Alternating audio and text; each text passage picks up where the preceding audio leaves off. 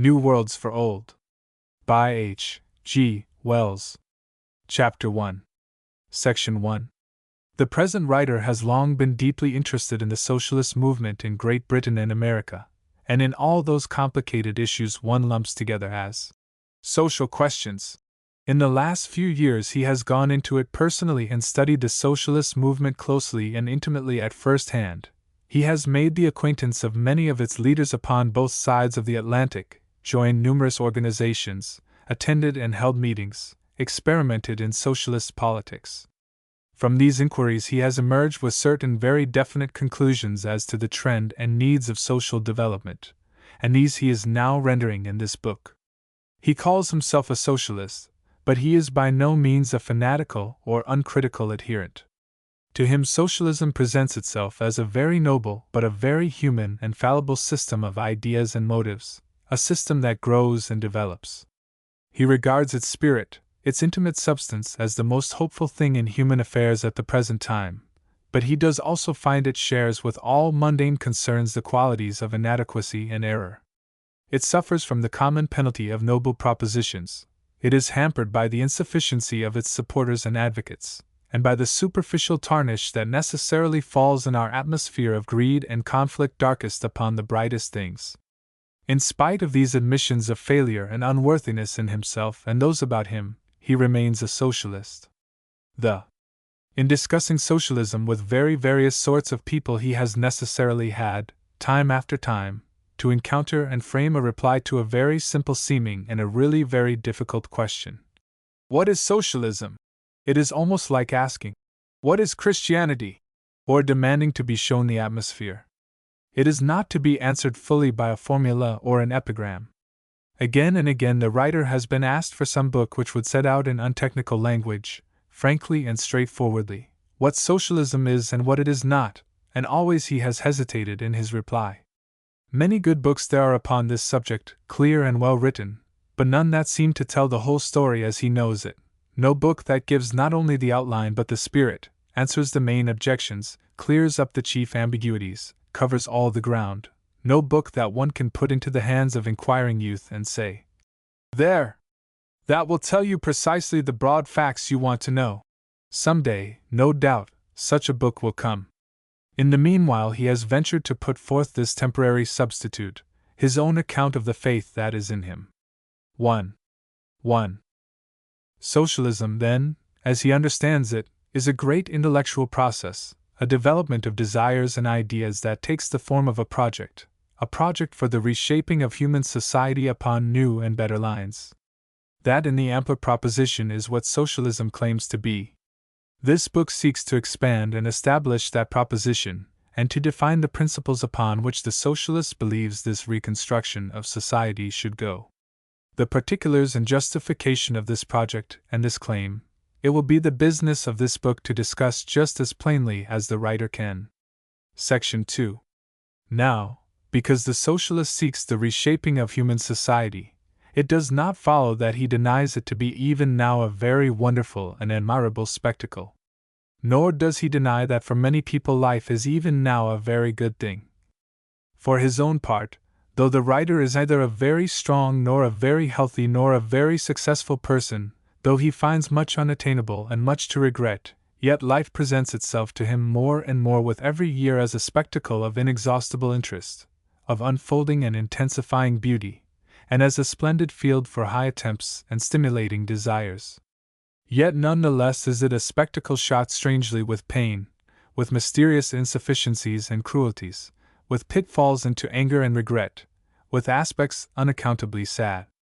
Its most exalted moments are most fraught for him with the appeal for endeavor, with the urgency of unsatisfied wants. These shadows and pains and instabilities do not, to his sense at least, darken the whole prospect. It may be indeed that they intensify its splendors to his perceptions, yet all these evil and ugly aspects of life come to him with an effective challenge, as something not to be ignored but passionately disputed, as an imperative call for whatever effort and courage lurks in his composition.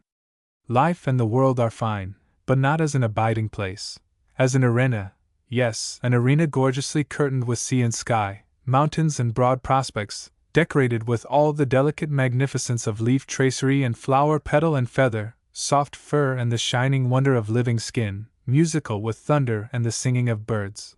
But an arena nevertheless, an arena which offers no seats for idle spectators, in which one must will and do, decide, strike and strike back, and presently pass away. And it needs but a cursory view of history to realize, though all knowledge of history confirms the generalization, that this arena is not a confused and aimless conflict of individuals. Looked at too closely, it may seem to be that, a formless web of individual hates and loves. But detach oneself but a little, and the broader forms appear. One perceives something that goes on, that is constantly working to make order out of casualty, beauty out of confusion, justice, kindliness, mercy out of cruelty and inconsiderate pressure. For our present purpose it will be sufficient to speak of this force that struggles and tends to make and do, as goodwill. More and more evident is it, as one reviews the ages, that there is this as well as lust, hunger, avarice, vanity and more or less intelligent fear to be counted among the motives of mankind.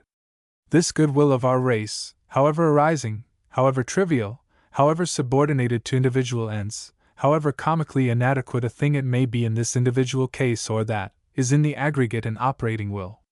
In spite of all the confusions and thwartings of life, the halts and resiliencies and the counterstrokes of fate, it is manifest that in the long run human life becomes broader than it was, gentler than it was, finer and deeper.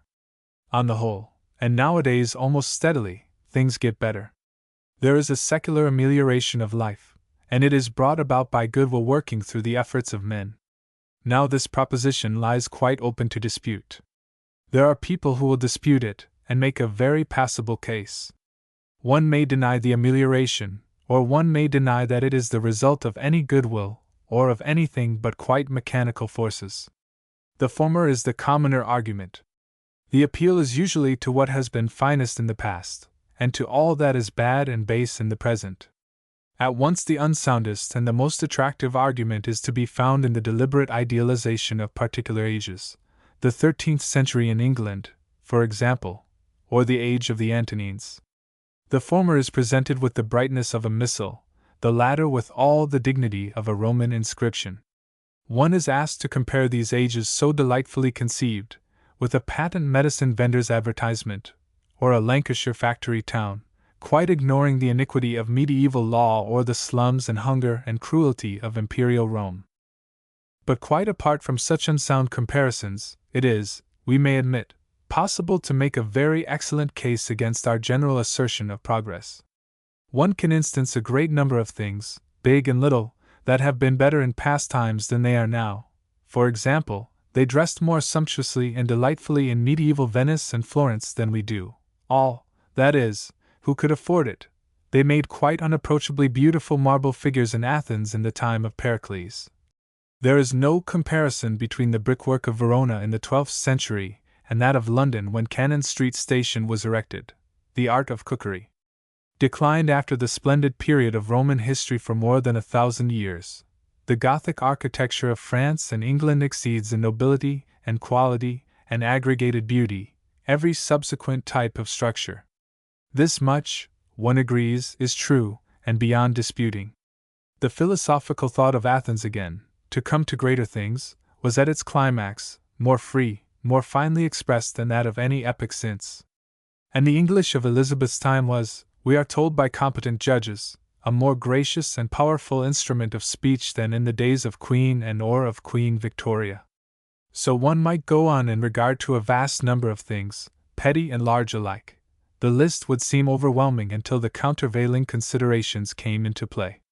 But as a matter of fact, there is hardly an age or a race that does not show us something better done than ever it was before or since, because at no time has human effort ceased and absolutely failed. Isolated eminence is no proof of general elevation. Always in this field or that, whether it was in the binding of books or the enameling of metal, the refinement of language or the assertion of liberty, particular men have, by a sort of necessity, grasped at occasion, found themselves, as the saying goes, and done the best that was in them. So always while man endures, whatever else betide, One may feel assured at this or that special thing some men will find a way to do and get to the crown of endeavor. Such considerations of decline in particular things from the standard of the past do not really affect the general assertion of a continuous accumulating betterment in the lot of men, do not invalidate the hopes of those who believe in the power of men to end forever many of the evils that now darken the world, who look to the reservoirs of human possibility as a supply as yet scarcely touched, who make of all the splendor and superiorities of the past no more than a bright promise and suggestion for the unborn future our every act builds up, into which, whether we care or no, all our achievements pour. Many evils have been overcome, much order and beauty and scope for living has been evolved since man was a hairy savage holding scarcely more than a brute's intercourse with his fellows. But even in the comparatively short perspective of history, one can scarcely deny a steady process of overcoming evil. One may sneer at contemporary things. It is a fashion with that unhappily trained type of mind which cannot appreciate without invidious comparison, so poor in praise that it cannot admit worth without venting a compensatory envy. But of one permanent result of progress surely every one is assured. In the matter of thoughtless and instinctive cruelty, and that is a very fundamental matter, mankind mends steadily. I wonder and doubt if in the whole world at any time before this an aged, ill-clad woman, or a palpable cripple could have moved among a crowd of low-class children as free from combined or even isolated insult as such a one would be today, if caught in the rush from a London council school. Then, for all our sins, I am sure the sense of justice is quicker and more nearly universal than ever before. Certain grave social evils, too, that once seemed innate in humanity, have gone so effectually that we cannot now imagine ourselves subjected to them.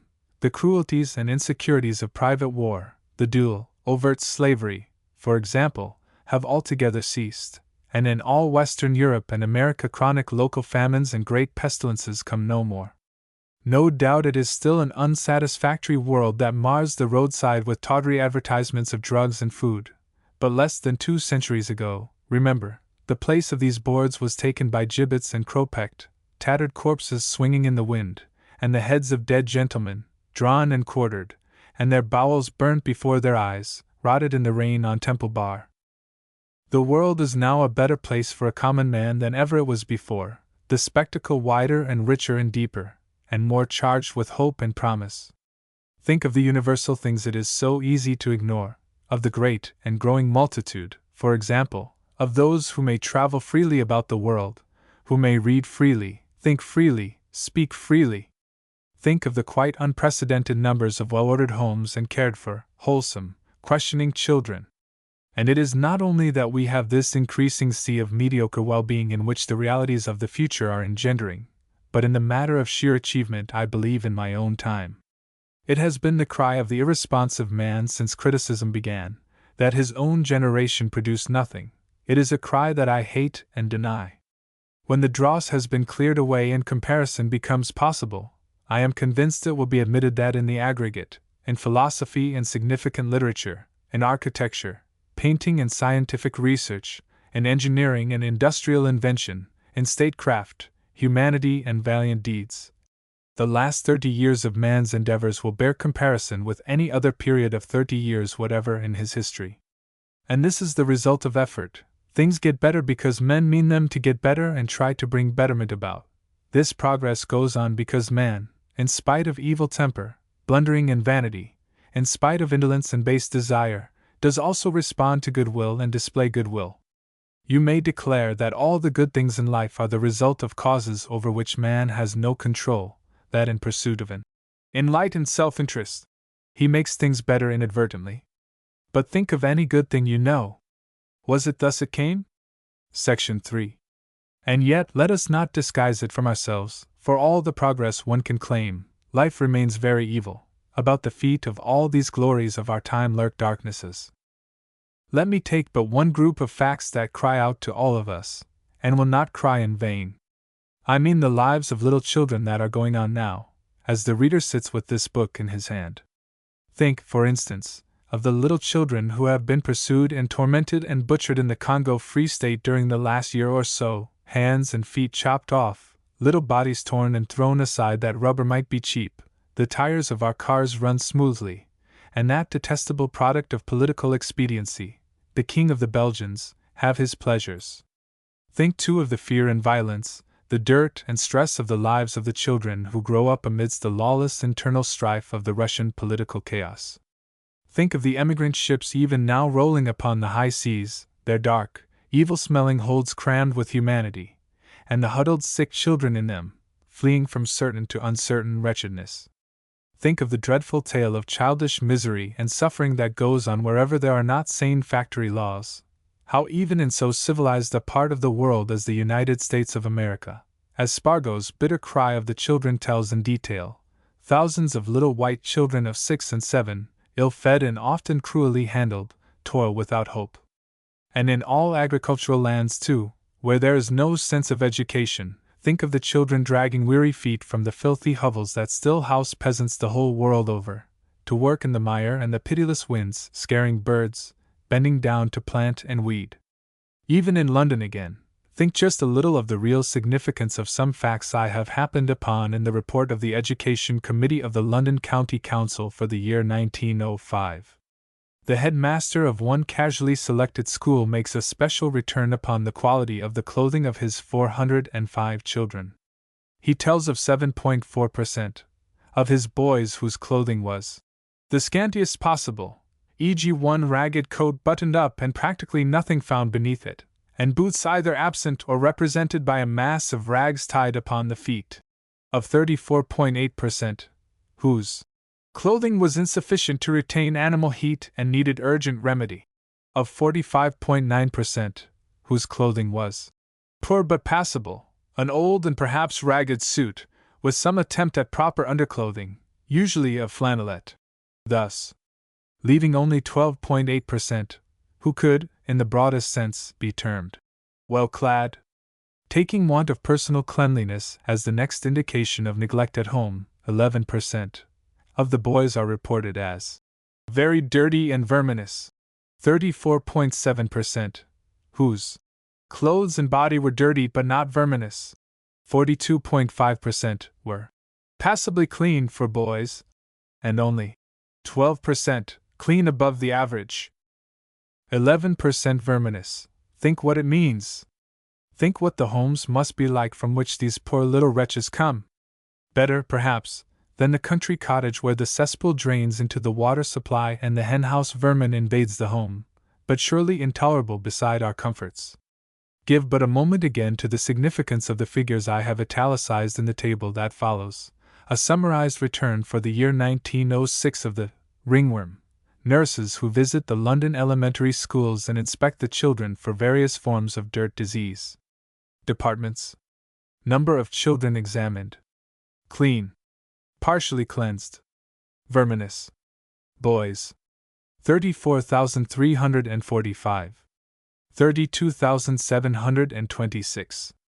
847. 1,139.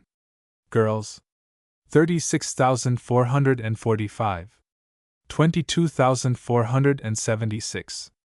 4,426. 12,003. Infants. 42,140.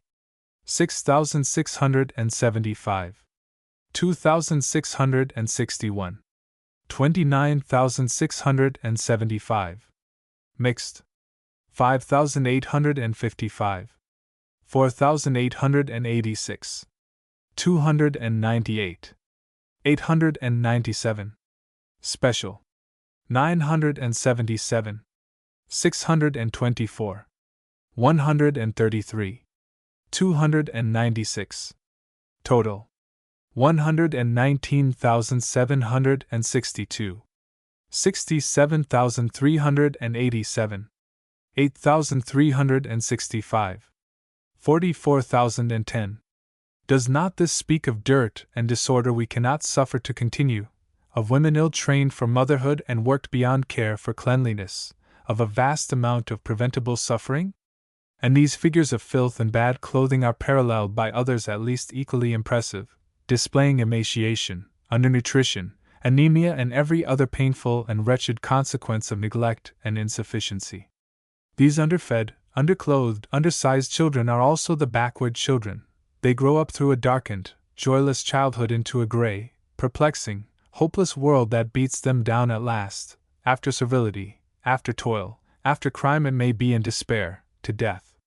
And while you grasp the offense of these facts, do not be carried away into supposing that this age is therefore unprecedentedly evil. Such dirt, toil, cruelty have been in larger measure. Don't idealize the primitive cave, the British hut, the peasant's cottage, damp and windowless, the filth-strewn, plague-stricken, medieval town. In spite of all these crushed, mangled, starved, neglected little ones about the feet of this fine time, in spite of 1,000 other disorders and miseries almost as cruel, the fact remains that this age has not only more but a larger percentage of healthy, happy, kindly treated children than any age since the world began. That to look back into the domestic history of other times is to see greater squalor and more suffering. Why? Read the tombstones and monuments in any old English church, those, that date from earlier than 1800, and you will see the history of every family, of even the prosperous county families, laced with the deaths of infants and children. Nearly half of them died. Think, too, how stern was the upbringing. And always before these days it seemed natural to make all but the children of the very wealthy and very refined fear and work from their earliest years. There comes to us, too, from these days, beautiful furniture, fine literature, paintings, but there comes, too, much evidence of harsh whippings, dark imprisonments, and hardly a children's book, hardly the broken vestige of a toy. Bad as things are, they are better, rest assured, and yet they are still urgently bad. The greater evil of the past is no reason for contentment with the present. But it is an earnest for hoping that our efforts, and that goodwill of which they are a part, an outcome, may still go on bearing fruit in perpetually dwindling misery. Section 4. It seems to me that the whole spirit and quality of both the evil and the good of our time, and of the attitude not simply of the socialists but of every sane reformer towards these questions, was summarized in a walk I had a little while ago with a friend along the Thames Embankment, from Blackfriars Bridge to Westminster. We had dined together, and we went there because we thought that with a fitful moon and clouds adrift, on a night when the air was a crystal air that gladdened and brightened, that crescent of great buildings and steely, soft hurrying water must needs be altogether beautiful. And indeed it was beautiful. The mysteries and mounting masses of the buildings to the right of us, the blurs of this colored light or that, blue-white, green-white, amber or warmer orange, the rich black archings of Waterloo Bridge, the rippled lights upon the silent flowing river, the lattice of girders and the shifting trains of Charing Cross Bridge, their funnels pouring a sort of hot-edged moonlight by way of smoke. And then the sweeping line of lamps, the accelerated run and diminuendo of the embankment lamps as one came into sight of Westminster. The big hotels were very fine, huge swelling shapes of dun dark grey and brown, huge shapes seamed and bursting and fenestrated with illumination, tattered at 1,000 windows with light and the indistinct, glowing suggestions of feasting and pleasure. And dim and faint above it all and very remote was the moon's dead wan face veiled, and then displayed. But we were dashed by an unanticipated refrain to this succession of magnificent things, and we did not cry, as we had meant to cry, how good it was to be alive. We found something else, something we had forgotten. Along the embankment, you see, there are iron seats at regular intervals, seats you cannot lie upon because iron armrests prevent that, and each seat, one saw by the lamplight, was filled with crouching and drooping figures. Not a vacant place remained, not one vacant place. These were the homeless, and they had come to sleep here. Now one noted a poor old woman with a shameful battered straw hat awry over her drowsing face, now a young clerk staring before him at despair, now a filthy tramp, and now a bearded, frock-coated, collarless respectability. I remember particularly one ghastly long white neck and white face that lopped backward, choked in some nightmare, awakened, clutched with a bony hand at the bony throat, and sat up and stared angrily as we passed. The wind had a keen edge that night even for us who had dined and were well clad. One crumpled figure coughed, and went on coughing, damnably. "It's fine," said I, trying to keep hold of the effects to which this line of poor wretches was but the selvage. "It's fine. But I can't stand this. It changes all that we expected, admitted my friend, after a silence. Must we go on, past them all? Yes. I think we ought to do that. It's a lesson, perhaps, for trying to get too much beauty out of life as it is, and forgetting. Don't shirk it. Great God! Cried I. But must life always be like this? I could die, indeed, I would willingly jump into this cold and muddy river now, if by so doing I could stick a stiff dead hand through all these things, into the future, a dead commanding hand insisting with a silent irresistible gesture that this waste and failure of life should cease, and cease forever. But it does cease. Each year its proportion is a little less. I walked in silence, and my companion talked by my side. We go on. Here is a good thing done, and there is a good thing done. The good will in man. Not fast enough. It goes so slowly, and in a little while we too must die. It can be done, said my companion. It could be avoided, said I. It shall be in the days to come. There is food enough for all, shelter for all, wealth enough for all. Men need only know it and will it. And yet we have this. And so much like this, said I. So we talked and were tormented. And I remember how later we found ourselves on Westminster Bridge, looking back upon the long sweep of wrinkled black water that reflected lights and palaces and the flitting glow of steamboats, and by that time we had talked ourselves past our despair. We perceived that what was splendid remained splendid, that what was mysterious remained insoluble for all our pain and impatience.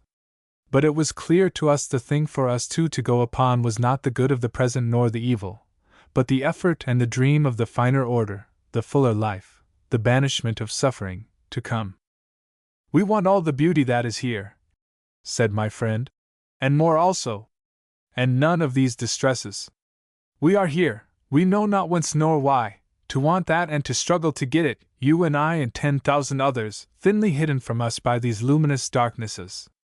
We work, we pass, whither I know not, but out of our knowing. But we work, we are spurred to work. That yonder, those people are the spur, for us who cannot answer to any finer appeal. Each in our measure must do. And our reward? Our reward is our faith. Here is my creed tonight.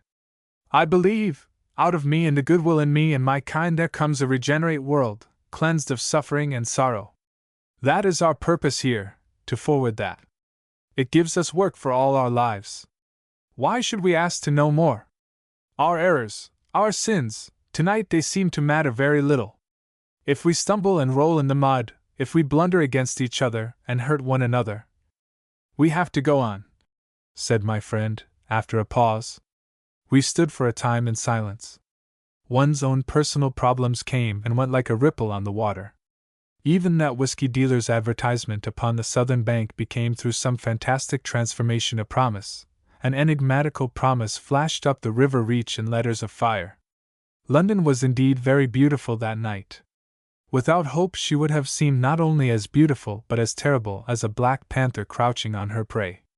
Our hope redeemed her. Beyond her dark and meretricious splendors, beyond her throne presence jeweled with links and points and cressets of fire, crowned with stars, robed in the night, hiding cruelties, I caught a moment's vision of the coming city of mankind, of a city more wonderful than all my dreaming, full of life, full of youth, full of the spirit of creation. Chapter 2: The Fundamental Idea of Socialism. Chapter 2. The fundamental idea upon which socialism rests is the same fundamental idea as that upon which all real scientific work is carried on. It is the denial that chance impulse and individual will and happening constitute the only possible methods by which things may be done in the world. It is an assertion that things are in their nature orderly, that things may be computed, may be calculated upon and foreseen. In the spirit of this belief, science aims at a systematic knowledge of material things. Knowledge is power. Knowledge that is frankly and truly exchanged. That is the primary assumption of the new Atlantis which created the Royal Society and the organization of research. The socialist has just that same faith in the order, the nobleness of things and the power of men in cooperation to overcome chance. But to him, dealing as he does with the social affairs of men, it takes the form not of schemes for collective research, but for collective action and the creation of a comprehensive design for all the social activities of man. While science gathers knowledge, socialism in an entirely harmonious spirit criticizes and develops a general plan of social life. Each seeks to replace disorder by order. Each of these systems of ideas has, of course, its limits. We know in matters of material science that no calculated quantity is ever exact, no outline without a fogging at the edge, no angle without a curve at the apex. And in social affairs also, there must needs always be individuality and the unexpected and incalculable. But these things do not vitiate the case for a general order, any more than the different sizes and widths and needs of the human beings who travel prevent our having our railway carriages and seats and doors of a generally convenient size, nor our sending everybody over the same gauge of rail. Now, science has not only this in common with socialism that it has grown out of men's courageous confidence in the superiority of order to muddle, but these two great processes of human thought are further in sympathy in the demand they make upon men to become less egotistical and isolated. The main difference of modern scientific research from that of the Middle Ages, the secret of its immense successes, lies in its collective character, in the fact that every fruitful experiment is published, every new discovery of relationships explained. In a sense, scientific research is a triumph over natural instinct, over that mean instinct that makes men secretive, that makes a man keep knowledge to himself, and use it slyly to his own advantage. The training of a scientific man is a training in what an illiterate lout would despise as a weakness. It is a training in blabbing, in blurting things out, in telling just as plainly as possible and as soon as possible what it is he has found. To keep shut, and bright-eyed, and to score advantages, that is the wisdom of the common stuff of humanity still. To science it is a crime. The noble practice of that noble profession, medicine, for example, is to condemn as a quack and a rascal every man who uses secret remedies. And it is one of the most encouraging things for all who speculate upon human possibility to consider the multitude of men in the last 3 centuries who have been content to live laborious, unprofitable, and for the most part quite undistinguished lives in the service of knowledge that has transformed the world. Some names indeed stand out by virtue of gigantic or significant achievement, such names as Bacon, Newton, Volta, Darwin, Faraday, Joule, but these are but the culminating peaks of a nearly limitless Oberland of devoted toiling men one could list by the thousand. The rest have had the smallest meed of fame, small reward, much toil, much abandonment, of pleasure for their lot. One thing ennobles them all in common: their conquest over the meanness of concealment, their systematic application of energy to other than personal ends. And that, too, socialism preeminently demands. It applies to social and economic relationships the same high rule of frankness and veracity, the same subordination of purely personal considerations to a common end that science demands in the field of thought and knowledge. Just as science aims at a common organized body of knowledge to which all its servants contribute and in which they share, so socialism insists upon its ideal of an organized social order which every man serves and by which every man benefits. Their common enemy is the secret thinking, self-seeking man. Secrecy, subterfuge, and the private gain, these are the enemies of socialism and the adversaries of science. At times, I will admit, both socialist and scientific man forget this essential sympathy. You will find specialized scientific investigators who do not realize they are, in effect, socialists, and socialists so dull to the quality of their own professions, that they gird against science, and are secretive in policy. But such purblind servants of the light cannot alter the essential correlation of the two systems of ideas. Now the socialist, inspired by this conception of a possible frank and comprehensive social order to which mean and narrow ends must be sacrificed, attacks and criticizes the existing order of things at a great number of points, and in a great variety of phraseology. At all points, however, you will find upon analysis that his criticism amounts to a declaration that there is wanting a sufficiency of constructive design. That in the last resort is what he always comes to. Constructive design.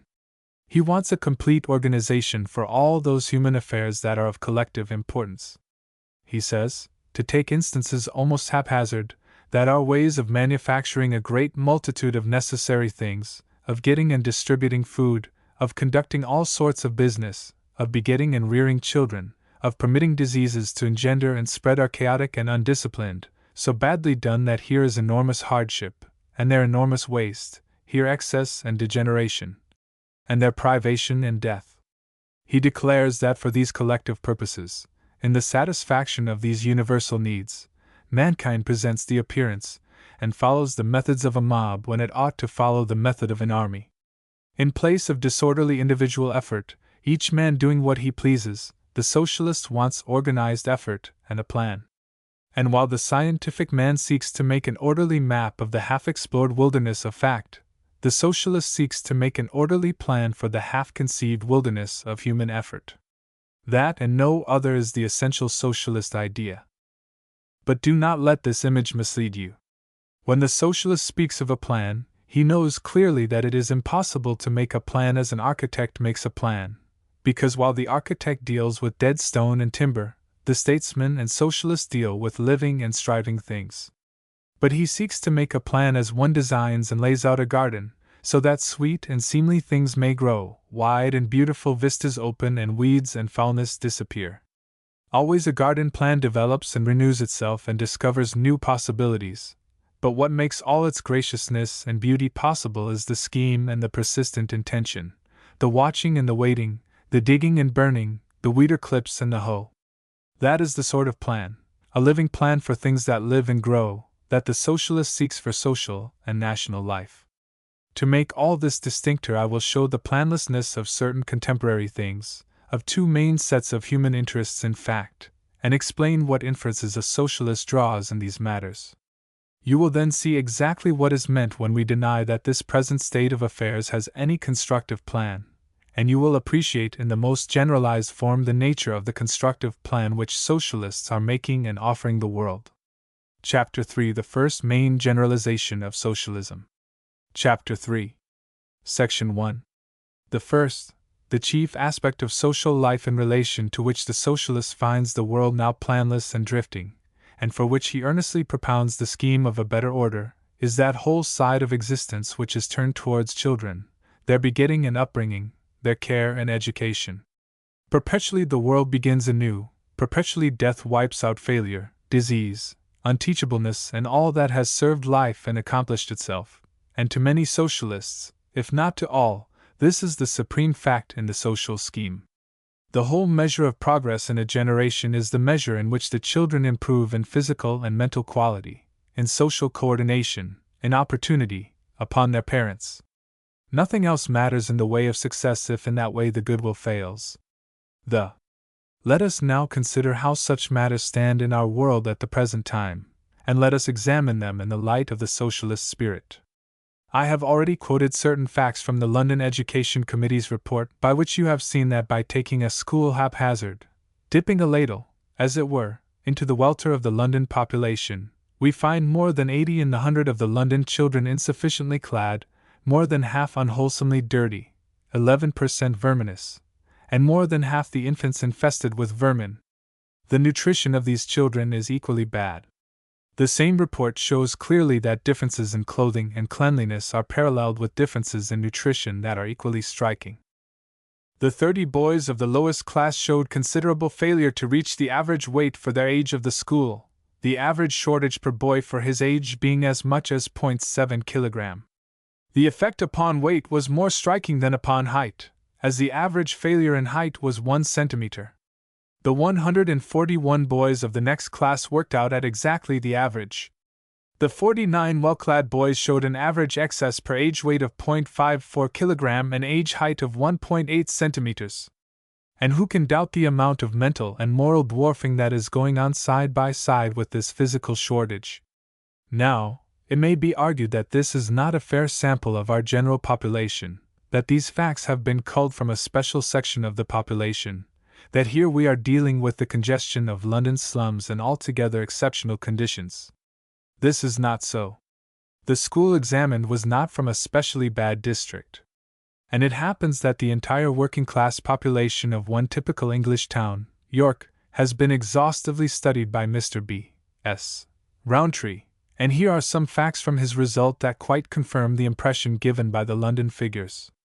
It was quite impossible to make a thorough examination of the physical condition of all the children, but as they came up to be weighed and measured, they were classified under the 4 headings: very good, good, fair, or bad, by an investigator whose training and previous experience in similar work enabled her to make a reliable, even if rough, classification. Bad implies that the child bore physical traces of underfeeding and neglect. The numbers classified under the various heads were as follows. Boys. Very good, %. Good, %. Fair, %. Bad, %. Section 1 Poorest. 2.8. 14.6. 31. 51.6. Section 2 Middle. 7.4. 20.1. 53.7. 18.8. Section 3 Highest. 27.4. 33.8. 27.4. 11.4. Girls. Section 1 Poorest. 2.1. 14.6. 31. 52.3. Section 2 Middle. 7.5. 21.2. 50.4. 20.9. Section 3 Highest. 27.2. 38. 23.1. 11.7. It will be seen that the proportion of children classed as very good in Section 3 is about 10 times as large as in the poorest section, and that more than half of the children in the poorest section are classed as bad. These bad children presented a pathetic spectacle. All bore some mark of the hard conditions against which they were struggling. Puny and feeble bodies, dirty and often sadly insufficient clothing, sore eyes, in many cases acutely inflamed through continued want of attention, filthy heads, cases of hip disease, swollen glands, all these and other signs told the same tale of privation and neglect. It will be noticed that the condition of the children in Section 2, middle-class labor, comes about halfway between Sections 1 and 3. In considering the above table, it must of course be remembered that there was no absolute standard by which each child could be judged, but the broad comparison between the different classes is unimpeachable.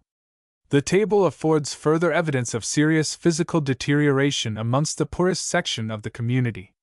And if York and London will not satisfy, let the reader take Edinburgh, whose charity organization Society has produced an admirable but infinitely distressing report of the physical conditions of the school children there. It gives a summary account of the homes of 1,400 children in one of the Edinburgh elementary schools, selected because it represented a fair mixture of prosperous and unprosperous people. I take the first 10 entries of this list just as they come, representing 38 children, and they are a fair sample of the whole list. No amount of writing could make these little thumbnail sketches of the reality of domestic life among our population today more impressive than they are, thus barrenly given. 1. A bad home. Woman twice married. Second husband deserted her 6 or 7 years ago, and she now keeps a bad house in which much drinking and rioting goes on. Daughter on stage sends 10 a week. Son is out of work. A son is in an institution. All as filthy as is the house. The food is irregular. 2 children have had free dinners from school this and last winter. Clothes were also given for one each time. The boy attends regularly. The woman is a hard drinker, and gets money in undesirable ways. The eldest child has glands, neck, hair not good but clean, flea-bitten. The second child, adenoids and tonsils. Housing, 5 in 1 room. Evidence from police, school charity, headmistress, school officers and doctors.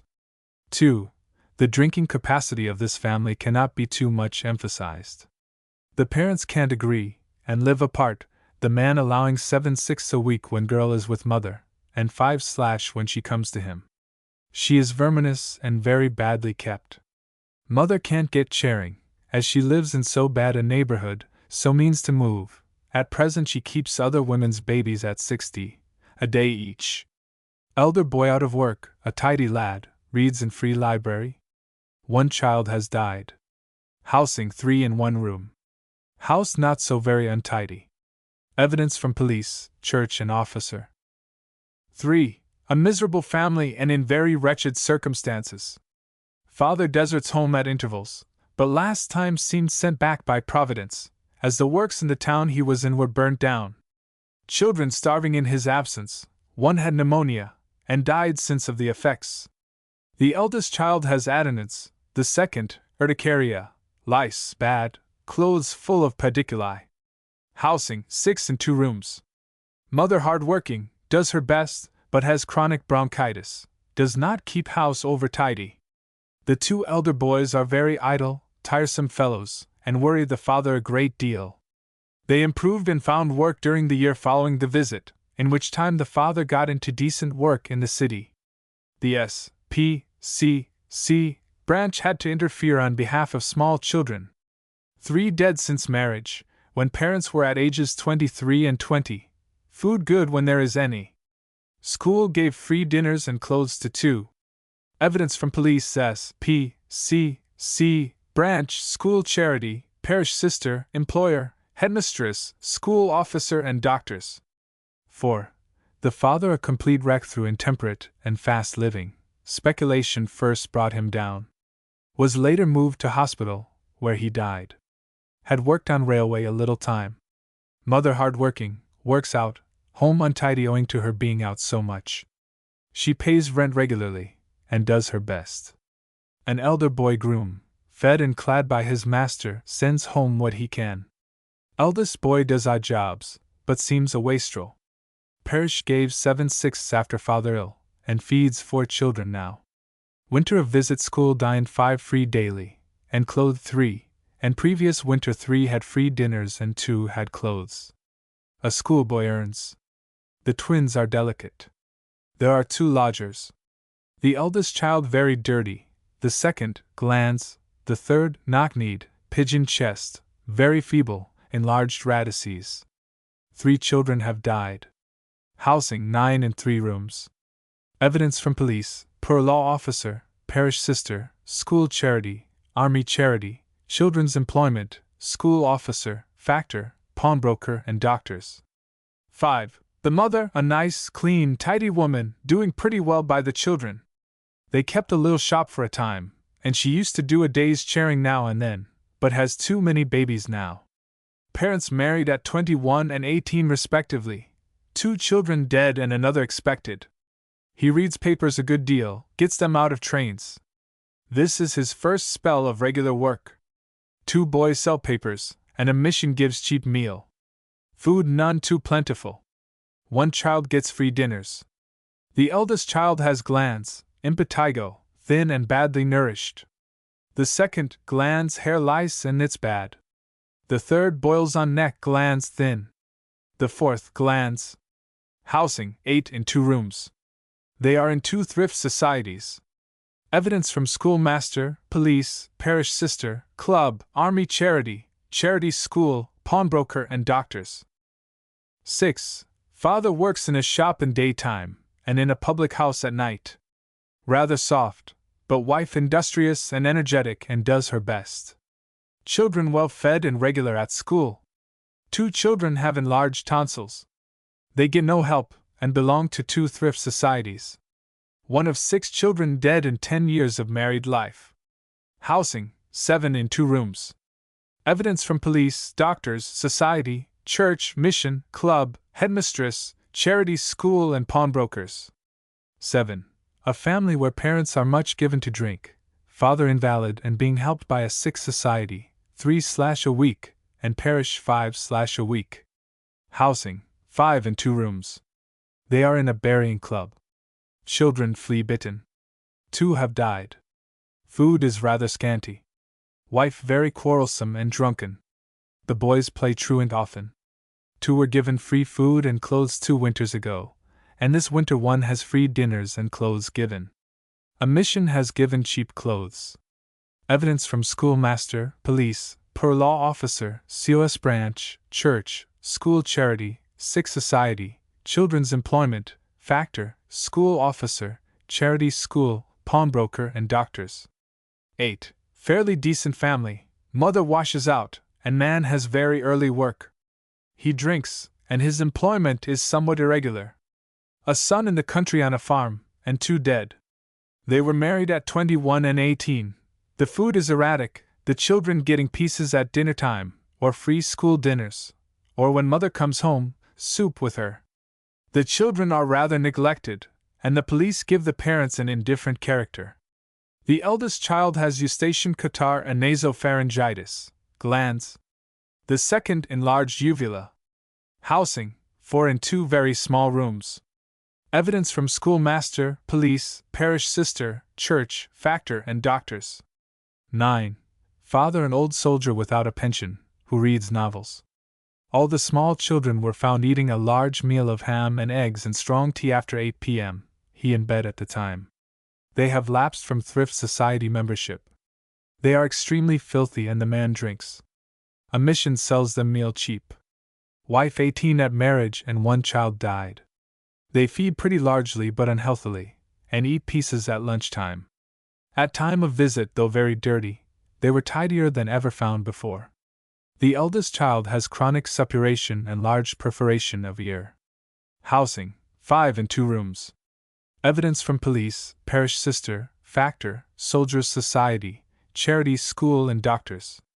10. The man a carter, who drank to a certain extent, and died some months after visit, when a charity gave her help. She had an illegitimate child and 2 others. He was careless, and both neglected church-going. No medical evidence. Housing, 5 in 2 rooms.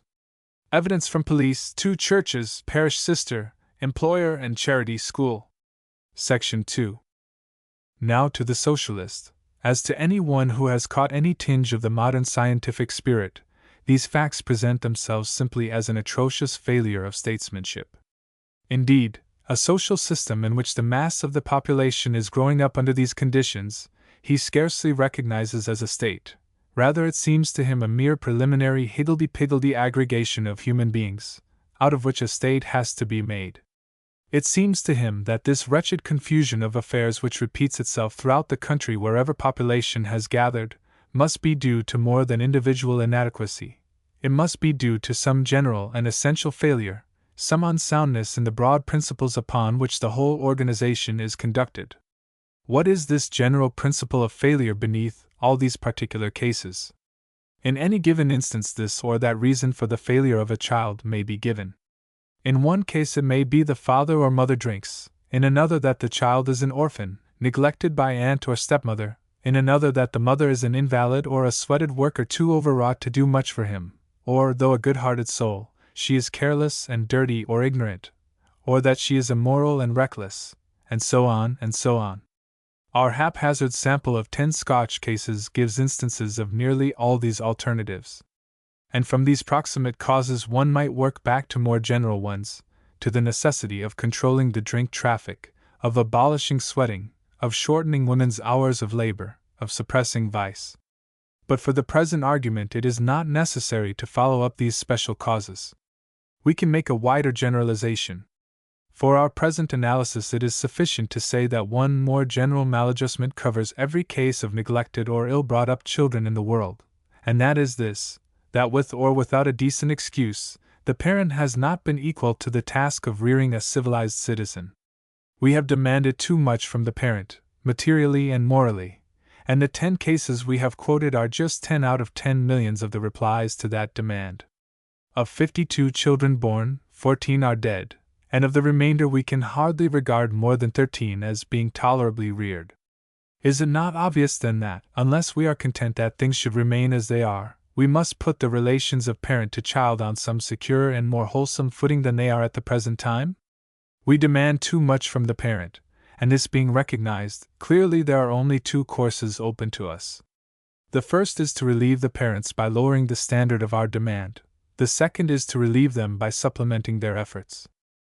The first course, the socialist holds, is not only cruel and unjust to the innocent child, but an entirely barbaric and retrogressive thing to do.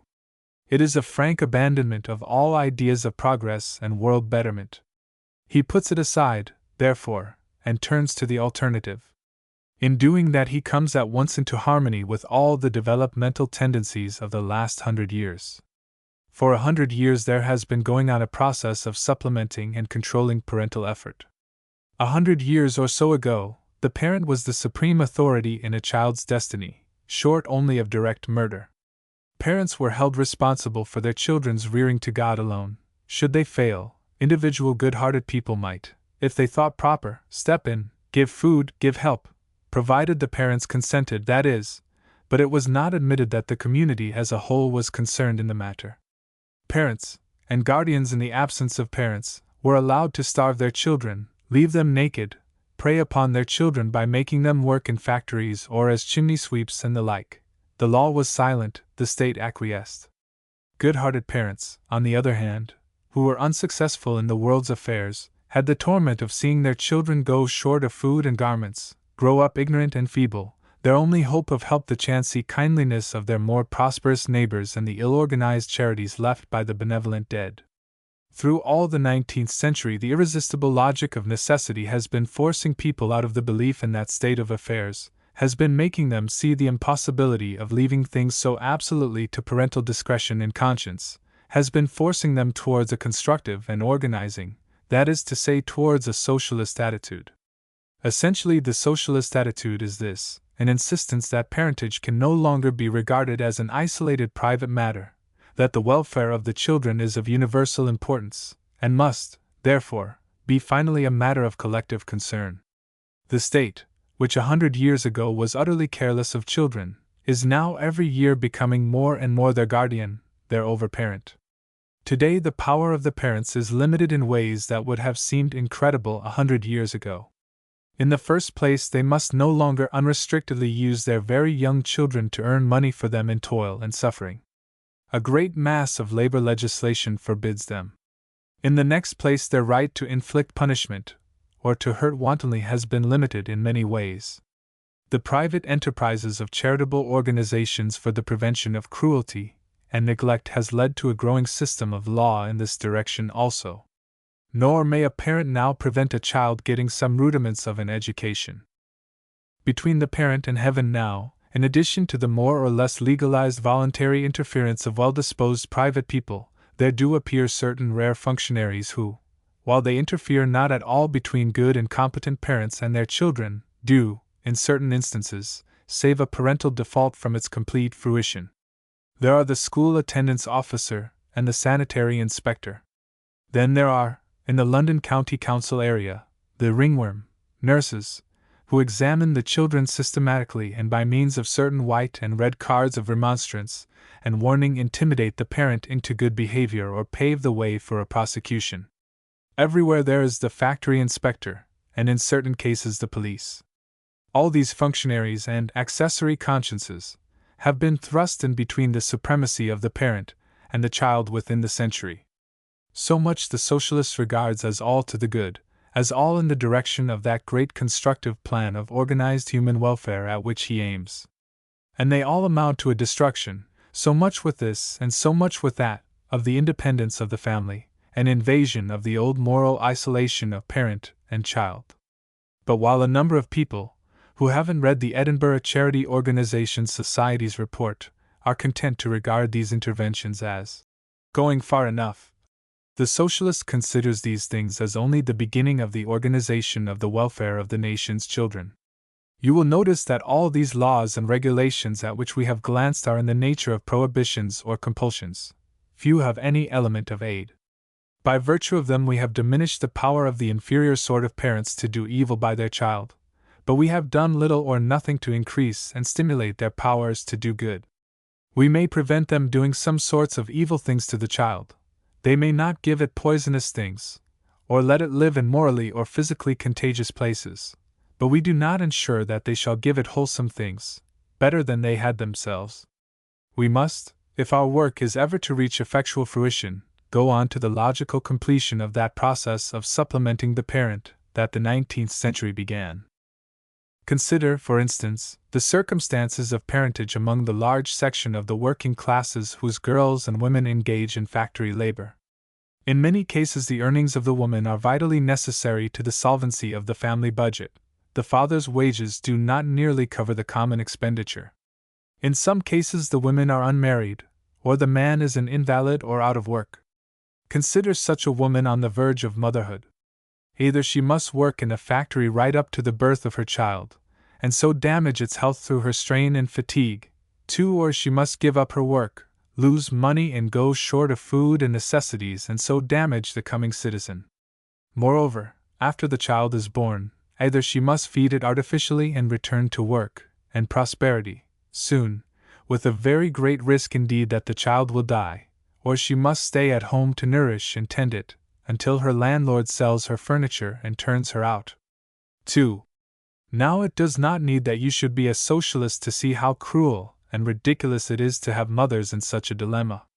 But while people who are not socialists have no remedy to suggest, or only immediate and partial remedies, such, for example, as the forbidding of factory work to women who are about to be or have recently been mothers, an expedient which is bound to produce a plentiful crop of concealment of birth and infanticide convictions, the socialist does proffer a general principle to guide the community in dealing not only with this particular hardship, but with all the kindred hardships which form a system with it. He declares that we are here in the presence of an unsound and harmful way of regarding parentage, that we treat it as a private affair, that we are still disposed to assume that people's children are almost as much their private concern as their cats, and as little entitled to public protection and assistance. The right view, he maintains, is altogether opposed to this. Parentage is a public service and a public duty. A good mother is the most precious type of common individual a community can have, and to let a woman on the one hand earn a living as we do, by sewing tennis balls or making cardboard boxes or calico, and on the other, not simply not to pay her, but to impoverish her because she bears and makes sacrifices to rear children, is the most irrational aspect of all the evolved and chancy ideas and institutions that make up the modern state. It is as if we believed our civilization existed to make cheap cotton and tennis balls instead of fine human lives. The socialist takes all that the 19th century has done in remedial legislation as a mere earnest of all that it has still to do. He works for a consistent application of the principle that England, for example, tacitly admitted when she opened her public elementary schools and compelled the children to come in. The principle that the community as a whole is the general overparent of all its children, that the parents must be made answerable to the community for the welfare of their children, for their clear minds and clean bodies, their eyesight and weight and training, and that, on the other hand, the parents who do their duty well are as much entitled to collective provision for their needs and economic security as a soldier, a judge, or any other sort of public servant. Section 3. Now do not imagine the case for the state being regarded as the overparent, and for the financial support of parents is based simply upon the consideration of neglected, underfed, undereducated, and poverty-blighted children. No doubt in every one of the great civilized countries of the world at the present time such children are to be counted by the 100,000, by the million.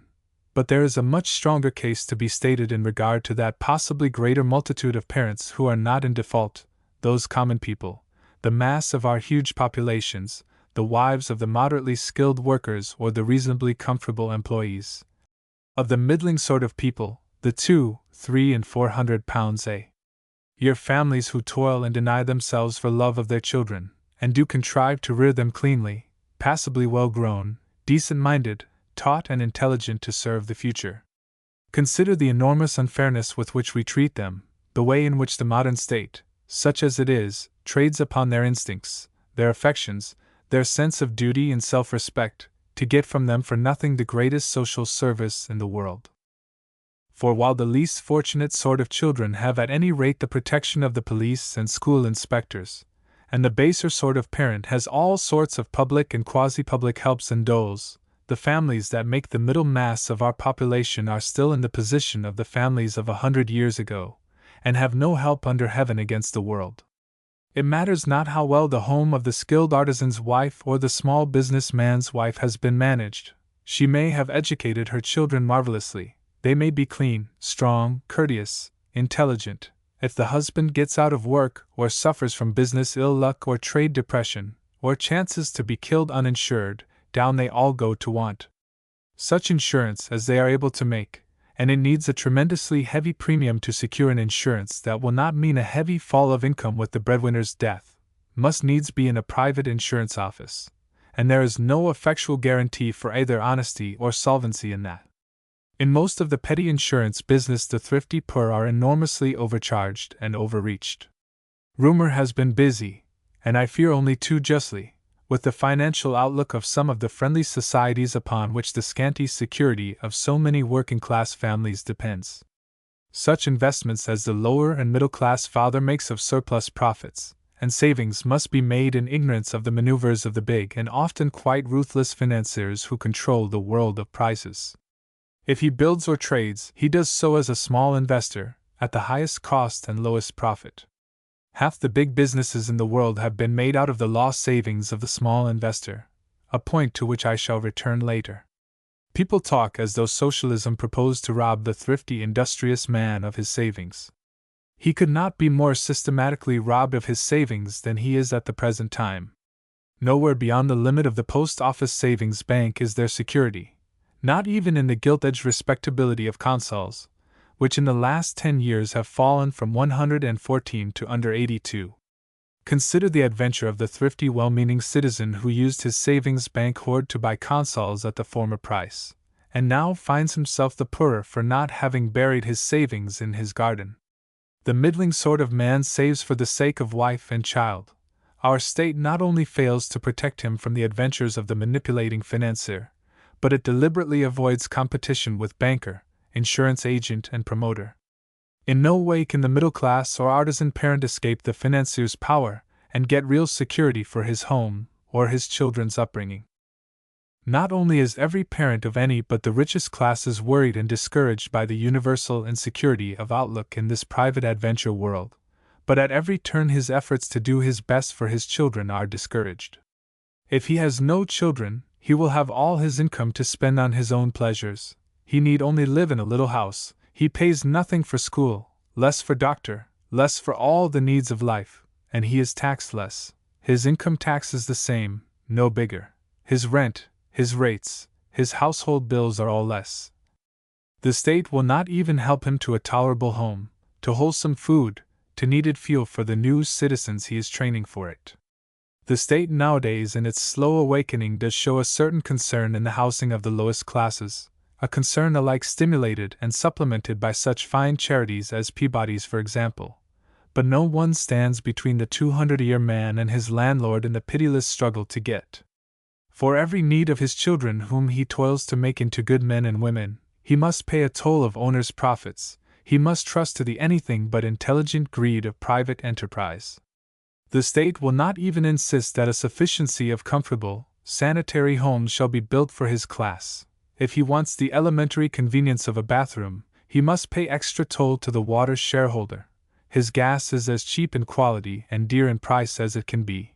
His bread and milk, under the laws of supply and demand, are at the legal minimum of wholesomeness. The coal trade cheerfully raises his coal in midwinter to ruinous prices. He buys clothes of shoddy and boots of brown paper. To get any other is nearly impossible for a man with £300 a year.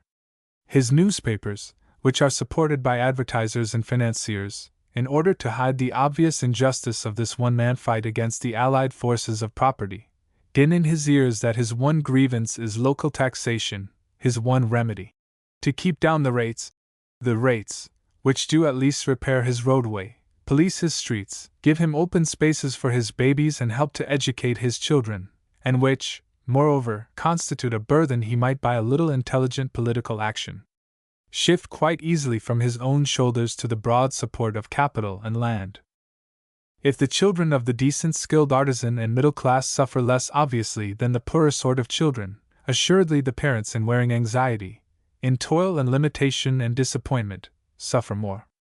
And in less intense and dramatic, but perhaps even more melancholy ways, the children of this class do suffer. They do not die so abundantly in infancy, but they grow up, too many of them, to shabby and limited lives. In Britain they are still, as a class, extraordinarily ill-educated. Many of them still go to incompetent, understaffed and ill-equipped private adventure schools. They are sent into business prematurely, often at 14 or 15, they become mechanical, respectable drudges in processes they do not understand. They may escape want and squalor for a while, perhaps, but they cannot escape narrowness and limitation and a cramped and anxious life. If they get to anything better than that, it is chiefly through almost heroic parental effort and sacrifice. The plain fact is that the better middle-class parents serve the state in this matter of child-rearing, the less is their reward, the less is their security, the greater their toil and anxiety. Is it any wonder then that throughout this more comfortable but more refined and exacting class, the skilled artisan and middle class, there goes on something even more disastrous, from the point of view of the state, than the squalor, despair, and neglect of the lower levels, and that is a very evident strike against parentage? While the very poor continue to have many children who die or grow up undersized, crippled, or half-civilized, the middle mass, which can contrive with a struggle and sacrifice to rear fairly well-grown and well-equipped offspring, which has a conscience for the well-being and happiness of the young, manifests a diminishing spirit for parentage, its families fall to 4, to 3, to 2. And in an increasing number of instances there are no children at all. With regard to the struggling middle class and skilled artisan class parent, even more than to the lower poor, does the socialist insist upon the plain need, if only that our state and nation should continue, of endowment and help. He deems it not simply unreasonable but ridiculous that in a world of limitless resources, of vast expenditure, of unparalleled luxury, in which £2 million battleships and multimillionaires are common objects, the supremely important business of rearing the bulk of the next generation of the middling sort of people should be left almost entirely to the unaided, unguided efforts of impoverished and struggling women and men. It seems to him almost beyond sanity to suppose that so things must or can continue. Section 4. And what I have said of the middle-class parent is true with certain modifications of all the classes above it, except that in a monarchy you reach at last one state-subsidized family, in the case of Britain a very healthy and active group, the royal family, which is not only state-supported, but also beyond the requirements of any modern socialist state-bred. There are enormous handicaps at every other social level upon efficient parentage, and upon the training of children for any public and generous end. Parentage is treated as a private foible, and those who undertake its solemn responsibilities are put at every sort of disadvantage against those who lead sterile lives, who give all their strength and resources to vanity and socially harmful personal indulgence. These latter, with an ampler leisure and ampler means, determine the forms of pleasure and social usage, they set the fashion, and bar pride, distinction, or relaxation to the devoted parent. The typical British aristocrat is not parent-bred, but class-bred, a person with a lively sense of social influences and no social ideas. The one class that is economically capable of making all that can be made of its children is demoralized by the very irresponsibility of the wealth that creates this opportunity. This is still more apparent in the American plutocracy, where perhaps half the women appear to be artificially sterilized spenders of money upon frivolous things. No doubt there is in the richer strata of the community a certain proportion of families with a real tradition of upbringing and service. Such English families as the Cecils, Balfours, and Trevelyan's, for example, produce, generation after generation, public-spirited and highly competent men. But the family tradition in these cases is an excess of virtue rather than any necessary consequence of a social advantage. It is a defiance rather than a necessity of our economic system. It is natural that such men as Lord Hugh and Lord Robert Cecil, highly trained, highly capable, but without that gift of sympathetic imagination which releases a man from the subtle mental habituations of his upbringing, should idealize every family in the world to the likeness of their own, and find the socialists overparent of the state not simply a needless but a mischievous and wicked innovation. They think, they will, I fear, continue to think, of England as a world of happy Hatfields, cottage Hatfields, villa Hatfields, Hatfields over the shop, and Hatfields behind the farmyard, wickedly and wantonly assailed and interfered with by a band of weirdly discontented men. It is a dream that the reader must not share. Even in the case of the rich and really prosperous it is an illusion. In no class at the present time is there a real inducement to the effectual rearing of trained and educated citizens. In every class are difficulties and discouragements. This state of affairs, says the socialist, is chaotic or indifferent to a sea of wretchedness and failure, in health, vigor, order, and beauty. Such pleasure as it permits is a gaudy indulgence filched from children and duty, such beauty, a hectic beauty stained with injustice, such happiness, a happiness that can only continue so long as it remains blind or indifferent to a sea of wretchedness and failure. Our present system of isolated and unsupported families keeps the mass of the world beyond all necessity painful, ugly, and squalid. It stands condemned, and it must end. Section 5. Let me summarize what has been said in this chapter in a compact proposition, and so complete the statement of the first main generalization of socialism. The ideas of the private individual rights of the parent, and of his isolated responsibility for his children are harmfully exaggerated in the contemporary world. We do not sufficiently protect children from negligent, incompetent, selfish, or wicked parents, and we do not sufficiently aid and encourage good parents. Parentage is too much a matter of private adventure, and the individual family is too irresponsible. As a consequence, there is a huge amount of avoidable privation, suffering, and sorrow, and a large proportion of the generation that grows up stunted, limited, badly educated, and incompetent in comparison with the strength, training, and beauty with which a better social organization could endow it. The socialist holds that the community as a whole should be responsible, and every individual in the community, married or single, parent or childless, should be responsible for the welfare and upbringing of every child born into that community. This responsibility may be entrusted in whole or in part to parent, teacher, or other guardian, but it is not simply the right but the duty of the state, that is to say of the organized power and intelligence of the community, to direct, to inquire, and to intervene in any default for the child's welfare. Parentage rightly undertaken is a service as well as a duty to the world, carrying with it not only obligations but a claim, the strongest of claims, upon the whole community. It must be provided for like any other public service. In any completely civilized state it must be sustained, rewarded, and controlled. And this is to be done not to supersede the love, pride, and conscience of the parent, but to supplement, encourage, and maintain it. Section 6. This is the first of the twin generalizations upon which the whole edifice of modern socialism rests. Its fellow generalization we must consider in the chapter immediately to follow. But at this point the reader unaccustomed to social questions will experience a difficulty. He will naturally think of this much of change we have broached, as if it was to happen in a world that otherwise was to remain just as the world is now, with merchants, landowners, rich and poor, and all the rest of it. You are proposing, he may say, what is no doubt a highly desirable but which is also a quite impossible thing. You propose practically to educate all the young of the country and to pay at least sufficient to support them and their mothers in decency. Out of what? Where will you get the money? That is a perfectly legitimate question, and one that must be answered fully if our whole project is not to fall to the ground. So we come to the discussion of material means, of the wherewithal, that is to say to the economics, of socialism. The reader will see very speedily that this great social revolution we propose necessarily involves a revolution in business and industry that will be equally far-reaching. The two revolutions are indeed inseparable, two sides of one wheel, and it is scarcely possible that one could happen without the other. Of course, the community supports all its children now. The only point is that it does not support them in its collective character as a state.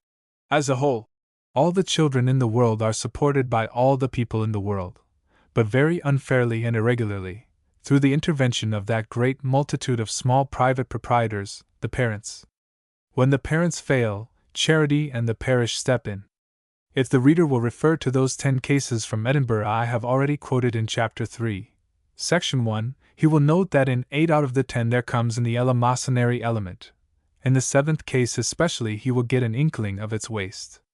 A change in the system that diminished, though it by no means abolished, this separate dependence of children upon parents, each child depending upon those pieces, from its particular parental feast, need not necessarily diminish the amount of wheat, or leather, or milk in the world.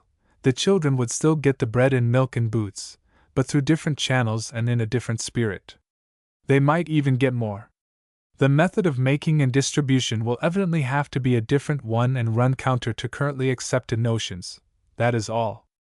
Not only is it true that a change of system need not diminish the amount of food in the world, it might even increase it.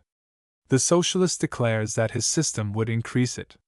He proposes a method of making and distribution, a change in industrial conditions and in the conventions of property, that he declares will not only not diminish but greatly increase the production of the world, and changes in the administration that he is equally convinced will ensure a far juster and better use of all that is produced. Section 1. This side of his proposals we will proceed to consider in our next chapter. Chapter 4: The second main generalization of socialism. Chapter 4. Section 1. We have considered the socialist criticism of the present state of affairs in relation to the most important of all public questions, the question of the welfare and upbringing of the next generation. We have stated the general principle of social reconstruction that emerges from that criticism. We have now to enter upon the question of ways and means, the economic question. We have to ask whether the vision we have conjured up of a whole population well-fed, well-clad, well-educated, in a word, well brought up, is, after all, only an amiable dream.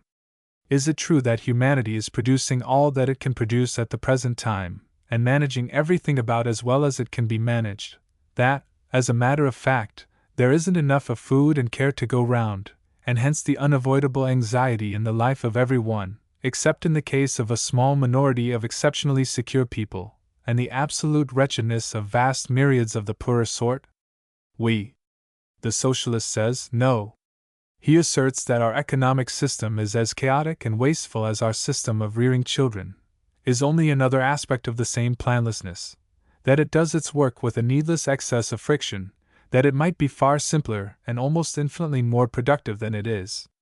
Let us detach ourselves a little from our everyday habits of thinking in these matters. Let us cease to take customary things for granted, and let us try and consider how our economic arrangements would strike a disinterested intelligence that looked at them freshly for the first time. Let us take some matter of primary economic importance, such as the housing of the population, and do our best to criticize it in this spirit of personal aloofness.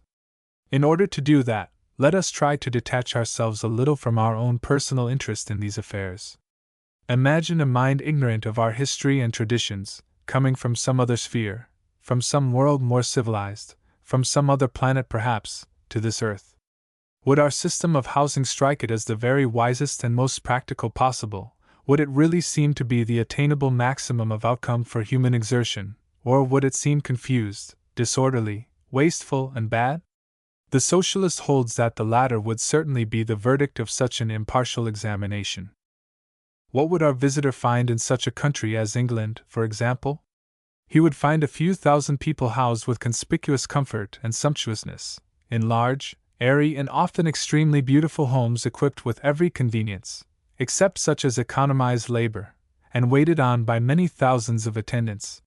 He would find next, several hundreds of thousands in houses reasonably well built, but for the most part ill-designed and unpleasant to the eye, houses passably sanitary and convenient, fitted with bathrooms, with properly equipped kitchens, usually with a certain space of air and garden about them. And the rest of our millions he would find crowded into houses evidently too small for a decent life, and often dreadfully dirty and insanitary, without proper space or appliances to cook properly, wash properly, or indeed perform any of the fundamental operations of a civilized life tolerably well, without, indeed, even the privacy needed for common decency. In the towns he would find most of the houses occupied by people for whose needs they were obviously not designed, and in many cases extraordinarily crowded, ramshackle, and unclean. In the country he would be amazed to find still denser congestion, sometimes a dozen people in one miserable, tumble-down, outwardly picturesque and inwardly abominable two-roomed cottage. People living up against pigsties and drawing water from wells they could not help but contaminate. Think of how the intimate glimpses from the railway train one gets into people's homes upon the outskirts of any of our large towns would impress him. And being, as we assume, clear-minded and able to trace cause and effect, he would see all this disorder working out in mortality, disease, misery, and intellectual and moral failure. All this would strike our visitor as a very remarkable state of affairs for reasonable creatures to endure, and probably he would not understand at first that millions of people were content to regard all this disorder as the permanent lot of humanity. He would assume that this must be a temporary state of affairs due to some causes unknown to him, some great migration, for example. He would suppose we were all busy putting things right. He would see on the one hand unemployed labor and unemployed material, on the other, great areas of suitable land and the crying need for more and better homes than the people had, and it would seem the most natural thing in the world that the directing intelligence of the community should set the unemployed people to work with the unemployed material upon the land to house the whole population fairly and well. There exists all that is needed to house the whole population admirably: the building material, the room, the unoccupied hands. Why is it not being done? Our answer would be, of course, that he did not understand our difficulties. The land was not ours to do as we liked with. It did not belong to the community but to certain persons, the owners, who either refused to let us build upon it or buy it or have anything to do with it, or demanded money we could not produce for it. That equally the material was not ours, but belonged to certain other owners, and that, thirdly, the community had insufficient money or credit to pay the wages and maintenance and equipment of the workers who starved and degenerated in our streets, for that money, too, was privately owned. This would puzzle our visitor considerably. "Why do you have owners?" he would ask. We might find that difficult to answer. "But why do you let the land be owned?" he would go on. "You don't let people own the air. And these bricks and timber you mustn't touch, the mortar you need and the gold you need, they all came out of the ground, they all belonged to everybody or nobody a little while ago." You would say something indistinct about property. "But why? Somebody must own the things." "Well, let the state own the things and use them for the common good. It owns the roads, it owns the foreshores and the territorial seas, nobody owns the air." If you entered upon historical explanations with him, you would soon be in difficulties. You would find that so recently as the feudal system, which was still living, so to speak, yesterday, the king, who stood for the state, held the land as the realm, and the predecessors of the present owners held under him merely as the administrative officials who performed all sorts of public services and had all sorts of privileges thereby. They have dropped the services and stuck to the land and the privileges. That is all. "I begin to perceive," our visitor would say as this became clear. "Your world is under the spell of an exaggerated idea, this preposterous idea there must be an individual owner for everything in the world. Obviously you can't get on while you are under the spell of that. So long as you have this private ownership in everything, there's no help for you. You cut up your land and material in parcels of all sorts and sizes among this multitude of irresponsible little monarchs.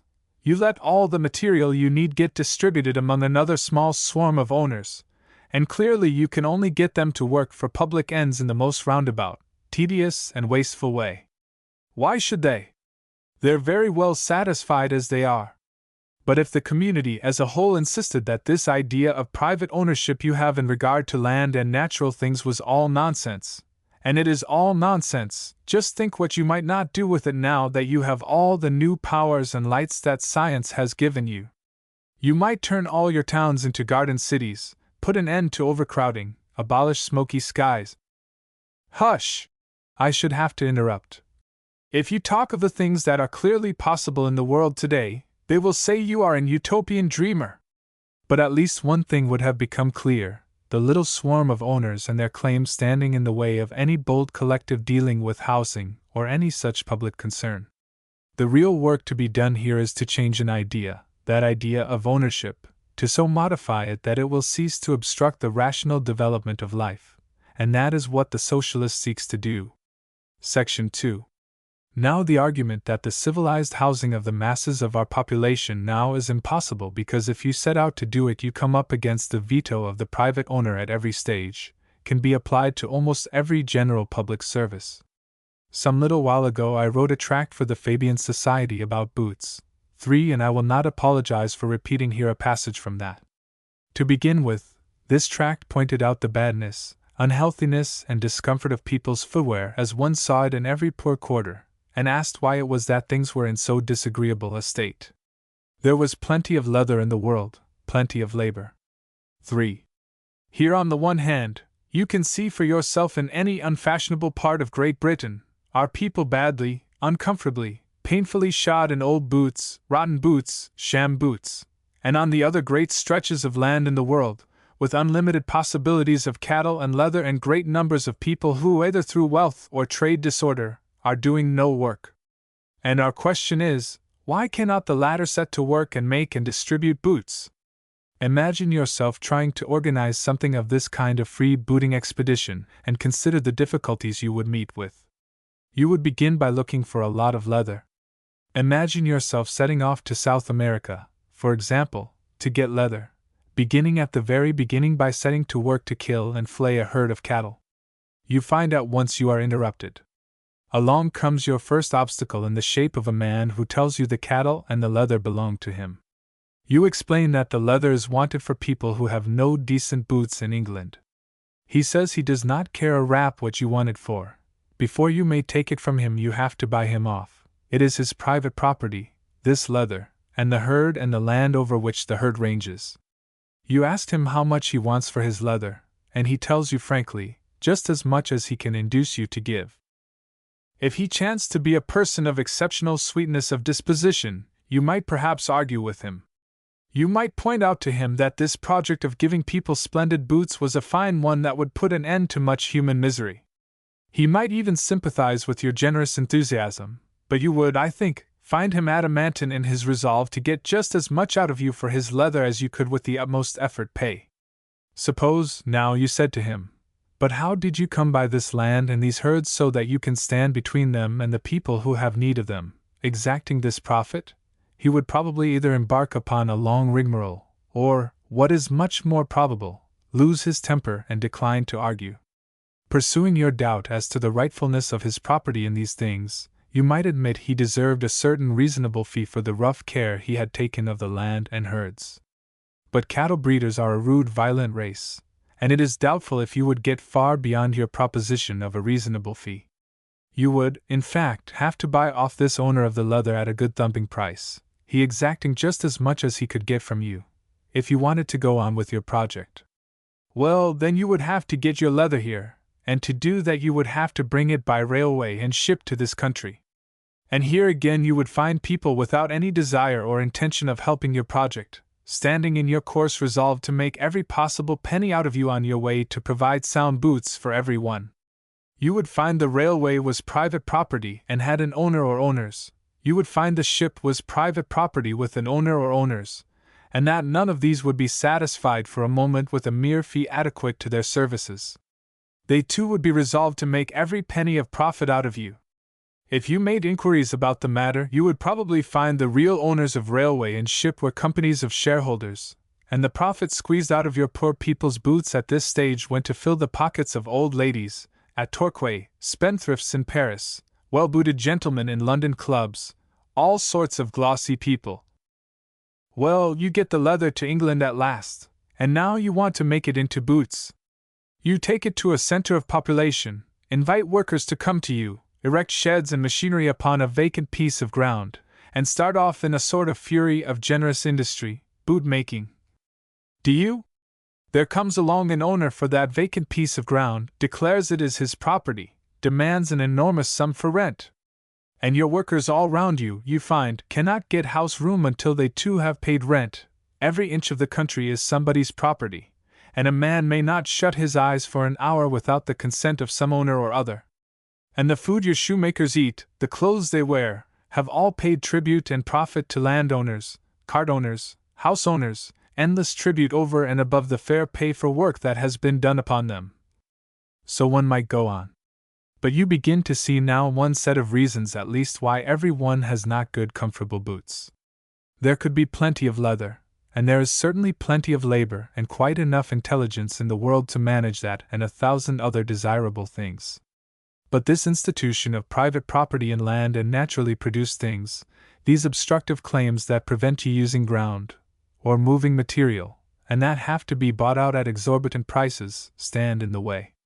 All these owners hang like parasites upon your enterprise at its every stage, and by the time you get your sound boots well made in England, you will find them costing about £1 a pair, high out of reach of the general mass of people. And you will perhaps not think me fanciful and extravagant when I confess that when I realize this and look at poor people's boots in the street, and see them cracked and misshapen and altogether nasty, I seem to see also a lot of little phantom landowners, cattle owners, house owners, owners of all sorts, swarming over their pinched and weary feet like leeches, taking much and giving nothing and being the real cause of all such miseries. Section 3.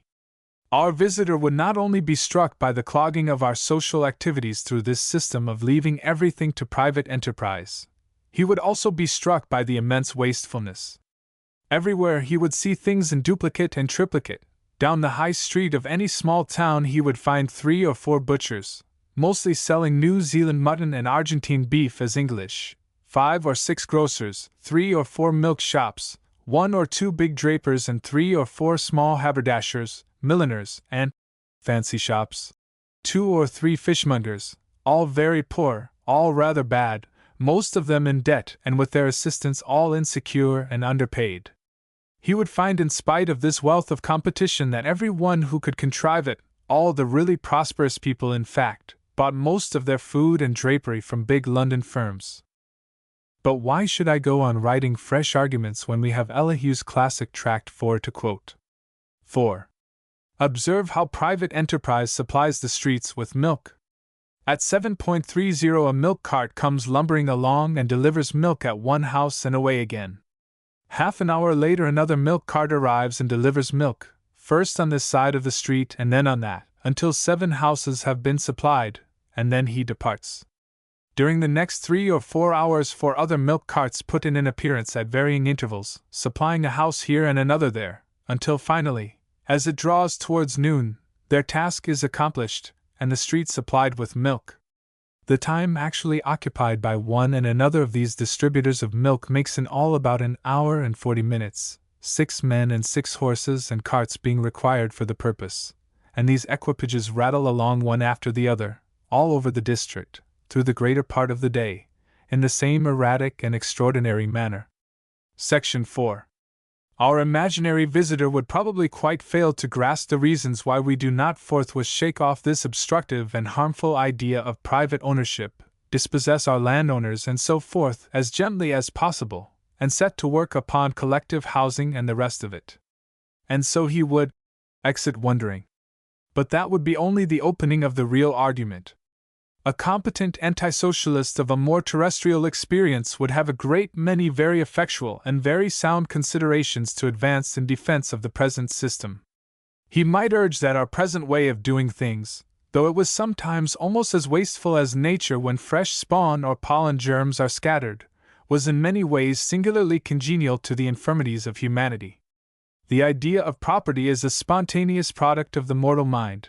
Children develop it in the nursery, and are passionately alive to the difference of meum and tuum, and its extension to land, subterranean products and wild free things, even if it is under analysis a little unreasonable, was at least singularly acceptable to humanity. Meum. Tuum.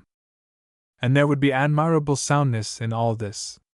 There can be little or no doubt that the conception of personal ownership has in the past contributed elements to human progress that could have come through no other means. It has allowed private individuals in odd corners to try experiments in new methods and new appliances that the general intelligence, such as it was, of the community could not have understood. For all its faults, our present individualistic order, compared not simply with the communism of primitive tribes, but even with the personal and largely illiterate control of the medieval feudal governments, is a good efficient working method. I don't think a socialist need quarrel with the facts of history or human nature. But he would urge that private ownership is only a phase, though no doubt quite a necessary phase, in human development. The world has needed private ownership just as, Lester F. Ward declares 5, it once needed slavery to discipline men and women to agriculture and habits of industry, and just as it needed autocratic kings to weld warring tribes into nations and nations into empires, to build high roads, end private war and establish the idea of law, and a wider than tribal loyalty. But just as Western Europe has passed out of the phases of slavery and of autocracy, which is national slavery, into constitutionalism, so, he would hold, we are passing out of the phase of private ownership of land and material and food. We are doing so not because we reject it, but because we have worked it out, because we have learned its lessons and can now go on to a higher and finer organization. 5. There the anti-socialist would join issue with a lesser advantage. He would have to show not only that private ownership has been serviceable and justifiable in the past, which many socialists admit quite cheerfully, but that it is the crown and perfection of human methods, which the socialists flatly deny. Universal private ownership, an extreme development of the sentiment of individual autonomy, and the limitation of the state to the merest police functions, were a necessary outcome of the breakdown of the unprogressive authoritative feudal system in alliance with the dogmatic church. It reached its maximum in the 18th century, when even some of the prisons and workhouses were run by private contract, when people issued a private money, the old token coinage, and even regiments of soldiers were raised by private enterprise. It was, the socialist alleges, a mere phase of that breaking up of the old social edifice, a weakening of the old circle of ideas that had to precede the new constructive effort. But with land, with all sorts of property and all sorts of businesses and public services, just as with the old isolated private family, the old separateness and independence is giving way to a new synthesis. The idea of private ownership, albeit still the ruling idea of our civilization, does not rule nearly so absolutely as it did. It weakens and falters before the inexorable demands of social necessity, manifestly under our eyes. The socialist would be able to appeal to a far greater number of laws in the nature of limitation of the owner of property than could be quoted to show the limitation of the old supremacy of the head of the family. In the first place, he would be able to point to a constantly increasing interference with the right of the landowner to do what he liked with his own, building regulations, intervention to create allotments, and so forth. Then there would be a vast mass of factory and industrial legislation, controlling, directing, prohibiting, fencing machinery, interfering on behalf of health, justice, and public necessity with the owner's free bargain with his workpeople. His business undertakings would be under limitations his grandfather never knew, even harmless adulterations that merely intensify profit, forbidden him. And in the next place, and still more significant, is the manifest determination to keep in public hands many things that would once inevitably have become private property. For example, in the Middle Victorian period a water supply, a gas supply, a railway or tramway was inevitably a private enterprise, the creation of a new property. Now, this is the exception rather than the rule. While gas and water and trains were supplied by speculative owners for profit, electric light and power, new tramways and light railways are created in an increasing number of cases by public bodies who retain them for the public good. Nobody who travels to London as I do regularly in the dirty, overcrowded carriages of the infrequent and unpunctual trains of the Southeastern Company, and who then transfers to the cleanly, speedy, frequent, in a word, civilized, electric cars of the London County Council, can fail to estimate the value and significance of this supersession of the private owner by the commonweal. All these things, the socialists insist, are but a beginning. They point to a new phase in social development, to the appearance of a collective intelligence and a sense of public service taking over appliances, powers, enterprises, with a growing confidence that must end finally in the substitution of collective for private ownership and enterprise throughout the whole area of the common business of life. Section 5. In relation to quite a number of large public services, it can be shown that even under contemporary conditions private ownership does work with an enormous waste and inefficiency. Necessarily it seeks for profit. Necessarily it seeks to do as little as possible for as much as possible. The prosperity of all Kent is crippled by a combine of two ill-managed and unenterprising railway companies, with no funds for new developments, grinding out an uncertain dividend by clipping expenditure. I happen to see this organization pretty closely, and I can imagine no state enterprise west of Turkey or Persia presenting even to the passing eye so deplorable a spectacle of ruin and inefficiency. The Southeastern Company's estate at Seabrook presents the dreariest spectacle of incompetent development conceivable. One can see its failure 3 miles away. It is a waste with an embryo slum in one corner protected by an extravagant seawall, already partly shattered, from the sea. Today, NOV. 4, 1907, the price of the ordinary Southeastern stock is 65 and its deferred stock 31. Of the London, Chatham and Dover ordinary stock 10 1/2. An eloquent testimony to the disheartened state of the owners who now cling reluctantly to this disappointing monopoly. Spite of this impoverishment of the ordinary shareholder, this railway system has evidently paid too much profit in the past for efficiency. The rolling stock is old and aging, much of it is by modern standards abominable, the trains are infrequent, and the shunting operations at local stations, with insufficient sidings and insufficient staffs, produce a chronic dislocation and unpunctuality in the traffic that is exaggerated by the defects of direction evident even in the very timetables. The trains are not well planned, the connections with branch lines are often extremely ill managed. The service is bad to its details. It is the exception rather than the rule to find a ticket office in the morning with change for a £5 note. And, as a little indication of the spirit of the whole machine, I discovered the other day that the conductors upon the southeastern trams at Hythe start their morning with absolutely no change at all. Recently the roof of the station at Charing Cross fell in, through sheer decay. A whole rich county now stagnates, hopelessly under the grip of this sample of private enterprise. Towns fail to grow, trade flows sluggishly from point to point. No population in the world would stand such a management as it endures at the hands of the Southeastern Railway from any responsible public body. Out would go the whole board of managers at the next election. Consider what would have happened if the London County Council had owned Charing Cross Station 3 years ago. But manifestly there is nothing better to be done under private ownership conditions. The common shareholders are scattered and practically powerless, and their collective aim is, at any expense to the public welfare, to keep the price of the shares from going still lower. The Southeastern Railway is only one striking instance of the general unserviceableness of private ownership for public services.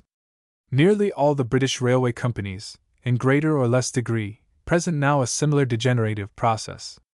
Years of profit sweating, of high dividends, have left them with old stations, old rolling stock, old staffs, bad habits and diminishing borrowing power. Only a few of these corporations make any attempt to keep pace with invention. It is remarkable now in an epoch of almost universal progress how stagnant the British privately owned railways are.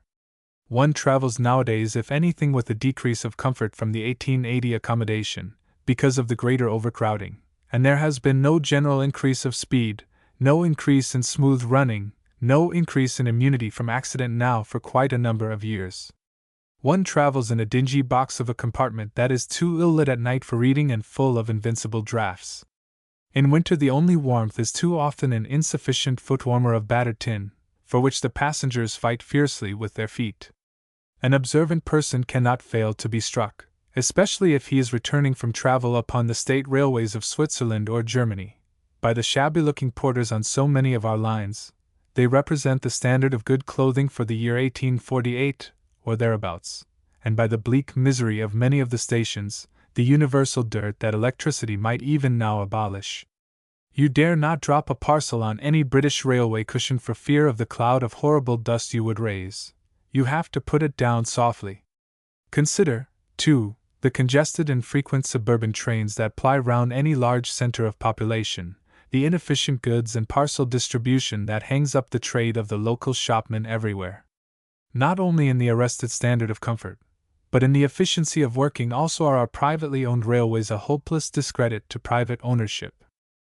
None of them, hampered by their present equipment, are able to adapt themselves readily to the new and better mechanism science produces for them, electric traction, electric lighting and so forth, and it seems to me highly probable that the last steam engines and the last oil lamps in the world will be found upon the southern railway lines of Great Britain. How can they go on borrowing new capital with their stock at the prices I have quoted, and how can they do anything without new capital? The conception of profit-raising that rules our railways takes rather an altogether different direction. It takes the form of attempts to procure a monopoly even of the minor traffic by resisting the development of light railways, and of keeping the standard of comfort, decency, and cleanliness low. As for the vast social ameliorations that could be wrought now, and are urgently needed now, by redistributing population through enhanced and cheapened services scientifically planned, and by an efficient collection and carriage of horticultural and agricultural produce, these things lie outside the philosophy of the private owner altogether. They would probably not pay him, and there the matter ends. That they would pay the community enormously, does not for one moment enter into his circle of ideas. There can be little doubt that in the next decade or so the secular decay and lagging of the British railway services, which is inevitable under existing conditions, in speed, in comfort, they have long been distanced by continental lines, the probable increase in accidents due to economically administered permanent ways and aging stations and bridges, and the ever more perceptible check to British economic development due to this clogging of the circulatory system, will be of immense value to the socialist propaganda as an object lesson in private ownership. In Italy the thing has already passed its inevitable climax, and the state is now struggling valiantly to put a disorganized, ill-equipped and undisciplined network of railways, the legacy of a period of private enterprise, into tolerable working order. Section 6.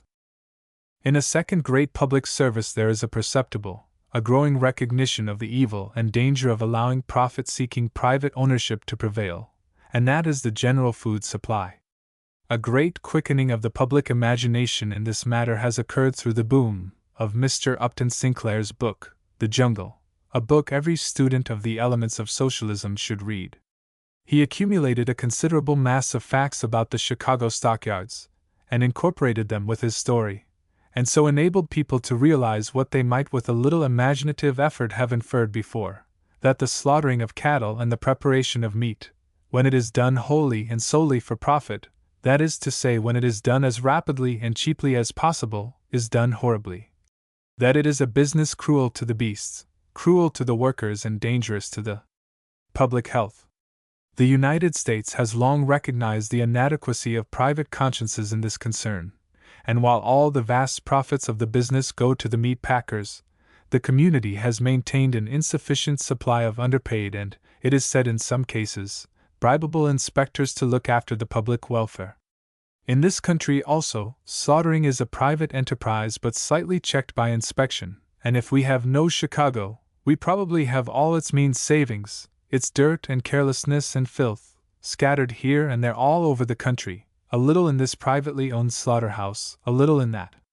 For what inducement has a butcher to spend money and time in making his slaughterhouse decent, sanitary, and humane above the standard of his fellows? To do that will only make him poor and insolvent. Anyhow, few of his customers will come to see their meat butchered, and, as they say in the south of England, what the eye don't see the heart don't grieve. Many witnesses concur in declaring that our common jam, pickle and preserve trade is carried on under equally filthy conditions. If it is not, it is a miracle, in view of the inducements the private owner has to cut his expenses, economize on premises and wages, and buy his fruit as near decay and his sugar as near dirt as he can. The scandal of our milk supply is an open one. It is more and more evident that so long as private ownership rules the milk trade, we can never be sure that at every point in the course of the milk from cow to consumer there will not creep in harmful and dishonest profit-making elements. The milking is too often done dirtily from dirty cows and into dirty vessels. Why should a businessman fool away his profits in paying for scrupulous cleanliness when it is almost impossible to tell at sight whether milk is clean or dirty, and there come more or less harmful dilutions and adulterations and exposures to infection at every handling, at every chance at profit-making? The unavoidable inefficiency of the private milk trade reflects itself in infant mortality.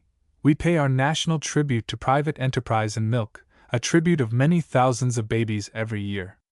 We try to reduce this tribute by inspection. But why should the state pay money for inspection, upon keeping highly trained and competent persons merely to pry and persecute in order that private incompetent people should reap profits with something short of a maximum of child murder? It would be much simpler to set to work directly, employ and train these private persons, and run the dairies and milk distribution ourselves. There is an equally strong case for a public handling of bakehouses and the bread supply. Already the public is put to great and entirely unremunerative expense in inspecting and checking weights and hunting down the grosser instances of adulteration, grubbiness, and dirt, and with it all the common bakehouse remains for the most part a subterranean haunt of rats, mice, and cockroaches. And the ordinary baker's bread is so insipid and unnutritious that a great number of more prosperous people nowadays find it advantageous to health and pocket alike to bake at home. A considerable amount of physical degeneration may be connected with the general poorness of our bread. The plain fact of the case is that our population will never get good wholesome bread from the private owner's bakehouse, until it employs one skilled official to watch every half-dozen bakers, and another to watch him, and it seems altogether saner and cheaper to abolish the private owner in this business also and do the job cleanly, honestly, and straightforwardly in proper buildings with properly paid labor as a public concern. Now, what has been said of the food supply is still truer of the trade in fuel. Between the consumer and the collier is a string of private persons each resolved to squeeze every penny of profit out of the coal on its way to the cheap and wasteful grate one finds in the jerry-built homes of the poor. In addition, there is every winter now, whether in Great Britain or America, a manipulation of the coal market and a more or less severe coal famine. Coal is jerked up to unprecedented prices, and the small consumer, who has no place for storage, who must buy, if not from day to day, from week to week, finds he must draw upon his food fund and his savings to meet the private owner's raised demands, or freeze. Every such coal famine reaps its harvest for death of old people and young children, and wipes out so many thousands of savings bank accounts and hoarded shillings. Consider the essential imbecility of allowing the nation's life and the nation's thrift to be preyed upon for profit in this way.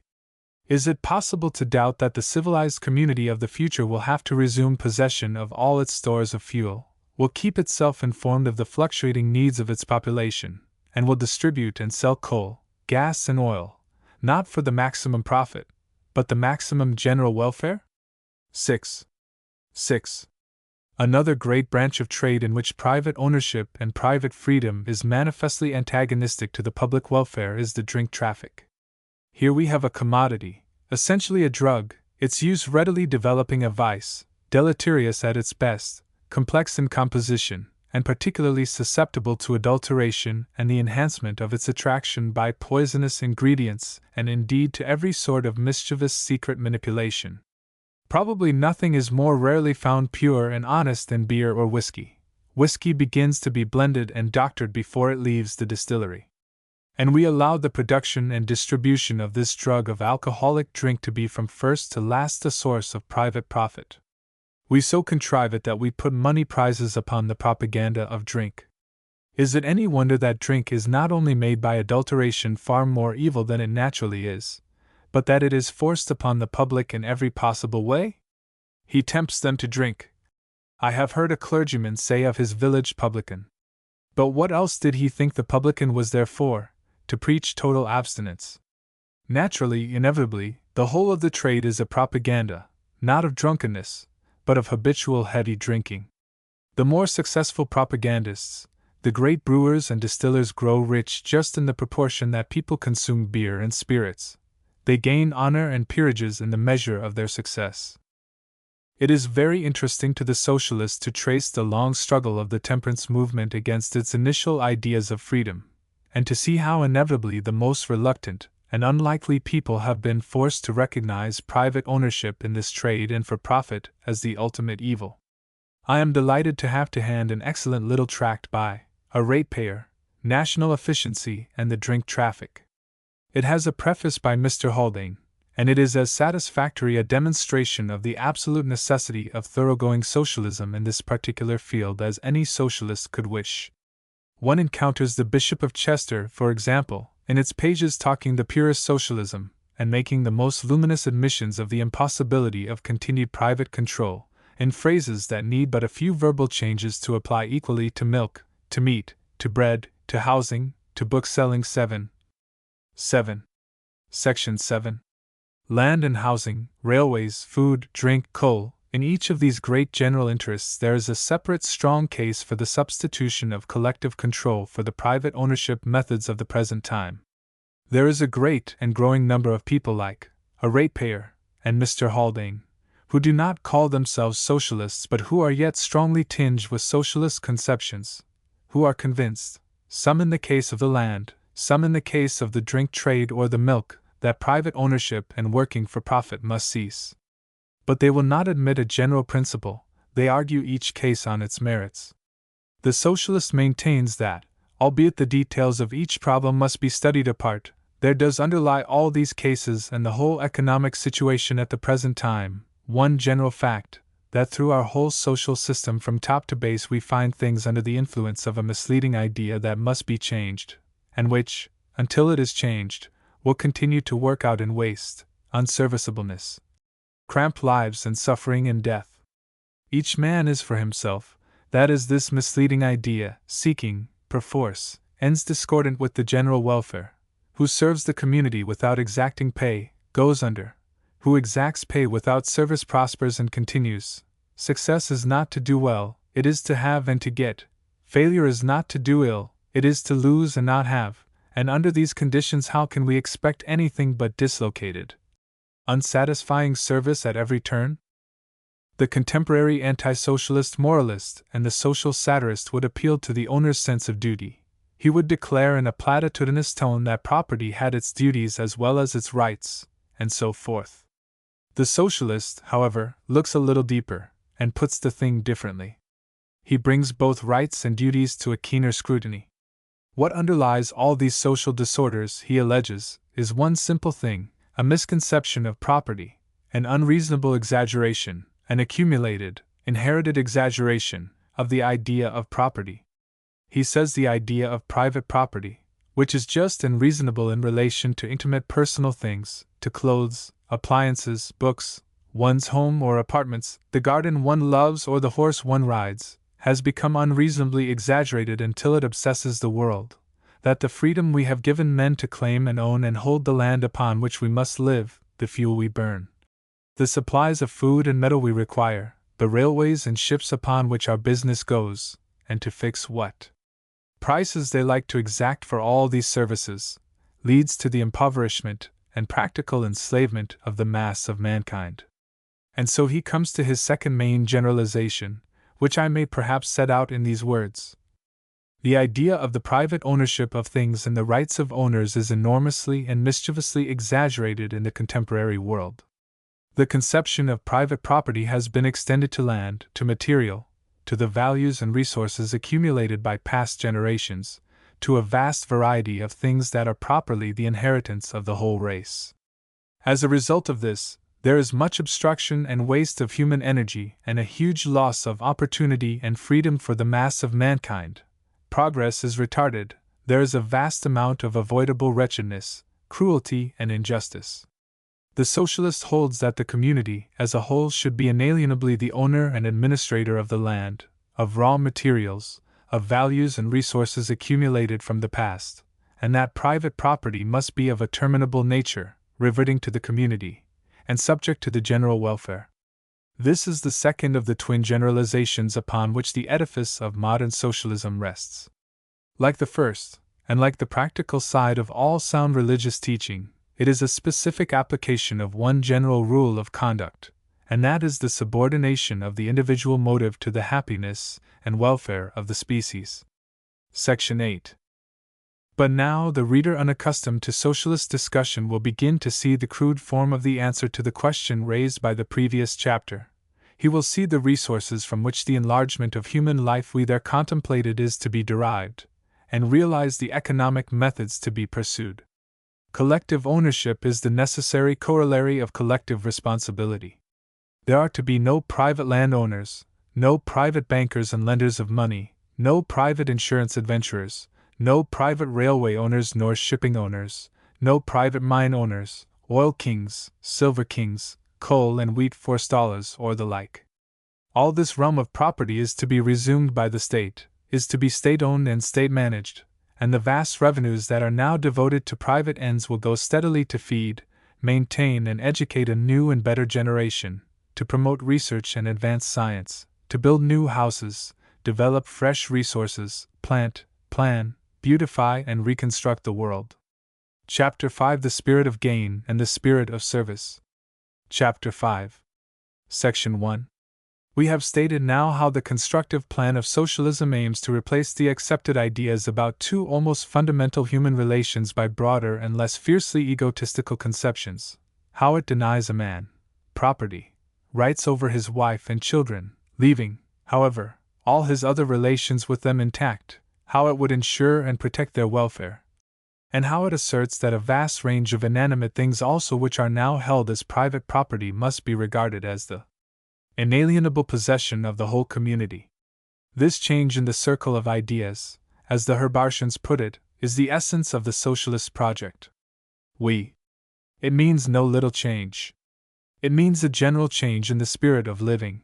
It means a change from the spirit of gain, which now necessarily rules our lives, to the spirit of service. I have tried to show in the preceding chapter that socialism seeks to make life less squalid and cruel, less degrading and dwarfing for the children that are born into it, and I have tried also to make clear that realization of, and revolt against, the bad management, and waste and muddle which result from our present economic system. I want now to point out that socialism seeks to ennoble the intimate personal life, by checking and discouraging passions that at present run rampant, and by giving wider scope for passions that are now thwarted and subdued. The socialist declares that life is now needlessly dishonest, base and mean, because our present social organization, such as it is, makes an altogether too powerful appeal to some of the very meanest elements in our nature. Not perhaps to the lowest. There can be no disputing that our present civilization does discourage much of the innate bestiality of man, that it helps people to a measure of continence, cleanliness, and mutual toleration, that it does much to suppress brute violence, the spirit of lawlessness, cruelty, and wanton destruction. But on the other hand, it does also check and cripple generosity and frank truthfulness, any disinterested creative passion, the love of beauty, the passion for truth and research, and it stimulates avarice, parsimony, overreaching, usury, falsehood, and secrecy, by making money getting its criterion of intercourse. Whether we like it or not, we who live in this world today find we must either devote a considerable amount of our attention to getting and keeping money, and shape our activities, or, if you will, distort them, with a constant reference to that process, or we must accept futility. Whatever powers men want to exercise, whatever service they wish to do, it is a preliminary condition for most of them that they must, by earning something or selling something, achieve opportunity. If they cannot turn their gift into some saleable thing or get some property man to patronize them, they cannot exercise these gifts. The gift for getting is the supreme gift, all others bow before it. Now, this is not a thing that comes naturally out of the quality of man. It is the result of a blind and complex social growth, of this set of ideas working against that, and of these influences modifying those. The idea of property has run wild and become a choking universal weed. It is not the natural master passion of a wholesome man to want constantly to own. People talk of socialism as being a proposal against human nature, and they would have us believe that this life of anxiety, of parsimony and speculation, of mercenary considerations and forced toil we all lead, is the complete and final expression of the social possibilities of the human soul. But indeed, it is only quite abnormal people of a narrow, limited, specialized intelligence, Rockefellers, Morgans, and the like, people neither great nor beautiful, mere financial monomaniacs, who can keep themselves devoted to and concentrated upon gain. To the majority of capable good human stuff, buying and selling, saving and investing, insuring oneself and managing property, is a mass of uncongenial, irrational, and tiresome procedure, conflicting with the general trend of instinct and the finer interests of life. The great mass of men and women, indeed, find the whole process so against nature, that in spite of all the miseries of poverty, all the slavery of the economic disadvantage, they cannot urge themselves to this irksome cunning game of besting the world, they remain poor. Most, in a sort of despair, make no effort. Many resort to that floundering endeavor to get by accident, gambling. Many achieve a precarious and unsatisfactory gathering of possessions, a few houses, a claim on a field, a few £100 in some investment as incalculable as a kite in a gale. Just a small minority have and get, for the most part, either inheritors of riches or energetic people who, through a real dullness toward the better and nobler aspects of life, can give themselves almost entirely to grabbing and accumulation. To such as these, all common men who are not socialists do in effect conspire to give the world. The anti-socialist argues that out of this evil of encouraged and stimulated avarice comes good, and that this peculiar meanly greedy type that predominates in the individualist world today, the Rockefeller-Harriman type, creates great businesses, exploits the possibilities of nature, gives mankind railways, power, commodities. As a matter of fact, a modern intelligent community is quite capable of doing all these things infinitely better for itself, and the beneficent influence of commerce may easily become, and does easily become, the basis of a cant. Exploitation by private persons is no doubt a necessary condition to economic development in an illiterate community of low intelligence, just as flint implements marked a necessary phase in the social development of mankind. But today the avaricious getter, like some obsolescent organ in the body, consumes strength and threatens health. And today he is far more mischievous than ever he was before, because of the weakened hold of the old religious organization upon his imagination. For the most part, the great fortunes of the modern world have been built up by proceedings either not socially beneficial, or in some cases positively harmful. Consider some of the commoner methods of growing rich. There is first the selling of rubbish for money, exemplified by the great patent medicine fortunes and the fortunes achieved by the debasement of journalism, the sale of prize competition magazines and the like. Next there is forestalling, the making of corners, in such commodities as corn, nitrates, borax and the like. Then there is the capture of what Americans call franchises, securing at low terms by expedients that usually will not bear examination, the right to run some profitable public service for private profit which would be better done in public hands, the various private enterprises for urban traffic, for example.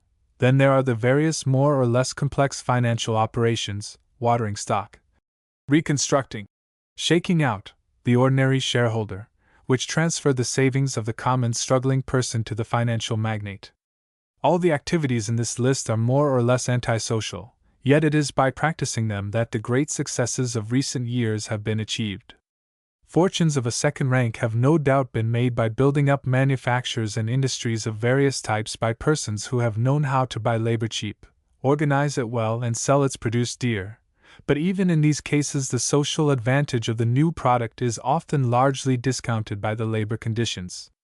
It is impossible, indeed, directly one faces current facts, to keep up the argument of the public good achieved by men under the incentive of gain and the necessity of that incentive to progress and economic development.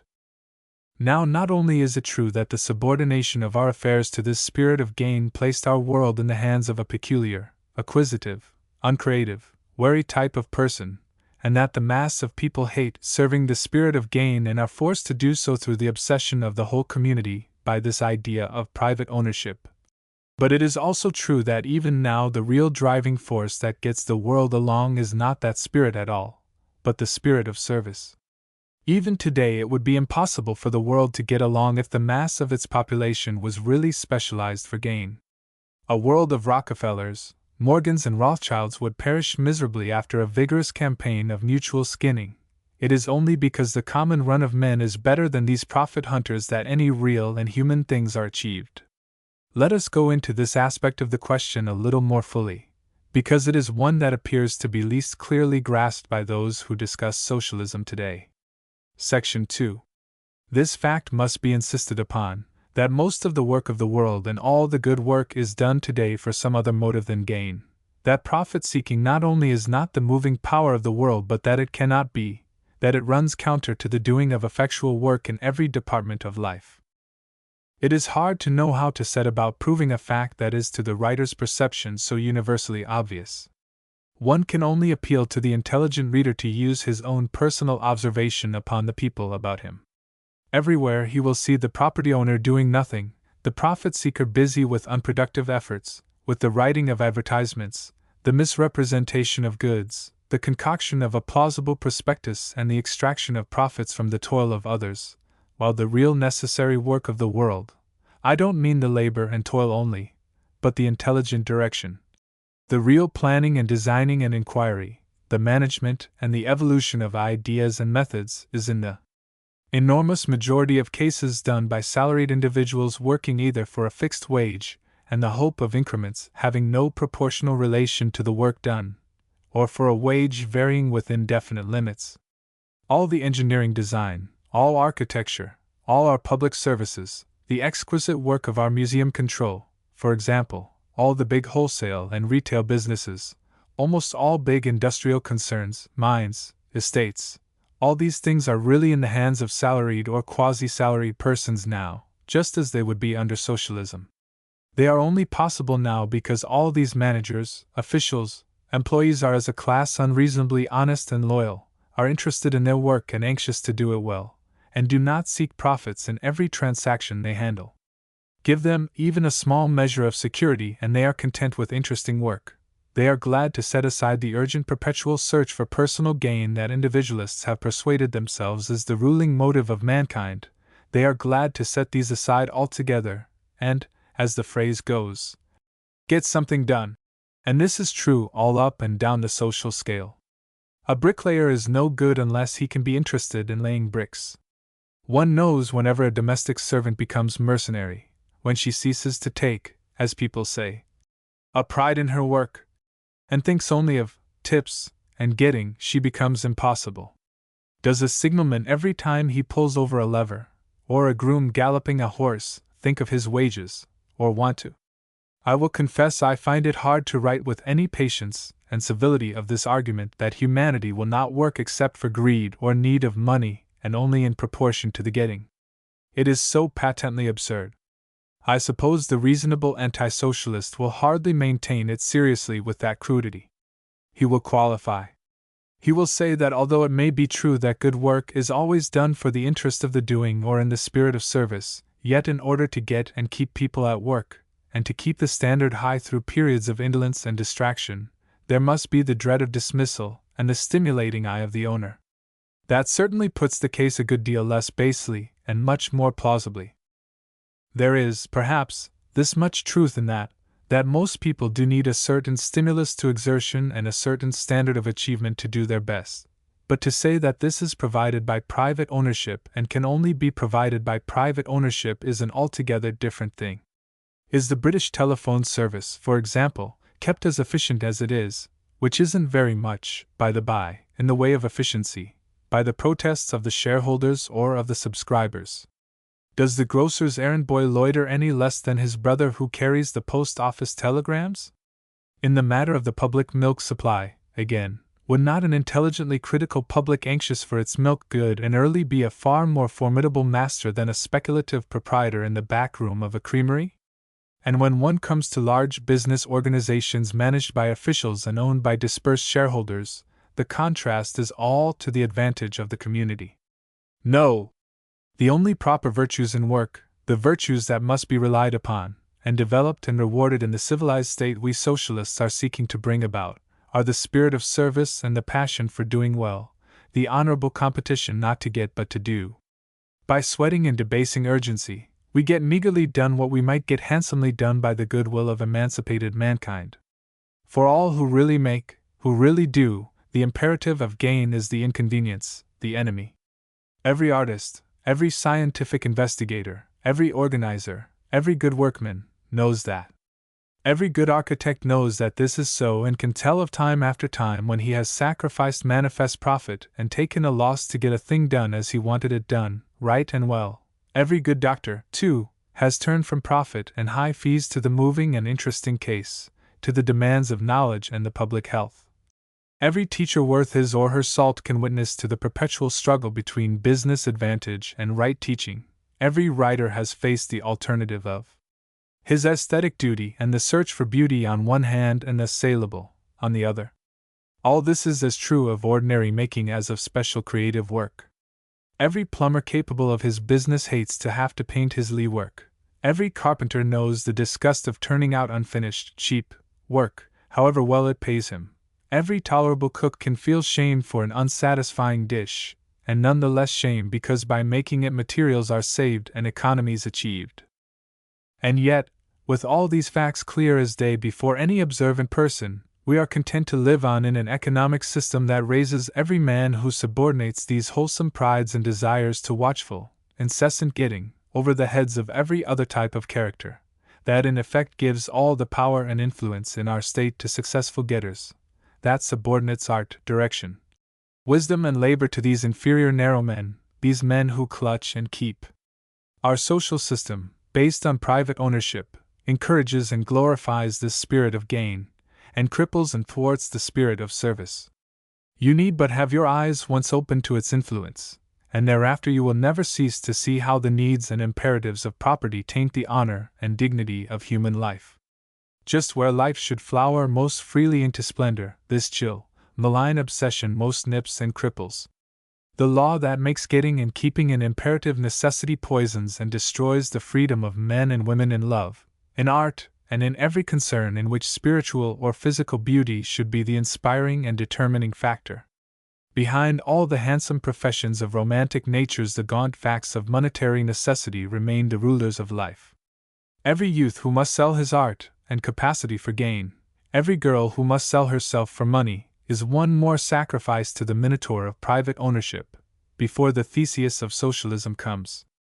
Opponents of socialism, ignoring all these things and inventing with that profusion which is so remarkable a trait of the anti-socialist campaign, are wont to declare that we, whose first and last thought is the honor and betterment of life, seek to destroy all beauty and freedom in love, accuse us of aiming at some human stud farm. The reader will measure the justice of that by the next chapter, but here I would say that just as the private ownership of all that is necessary to humanity, except the air and sunlight and a few things that it has been difficult to appropriate, debases work and all the common services of life, so also it taints and thwarts the emotions, and degrades the intimate physical and emotional existence of an innumerable multitude of people. All this amounts to a huge impoverishment of life, a loss of beauty and discrimination of rich and subtle values. Human existence today is a mere tantalizing intimation of what it might be. It is frostbitten and dwarfed from palace to slum.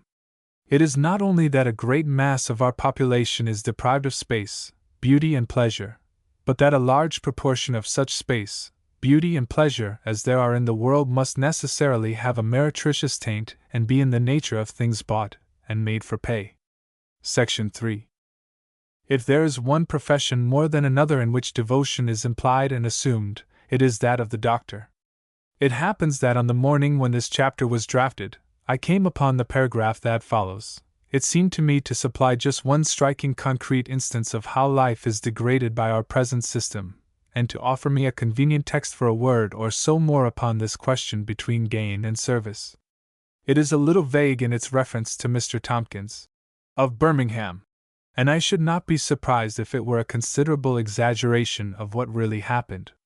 But it is true enough to life in this, that it is a common practice, a necessity with doctors in poor neighborhoods to insist inexorably upon a fee before attendance.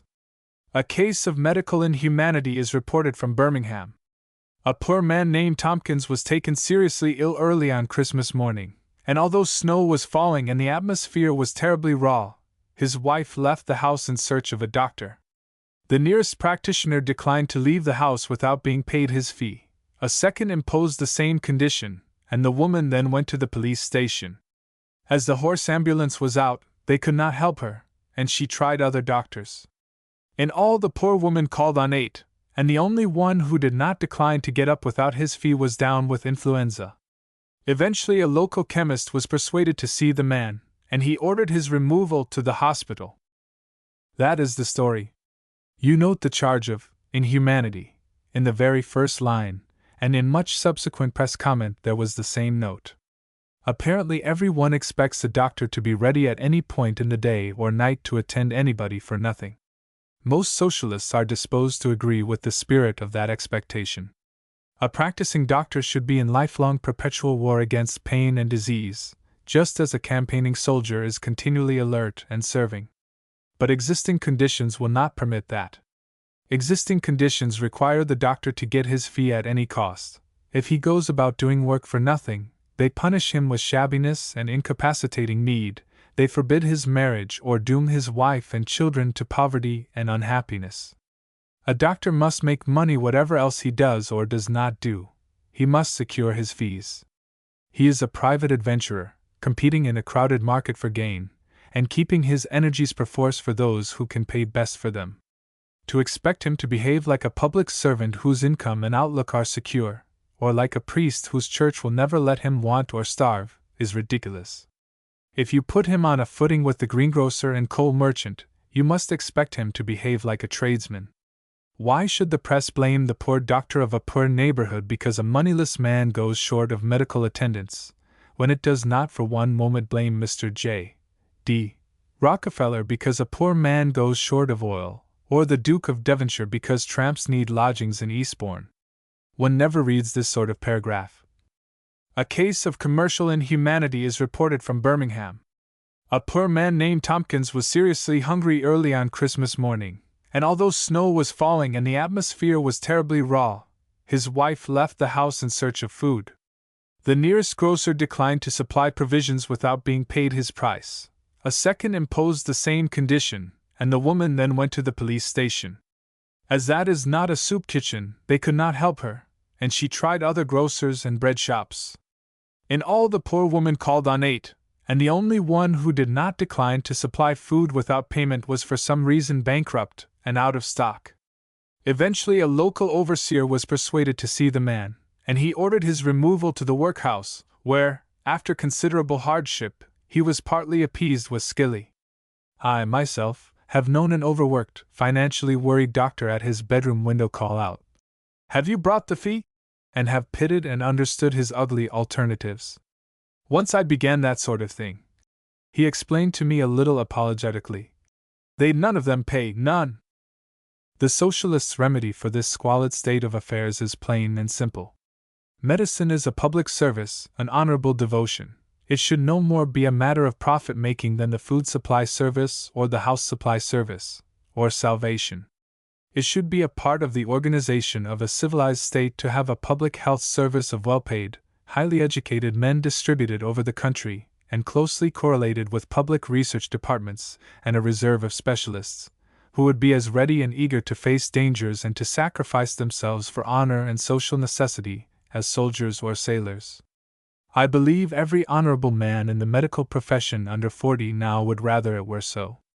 It is, indeed, a transition from private enterprise to public organization that is already beginning. We have the first intimation of the change in the appearance of the medical officer of health, underpaid, overworked, and powerless though he is at the present time.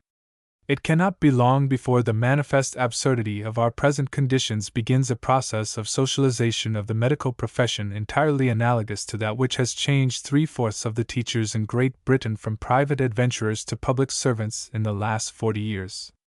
And that is the aim of socialism all along the line, to convert one public service after another from a chaotic profit scramble of proprietors amidst a mass of sweated employees into a secure and disciplined service, in which every man will work for honor, promotion, achievement, and the commonweal.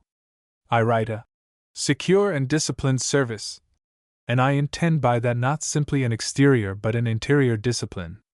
Let us have done with this unnatural theory that men may submit unreservedly to the guidance of self-interest. Self-interest never took a man or a community to any other end than damnation. For all services there is necessary a code of honor and devotion which a man must set up for himself and obey, to which he must subordinate a number of his impulses. The must is seconded by an internal imperative. Men and women want to have a code of honor. In the army, for example, there is among the officers particularly a tradition of courage, cleanliness, and good form, more imperative than any law. In the little band of men who have given the world all that we mean by science, the little host of volunteers and underpaid workers who have achieved the triumphs of research, there is a tradition of self-abnegation and of an immense, painstaking, self-forgetful veracity. These traditions work. They add something to the worth of every man who comes under them. Every writer, again, knows clearly the difference between gain-seeking and doing good work, and few there are who have not at times done something, as they say, to please themselves. Then in the studio, for all the non-moral protests of Bohemia, there is a tradition, an admirable tradition, of disregard for mercenary imperatives, a scorn of shams and plagiarism that triumphs again and again over economic laws. The public services of the coming civilization will demand, and will develop, a far completer discipline and tradition of honor. Against the development and persistence of all such honorable codes now, against every attempt at personal nobility, at a new chivalry, at sincere artistry, our present individualist system wages pitiless warfare, says in effect, "Fools you are! Look at Rockefeller! Look at Pierpont Morgan! Get money! All your sacrifices only go to their enrichment. You cannot serve humanity however much you seek to do so. They block your way, enormously receptive of all you give. All the increment of human achievement goes to them, they own it a priori. Get money! Money is freedom to do, to keep, to rule. Do you care nothing for your wives and children? Are you content to breed servants and dependents for the children of these men? Make things beautiful, make things abundant, make life glorious. Fools! If you work and sacrifice yourselves and do not get, they will possess. Your sons shall be the loanmonder's employees, your daughters handmaidens to the millionaire. Or, if you cannot face that, go childless, and let your life work gild the palace of the millionaire's still more acquisitive descendants. A priori. Who can ignore the base scramble for money under these alternatives? Section 4. Let me here insert a very brief paragraph to point out one particular thing, and that is that socialism does not propose to abolish competition, as many hasty and foolish antagonists declare. If the reader has gone through what has preceded this, he will know that this is not so. Socialism trusts to competition, looks to competition for the service and improvement of the world. And in order that competition between man and man may have free play, socialism seeks to abolish one particular form of competition, the competition to get and hold property, even to marry property, that degrades our present world. But it would leave men free to compete for fame, for service, for salaries, for position and authority, for leisure, for love and honor. Section 5. And now let me take up certain difficulties the student of socialism encounters. He comes thus far perhaps with the socialist argument, and then his imagination gets to work trying to picture a world in which a moiety of the population, perhaps even the larger moiety, is employed by the state, and in which the whole population is educated by the state and ensured of a decent and comfortable care and subsistence during youth and old age. He then begins to think of how all this vast organization is to be managed, and with that his real difficulties begin. Now I for one am prepared to take these difficulties very seriously, as the latter part of this book will show. I will even go so far as to say that, to my mind, the contemporary socialist controversialist meets all this system of objections far too cavalierly. These difficulties are real difficulties for the convinced socialist as for the inquirer. They open up problems that have still to be solved before the equipment of socialism is complete. How will you socialists get the right men in the right place for the work that has to be done? How will you arrange promotion? How will you determine? I put the argument in its crudest form. Who is to engage in historical research in the Bodleian, and who is to go out seaward in November and catch mackerel? Such posers, they have 1,000 variants, convey the spirit of the living resistance to socialism. They explain why every rational man is not an enraptured socialist at the present time. Throughout the rest of this book I hope that the reader will be able to see growing together in this aspect and then in that, in this and that suggestion, the complex solution of this complex system of difficulties. My object in raising them now is not to dispose of them, but to give them the fullest recognition, and to ask the student to read on. In all these matters the world is imperfect now, and it will still be imperfect under socialism, though, I firmly believe, with an infinitely lesser and altogether nobler imperfection. But I do want to point out here that though these are reasonable and, to all undogmatic men, most helpful criticisms of the socialist design, they are no sort of justification for things as they are. All the difficulties that the ordinary exposition of socialism seems to leave unsolved are at least equally not solved now. Only rarely does the right man seem to struggle to his place of adequate opportunity. Men and women get their chance in various ways. Some of implacable temper and versatile gifts thrust themselves to the position they need for the exercise of their powers. Others display an astonishing facility in securing honors and occasions they can then only waste. Others, outside their specific gift, are the creatures of luck or the victims of modesty, tactlessness, or incapacity. Most of the large businesses of the world now are in the hands of private proprietors and managed either directly by an owner or by directors or managers acting for directors.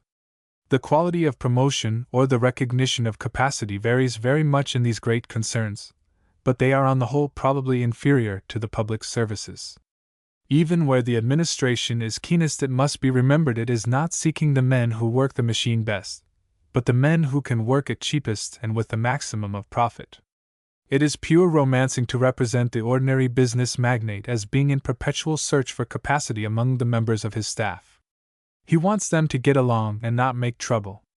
Among the smaller businesses that still, I suppose, constitute the bulk of the world's economic body, capacity is enormously hampered. I was once an apprentice in a chemist's shop, and also once in a draper's. 2 of my brothers have been shop assistants, and so I am still able to talk understandingly with clerks and employees, and I know that in all that world all sorts of minor considerations obstruct the very beginnings of efficient selection. Every shop is riddled with jealousies. Sucking up to the governor is the universal crime, and among the women in many callings promotion is too often tainted by still baser suspicions.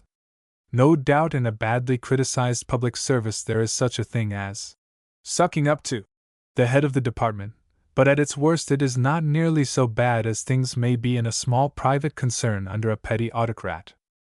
In America it is said that the public services are inferior in personal quality to the staffs of the great private business organizations. My own impression is that, considering the salaries paid, they are, so far as federal concerns go, immeasurably superior. In state and municipal affairs, American conditions offer no satisfactory criterion. The Americans are, for reasons I have discussed elsewhere, state blind. People concentrated upon private getting, they have been negligent of public concerns, and the public appointments have been left to the peculiarly ruffianly type of politician their unfortunate constitution and their individualist traditions have evolved. In England, too, public servants are systematically undersalaried, so that the big businesses have merely to pay reasonably well to secure the pick of the national capacity. Moreover, it must be remembered by the reader that the public services do not advertise, and that the private businesses do, so that while there is the fullest ventilation of any defects in our military or naval organization, there is a very considerable check upon the discussion of individualist incapacity. An editor will rush into print with the flimsiest imputations upon the breach of a new field gun, or the housing of the militia at Aldershot, but he thinks twice before he proclaims that the preserved fruits that pay his proprietor a tribute of some hundreds a year are an unwholesome embalmment of decay. On the whole, it is probable that in spite of scandalously bad pay and of the embarrassment of party considerations, the British Navy, Post Office, and Civil Service generally, and the educational work and much of the transit and building work of the London County Council and of many of the greater English and Scotch municipalities, are as well managed as any private businesses in the world. 8. On the other hand, one must admit there are political and social conditions that can carry the quality of the state service almost as low as the lowest type of private enterprise.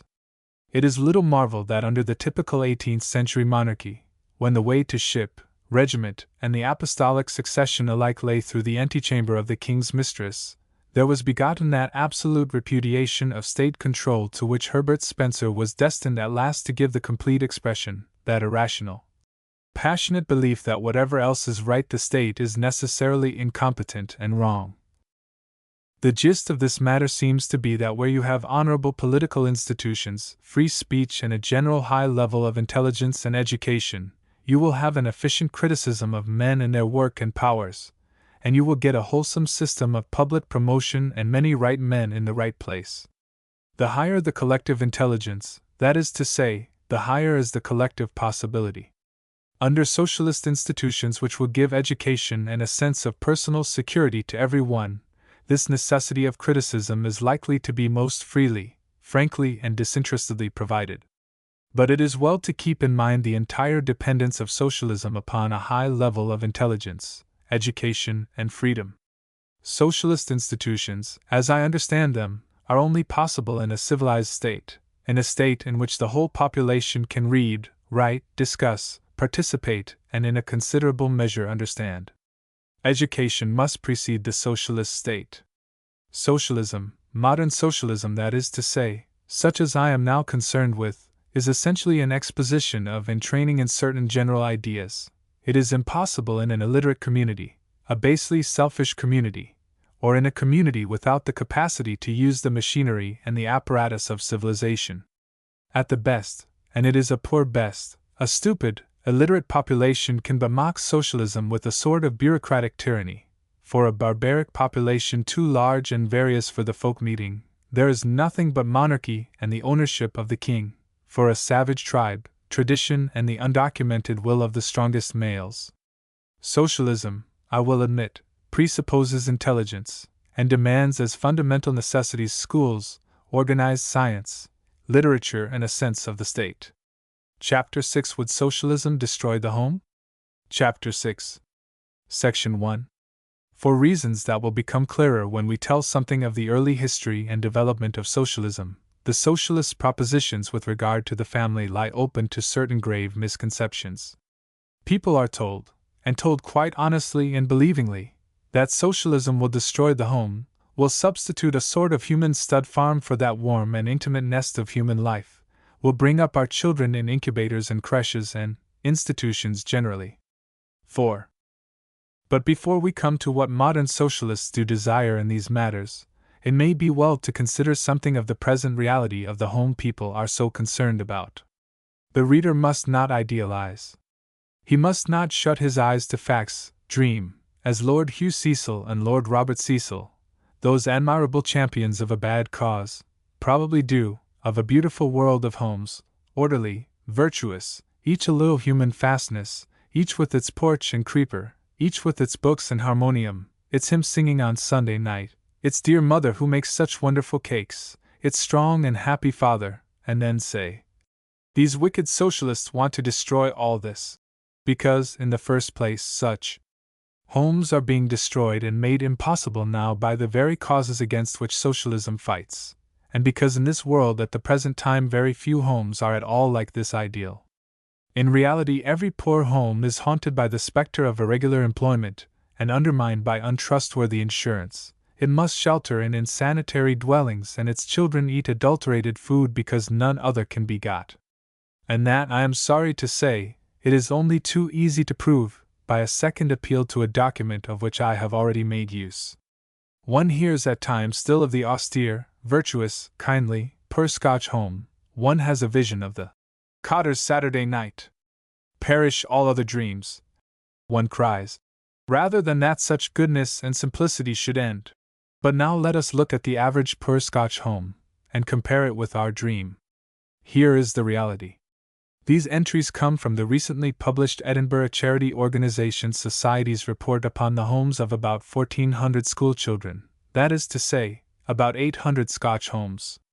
Remember, they are sample homes.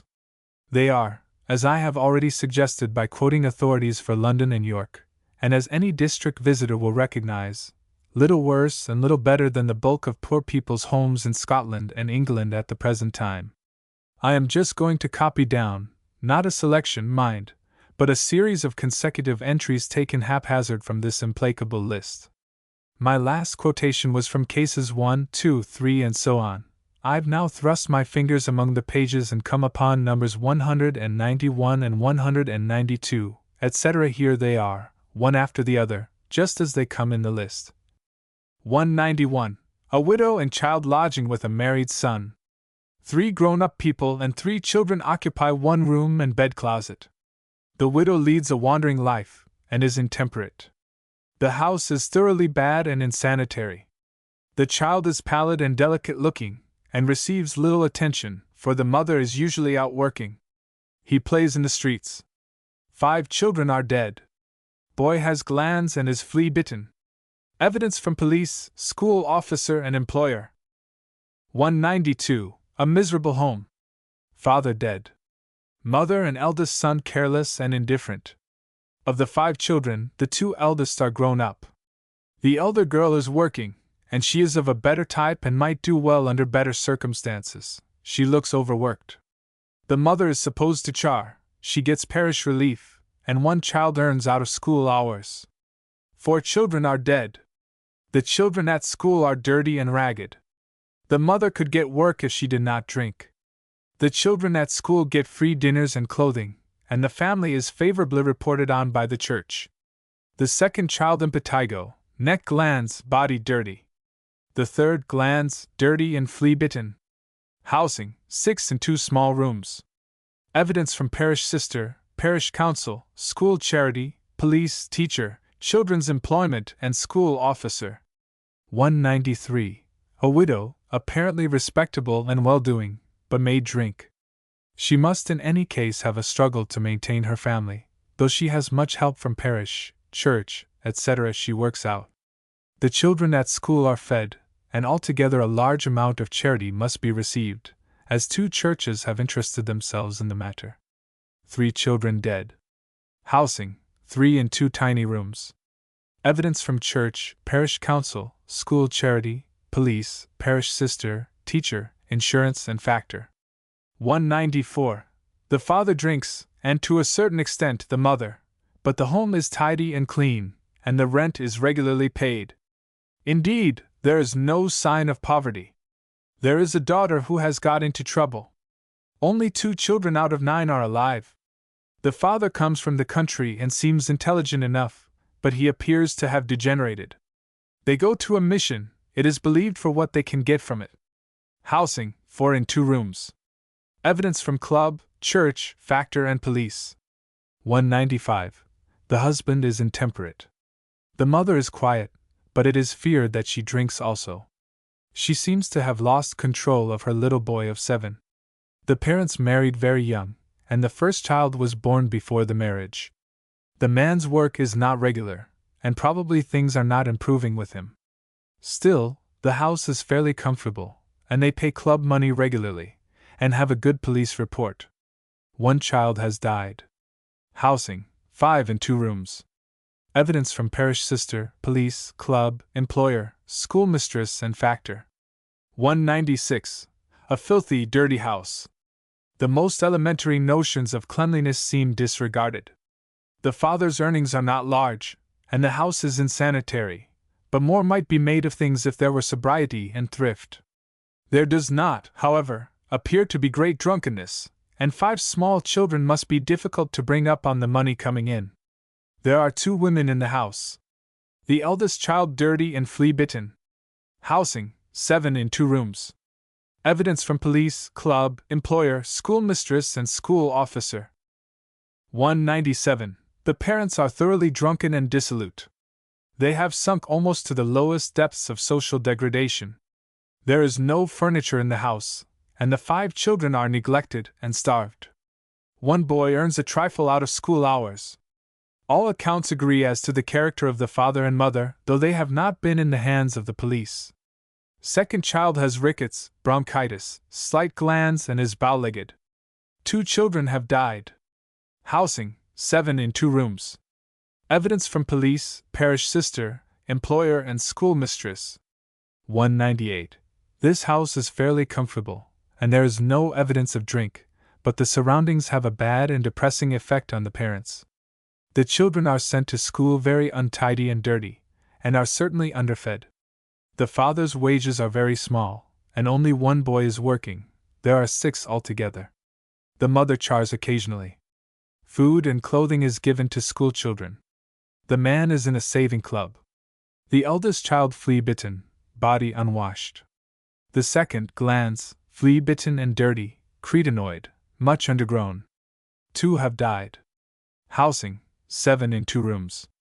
Evidence from school charity, factor, police, and schoolmistress. 199. The house was fairly comfortable and the man appeared to be intelligent and the wife hard-working, but the police reports are very bad. There are several convictions against the former. He has consequently been idle, and the burden of the family has rested on the wife. There are 6 children, 2 of them are working and earning a little, but a large amount of charity from school, church, and private generosity keeps the family going. The children are fearfully verminous. There is a suggestion that some baby farming is done, so many are about. Eldest child anemic, glands, head badly crusted, lice very bad. Second child numerous glands, head covered with crusts, lice very bad. 4 have died. Housing, 8 in 2 rooms. Evidence from police, teacher, church, parish sister, and factor. 200. The home is wretched and practically without furniture. The parents were married at ages 17 and 18. 1 child died, and their mode of life has been reckless, if not worse. The present means of subsistence cannot be ascertained, as the man is idle. However, he recently joined the Salvation Army and signed the pledge. The child at school is helped with food and clothes. The girl very badly bitten. Lice and fleas, hair nits. Housing, 4 in 1 room. Evidence from church, school charity, cooperative, employer, parish sister, police, and schoolmistress. Total of children still living, 39. Total of children dead, 27. Need I go on? They are all after this fashion, 800 of them. And if you turn from the congested town to the wholesome, simple country, here is the sort of home you have. This passage is a cutting from the Daily News of January 1, 1907, and its assertions have never been contradicted. It fills one with only the mildest enthusiasm for the return of our degenerate townsmen. Back to the land? I came upon it as I read that morning's paper after drafting this chapter. Our attention has been called to a sordid Herefordshire tragedy recently revealed at an inquest on a child aged 1 year and 9 months, who died in Weobley workhouse of pneumonia.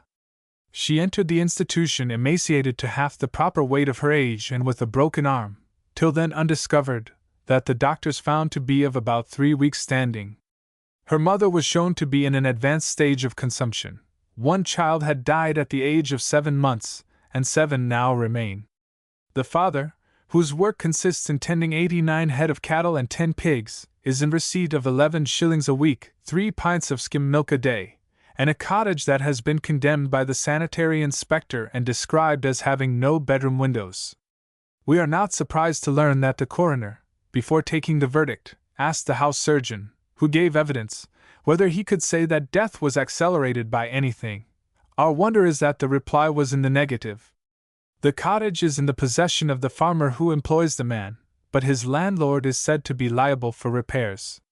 That landlord is a clergyman of the Church of England, a J.P., a preserver of game, and owner of 3,000 or 4,000 acres of land. And here, again, is the Times, by no means a socialist organ, generalizing from official statements. Houses unfit for human habitation, rooms destitute of light and ventilation, overcrowding in rural cottages, contaminated water supplies, accumulations of every description of filth and refuse, a total absence of drainage, a reign of unbelievable dirt in milkshops and slaughterhouses, a total neglect of bylaws, and an inadequate supervision by officials who are frequently incompetent. Such, in a general way, is the picture that is commonly presented in the reports of inquiries in certain rural districts made by medical officers of the local government board. And even of such homes as this there is an insufficiency. In 1891-95, more than a quarter of the deaths in London occurred in workhouses and other charitable institutions. 9. Now suppose the modern socialists did want to destroy the home. Suppose that some socialists have in the past really wanted to do so. Remember that that is the reality they wanted to destroy. 9. But does the modern socialist want to destroy the home? Rather, I hold, he wants to save it from a destruction that is even now going on, to, I won't say restore it, because I have very grave doubts if the world has ever yet held a high percentage of good homes, but raise it to the level of its better realizations of happiness and security. And it is not only I say this, but all my fellow socialists say it too. Read, for example, that admirable paper, Economic and Social Justice, in Dr. Alfred Russel Wallace's Studies Scientific and Social, and you will have the clearest statement of the attitude of a representative modern socialist to this question. Section 2. The reader must get quite out of his head the idea that the present system maintains the home and social purity. In London at the present time there are thousands of prostitutes. In Paris, in Berlin, in every great city of Europe or America, thousands. In the whole of Christendom there cannot be less than 1,000,000 of these ultimate instances of our civilization. They are the logical extremity of a civilization based on cash payments. Each of these women represents a smashed and ruined home and wasted possibilities of honor, service, and love. Each one is so much sheer waste. For the food they consume, their clothing, their lodging, they render back nothing to the community as a whole, and only a gross, dishonoring satisfaction to their casual employers. And don't imagine they are inferior women, that there has been any selection of the unfit in their sterilization. They are, one may see for oneself, well above the average in physical vigor, in spirit and beauty. Few of them have come freely to their trade, the most unnatural in the world. Few of them have anything but shame and loathing for their life, and most of them must needs face their calling fortified by drink and drugs. For virtuous people do not begin to understand the things they endure. But it pays to be a prostitute, it does not pay to be a mother and a homemaker, and the gist of the present system of individual property is that a thing must pay to exist. So much for one aspect of our present system of a world of homes. Consider next the great army of employed men and women, shop assistants, clerks, and so forth, living in, milliners, typists, teachers, servants who have practically no prospect whatever of marrying and experiencing those domestic blisses the socialist is supposed to want to rob them of. They are involuntary monks and nuns, celibate not from any high or religious motive, but through economic hardship. Consider all that amount of pent-up, thwarted or perverted emotional possibility, the sheer irrational waste of life implied. We have glanced at the reality of the family among the poor. What is it among the rich? Does the wealthy mother of the upper middle class or upper class really sit among her teeming children, teaching them in an atmosphere of love and domestic exaltation? As a matter of fact, she is a conspicuously devoted woman if she gives them an hour a day. The rest of the time they spend with nurse or governess, and when they are 10 or 11 off they go to board at the preparatory school.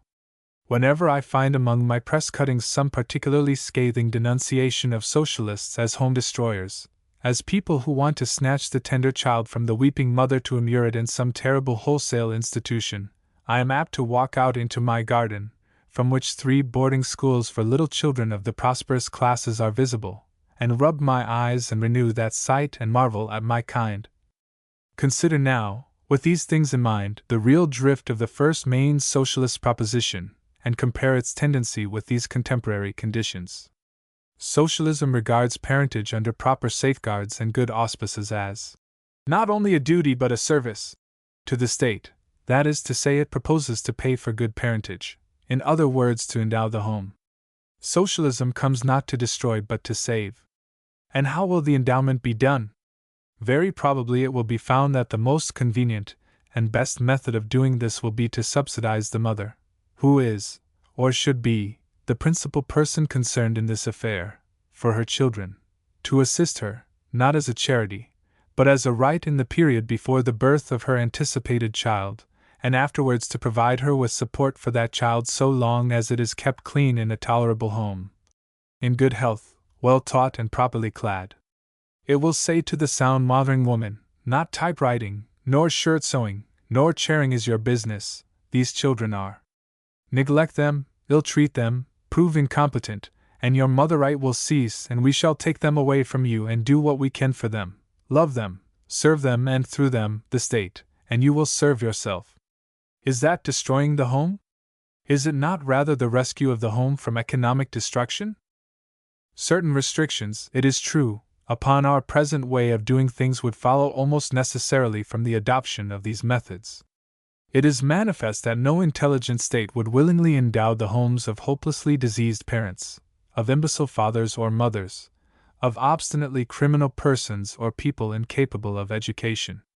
It is evident, too, that the state would not tolerate chance fatherhood, that it would insist very emphatically upon marriage and the purity of the home, much more emphatically than we do now. Such a case as the one numbered 197, a beautiful instance of the sweet, old-fashioned, homely, simple life of the poor we socialists are supposed to be vainly endeavoring to undermine, would certainly be dealt with in a drastic and conclusive spirit. Section 3. So far socialism goes toward regenerating the family, and sustaining the home. But let there be no ambiguity on one point.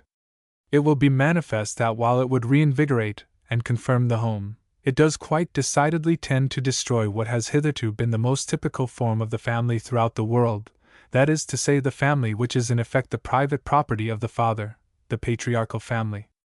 The tradition of the family in which we are still living, we must remember, has developed from a former state in which man owned the wife or child as completely as he owned horse or hut. He was the family's irresponsible owner. Socialism seeks to make him and his wife its jointly responsible heads. Until quite recently, the husband might beat his wife and put all sorts of physical constraint upon her. He might starve her or turn her out of doors. Her property was his. Her earnings were his. Her children were his. Under certain circumstances, it was generally recognized he might kill her. Today we live in a world that has faltered from the rigors of this position, but which still clings to its sentimental consequences. The wife nowadays is a sort of pampered and protected half-property. If she leaves her husband for another man, it is regarded not as a public offense on her part, but as a sort of mitigated theft on the part of the latter, entitling the former to damages. Politically she doesn't exist, the husband sees to all that. But on the other hand, he mustn't drive her by physical force, but only by the moral pressure of disagreeable behavior. Nor has he the same large powers of violence over her children that once he had. He may beat, within limits. He may dictate their education so far as his religious eccentricities go, and be generous or meager with the supplies. He may use his authority as a vague power far on into their adult life, if he is a forcible character. But it is at its best a shorn splendor he retains. He has ceased to be an autocrat and become a constitutional monarch. The state, sustained by the growing reasonableness of the world, intervenes more and more between him and the wife and children who were once powerless in his hands. The socialist would end that old legal predominance altogether. The woman, he declares, must be as important and responsible a citizen in the state as the man. She must cease to be in any sense or degree private property. The man must desist from tyrannizing in the nursery, and do his proper work in the world. So far, therefore, as the family is a name for a private property in a group of related human beings vesting in one of them, the head of the family, socialism repudiates it altogether as unjust and uncivilized. But so far as the family is a grouping of children with their parents, with the support and consent and approval of the whole community, socialism advocates it, would make it for the first time. So far as a very large moiety of our population is concerned, a possible and efficient thing. Moreover, as the present writer has pointed out elsewhere, this putting of the home upon a public basis destroys its autonomy. Just as the socialist and all who have the cause of civilization at heart would substitute for the inefficient, wasteful, irresponsible, unqualified private adventure school that did such infinite injury to middle-class education in Great Britain during the Victorian period, a public school, publicly and richly endowed and responsible and controlled, so the socialist would put an end to the uncivilized go-as-you-please of the private adventure family. Socialism, in fact, is the state family. The old family of the private individual must vanish before it, just as the old waterworks of private enterprise or the old gas company. 11. To anyone not idiotic nor blind with a passionate desire to lie about socialism, the meaning of this passage is perfectly plain. Socialism seeks to broaden the basis of the family and to make the once irresponsible parent responsible to the state for its welfare. Socialism creates parental responsibility. 10. 11. Section 4. And here we may give a few words to certain questions that are in reality outside the scope of socialists altogether, special questions involving the most subtle ethical and psychological decisions. Upon them socialists are as widely divergent as people who are not socialists, and socialism as a whole presents nothing but an open mind. They are questions that would be equally open to discussion in relation to an individualist state or to any sort of state. Certain religious organizations have given clear and imperative answers to some or all of these questions, and so far as the reader is a member of such an organization, he may rest assured that socialism, as an authoritative whole, has nothing to say for or against his convictions. This cannot be made too plain by socialists, nor too frequently repeated by them. A very large part of the so-called arguments against them arise out of deliberate misrepresentations and misconceptions of some alleged socialist position in these indifferent matters. I refer more particularly to the numerous problems in private morality and social organization arising from sexual conduct. May a man love one woman only in his life, or more, and may a woman love only one man? Should marriage be an irrevocable life union or not? Is sterile physical love possible, permissible, moral, honorable, or intolerable? Upon all these matters, individual socialists, like most other people, have their doubts and convictions, but it is no more just to saddle all socialism with their private utterances and actions upon these issues than it would be to declare that the Roman Catholic communion is hostile to beauty because worshippers coming and going have knocked the noses off the figures on the bronze doors of the Church of San Zeno at Verona, or that Christianity involves the cultivation of private vermin, because of the condition of St. Thomas à Becket's hair shirt. 12. To argue in that way is to give up one's birthright as a reasonable being. 12. Upon certain points modern socialism is emphatic. Women and children must not be dealt with as private property. Women must be citizens equally with men. Children must not be casually born. Their parents must be known and worthy. That is to say, there must be deliberation in begetting children, marriage under conditions. And there socialism stops. Socialism has not even worked out what are the reasonable conditions of a state marriage contract, and it would be ridiculous to pretend it had. This is not a defect in socialism particularly, but a defect in human knowledge. At countless points in the tangle of questions involved, the facts are not clearly known.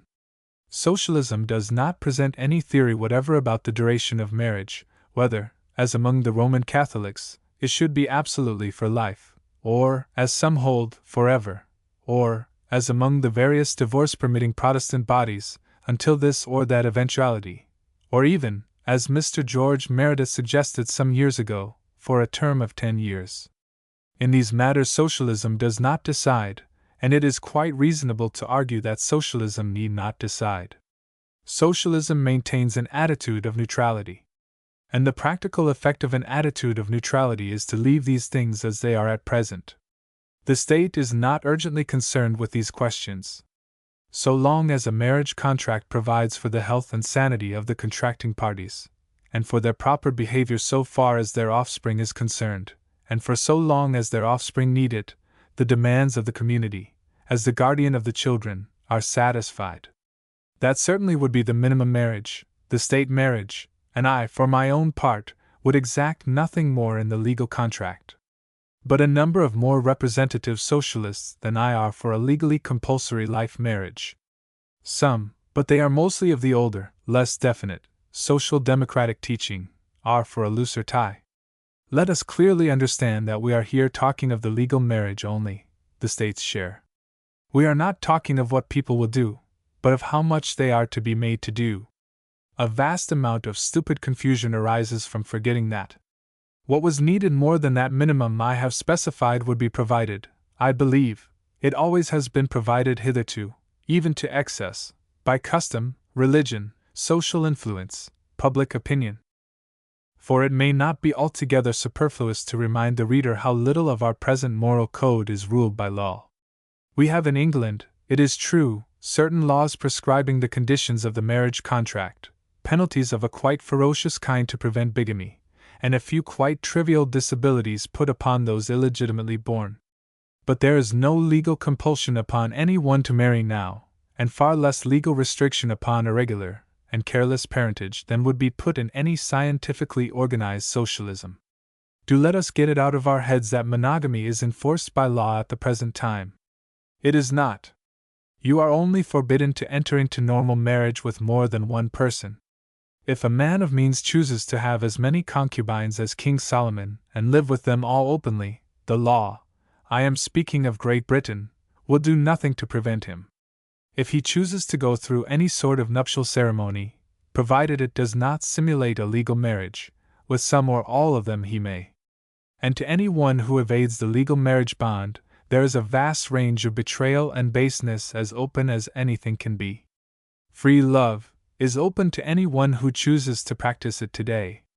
The real controlling force in these matters is social influence, public opinion, a sort of conscience and feeling for the judgment of others that is part of the normal human equipment. And the same motives and considerations that keep people's lives pure and discreet now will be all the more freely in operation under socialism, when money will count for less and reputation for more than they do now. Modern socialism is a project to change the organization of living and the circle of human ideas. But it is no sort of scheme to attempt the impossible, to change human nature and to destroy the social sensitiveness of man. I do not deny the intense human interest of these open questions, the imperative need there is to get the truth, whether one considers it to be one's own truth or the universal truth, upon them. But my point is that they are to be discussed apart from socialist theory, and that anyhow they have nothing to do with socialist politics. It is no doubt interesting to discuss the benefits of vaccination and the justice and policy of its public compulsion, to debate whether one should eat meat or confine oneself to a vegetable dietary, whether the overhead or the slot system is preferable for tramway traction, whether steamboats are needed on the Thames in winter, and whether it is wiser to use metal or paper for money. But none of these things have anything to do with the principles of socialism. Nor need we decide whether Whistler, Raphael, or Carpaccio has left us the most satisfying beauty, or which was the greater musician, Wagner, Scarlatti, or Beethoven, nor pronounce on the Bacon-Shakespeare controversy in any prescribed way, because we accept socialism. Coming to graver matters, there are ardent theologians who would create an absolute antagonism between socialism and Christianity, who would tie up socialism with some extraordinary doctrine of predestination, or deny the possibility of a Christian being a socialist or a socialist being a Christian. But these are matters on different planes. In a sense, socialism is a religion. To me, it is a religion in the sense, that is, that it gives a work to do that is not self-seeking, that it determines one in 1,000 indecisions, that it supplies that imperative craving of so many human souls, a devotion. But I do not see why a believer in any of the accepted creeds of Christianity, from the Apostles' Creed upward, should not also wholeheartedly give himself to this great work of social reconstruction. To believe in a real and personal heaven is surely not to deny earth with its tragedy, its sorrows, its splendid possibilities. It is simply to believe a little more concretely than I do, that is all. To assert the brotherhood of man under God seems to me to lead logically to a repudiation of the severities of private ownership, that is, to socialism. When the rich young man was told to give up his property to follow Christ, when the disciples were told to leave father and mother, it seems to me ridiculous to present Christianity as opposed to the self-abnegation of the two main generalizations of socialism, that relating to property in things, and that relating to property in persons. It is true that the Church of Rome has taken the deplorable step of forbidding socialism, or at least socialismus, to its adherents. But there is no need for socialists to commit a reciprocal stupidity. Let us socialists at any rate keep our intellectual partitions up. The Church that now quarrels with socialism once quarreled with astronomy and geology, and astronomers and geologists went on with their own business. Both religion and astronomy are still alive and in the same world together. And the Vatican Observatory, by the by, is honorably distinguished for its excellent stellar photographs. Perhaps, after all, the Church does not mean by socialismus socialism as it is understood in English. Perhaps it simply means the dogmatically anti-Christian socialism of the continental type. I am not advocating indifference to any interest I have here set aside as irrelevant to socialism. Men have discussed and will, I hope, continue to discuss such questions as I have instanced with passionate zeal. But socialism need not be entangled by their decisions. We can go on our road to socialism, we can get to socialism, to the civilized state, whichever answer is given to any of these questions, great or small. Chapter 7: Would Modern Socialism Abolish All Property? Chapter 7. Section 1. Having in the previous chapter cleared up a considerable mass of misconception and possibility of misrepresentation about the attitude of socialism to the home, let us now devote a little more attention to the current theory of property, and say just exactly where modern socialism stands in that matter. Having. The plain fact of the case is that the socialist, whether he wanted to or no, would no more be able to abolish personal property altogether than he would be able to abolish the human liver. The extension of one's personality to things outside oneself is indeed as natural and instinctive a thing as eating. But because the liver is necessary and inevitable, there is no reason why it should be enlarged to uncomfortable proportions, and because eating is an unconquerable instinct, there is no excuse for repletion. The position of the modern socialist is that the contemporary idea of personal property is enormously exaggerated and improperly extended to things that ought not to be private, not that it is not a socially most useful and desirable idea within its legitimate range. There can be no doubt that many of those older writers who were socialists before socialism, Plato, for instance, and Sir Thomas More, did very roundly abolish private property altogether. They were extreme communists, and so were many of the earlier socialists. In More's Utopia, doors might not be fastened, they stood open, one hadn't even a private room. These earlier writers wished to insist upon the need of self-abnegation in the ideal state, and to startle and confound, they insisted overmuch. The early Christians, one gathers, were almost completely communistic, and that interesting experiment in Christian socialism, of a rather unorthodox type of Christianity, the American Oneida Community, was successfully communistic in every respect for many years. But the modern socialist is not a communist. The modern socialist, making his scheme of social reconstruction for the whole world and for every type of character, recognizes the entire impracticability of such dreams, recognizing, too, it may be, the sacrifice of human personality and distinction such ideals involve. The word property, one must remember, is a slightly evasive word. Absolute property hardly exists. Absolute, that is to say, in the sense of unlimited right of disposal, almost all property is incomplete and relative. A man, under our present laws, has no absolute property even in his own life. He is restrained from suicide and punished if he attempt it. He may not go offensively filthy nor indecently clad. There are limits to his free use of his body. The owner of a house, of land, of a factory is subject to all sorts of limitations, building regulations for example, and so is the owner of horse or dog.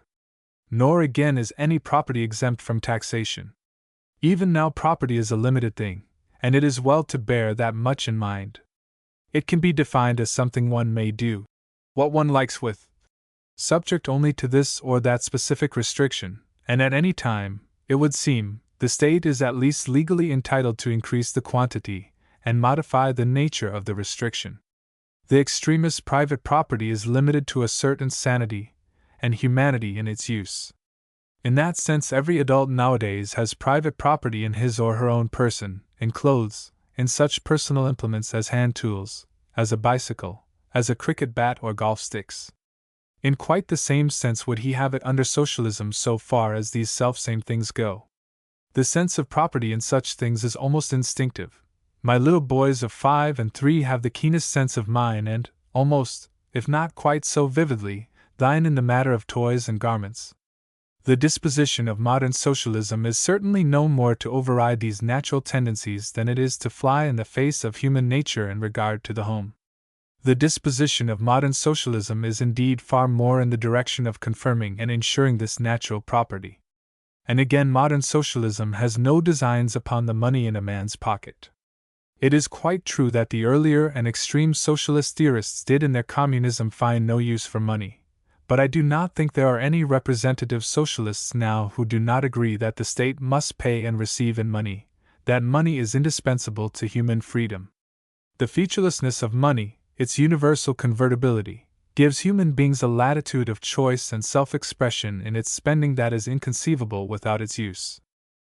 All such property socialism will ungrudgingly sustain, and it will equally sustain property in books and objects of aesthetic satisfaction, in furnishing, in the apartments or dwelling house a man or woman occupies and in their household implements.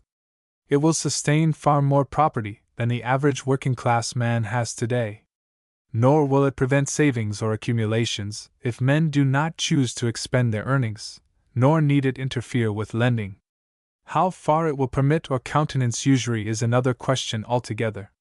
There will no doubt remain, after all the workaday needs of the world have been met by a scientific public organization of the general property in nature, a great number of businesses and enterprises and new and doubtful experiments outside the range of legitimate state activity. In these, interested and prosperous people will embark their surplus money as shareholders in a limited liability company, making partnership profits or losses in an entirely proper manner. But whether there should be debentures and mortgages or preference shares, or such like manipulatory distinctions, or interest in any shape or form, I am inclined to doubt. A moneylender should share risk as well as profit. That is surely the moral law in lending that forbids usury. He should not be allowed to bleed a failing business with his inexorable percentage, and so eat up the ordinary shareholder or partner any more than the landlord should be allowed to eat up the failing tenant for rent.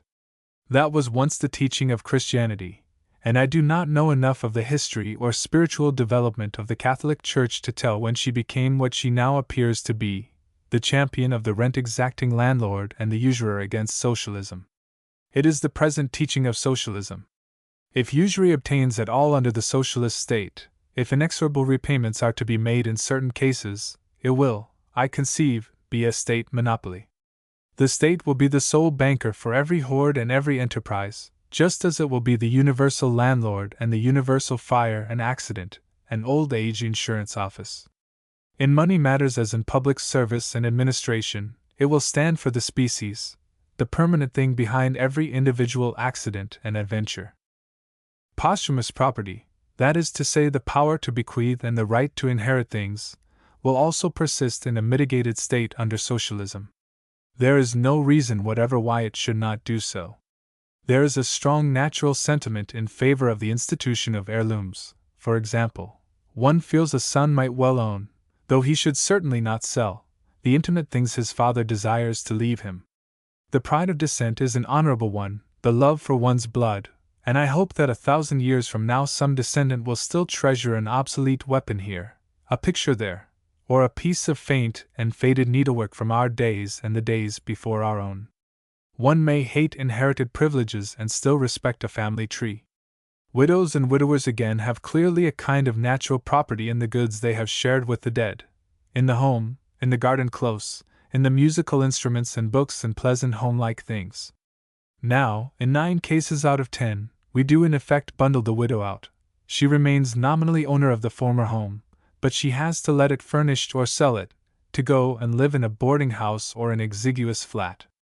Even perhaps a proportion of accumulated money may reasonably go to friend or kin. It is a question of public utility. Socialism has done with absolute propositions in all such things, and views these problems now as questions of detail, matters for fine discriminations. We want to be quit of pedantry. All that property which is an enlargement of personality, the modern socialist seeks to preserve. It is that exaggerated property that gives power over the food and needs of one's fellow creatures, property and inheritance in land, in industrial machinery, in the homes of others and in the usurer's grip upon others, that he seeks to destroy. The more doctrinaire socialists will tell you they do not object to property for use and consumption, but only to property in the means of production. But I do not choose to resort to over-precise definitions. The general intention is clear enough, the particular instance requires particular application. But it is just because we modern socialists want every one to have play for choice and individual expression in all these realities of property that we object to this monstrous property of a comparatively small body of individuals expropriating the world. Section 2. I am inclined to think, but here I speak beyond the text of contemporary socialist literature, that in certain directions socialism, while destroying property, will introduce a compensatory element by creating rights. For example, socialism will certainly destroy all private property in land and in natural material and accumulated industrial resources. It will be the universal landlord and the universal capitalist, but that does not mean that we shall all be the state's tenants at will. There can be little doubt that the socialist state will recognize the rights of the improving occupier and the beneficial hirer. It is manifestly in accordance both with justice and public policy that a man who takes a piece of land and creates a value on it, by making a vineyard, let us say, is entitled to security of tenure, is to be dispossessed only in exceptional circumstances and with ample atonement. If a man who takes an agricultural or horticultural holding comes to feel that there he will toil and there later he will rest upon his labors, I do not think a rational socialism will war against this passion for the vine and fig tree. If it absolutely refuses the idea of freehold, it will certainly not repudiate leasehold. I think the state may prove a far more generous and sentimental landlord in many things than any private person. In another correlated direction, too, socialism is quite reconcilable with a finer quality of property than our landowner-ridden Britain allows to any but the smallest minority. I mean property in the house one occupies. If I may indulge in a quite unauthorized speculation, I am inclined to think there may be two collateral methods of home building in the future. For many people always there will need to be houses to which they may come and go for longer and shorter tenancies, and which they will in no manner own. Nowadays such people are housed in the exploits of the jerry builder. All England is unsightly with their meagre pretentious villas and miserable cottages and tenement houses. Such homes in the socialist future will certainly be supplied by the local authority, but they will be fair, decent houses by good architects, fitted to be clean and lit, airy and convenient, the homes of civilized people, sightly things altogether in a generous and orderly world. But in addition there will be the prosperous private person with a taste that way, building himself a home as a leaseholder under the public landlord. For him, too, there will be a considerable measure of property, a measure of property that might even extend to a right, if not of bequest, then at any rate of indicating a preference among his possible successors in the occupying tenancy. Then there is a whole field of proprietary sensations in relation to official duties and responsibility. Men who have done good work in any field are not to be lightly torn from it. A medical officer of health who has done well in his district, a teacher who has taught a generation of a town, a man who has made a public garden, have a moral lien upon their work for all their lives. They do not get it under our present conditions. I know that it will be quite easy to say all this is a question of administration and detail. It is. But it is, nevertheless, important to state it clearly here, to make it evident that the coming of socialism involves no destruction of this sort of identification of a man with the thing he does, this identification that is so natural and desirable, that this living and legitimate sense of property will if anything be encouraged and its claims strengthened under socialism. Today that particularly living sort of property sense is often altogether disregarded. Every day one hears of men who have worked up departments in businesses, men who have created values for employers, men who have put their lives into an industrial machine, being flung aside because their usefulness is over, or out of personal pique, or to make way for favorites, for the employer's son or cousin or what not, without any sort of appeal or compensation. Ownership is autocracy. At the best it is latent injustice in all such matters of employment. Then again, consider the case of the artist and the inventor who are too often forced by poverty now to sell their early inventions for the barest immediate subsistence. Speculators secure these initial efforts, sometimes to find them worthless, sometimes to discover in them the sources of enormous wealth. In no matter is it more difficult to estimate value than in the case of creative work. Few geniuses are immediately recognized, and the history of art, literature, and invention is full of Chattertons and Savages who perished before recognition came, and of Dickenses who sold themselves unwisely. Consider the immense social benefit if the creator even now possessed an inalienable right to share in the appreciation of his work. Under socialism it would for all his life be his, and the world's, and controllable by him. He would be free to add, to modify, to repeat. In all these respects modern socialism tends to create and confirm property and rights, the property of the user, the rights of the creator. It is quite other property it tends to destroy, the property, the claim, of the creditor, the mortgagee, the landlord and usurer, the forestaller, gambling speculator, monopolizer and absentee. In very truth socialism would destroy no property at all, but only that sham property that, like some wizard-cast illusion, robs us all. Section 3. And now we are discussing the socialist attitude towards property. It may be well to consider a little group of objections that are often made in anti-socialist tracts. I refer more particularly to a certain hard case, the hard case of the savings of the virtuous small man. The reader, if he is at all familiar with this branch of controversial literature, probably knows how that distressing case is put. One is presented with a poor man of inconceivable industry, goodness, and virtue. He has worked, he has saved. At last, for the security of his old age, he holds a few shares in a business, a bit of land, or perhaps through a building society, house property. Would we, the anti-socialist chokes with emotion, so alter the world as to rob him of that? The anti-socialist gathers himself together with an effort and goes on to a still more touching thought. The widow. 13. Well, I think there are assurances in the previous section to disabuse the reader's mind a little in this matter.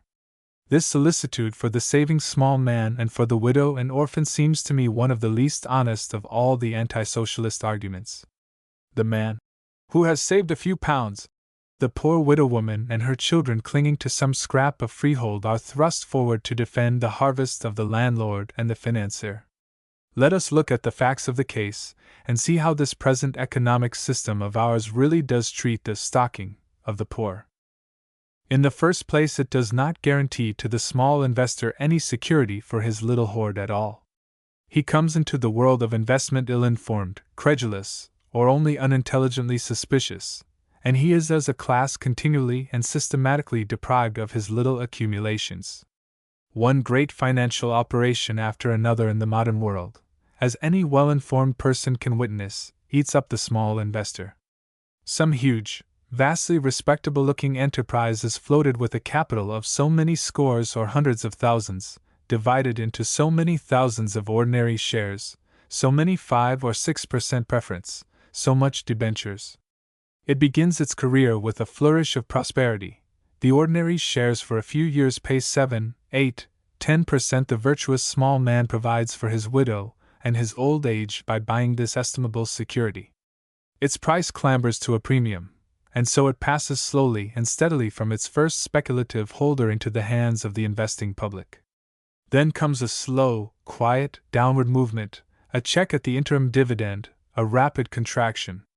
Consider such a case as that of the great British Electric Traction Company, which began with ordinary shares at 10, which clambered above 21 and 7/8, which is now, October 1907, fluctuating about 2. Its 6% preference shares have moved between 14 and 5.5. Its ordinary shares represent a total capital of £1,333,010, and its preference £1,614,370, so that here in this one concern we have a phantom appearance and disappearance of over £2 million worth of value and a real disappearance of perhaps half that amount. It requires only a very slight knowledge of the world to convince one that the bulk of that sum was contributed by the modest investments of mediocre and small people out of touch with the real conditions of the world of finance. These little investors, it is said, are the bitter champions of private finance against the municipalities and socialists. One wonders why. One could find a score of parallels and worse instances representing in the end many scores of millions of pounds taken from the investing public in the last few years. I will, however, content myself with one sober quotation from the New York Journal of Commerce, which the reader will admit is not likely to be a willing witness for socialism. Commenting on the testimony of the principal witness, Mr. Harriman, of the Illinois Central Railroad, before the Interstate Commerce Commission, March 1907, it says, "On his own admission, he was one of a combine of 4 who got possession of the Chicago and Alton Railroad, and immediately issued bonds for $40 million, out of the proceeds of which they paid themselves a dividend of 30% on the stock they held, besides taking the bonds at 65 and subsequently selling them at 90 or more. Some of them to life insurance companies with which Mr. Harriman had some kind of relation. There were no earnings or surplus out of which the dividend could be paid, but the books of the company were juggled by transferring some $12 million expended for betterments to capital account as a sort of bookkeeping basis for the performance. Besides this, the Chicago and Alton Railroad was transformed into a railway, and a capitalization of a little under $40 million was swollen to nearly $123 million to cover an actual expenditure in improvements of $22,500,000. In the process, there was an injection of about $60,600,000 of water into the stock held by the four, some of which was sold to the Union Pacific, of which Mr. Harriman was president, and more was unloaded upon the Rock Island. Mr. Harriman refused to tell how much he made out of that operation. It shows how some of our enormous fortunes are made, as well as what motives and purposes sometimes prevail in the use of the power entrusted to the directors and officers of corporations. It is a simple and elementary principle that all values are created by the productive activity of capital, labor, and ability in industrial operations of one kind and another. No wealth comes out of nothing, but all must be produced and distributed, and what one gets by indirection another loses or fails to get. The personal profit of these speculative operations in which the capital, credit, and power of corporations are used by those entrusted with their direction come out of the general body of stockholders whose interests are sacrificed, or out of the public investors who are lured and deceived, or out of shippers who are overtaxed for the service for which railroads are chartered, or out of all these in varying proportions. In other words, they are the fruits of robbery. So that you see, it is not only untrue that socialism would rob a poor man of his virtuously acquired bit of property, but the direct contrary is the truth, that the present system, non-socialism, is now constantly butchering thrift. Simple people believe the great financiers win and lose money to each other. They are not, to put it plainly, such fools.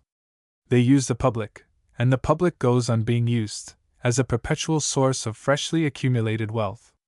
I know one case of a man of 50 who serves in a shop, a most industrious, competent man, who has been saving and investing money all his life in what he had every reason to believe were safe and sober businesses. He has been denying himself pleasures, cramping his life to put by about a third of his wages every year since he was 22, and today he has not got his keep for a couple of years.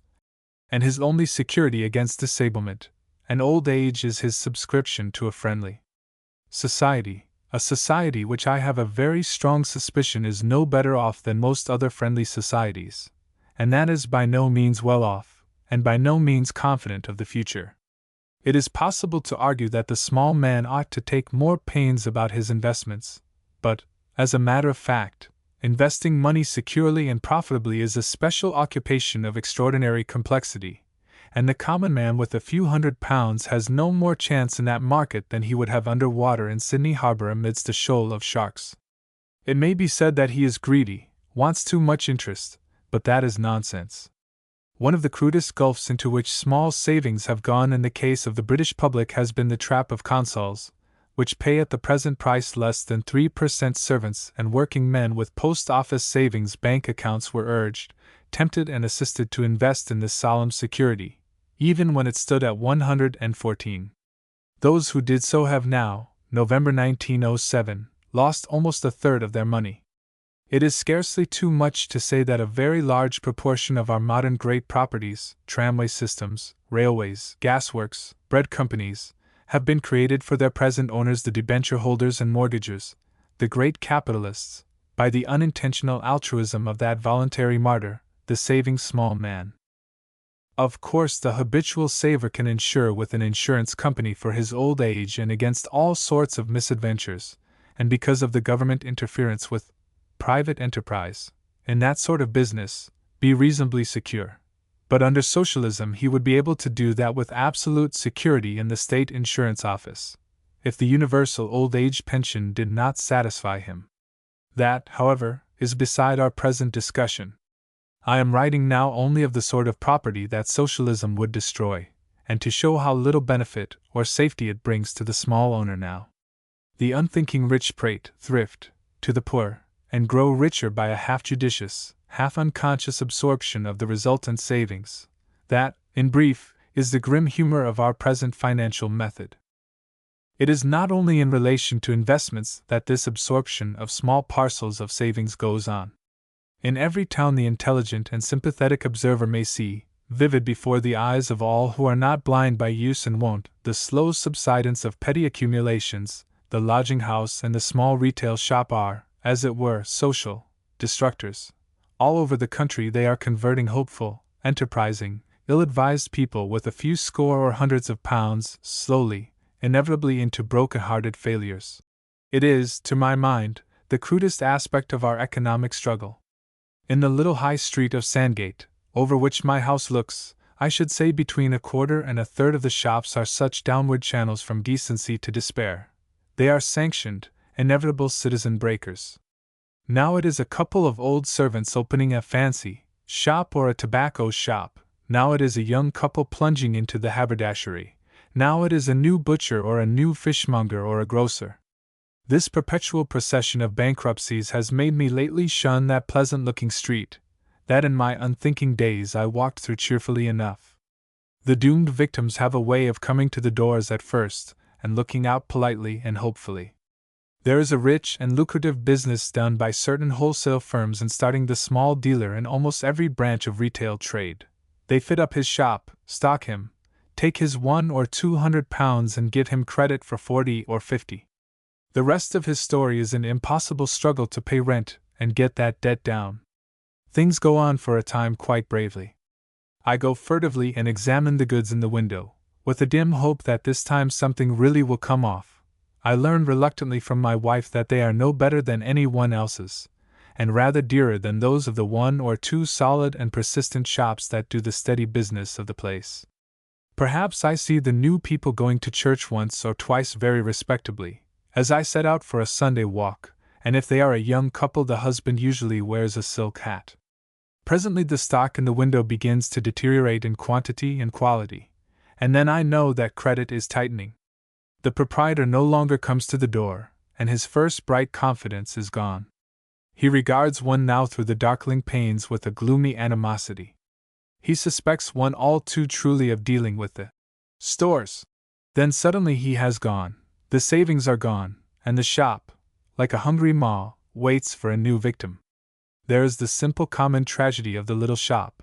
The landlord of the house has his money all right, the ground landlord has, of course, every penny of his money, the kindly wholesalers are well out of it, and the young couple or the old people, as the case may be, are looking for work, or the nearest casual ward, just as though there was no such virtue as thrift in the world.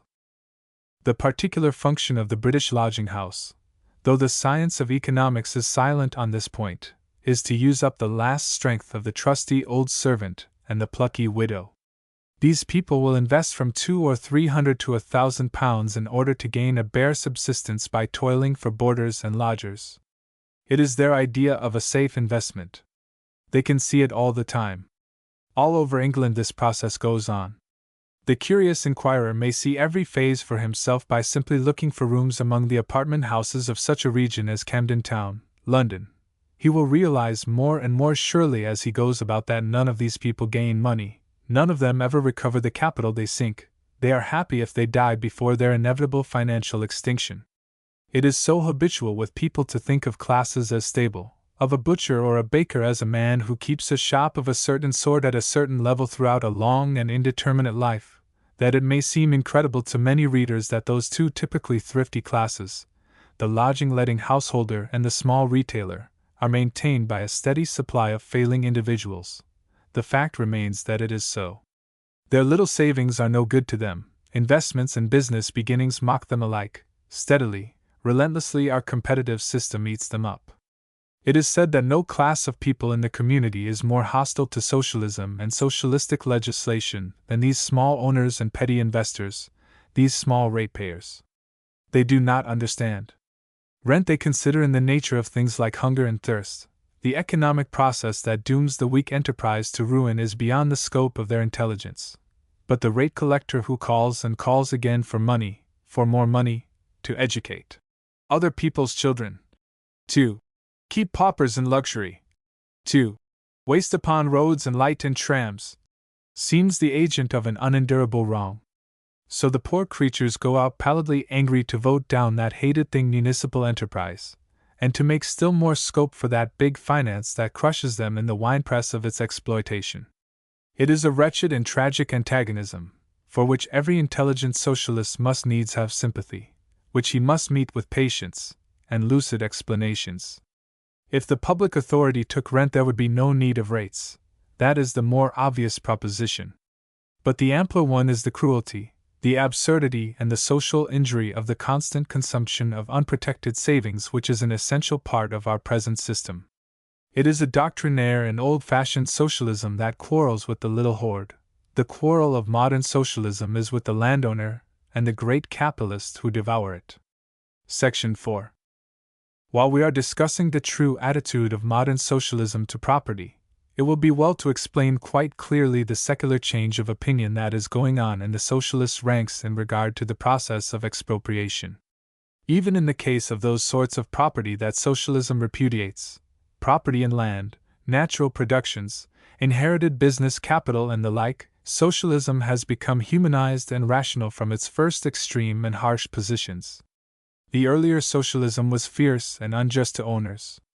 Property is robbery, said Proudhon, and right down to the 90s socialism kept too much of the spirit of that proposition. The property owner was to be promptly and entirely deprived of his goods, and to think himself lucky he was not lynched forthwith as an abominable rascal. The first basis of the Fabian Society, framed so lately as 1884, seems to repudiate compensation, even a partial compensation of property owners, though in its practical proposals the Fabian Society has always admitted compensatory arrangements. The exact words of the basis are, "Without compensation, though not without such relief to expropriated individuals as may seem fit to the community." The wording is pretty evidently the result of a compromise between modern views and older teachings. If the Fabian Society were rewriting its basis now, I doubt if any section would insist even upon that eviscerated. Without compensation. Now property is not robbery. It may be a mistake, it may be unjust and socially disadvantageous to recognize private property in these great common interests, but every one concerned, and the majority of the property owners certainly, held and hold in good faith, and do their best by the light they have. We live today in a vast tradition of relationships in which the rightfulness of that kind of private property is assumed, and suddenly, instantly, to deny and abolish it would be, I write this as a convinced and thorough socialist, quite the most dreadful catastrophe human society could experience. For what sort of provisional government should we have in that confusion? Expropriation must be a gradual process, a process of economic and political readjustment, accompanied at every step by an explanatory educational advance. There is no reason why a cultivated property owner should not welcome and hasten its coming. Modern socialism is prepared to compensate him, not perhaps fully, but reasonably, for his renunciations and to avail itself of his help, to relieve him of his administrative duties, his excess of responsibility for estate and business. It does not grudge him a compensating annuity nor terminating rights of user. It has no intention of obliterating him nor the things he cares for. It wants not only to socialize his possessions, but to socialize his achievement in culture and all that leisure has taught him of the possibilities of life. It wants all men to become as fine as he. Its enemy is not the rich man but the aggressive rich man, the usurer, the sweater, the giant plunderer, who are developing the latent evil of riches. It repudiates altogether the conception of a bitter class war between those who have and those who have not. But this new tolerant spirit and method involves no weakening of the ultimate conception. Modern socialism sets itself absolutely against the creation of new private property out of land, or rights or concessions not yet assigned. All new great monopolistic enterprises in transit, building and cultivation, for example, must from the first be under public ownership.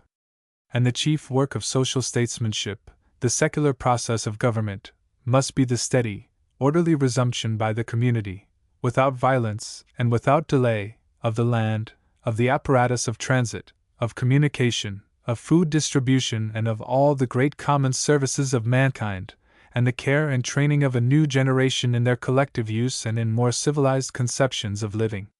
Chapter 8: The Middle Class Man, the Business Man, and Socialism. Chapter 8. Section 1. Let me insert here a few remarks upon a question that arises naturally out of the preceding discussion, and that is the future of that miscellaneous section of the community known as the middle class. It is one that I happen to know with a peculiar intimacy. For a century or more the grinding out of the middle class has been going on. I began to find it interesting, altogether too interesting indeed, when I was still only a little boy. My father was one of that multitude of small shopkeepers which has been caught between the stores and such like big distributors above and the rising rates below, and from the Knickerbocker stage onward I was acutely aware of the question hanging over us.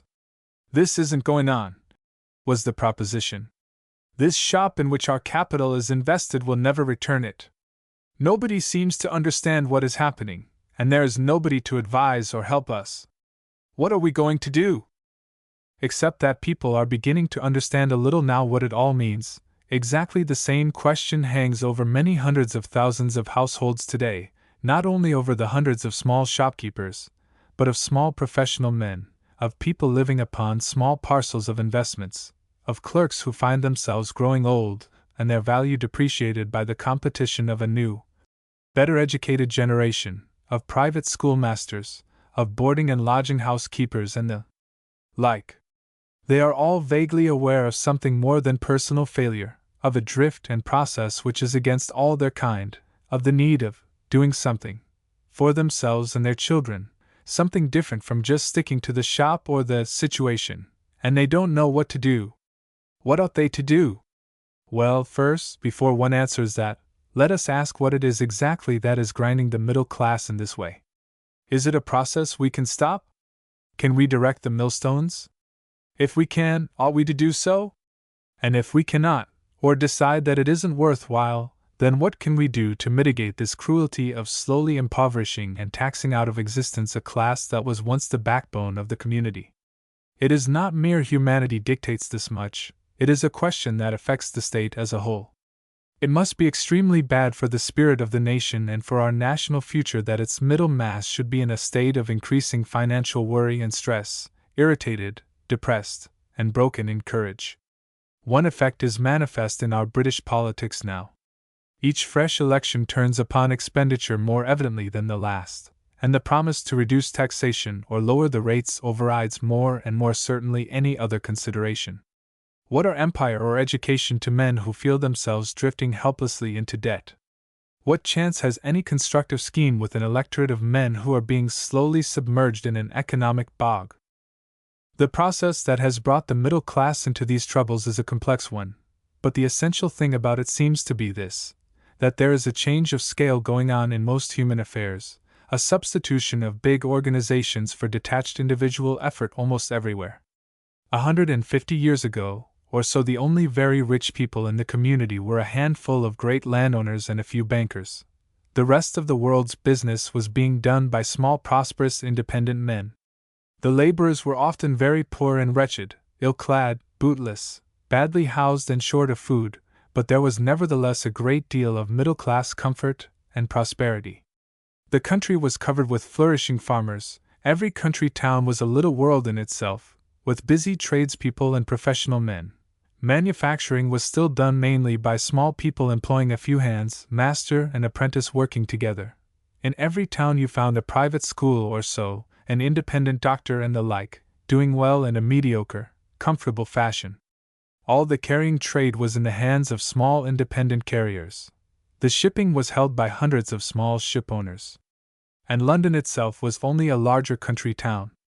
It was, in effect, a middle-class world ruled over by aristocrats. The millstones had as yet scarcely stirred. Then machinery came into the lives of men, and steam power, and there began that change of scale which is going on still today, making an ever-widening separation of master and man and an ever-enlarging organization of industry and social method. Its most striking manifestation was at first the substitution of organized manufacture in factories for the half-domestic hand-industrialism of the earlier period, the growth of the fortunes of some of the merchants and manufacturers to dimensions comparable with the wealth of the great landowners, and the sinking of the rest of their class towards the status of wage earners. The development of joint stock enterprise arose concurrently with this to create a new sort of partnership capable of handling far greater concerns than any single wealthy person, as wealth was measured by the old scale, could do. There followed a great development of transit, culminating for a time in the coming of the railways and steamships, which abolished the isolation of the old towns and brought men at the remotest quarters of the earth into business competition. Big towns of the modern type, with 500,000 inhabitants or more, grew up rapidly all over Europe and America. For the European big towns are as modern as New York, and the East End and South Side of London scarcely older than Chicago. Shopkeeping, like manufactures, began to concentrate in large establishments, and big wholesale distribution to replace individual buying and selling. As the need for public education under the changing conditions of life grew more and more urgent, the individual enterprise of this schoolmaster, and that gave place to the organized effort of such giant societies as, in Britain, the old National School Society and the British School Society, and at last to state education. And one after another the old prosperous middle-class callings fell under the stress of the new development. The process still goes on, and there can be little doubt of the ultimate issue. The old small manufacturers are either ruined or driven into sweating in the slums. The old coaching innkeeper and common carrier have been impoverished or altogether superseded by the railways and big carrier companies. The once flourishing shopkeeper lives today on the mere remnants of the trade that great distributing stores or the branches of great companies have left him. Tea companies, provision dealing companies, tobacconist companies, make the position of the old established private shop unstable and the chances of the new beginner hopeless. Railways and tramways take the custom more and more effectually past the door of the small draper and outfitter to the well-stocked establishments at the center of things. Telephone and telegraph assist at shopping at the center more and more. The small, middle-class schoolmaster finds himself beaten by revived endowed schools and by new public endowments. The small doctor, the local dentist, find Harley Street always nearer to them and practitioners in motor cars from the great centers playing havoc with their practices. And while the small men are more and more distressed, the great organizations of trade, of production, of public science, continue to grow and coalesce, until at last they grow into national or even world trusts, or into publicly owned monopolies. In America, slaughtering and selling meat has grown into a trust, steel and iron are trustified, mineral oil is all gathered into a few hands. All through the trades and professions and sciences and all over the world the big eats up the small, the new in large scale replaces the old. And this is equally true, though it is only now beginning to be recognized, of the securities of that other section of the middle class, the section which lives upon invested money. There, too, big eats little. There, too, the small man is more and more manifestly at the mercy of the large organization. It was a pleasant illusion of the Victorian time that one put one's £100 or £1,000 into something, beside the rich man's tens of thousands, and drew one's secure and satisfying dividends. The intelligent reader of Mr. Lawson's Frenzied Finance, or of the bankruptcy proceedings of Mr. Hooley realizes this idyll is scarcely true to nature. Through the seas and shallows of investment flow great tides and depressions, on which the big fortunes ride to harbor while the little accumulations, capsized and swamped, quiver down to the bottom. It becomes more and more true that the small man saves his money for the rich man's pocket. Only by drastic state intervention is a certain measure of safety secured for insurance, and in America recently we have had the spectacle of the people's insurance money used as a till by the rich financiers. And when the middle-class man turns in his desperation from the advance of the big competitor who is consuming him, as a big codfish eats its little brother, to the state, he meets a tax paper. He sees as the state's most immediate aspect the rate collector and inexorable demands. The burthen of taxation certainly falls upon him, and it falls upon him because he is collectively the weakest class that possesses any property to be taxed.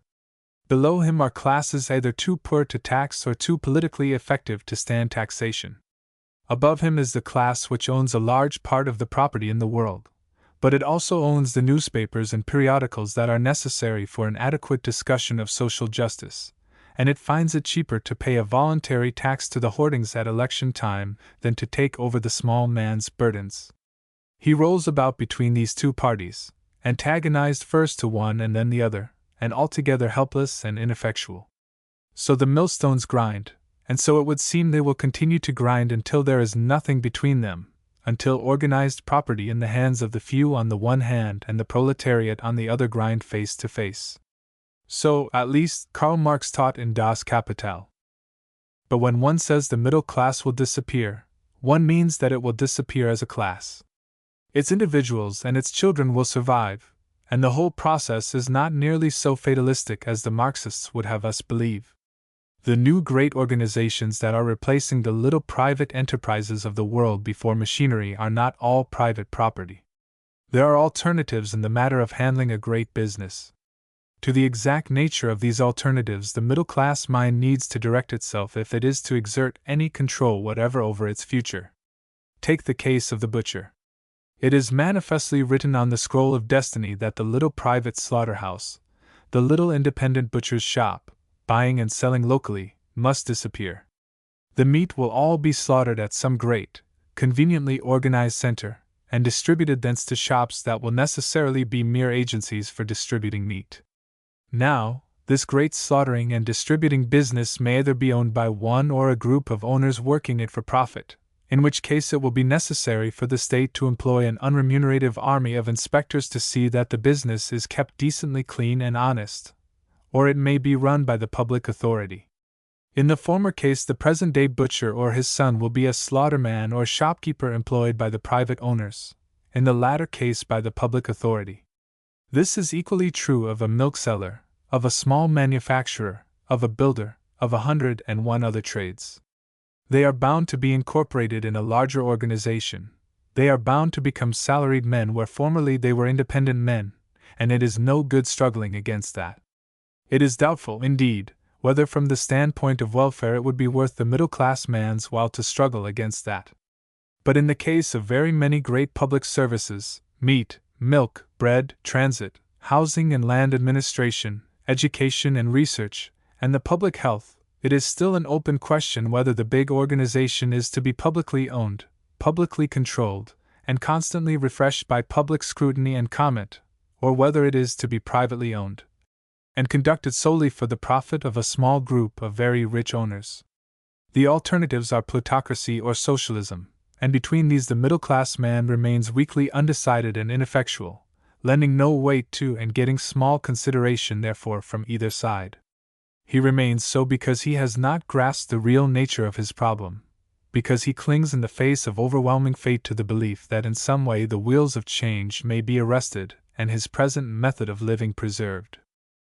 I think, if he could shake himself free from that impossible conservatism he would realize that his interests lie with the interests of the intelligent working-class man, that is to say, in the direction of socialism rather than in the direction of capitalistic competition. That the best use he can make of such educational and social advantages as still remain for him is to become the willing leader instead of the panic-fierce antagonist of the socialist movement. His place, I hold, is to forward the development of that state and municipal machinery the socialist foreshadows, and to secure for himself and his sons and daughters an adequate position and voice in the administration. Instead of struggling to diminish that burden of public expenditure which educates and houses, conveys and protects him and his children, he ought rather to increase it joyfully, while at the same time working manfully to transfer its pressure to the broad shoulders of those very rich people who have hitherto evaded their legitimate share of it. The other course is to continue his present policy of obstinate resistance to the extension of public property and public services. In which case these things will necessarily become that basis of monopolistic property on which the coming plutocracy will establish itself. The middle-class man will be taxed and competed out of independence just the same, and he will become a salaried officer just the same, but with a different sort of master and under different social conditions according as one or other of these alternatives prevails. Which is the better master, the democratic state or a combine of millionaires? Which will give the best social atmosphere for one's children to breathe, a plutocracy or a socialism? That is the real question to which the middle-class man should address himself. No doubt to many minds a plutocracy presents many attractions. In the works of Thomas Love Peacock, and still more clearly in the works of Mr. W. H. Mallock, you will find an agreeable rendering of that conception. The bulk of the people will be organized out of sight in a state of industrious and productive congestion, and a wealthy, leisurely, and refined minority will live in spacious homes, with excellent museums, libraries, and all the equipments of culture, will go to town, concentrate in Paris, London, and Rome, and travel about the world. It is to these large, luxurious, powerful lives that the idealist naturally turns. Their motor cars, their aeroplanes, their steam yachts will awaken terror and respect in every corner of the globe. Their handsome doings will fill the papers. They will patronize the arts and literature, while at the same time mellowing them by eliminating that too urgent insistence upon contemporary fact which makes so much of what is done today harsh and displeasing. The middle-class tradition will be continued by a class of stewards, tenants, managers, and foremen, secretaries and the like, respected and respectful. The writer, the artist, will lead lives of comfortable dependence, a link between class and class, the lowest of the rich man's guests, the highest of his servants. As for the masses, they will be fed with a sort of careless vigor and considerable economy from the Chicago stockyards, and by agricultural produce trusts, big breweries, fresh water companies, and the like. They will be organized industrially and carefully controlled. Their spiritual needs will be provided for by churches endowed by the wealthy, their physical distresses alleviated by the hope of getting charitable aid, their lives made bright and adventurous by the crumbs of sport that fall from the rich man's table. They will crowd to see the motor car races, the aeroplane competitions. It will be a world rich in contrasts, and not without its gleam of pure adventure. Every bright young fellow of capacity will have the hope of catching the eye of some powerful personage, of being advanced to some high position of trust, of even ending his days as a partner, a subordinate assistant plutocrat. Or he may win a quite agreeable position by literary or artistic merit. A pretty girl, a clever woman of the middle class would have before her even more brilliant and romantic possibilities. There can be no denying the promises of color and eventfulness a plutocracy holds out, and though they do not attract me, I can quite understand their appeal to the more ductile and appreciative mind of Mr. Mallock.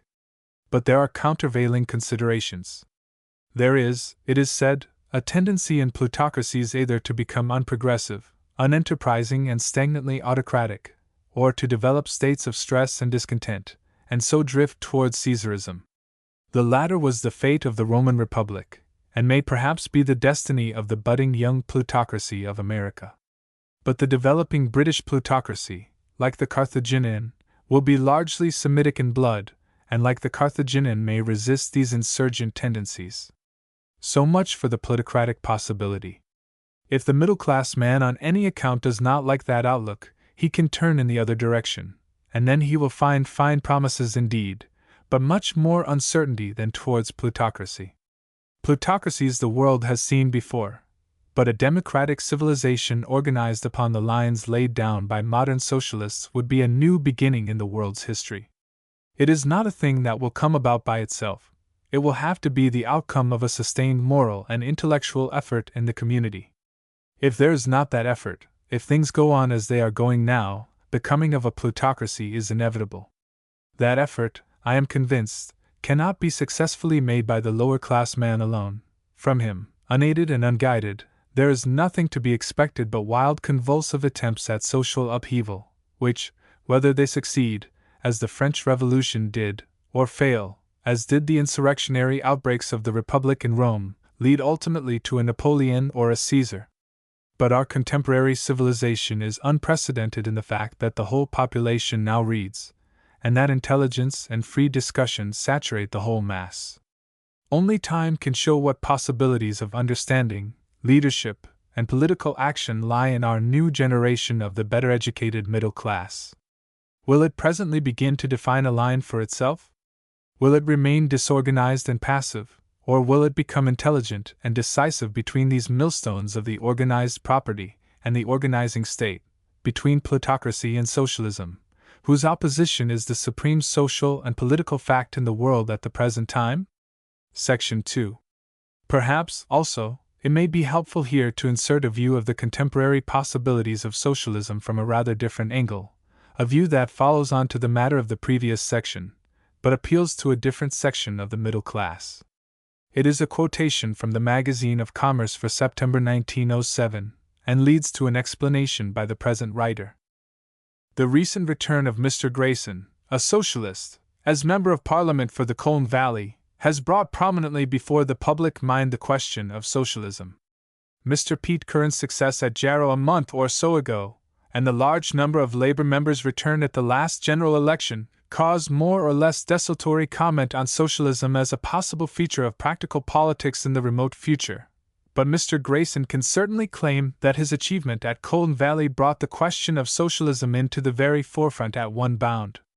It is difficult to ignore socialism, to dismiss it as a mere fad and fancy of a few harebrained enthusiasts, after Mr. Grayson's success. The verdict of Colne Valley may be the verdict of many another constituency where the so-called working-class electors are numerically predominant. When we consider that the manual worker represents the majority of the electorate of the country, this contingency does not appear to be so very remote, provided that the leaders of socialism can organize their resources and canvass the working men on a wide and carefully planned scale.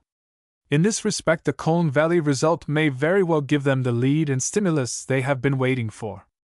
It must be borne in mind, too, that the forward section of the Labour Party is avowedly socialist in its sympathies, and a definite start may therefore be said to have been made towards capturing the machinery of government in the cause of socialism. How will socialism affect the business world? This is a question which many thoughtful businessmen must have already put to themselves. For reply, we must go to the leaders of socialism and discover what their policy actually is. The common impression that socialism spells barefaced confiscation is too superficial to be seriously adduced as an argument against socialism. The leaders of the cause include some of the cleverest men of the day, men who have a more rational basis for their policy than that of simply robbing Peter to pay Paul. The suggestion that socialism means a compulsory share-out may be rightly dismissed as an idle scare. The most bitter opponent of socialism must at least admit that there is a stronger argument to be met than that implied by the parrot cry of spoliation. Socialism has, at any rate, so far advanced as to be allowed the ordinary courtesies of debate. We may oppose it tooth and nail, but we must confront argument with argument, and not with abuse. Despite much excellent literature which is read widely by cultured people, very little is known by the general public of the principles which modern British socialists have adopted as their guiding rules. Few businessmen care to study the subject. We have therefore addressed a letter to the chief leaders of the cause, with the purpose of ascertaining the effect which socialism would have on our business habits. Our object was to discover how far socialism might disturb or improve business, whether it would altogether subvert present methods, or whether it could be applied without injury to these methods. To put the matter very plainly, we wished to learn whether we should carry on our business much as we do now, giving free play to individual effort and individual fortune building. The reply of Mr. Wells is as follows. My dear sir, I wish very much I could reply at adequate length to your very admirably framed question. The constant stream of abuse and of almost imbecile misrepresentations of socialism in the press has no doubt served to distort the idea of our movement in the minds of a large proportion of busy men, and filled them with an unfounded dread of social insecurity. If it were possible to allay that by an epigrammatic program, socialism in a nutshell, so to speak, I would do my best. But the economic and trading system of a modern state is not only a vast and complex tangle of organizations, but at present an uncharted tangle, and necessarily the methods of transition from the limited individualism of our present condition to the scientifically organized state, which is the socialist ideal, must be gradual, tentative, and various. To build up a body of social and economic science, to develop a class of trained administrators, to rearrange local government areas, to educate the whole community in the sense of the state, are necessary parts of the socialist scheme. You must try and induce your readers to recognize that when socialism finds such supporters as Sir Oliver Lodge and Professor Karl Pearson, as William Morris, who revolutionized the furniture trade, as Granville Barker, who is revolutionizing the London stage, as Mr. George Cadbury and Mr. Fells, whose names are not unknown in the world of advertisement, as Mr. Allen, of the Allen line, as Mr. George Bernard Shaw and Mrs. Shaw, Mr. and Mrs. Sidney Webb and Sir Sidney Olivier, the present Governor of Jamaica, all of them fairly comfortable and independent people, practically acquainted with the business of investment and affairs generally, and quite alive to the present relations of property to the civilized life. The suggestion that it is a raid of the ignorant have-nots on the possessions of the wise and good haves cannot be a very intelligent one nor addressed to very intelligent people. Essentially, socialism is the scientifically organized state as distinguished from the haphazard, wasteful, blundering, child-sweating state of the 18th century. It is the systematization of present tendency. Necessarily, its methods of transition will be progressively scientific and humane.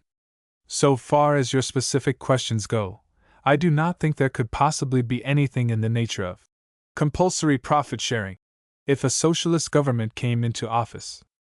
There is at present a compulsory profit sharing in the form of an income tax, but that tax does not appeal to the socialist as a particularly scientific one. The advent of a strongly socialist government would mean no immediate revolutionary changes at all. There would be, no doubt, a vigorous acceleration of the educational movement to increase the economic value and productivity of the average citizen of the next generation, and legislation upon the lines laid down by the principle of the minimum wage, to check the waste of our national resources by destructive employment. Also, a systematic shifting of the burden of taxation from enterprise to rent would begin. But nothing convulsive would occur. The means of transit and communication of the country, both internal and external, and especially the railways and canals, which are now rapidly falling into inefficiency through the exhaustion of their capital upon excessive dividends in the past, would probably be transferred from competitive private to organized public control, a transfer that would certainly be enormously stimulating to business generally. There would be no robbery. The former shareholders would become stock or annuity holders. Nor would there be any financial convulsion due to the raising of the enormous sum necessary to effect this purchase. The country would simply create stock, while at the same time taking over assets to balance the new liability.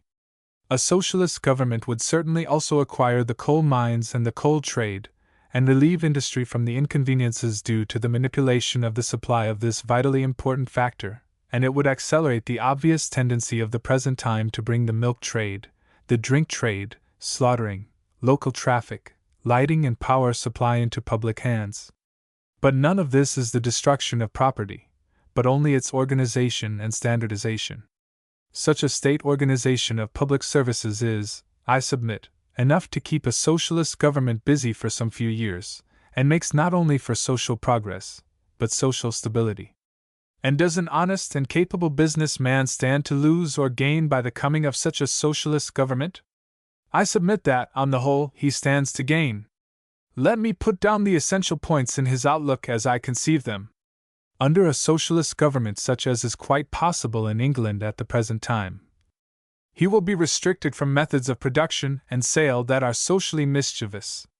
He will pay higher wages. He will pay a larger proportion of his rent outgoings to the state and municipality, and less to the landlord.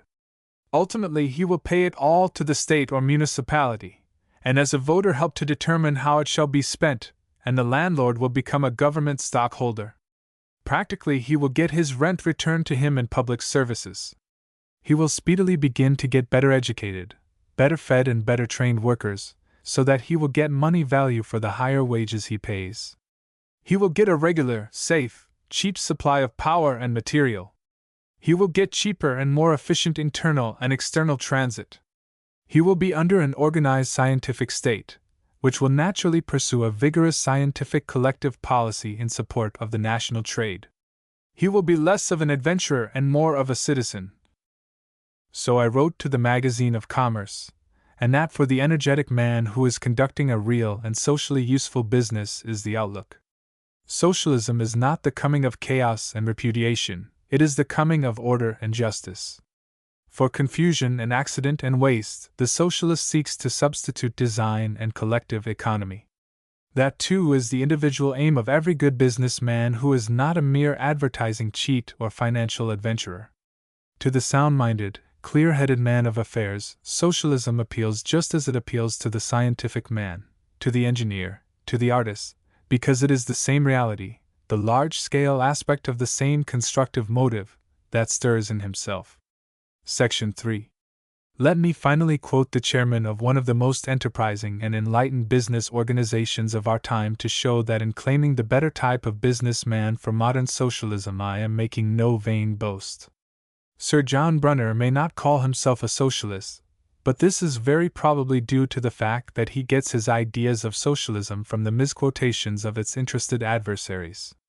This that follows from the Manchester Guardian is pure socialism.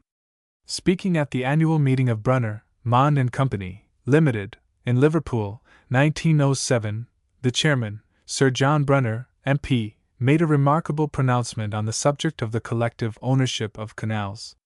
He said, "I have been one of a royal commission visiting the north of France, Belgium, and northern Germany, and our duty has been to examine what those three countries have done in the improvement of their canals and their waterways. We have been very deeply impressed by what we have seen, and I can tell you today, speaking as a man of business to men of business, that the fact that in these three countries there is communal effort, that is to say, that the state in money and in credit for the benefit of the national trade, has brought to those three countries enormous, almost incalculable, benefits, and I think that any man, any intelligent man, who studies this matter as I have studied it for a great many years, will come the conclusion, as I have come very clearly and decidedly, that the old policy which we have adopted for generations of leaving all public works to private enterprise, the old policy, so called, of laissez-faire, is played out completely, and I am of opinion, very firmly, that, if we mean to hold our own in matters of trade, we must learn to follow the example that has been set us not only by France, Belgium, and Germany, but by the United States and by every one of the colonies of our empire. Everywhere do you find that trade is helped by the effort of the community, by the force of the state, and I shall be very heartily pleased if those who hear me will think the matter over and decide for themselves whether or not we as business people, preeminently the business people of the world, are to maintain the old policy of leaving everything to private enterprise, or whether we are to act together for the good of all in this important matter of the national trade. Laissez-faire. Chapter 9 Some Common Objections to Socialism. Chapter 9. Section 1. In the preceding 8 chapters, one have sought to give as plain and full an account of the great generalizations of socialism as I can, and to make it clear exactly what these generalizations convey, and how far they go in this direction and that. Before we go on to a brief historical and anticipatory account of the actual socialist movement, it may be worth while to take up and consider compactly the chief objections that are urged against the general propositions of socialism in popular discussion. Now a very large proportion of these arise out of the commonest vice of the human mind, its disposition to see everything as yes or no, as black or white, its impatience, its incapacity for a fine discrimination of intermediate shades. 14. The queer old scholastic logic still prevails remarkably in our modern world. You find Mr. Mallock, for example, going about arranging his syllogisms, extracting his opponents' self-contradictions, and disposing of socialism with stupendous self-satisfaction in all the magazines. He disposes of socialism quite in the spirit of the young medieval scholar returning home to prove beyond dispute that my cat has 10 tails, and given a yard's start, that a tortoise can always keep ahead of a running man. The essential fallacy is always to declare that either a thing is a or it is not a, either a thing is green or it is not green, either a thing is heavy or it is not heavy. Unthinking people, and some who ought to know better, fall into that trap. They dismiss from their minds the fact that there is a tinge of green in nearly every object in the world, and that there is no such thing as pure green, unless it be just one line or so in the long series of the spectrum. They forget that the lightest thing has weight, and that the heaviest thing can be lifted. The rest of the process is simple and has no relation whatever to the realities of life. They agree to some hard and fast impossible definition of socialism, permit the exponent to extract absurdities therefrom as a conjurer gets rabbits from a hat, and retire with the conviction that on the whole it is well to have had this disturbing matter settled once for all. 14. For example, the anti-socialist declares that socialism abolishes property. He makes believe there is a hard absolute thing called property, which must either be or not be, which is now, and which will not be under socialism. To any person with a philosophical education this is a ridiculous mental process, but it seems perfectly rational to an untrained mind, and that is the usual case with the anti-socialist. Having achieved this initial absurdity, He then asks in a tone of bitter protest whether a man may not sleep in his own bed, and is he to do nothing if he finds a coal heaver already in possession when he retires? This is the method of Mr. G. R. Sims, that delightful writer, who from altitudes of exhaustive misunderstanding tells the working man that under socialism he will have, I forget his exact formula, but it is a sort of refrain, no money of his own, no home of his own, no wife of his own, no hair of his own. It is effective nonsense in its way, but nonsense nevertheless. In my preceding chapters, one hope I have made it clear that property, even today, is a very qualified and uncertain thing, a natural vague instinct capable of perversion and morbid exaggeration and needing control, and that socialism seeks simply to give it a sharper, juster, and rationally limited form in relation to the commonweal. Or again, the opponent has it that socialism abolishes the family, and with it, of course, every sacred and tender association, etc., etc. To that also I have given a chapter. I do not think much anti-socialism is dishonest in these matters. The tricks of deliberate falsification, forgery, and falsehood that discredit a few conservative candidates and speakers in the north of England and smirch the reputations of one or two London papers, are due to a quite exceptional streak of baseness in what is on the whole a straightforward opposition to socialism. Anti-socialism, as its name implies, is no alternative doctrine, it is a mental resistance, not a mental force. For the most part one is dealing with sheer intellectual incapacity, with people, muddle-headed perhaps, but quite well-meaning, who are really unable to grasp the quantitative element in things. They think with a simple flat certitude that if, for example, a doctor says quinine is good for a case, it means that he wishes to put every ounce of quinine that can be procured into his patient, to focus all the quinine in the world upon him. Or that if a woman says she likes dancing, that thereby she declares her intention to dance until she drops. They are dear lumpish souls who like things straightforward, as they say, all or nothing. They think qualifications or any quantitative treatment, quibbling, to be loudly scorned, bawled down, and set aside. In controversy, the temptations for a hot and generous temperament, eager for victory, to misstate and overstate the antagonist's position are enormous, and the sensible socialist must allow for them unless he is to find discussion intolerable. The reader of the preceding chapters should know exactly how socialism stands to the family relations, the things it urges, the things it regards with impartiality or patient toleration, the things it leaves alone. The preceding chapters merely summarize a literature that has been accessible for years. Yet it is extraordinary how few antagonists of socialism seem able even to approach these questions in a rational manner.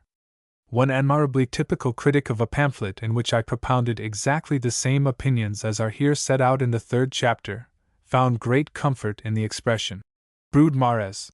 He took hold of my phrase, state family, and ran wild with it. He declared it to be my intention that women were no longer to be wives but brood mares, for the state. Nothing would convince him that this was a glaring untruth. His mind was essentially equestrian. Human stud farm was another of his expressions. 15 Ridicule and argument failed to touch him. I believe he would have gone to the stake to justify his faith that socialists want to put woman in the government Harris. His thick-headedness had, indeed, a touch of the heroic. 15. Then a certain Father Phelan of St. Louis, no doubt in a state of mental exaltation as honest as it was indiscriminating, told the world through the columns of an American magazine that I wanted to tear the babe from the mother's breast and thrust it into an institution. He said worse things than that, but I set them aside as pulpit eloquence. Some readers, no doubt, knew better and laughed, but many were quite sincerely shocked, and resolved after that to give socialism a very wide berth indeed. Honi soit Kamal y pence. The revolting ideas that disgusted them were not mine, they came from some hot dark reservoir of evil thoughts that years of chastity and discipline seemed to have left intact in Father Phelan's soul. Honi soit Kamal y pence. The error in all these cases is the error of overstatement, of getting into a condition of confused intellectual excitement, and because a critic declares your window curtains too blue, saying, therefore, and usually with passion, that he wants the whole universe, sky and sea included, painted bright orange. The inquirer into the question of socialism will find that an almost incurable disease of these controversies. Again and again he will meet with it. If after that critic's little proposition about your window curtains he chances to say that on the whole he thinks an orange sky would be unpleasant, the common practice is to accuse him of not sticking to his guns. My friends Mr. G. K.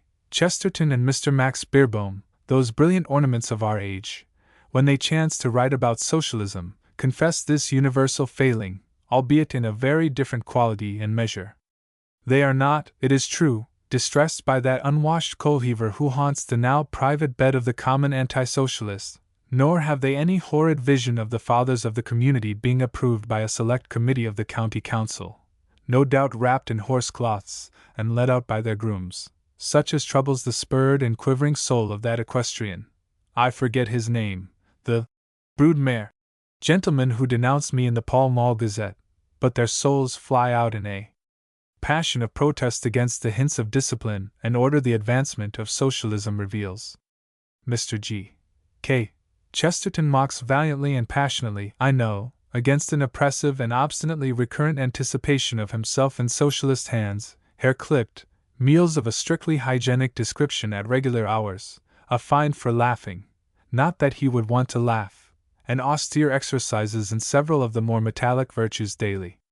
Mr. Max Beerbohm's conception is rather in the nature of a nightmare, a hopeless, horrid, frozen flight from the pursuit of Mr. Sidney Webb and myself, both of us short, inelegant men indeed, but for all that terribly resolute, indefatigable, incessant, to capture him, to drag him off to a mechanical utopia and there to take his thumb mark and his name, number him distinctly in indelible ink, dress him in an unbecoming uniform, and let him loose, under inspection, in a world of neat round lakes, of blue lime water and vistas of white sanitary tiling. The method of reasoning in all these cases is the same. It is to assume that whatever the socialist postulates as desirable is wanted without limit or qualification, to imagine whatever proposal is chosen for the controversy is to be carried out by uncontrolled monomaniacs, and so to make a picture of the socialist dream. This picture is presented to the simple-minded person in doubt with, "This is socialism. Surely!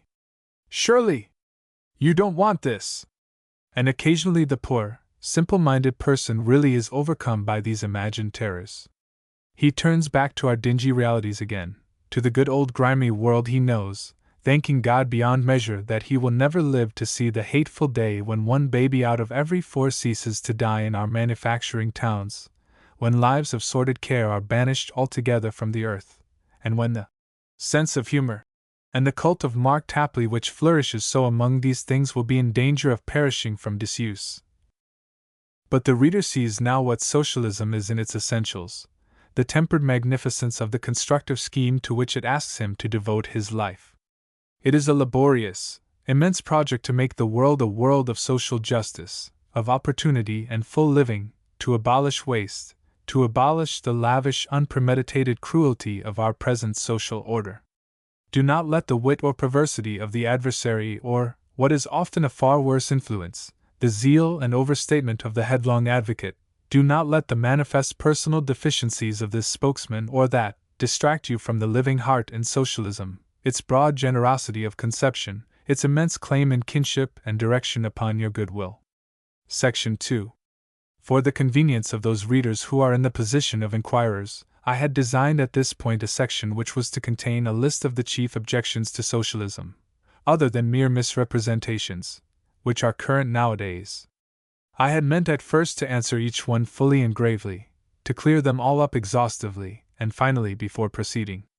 But I find now upon jotting them down, that they are for the most part already anticipated by the preceding chapters, and so I will note them here, very compactly indeed, and make but the briefest comment upon each. There is first the assertion, which effectually bars a great number of people from further inquiry into socialist teaching, that socialism is contrary to Christianity. I would urge that this is the absolute inversion of the truth. Christianity involves, I am convinced, a practical socialism if it is honestly carried out. This is not only my conviction, but the reader, if he is a nonconformist, can find it set out at length by Dr. Clifford in a Fabian tract, Socialism and the Teaching of Christ, and if a churchman, by the Rev. Stuart Headlam in another, Christian Socialism. He will find a longer and fuller discussion of this question in the Rev. R. J. Campbell's Christianity and Social Order. In the list of members of such a socialist society, as the Fabian Society, will be found the names of clergy of the principal Christian denominations, excepting only the Roman Catholic Church. It is said, indeed, that a good Catholic of the Roman Communion cannot also be any sort of socialist.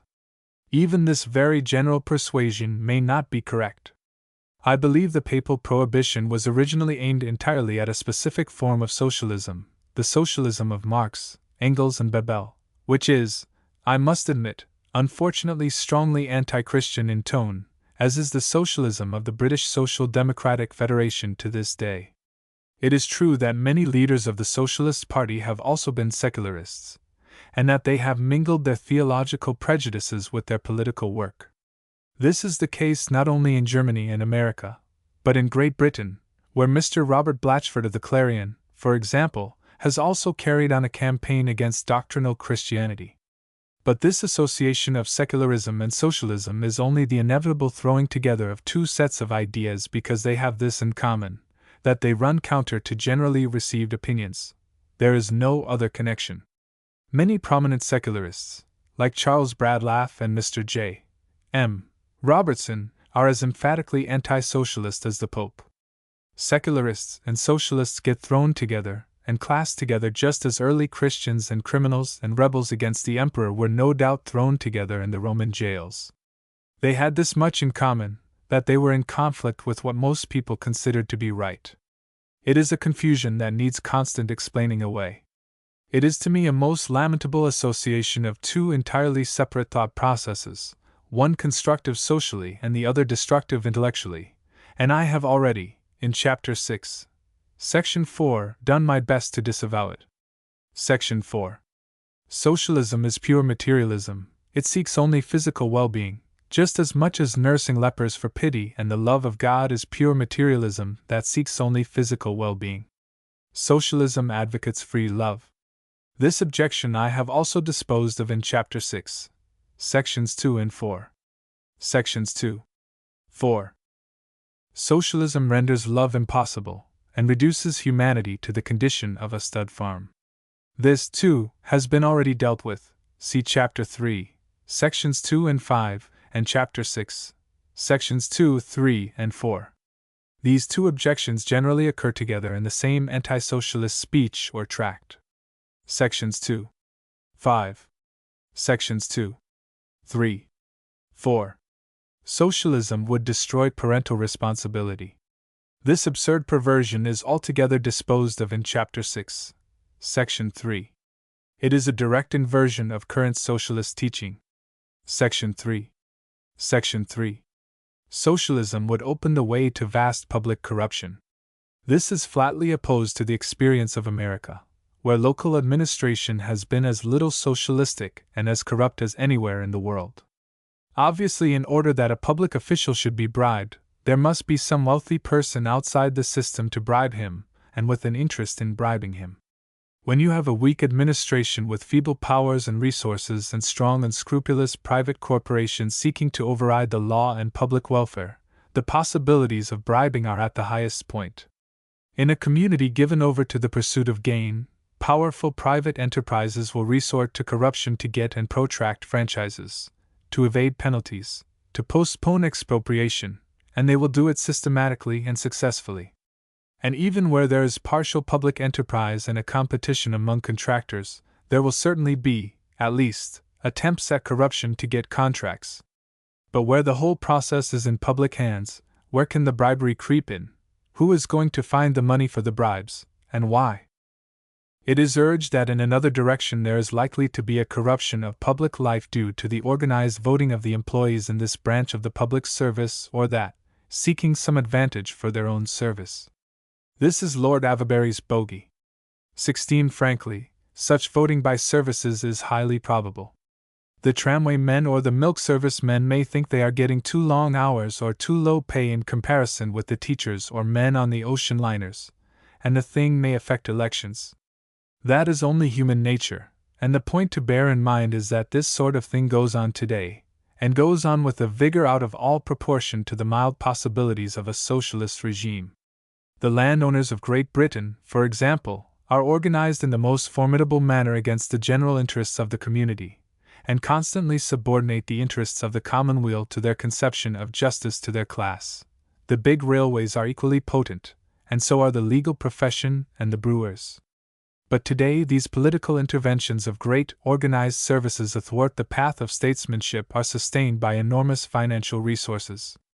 The state employees under socialism will be in the position of employing one another and paying one another.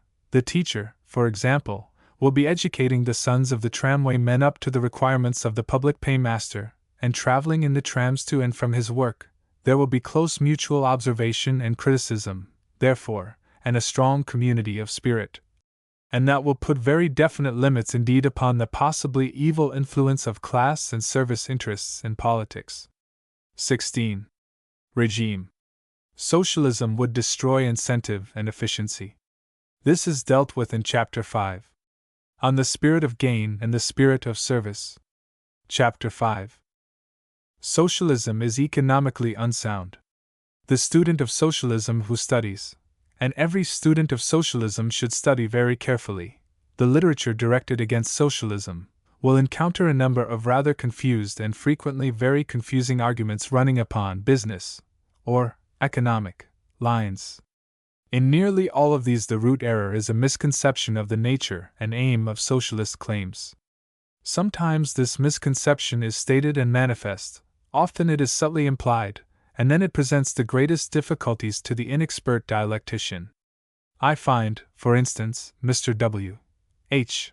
Lever, in an article on socialism and business in the Magazine of Commerce for October 1907, assuming that there will be no increase in the total wealth of the community under socialism, whereas, as my fourth chapter shows, socialist proposals in the matter of property aim directly at the cessation of the waste occasioned by competition through the duplication and multiplication of material and organizations. See, for example, the quotation from Elihu, page 69, and at the removal of the obstructive claims of private ownership, see page 65, from the path of production. If socialism does not increase the total wealth of the community, socialism is impossible. Having made this assumption, however, Mr. Lever next assumes that all contemporary business is productive of honest, needed commodities, and that its public utility and its profitable conduct measure one another. But this ignores the manifest fact that success in business nowadays is far more often won by the mere salesmanship of mediocre or inferior or short-weight goods than it is by producing exceptional value, and the Kentish railways, for example, are a standing contrast of the conflict between public service and private profit-seeking. But having committed himself to these two entirely unsound assumptions, it is easy for Mr. Lever to show that since socialism will give no more wealth, and since what he calls labor, capital and the employer, i.e. labor, plant and management, are necessary to production and must be maintained out of the total product, there will be little more, practically, for the laborer under socialist conditions than under the existing regime. Going on further to assume that the owner is always enterprising and intelligent and public-spirited, and the state stupid, which is a quite unjustifiable assumption, he shows their share may even be less. But the whole case for the socialist proposals, the student must bear in mind, rests upon the recognition that private management of our collective concerns means chaotic and socially wasteful management, however efficient it may be in individual cases for competitive purposes, and that the systematic abolition of the parasitic owner from our economic process implies the replacement of confusion by order and an immense increase in the efficiency of that economic process. Socialism is economy.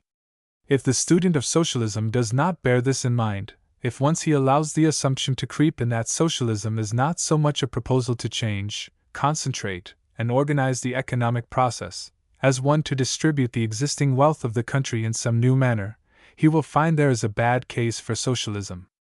Regime. It is an amusing and I think a fair comment on the arguments of Mr. Lever that a year or so ago he was actually concerned, no doubt in the interests of the public as well as his own, in organizing the production and distribution of soap so as to economize the waste and avoid the public disservice due to the extreme competition of the soap dealers. He wanted to do in the soap industry just exactly what socialism wants to do in the case of all public services. That is to say, he wanted to give it the economic advantages of a great combine. In some directions the saving to the soap interest would have been immense. All the vast expenditure upon newspaper advertisements, for example, all the waste upon competing travelers would have been saved. Whether the public would have benefited greatly or not is beside the present question. Mr. Lever and other great soap proprietors would certainly have benefited enormously. They would have benefited by working as a collective interest instead of as independent private owners. But in this little experiment, in what was really a sort of voluntary socialism for particular ends, Mr. Lever reckoned without another great system of private adventurers, the halfpenny newspaper proprietors, who had hitherto been drawing large sums from soap advertisement, and who had in fact been so far parasitic on the public soap supply. One group of these papers at once began a campaign against the Soap Trust, a campaign almost as noisy and untruthful as the anti-socialist campaign. They accused Mr. Lever of nearly every sort of cheating that can be done by a soap seller, and anticipated every sort of oppression a private monopolist can practice. In the end they paid unprecedented damages for libel, but they stopped Mr. Lever's intelligent and desirable endeavors to replace the waste and disorder of our existing soap supply by a simple and more efficient organization. Mr. Lever cannot have forgotten these facts. They were surely in the back of his mind when he wrote his Socialism and Business paper, and it is a curious instance of the unconscious limitations one may encounter in a mind of exceptional ability that he could not bring them forward and apply them to the problem in hand. Socialism is unbusinesslike. See Chapter 8, Sections 2 and 3. Sections 2, 3. Section 4. Socialism would destroy freedom. This is a more considerable difficulty. To begin with, it may be necessary to remind the reader that absolute freedom is an impossibility. As I have written in my Modern Utopia, the idea of individual liberty is one that has grown in importance and grows with every development of modern thought. To the classical utopists, freedom was relatively trivial. Clearly, they considered virtue and happiness as entirely separable from liberty, and as being altogether more important things. But the modern view, with its deepening insistence upon individuality and upon the significance of its uniqueness, steadily intensifies the value of freedom, until at last we begin to see liberty as the very substance of life, that indeed it is life, and that only the dead things, the choiceless things, live in absolute obedience to law. To have free play for one's individuality is, in the modern view, the subjective triumph of existence, as survival and creative work and offspring is its objective triumph. But for all men, since man is a social creature, the play of will must fall short of absolute freedom. Perfect human liberty is possible only to a despot who is absolutely and universally obeyed. Then to will would be to command and achieve, and within the limits of natural law we could at any moment do exactly as it pleased us to do. All other liberty is a compromise between our own freedom of will and the wills of those with whom we come in contact. In an organized state, each one of us has a more or less elaborate code of what he may do to others and to himself, and what others may do to him. He limits others by his rights and is limited by the rights of others, and by considerations affecting the welfare of the community as a whole. Individual liberty in a community is not, as mathematicians would say, always of the same sign. To ignore this is the essential fallacy of the cult called individualism. But in truth, a general prohibition in a state may increase the sum of liberty, and a general permission may diminish it. It does not follow, as these people would have us believe, that a man is more free where there is least law, and more restricted where there is most law. A socialism or a communism is not necessarily a slavery, and there is no freedom under anarchy. It follows, therefore, in a modern utopia, which finds the final hope of the world in the evolving interplay of unique individualities, that the state will have effectually chipped away just all those spendthrift liberties that waste liberty, and not one liberty more, and so have attained the maximum general freedom. That is the gist of the socialist's answer to this accusation. He asks what freedom is there today for the vast majority of mankind. They are free to do nothing but work for a bare subsistence all their lives. They may not go freely about the earth even, but are prosecuted for trespassing upon the health-giving breast of our universal mother. Consider the clerks and girls who hurry to their work of a morning across Brooklyn Bridge in New York, or Hungerford Bridge in London. Go and see them, study their faces. They are free, with a freedom socialism would destroy. Consider the poor painted girls who pursue bread with nameless indignities through our streets at night. They are free by the current standard. And the poor half-starved wretches struggling with the impossible stint of oakum in a casual ward, they too are free. The nimble footman is free, the crushed porter between the trucks is free, the woman in the mill, the child in the mine. Ask them? They will tell you how free they are. They have happened to choose these ways of living, that is all. No doubt the piquancy of the life attracts them in many such cases. Let us be frank. A form of socialism might conceivably exist without much freedom, with hardly more freedom than that of a British worker today. A state socialism tyrannized over by officials who might be almost as bad at times as uncontrolled small employers, is so far possible that in Germany it is practically half-existent now. A bureaucratic socialism might conceivably be a state of affairs scarcely less detestable than our own. I will not deny there is a clear necessity of certain addenda to the wider formulae of socialism if we are to be safeguarded effectually from the official. We need free speech, free discussion, free publication, as essentials for a wholesome socialist state. How they may be maintained I shall discuss in a later chapter. But these admissions do not justify the present system. Socialism, though it failed to give us freedom, would not destroy anything that we have in this way. We want freedom now, and we have it not. We speak of freedom of speech, but today, in innumerable positions, socialist employees who declared their opinions openly would be dismissed. Then again, in religious questions there is an immense amount of intolerance and suppression of social and religious discussion today, especially in our English villages. As for freedom of action, most of us, from 14 to the grave, are chased from even the leisure to require freedom by the necessity of earning a living. Socialism, as I have stated it thus far, and as it is commonly stated, would give economic liberty to men and women alike. It would save them from the cruel urgency of need, and so far it would enormously enlarge freedom, but it does not guarantee them political or intellectual liberty. That I frankly admit, and accept as one of the incompletenesses of contemporary socialism. I conceive, therefore, as I shall explain at length in a later chapter, that it is necessary to supplement such socialism as is currently received by certain new propositions. But to admit that socialism does not guarantee freedom is not to admit that socialism will destroy it. It is possible, given certain conditions, for men to be nearly absolutely free in speech, in movement, in conduct, enormously free, that is, as compared with our present conditions, in a socialist state established upon the two great propositions I have formulated in chapters 3 and 4.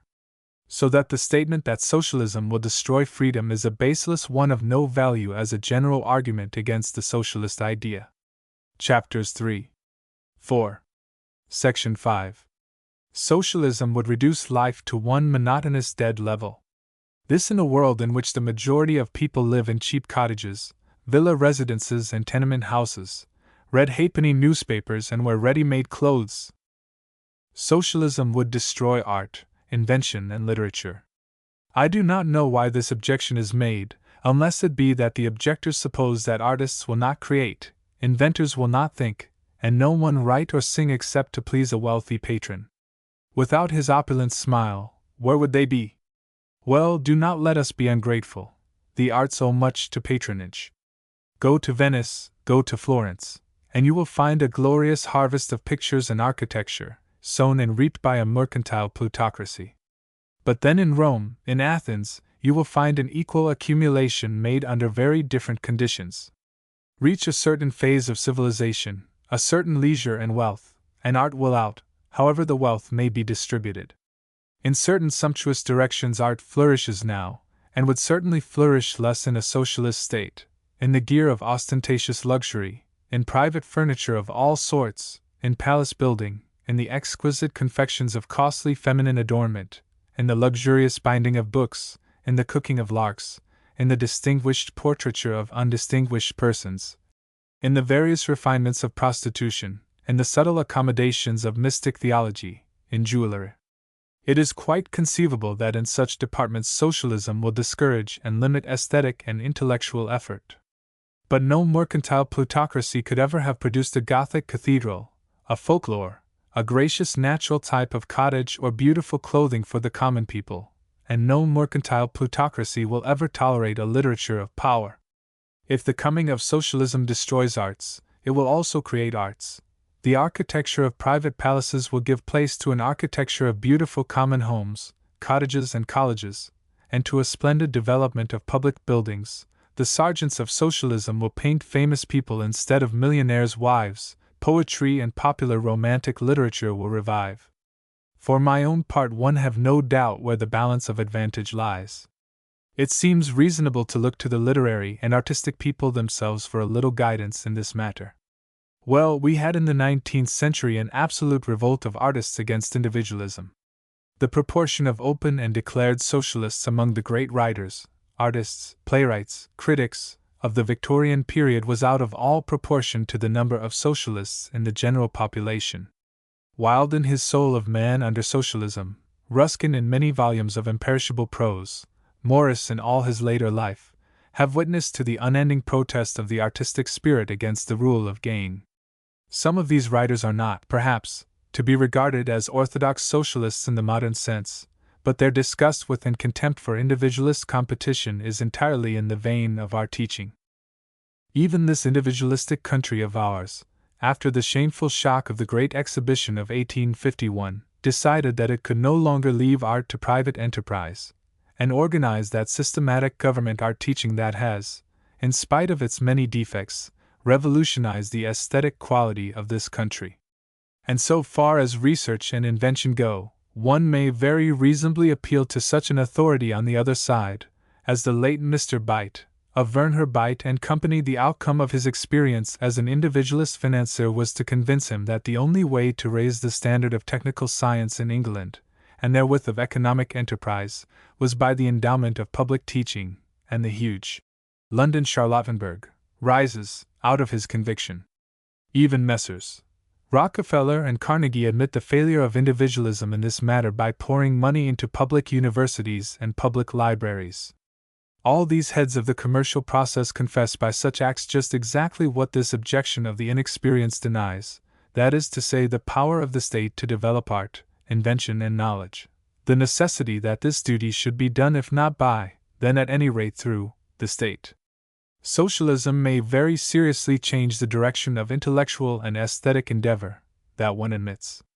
But there is no reason whatever for supposing it will not, and there are countless reasons for supposing that it will, enormously increase the opportunities and encouragements for aesthetic and intellectual endeavor.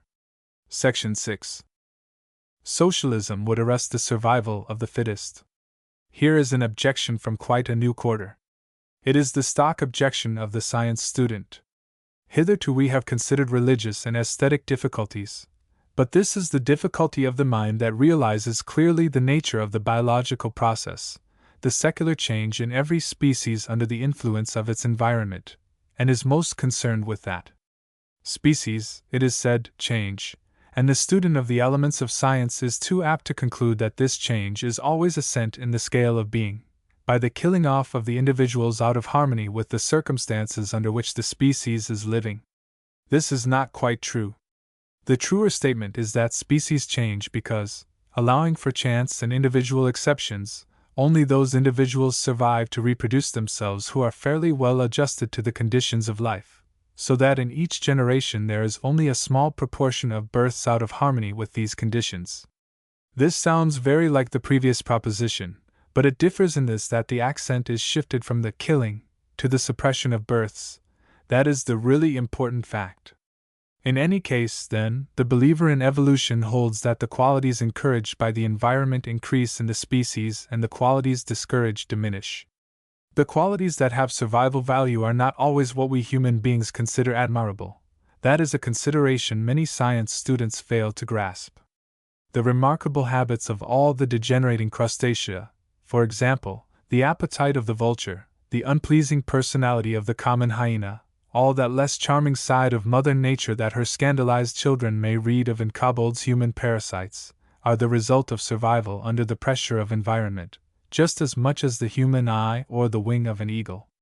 Let the objector therefore ask himself what sort of fittest are surviving now. The plain answer is that under our present conditions the breeding getter wins, the man who can hold and keep and reproduce his kind. People with the instinct of owning stronger than any other instinct float out upon the top of our seething mass, and flourish there.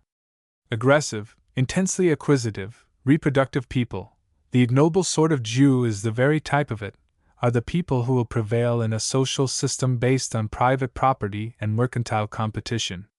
No creative power, no nobility, no courage can battle against them. And below, in the slums and factories, what will be going on? The survival of a race of stunted toilers, with great resisting power to infection, contagion, and fatigue, omnivorous as rats.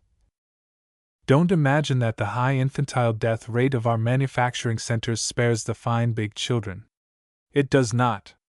Here is the effectual answer to that. It is taken from the report of the Education Committee of the London County Council for the year 1905, and it is part of an account of an inquiry conducted by the headmaster of one school in a poor neighborhood. The object of the inquiry was to discover the causes of variation in the physical condition of children within the limits of this single school. Each of the 405 boys was carefully weighed and measured without boots, a note was made of the condition of the teeth, and a general estimate of the personal cleanliness and sufficiency of clothing as a basis for determining the home conditions of neglect or otherwise from external evidence. The teacher of each class added an estimate of mental capacity. Here follow tabular arrangements of results, and height and weight charts. It may be noted in the heights and weights for each age that the curve is not a continuous line of growth, but that at some ages it springs nearer to, and at others sinks further from, the normal. The greatest effect upon the life capital of the population is produced by the infantile mortality, which in some years actually kills off during the first year 1 in 5 of all children born. The question naturally arises, what is its effect upon the survivors? Do the weakly ones get killed off and only the strong muddle through, or does the adverse environment which slaughters 1 in 5 have a maiming effect upon those left? When the infantile mortality for the parish in which the school is situate was charted above the physique curve, an absolute correspondence is to be observed. The children born in a year when infantile mortality is low show an increased physique, rising nearest to the normal in the extraordinary good year 1892, and those born in the years of high mortality show a decreased physique. It appears certain, therefore, that in years of high infantile mortality the conditions, to which 1 in 5 or 6 of the children born are sacrificed, have a maiming effect upon the other 4 or 5. The fine big children are born in periods of low infantile mortality. That is the essential point. So that anyhow, since the fittest under present conditions is manifestly the rat-like, the survival of the fittest that is going on now is one that it is highly desirable to stop as soon as possible, and so far socialism will arrest the survival of the fittest. But that does not mean that it will stop the development of the species altogether. It will merely shift the incident of selection and rejection to a new set of qualities. I think I have already hinted, Chapter 6, Section 2, that a state that undertakes to sustain all the children born into it will do its best to secure good births. That implies a distinct bar to the marriage and reproduction of the halt and the blind, the bearers of transmissible diseases, and the like. And women, being economically independent, will have a far freer choice in wedlock than they have now. Now they must in practice marry men who can more or less keep them, they must subordinate every other consideration to that. Under socialism they will certainly look less to a man's means and acquisitive gifts, and more to the finer qualities of his personality. They will prefer prominent men, able men, fine, vigorous and attractive persons. There will, indeed, be far more freedom of choice on either side than under the sordid conditions of the present time. I submit that such a free choice is far more likely to produce a secular increase in the beauty, the intellectual and physical activity, and the capacity of the race, than our present haphazard mercenariness. Section 2. The science student will be interested to read in this connection The Ethic of Free Thought, A. and C. Black, 1888, Socialism in Theory and Practice, 1884, and The Chances of Death, and Other Studies in Evolution, Arnold, 1897, by Carl Pearson. Professor Pearson is not in all respects to be taken as an authoritative exponent of modern socialism, and he is associated with no socialist organization, but his treatment of the biological aspect is that of a specialist and a master. Section 7. Socialism is against human nature. This objection I have left until last because, firstly, it is absolutely true, and secondly, it leads naturally to the newer ideas that have already peeped out once or twice in my earlier chapters and which will now ride up to a predominance in what follows, and particularly the idea that an educational process and a moral discipline are not only a necessary part, but the most fundamental part of any complete socialist scheme. Socialism is against human nature. That is true, and it is equally true of everything else. Capitalism is against human nature, competition is against human nature, cruelty, kindness, religion and doubt, monogamy, polygamy, celibacy, decency, indecency, piety and sin are all against human nature. The present system in particular is against human nature, or what is the policeman for, the soldier, the debt collector, the judge, the hangman? What means the glass along my neighbor's wall? Human nature is against human nature. For human nature is in a perpetual conflict.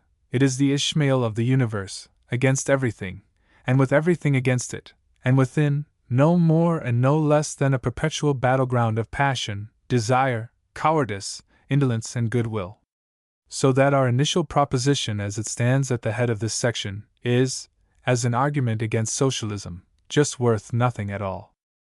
None the less valuable is it as a reminder of the essential constructive task of which the two primary generalizations of socialism we have so far been developing are but the outward and visible forms. There is no untutored naturalness in socialism, no uneducated blind force on our side. Socialism is made of struggling goodwill, made out of a conflict of wills. I have tried to let it become apparent that while I do firmly believe not only in the splendor and nobility of the socialist dream but in its ultimate practicality, I do also recognize quite clearly that with people just as they are now, with their prejudices, their ignorances, their misapprehensions, their unchecked vanities and greeds and jealousies, their crude and misguided instincts, their irrational traditions, no socialist state can exist, no better state can exist, than the one we have now with all its squalor and cruelty. Every change in human institutions must happen concurrently with a change of ideas. Upon this plastic, uncertain, teachable thing human nature, within us and without, we have, if we really contemplate socialism as our achievement, to impose guiding ideas and guiding habits, we have to coordinate all the goodwill that is active or latent in our world in one constructive plan. Today the spirit of humanity is lost to itself, divided, dispersed and hidden in little narrow distorted circles of thought. These divided, misshapen circles of thought are not human nature, but human nature has fallen into these forms and has to be released. Our fundamental business is to develop the human spirit. It is in the enlargement and enrichment of the average circle of thought that the essential work and method of socialism is to be found. Chapter 10 Socialism, a Developing Doctrine. Chapter 10. Section 1. So far we have been discussing the broad elementary propositions of modern socialism. As we have dealt with them, they amount to little more than a sketch of the foundation for a great scheme of social reconstruction. It would be a poor service to socialism to pretend that this scheme is complete. From this point onward one enters upon a series of less unanimous utterances and more questionable suggestions. Concerning much of what follows, socialism has as yet not elaborated its teaching. It has to do so, it is doing so, but huge labors lie before its servants. Before it can achieve any full measure of realization, it has to overcome problems at present but half solved, problems at present scarcely touched, the dark unsettling suggestion of problems that still await formulation. The anti-socialist is freely welcome to all these admissions. No doubt they will afford grounds for some cheap transitory triumph. They affect our great generalizations not at all. They detract nothing from the fact that socialism presents the most inspiring, creative scheme that ever came into the chaos of human affairs. The fact that it is not cut and dried, that it lives and grows, that every honest adherent adds not only to its forces but to its thought and spirit, is itself inspiration. So, the new adherent to socialism in particular must bear this in mind, that socialism is no garment made and finished that we can reasonably ask the world to wear forthwith. It is not that its essentials remain in doubt, it is not that it does not stand for things supremely true, but that its proper method and its proper expedients have still to be established. Over and above the propaganda of its main constructive ideas and the political work for their more obvious and practical application, an immense amount of intellectual work remains to be done for socialism. The battle for socialism is to be fought not simply at the polls and in the marketplace, but at the writing desk and in the study. To many questions, the attitude of socialism today is one of confessed inquiring imperfection. 17. It would indeed be very remarkable if a proposition for changes so vast and comprehensive as socialism advances was in any different state at this present time. 17. It is so recently as 1833 that the world first heard the word socialism.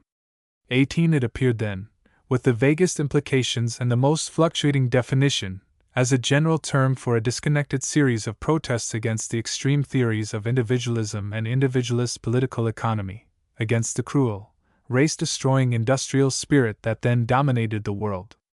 Of these protests, the sociological suggestions and experiments of Robert Owen were most prominent in the English community, and he it is, more than any other single person, whom we must regard as the father of socialism. But in France ideas essentially similar were appearing about such movements and personalities as those of Saint-Simon, Proudhon and Fourier. They were part of a vast system of questionings and repudiations, political doubts, social doubts, hesitating inquiries and experiments. 18. It is only to be expected that early socialism should now appear as not only an extremely imperfect but a very inconsistent system of proposals. Its value lay not so much in its plans as in its hopeful and confident denials. It had hold of one great truth. It moved one great amendment to the conception of practical equality the French Revolution had formulated, and that was its clear indication of the evil of unrestricted private property and of the necessary antagonism of the interests of the individual to the commonweal, of wealth against commonwealth. That went with that. While most men had to go propertyless in a world that was privately owned, the assertion of equality was an empty lie. For the rest, primordial socialism was entirely sketchy and experimental. It was wild as the talk of schoolboys. It disregarded the most obvious needs. It did not provide for any principle of government, or for the maintenance of collective thought and social determination. It offered no safeguards and guarantees for even the most elementary privacies and freedoms. It was extraordinarily non-constructive. It was extreme in its proposed abolition of the home, and it flatly ignored the huge process of transition needed for a change so profound and universal. The early socialism was immediately millennial. It had no patience. The idea was to be made into a definite project forthwith. Fourier drew up his compact scheme, arranged how many people should live in each phalange and so forth, and all that remained to do, he thought, was to sow phalanges as one scatters poppy seed. With him it was to be socialism by contagion. With many of his still hastier contemporaries it was to be socialism by proclamation. All the evils of society were to crumble to ruins like the walls of Jericho at the first onset of the great idea. Our present generation is less buoyant perhaps, but wiser. However young you may be as a reformer, you know you must face certain facts those early socialists ignored. Whatever sort of community you dream of, you realize that it has to be made of the sort of people you meet every day or of the children growing up under their influence. The damping words of the old philosopher to the ardent social reformer of 17 were really the quintessence of our criticism of revolutionary socialism. Will your aunts join us, my dear? No. Well, is the grocer on our side? And the family solicitor? We shall have to provide for them all, you know, unless you suggest a lethal chamber. For a generation socialism, in the exaltation of its self-discovery, failed to measure these primary obstacles, failed to recognize the real necessity, the quality of the task of making these people understand. To this day, the majority of socialists still fail to grasp completely the Herbartian truth, the fact that every human soul moves within its circle of ideas, resisting enlargement, incapable indeed if once it is adult of any extensive enlargement, and that all effectual human progress can be achieved only through such enlargement. Only ideas cognate to a circle of ideas are assimilated or assimilable. Ideas too alien, though you shout them in the ear, thrust them in the face, remain foreign and incomprehensible. The early socialists, arriving at last at their great idea, after toilsome questionings, after debates, disputations, studies, trials, saw, and instantly couldn't understand those others who did not see. They failed altogether to realize the leaps they had made, the brilliant omissions they had achieved, the difficulties they had evaded to get to this magnificent conception. I suppose such impatience is as natural and understandable as it is unfortunate. None of us escape it. Much of this early socialism is as unreal as mathematics, has much the same relation to truth as the abstract absolute process of calculation has to concrete individual things. Much of it more than justifies altogether that black or white method of criticism of which I wrote in the preceding chapter. They were as downright and unconsidering, as little capable of the reason-middle attitude. Proudhon, perceiving that the world was obsessed by a misconception of the scope of property whereby the many were enslaved to the few, went off at a tangent to the announcement that property is robbery, an exaggeration that, as I have already shown, still haunts socialist discussion. The ultimate factor of all human affairs, the psychological factor, was disregarded. Like the classic mathematical problem, early socialism was always neglecting the weight of the elephant, or some other, from the practical point of view, equally essential factor. This was, perhaps, an unavoidable stage. It is probable that by no other means than such exaggeration and partial statement could socialism have got itself begun. The world of 1830 was fatally wrong in its ideas of property. Early socialism rose up and gave those ideas a flat, extreme, outrageous contradiction. After that, analysis and discussion became possible. The early socialist literature teems with rash, suggestive schemes.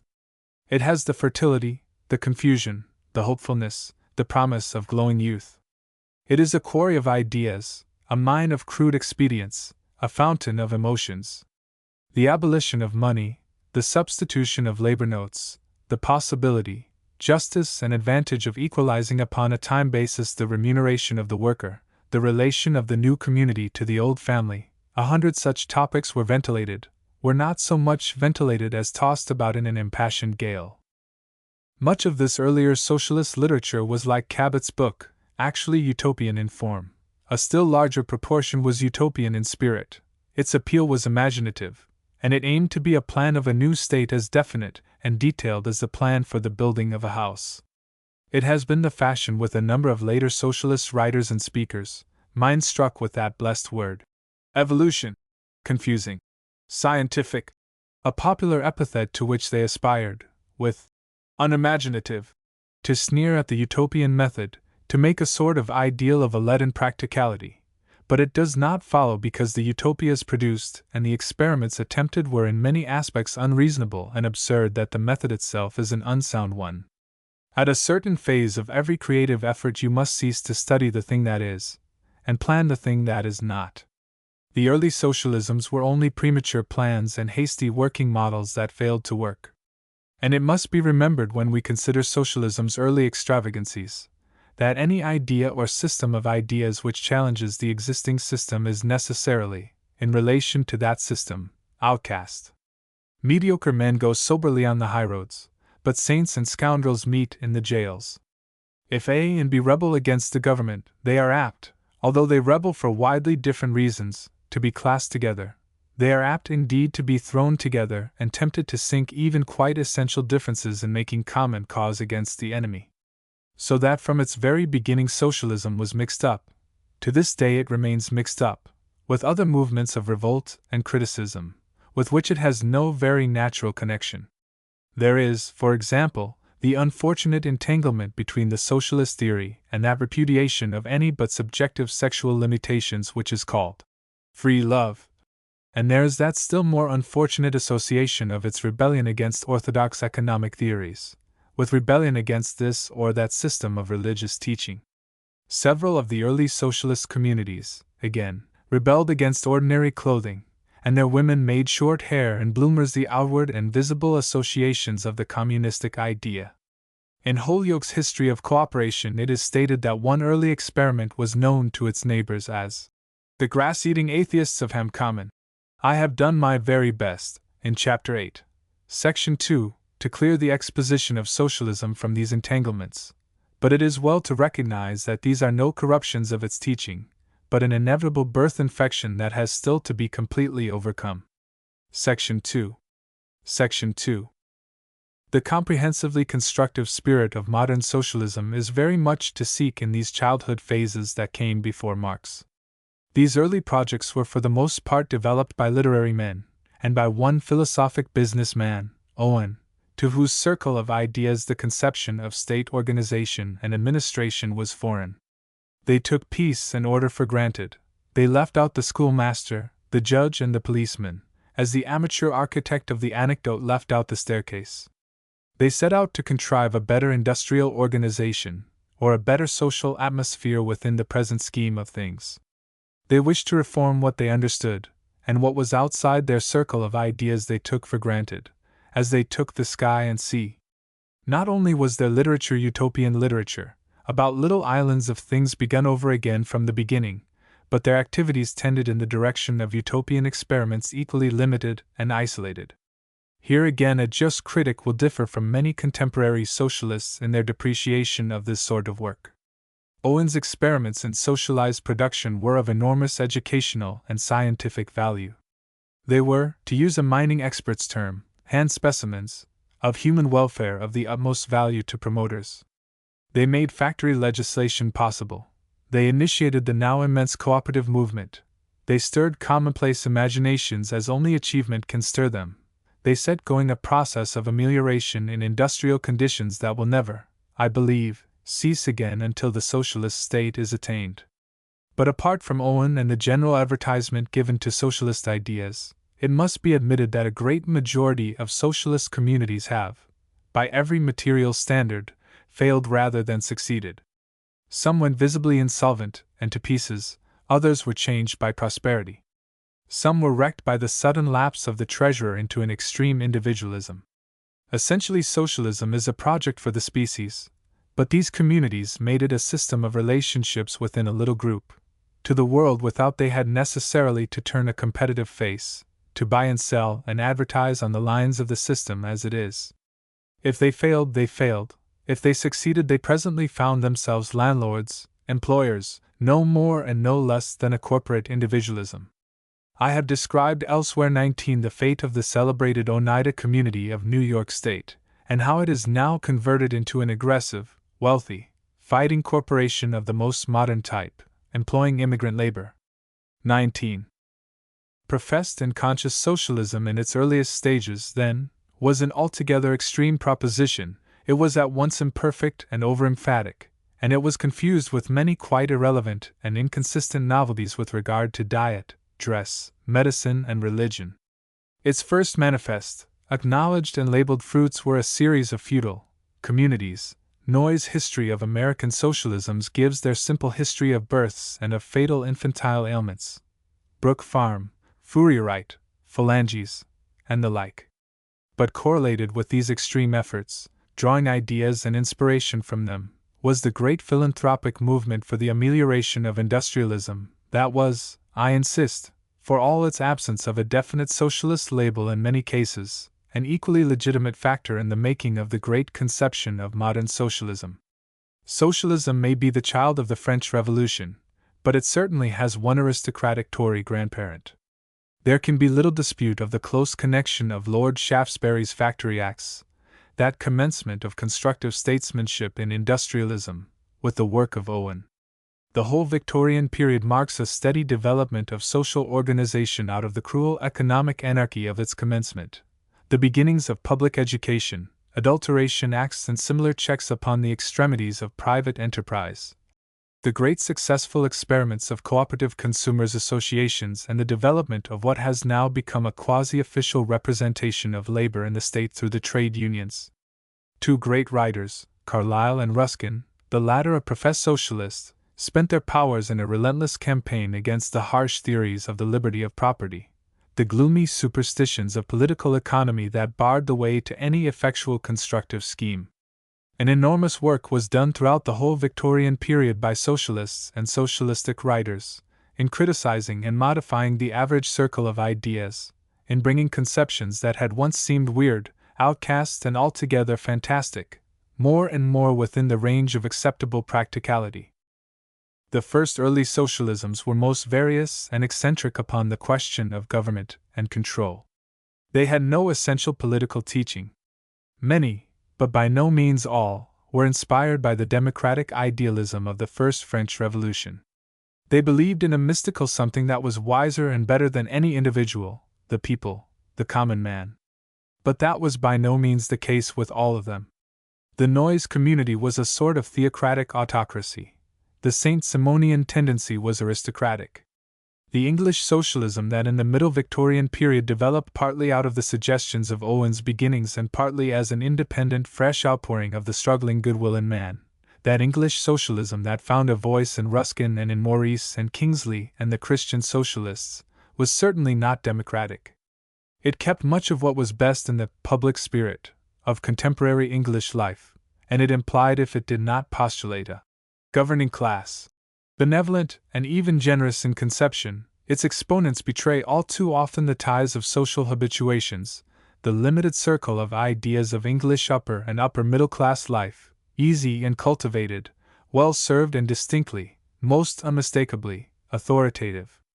While the experimental utopian socialisms gave a sort of variegated and conflicting pattern of a reorganized industrialism and, incidentally to that, a new heaven and earth, the benevolent socialism, socialistic liberalism, and socialistic philanthropy of the Middle Victorian period really went very little further in effect than a projected amelioration and moralization of the relations of rich and poor. It needed the impact of an entirely new type of mind before socialism began to perceive its own significance as an ordered scheme for the entire reconstruction of the world, began to realize the gigantic breadth of its implications. Chapter 11 Revolutionary Socialism. Chapter 11. Section 1. It was Karl Marx who brought the second great influx of suggestion into the intellectual process of socialism. Before his time there does not seem to have been any clear view of economic relationships as having laws of development, as having interactions that began and went on and led towards new things. But Marx had vision. He had, as Darwin and the evolutionists had, as most men with a scientific training, and many educated men without that advantage now have, a sense of secular change. Instead of being content with the accepted picture of the world as a scene where men went on producing and distributing wealth and growing rich or poor, it might be for endless ages, he made an appeal to history and historical analogies, and for the first time viewed our age of individualist industrial development, not as a possibly permanent condition of humanity, but as something unstable and in motion. As an economic process, that is to say, with a beginning, a middle, and as he saw it, an almost inevitable end. The last thing men contrive to discern in every question is the familiar obvious, and it came as a great and shattering discovery to the economic and sociological thought of the latter half of the 19th century that there was going on not simply a production but an immense concentration of wealth, a differentiation of a special wealthy class of landholder and capitalist, a diminution of small property owners and the development of a great and growing class of landless, nearly propertyless men, the proletariat. Marx showed, he showed so clearly that today it is recognized by every intelligent man, that given a continuance of our industrial and commercial system, of uncontrolled gain-seeking, that is, given a continuance of our present spirit and ideas of property, there must necessarily come a time when the owner and the proletarian will stand face to face with nothing. If we accept a middle class of educated professionals dependent on the wealthy, who are after all no more than the upper stratum of the proletariat, to mask or mitigate their opposition, we shall have two classes, the class-conscious worker and the class-conscious owner, and they will be at war. And with a broad intellectual sweep he flung the light of this conception upon the whole contemporary history of mankind. Das Kapital was no sketch of utopias, had no limitation to the conditions or possibilities of this country or that. Here, he says in the widest way, is what is going on all over the world. So long as practically untrammeled private property, such as you conceive it today, endures, this must go on. The worker gravitates steadily everywhere to a bare subsistence, the rest of the proceeds of his labor swell the power of the owners. So it will go on while gain and getting are the rule of your system, until accumulated tensions between class and class smash this present social organization and inaugurate a new age. In considering the thought and work of Karl Marx, the reader must bear in mind the epoch in which that work commenced. The intellectual world was then under the sway of an organized mass of ideas known as the science of political economy, a mass of ideas that has now not so much been examined and refuted as slipped away imperceptibly from its hold upon the minds of men. In the beginning, in the hands of Adam Smith, whose richly suggestive book is now all too little read, political economy was a broad-minded and sane inquiry into the statecraft of trade based upon current assumptions of private ownership and personal motives, but from him it passed to men of perhaps, in some cases, quite equal intellectual energy but inferior vision and range. The history of political economy is indeed one of the most striking instances of the mischief wrought by intellectual minds devoid of vision, in the entire history of human thought. Special definition, technicality, are the stigmata of second-rate intellectual men. They cannot work with the universal tool, they cannot appeal to the general mind. They must abstract and separate. On such men fell the giant's robe of Adam Smith, and they wore it after their manner. Their arid atmospheres are intolerant of clouds, an outline that is not harsh is abominable to them. They criticize their master's vagueness and must needs mend it. They sought to give political economy a precision and conviction such a subject will not stand. They took such words as value, an incurably and necessarily vague word, rent, the name of the specific relation of landlord and tenant, and capital, and sought to define them with relentless exactness, and use them with inevitable effect. So doing, they departed more and more from reality. They developed a literature more abundant, more difficult, and less real than all the exercises of the schoolmen put together. To use common words and uncommon meanings is to sow a jungle of misunderstanding. It was only to be expected that the bulk of this economic literature resolves upon analysis into a ponderous, intricate, often astonishingly able and foolish wrangling about terminology. Now, in the early Victorian period in which Marx planned his theorizing, political economy ruled the educated world. Ruskin had still to attack the primary assumptions of that tyrannous and dogmatic edifice. The duller sort of educated people talked of the immutable laws of political economy, in the blankiest ignorance that the basis of everything in this so-called science was a plastic human convention. Humane impulses were checked, creative effort tried and condemned by these mystical formulae. Political economy traded on the splendid achievements of physics and chemistry and pretended to an inexorable authority. Only a man of supreme intelligence and power, a man resolved to give his lifetime to the task, could afford in those days to combat the pretensions of the political economist, to deny that his categories presented scientific truth, and to cast that jargon aside. As for Marx, he saw fit to accept the verbal instruments of his time, albeit he bent them not a little in use, to accommodate himself to their spirit, and to split and reclassify and redefine them at his need. So that he has become already difficult to follow, and his more specialized exponents among socialists use terms that arouse no echoes in the contemporary mind. The days when socialism need present its theories in terms of a science whose fundamental propositions it repudiates are at an end. One hears less and less of surplus value now, as one hears less and less of McCulloch's law of wages. It may crop up in the inquiries of some intelligent mechanic seeking knowledge among the obsolescent accumulations of a public library, or it may for a moment be touched upon by some veteran teacher. But the time when social and economic science had to choose between debatable and inexpressive technicalities on the one hand or the stigma of empiricism on the other, is altogether past. The language a man uses, however, is of far less importance than the thing he has to say, and it detracts little from the cardinal importance of Marx that his books will presently demand restatement in contemporary phraseology, and revision in the light of contemporary facts. He opened out socialism. It is easy to quibble about Marx, and say he didn't see this or that, to produce this eddy in a backwater or that as a triumphant refutation of his general theory. One may quibble about the greatness of Marx as one may quibble about the greatness of Darwin. He remains great and cardinal.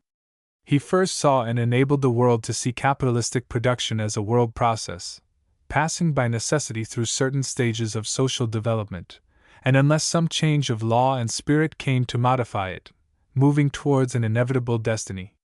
His followers are too apt to regard that as an absolutely inevitable destiny, but the fault lies not at his door.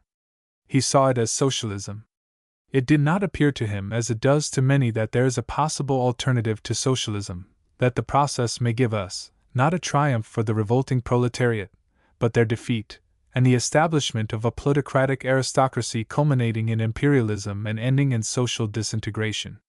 From his study, from the studious rotunda of the British Museum reading room, he made his prophecy of the growing class consciousness of the workers, of the inevitable class war, of the revolution and the millennium that was to follow it. He gathered his facts, elaborated his deductions, and waited for the dawn. So far as his broad generalization of economic development goes, events have wonderfully confirmed Marx. The development of trusts, the concentration of property that America in particular displays, he foretold. Given that men keep to the unmodified ideas of private property and individualism, and it seems absolutely true that so the world must go. And in the American appeal to reason, for example, which goes out weekly from Kansas to 250,000 of subscribers, one may, if one chooses, see the developing class consciousness of the workers, and the promise, and when strikers take to rifles and explosives as they do in Pennsylvania and Colorado, something more than the promise, of the class war. But the modern socialist considers that this generalization is a little too confident and comprehensive. He perceives that a change in custom, law, or public opinion may delay, arrest, or invert the economic process, and that socialism may arrive after all not by a social convulsion, but by the gradual and detailed concession of its propositions. The Marxist presents dramatically what after all may come methodically and unromantically, a revolution as orderly and quiet as the precession of the equinoxes. There may be a concentration of capital and a relative impoverishment of the general working mass of people, for example, and yet a general advance in the world's prosperity and a growing sense of social duty in the owners of capital and land may do much to mask this antagonism of class interests and ameliorate its miseries. Moreover, this antagonism itself may in the end find adequate expression through temperate discussion, and the class war come disguised beyond recognition, with hates mitigated by charity and swords beaten into pens, a mere constructive conference between two classes of fairly well-intentioned, albeit perhaps still biased, men and women. Section 2. The circle of ideas in which Marx moved was that of a student deeply tinged with the idealism of the renascent French Revolution. His life was the life of a recluse from affairs, an invalid's life. A large part of it was spent round and about the British Museum reading room, and his conceptions of socialism and the social process have at once the spacious vistas given by the historical habit and the abstract quality that comes with a divorce from practical experience of human government. Only in England and in the 80s did the expanding propositions of socialism come under the influence of men essentially administrative. As a consequence, Marx, and still more the early Marxists, were and are negligent of the necessities of government, and crude in their notions of class action. He saw the economic process with a perfect lucidity. Practically, he foretold the consolidation of the trusts, and his statement of the necessary development of an entirely propertyless working class with an intensifying class consciousness is a magnificent generalization. He saw clearly up to that opposition of the many and the few, and then his vision failed because his experience and interests failed. There was to be a class war, and numbers schooled to discipline by industrial organization were to win. After that, the teaching weakens in conviction. The proletariat was to win in the class war, then classes would be abolished, property and the means of production and distribution would be abolished, all men would work reasonably, and the millennium would be with us. The constructive part of the Marxist program was too slight. It has no psychology. Contrasted, indeed, with the splendid destructive criticisms that preceded it, it seems indeed trivial. It diagnoses a disease admirably, and then suggests rather an incantation than a plausible remedy. And as a consequence, Marxist socialism appeals only very feebly to the man of public affairs or business or social experience. It does not attract teachers or medical men or engineers. It arouses such men to a sense of social instability, but it offers no remedy. They do not believe in the mystical wisdom of the people. They find no satisfactory promise of a millennium in anything Marx foretold. To the laboring man, however, accustomed to take direction and government as he takes air and sky, these difficulties of the administrative and constructive mind do not occur. His imagination raises no questioning in that picture of the proletariat triumphant after a class war and quietly coming to its own. It does not occur to him for an instant to ask, "How?" Question the common Marxist upon these difficulties, and he will relapse magnificently into the doctrine of laissez-faire. "That will be all right," he will tell you. Laissez-faire. How? We'll take over the trusts and run them. It is part of the inconveniences attending all powerful new movements of the human mind that the disciple bolts with the teacher, overstates him, underlines him, and it is no more than a tribute to the potency of Marx that he should have paralyzed the critical faculty in a number of very able men. To them Marx is a final form of truth. They talk with bated breath of a classic socialism, to which no man may add one jot or one tittle, to which they are as uncritically pledged as extreme Bible Christians are bound to the letter of the word. The peculiar evil of the Marxist teaching is this, that it carries the conception of a necessary economic development to the pitch of fatalism. It declares with all the solemnity of popular science that socialism must prevail. Such a fatalism is morally bad for the adherent. It releases him from the inspiring sense of uncertain victory. It leads him to believe the stars in their courses will do his job for him. The common Marxist is apt to be sterile of effort, therefore, and intolerant, preaching predestination and salvation without works. By a circuitous route, indeed, the Marxist reaches a moral position curiously analogous to that of the disciple of Herbert Spencer. Since all improvement will arrive by leaving things alone, the worse things get, the better. For so much the nearer one comes to the final exasperation, to the class war and the triumph of the proletariat. This certainty of victory in the nature of things makes the Marxists difficult in politics, pedantic sticklers for the letter of the teaching, obstinate opponents of what they call palliatives, of any installment system of reform. They wait until they can make the whole journey in one stride, and would, in the meanwhile, have no one set forth upon the way. In America, the Marxist fatalism has found a sort of supreme simplification in the gospel of Mr. H. G. Wilshire. The trusts, one learns, are to consolidate all the industry in the country, own all the property. Then, when they own everything, the nation will take them over. Let the nation own the trusts. The nation, in the form of a public, reading capitalistic newspapers, inured to capitalistic methods, represented and ruled by capital-controlled politicians, will suddenly take over the trusts and begin a new system. It would be quite charmingly easy, if it were only in the remotest degree credible. Section 3. The Marxist teaching tends to an unreasonable fatalism. Its conception of the world after the class war is over is equally antagonistic to intelligent constructive effort. It faces that future, utters the word democracy, and veils its eyes. The conception of democracy to which the Marxist adheres is that same mystical democracy that was evolved at the first French Revolution. It will sanction no analysis of the popular wisdom. It postulates a sort of spirit hidden as it were in the masses and only revealed by a universal suffrage of all adults, or, according to some social democratic federation authorities who do not believe in women, all adult males, at the ballot box. Even a large proportion of the adults will not do. It must be all.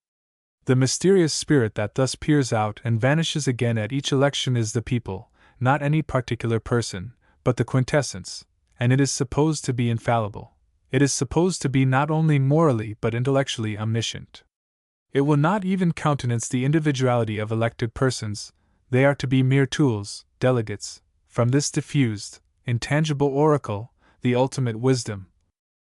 Well, it may seem ungracious to sneer at the grotesque formulation of an idea profoundly wise, at the hurried, wrong, arithmetical method of rendering that collective spirit a community undoubtedly can and sometimes does possess. I myself am the profoundest believer in democracy, in a democracy awake intellectually, conscious and self-disciplined. But so long as this mystic faith in the crowd, this vague, emotional, uncritical way of evading the immense difficulties of organizing just government, and a collective will prevails, so long must the socialist project remain not simply an impracticable but, in an illiterate, badly organized community, even a dangerous suggestion. I as a socialist am not blind to these possibilities, and it is foolish because a man is in many ways on one side that one should not call attention to his careless handling of a loaded gun. Social democracy may conceivably become a force that in the sheer power of untutored faith may destroy government, and not replace it. I do not know how far that is not already the case in Russia. I do not know how far this may not ultimately be the case in the United States of America. The Marxist teaching, great as was its advance on the dispersed chaotic socialism that preceded it, was defective in other directions as well as in its innocence of any scheme of state organization. About women and children, for example, it was ill-informed. Its founders do not seem to have been inspired either by educational necessities or philoprogenitive passion. No biologist, indeed no scientific mind at all, seems to have tempered its severely economic tendencies. It so over-accentuates the economic side of life that at moments one might imagine it dealt solely with some world of purely productive immortals, who were never born and never aged, but only warred forever in a developing industrial process. Now reproduction and not production is the more central fact of social life. Women and children and education are things in the background of the Marxist proposal, like a man's dog, or his private reading, or his pet rabbits. They are in the foreground of modern socialism. The Social Democrats' doctrines go little further in this direction than the liberalism that founded the United States, which ignored women, children, and niggers, and made the political unit the adult white man. They were blind to the supreme importance of making the next generation better than the present as the aim and effort of the whole community. Herr Bebel's book, Woman, is an ample statement of the evils of woman's lot under the existing regime, but the few pages upon the future of woman with which he concludes are eloquent of the jejune insufficiency of the Marxist outlook in this direction. Marriage, which modern socialism tends more and more to sustain, was to vanish, at least as a law-made bond. Women were to count as men so far as the state is concerned. Regime. This disregard of the primary importance of births and upbringing in human affairs and this advocacy of mystical democracy alike contribute to blind the Marxist to the necessity of an educational process and of social discipline and to the more than personal importance of marriage in the socialist scheme. He can say with a light and confident heart to untrained, ignorant, groping souls, "Destroy the government, expropriate the rich, establish manhood suffrage, elect delegates strictly pledged, and you will be happy." A few modern Marxists stipulate in addition for a referendum, by which the acts of the elected delegates can be further checked by referring disputed matters to a general vote of all the adults in the community. Section 4. My memory, as I write these things of Marxism, carries me to the dusky largeness of a great meeting in Queen's Hall, and I see again the back of Mr. Hinman's head moving quickly, as he receives and answers questions. It was really one of the strangest and most interesting meetings I have ever attended. It was a great rally of the Social Democratic Federation, and the place, floor, galleries, and platform, was thick but by no means overcrowded with dingy, earnest people. There was a great display of red badges and red ties, and many white faces, and I was struck by the presence of girls and women with babies. It was more like the socialist meetings of the popular novel than any I had ever seen before. In the chair that night was Lady Warwick, that remarkable intruder into the class conflict, a blonde lady, rather expensively dressed, so far as I could judge, about whom the atmosphere of class consciousness seemed to thicken. Her fair hair, her floriferous hat, told out against the dim multitudinous values of the gathering unquenchably.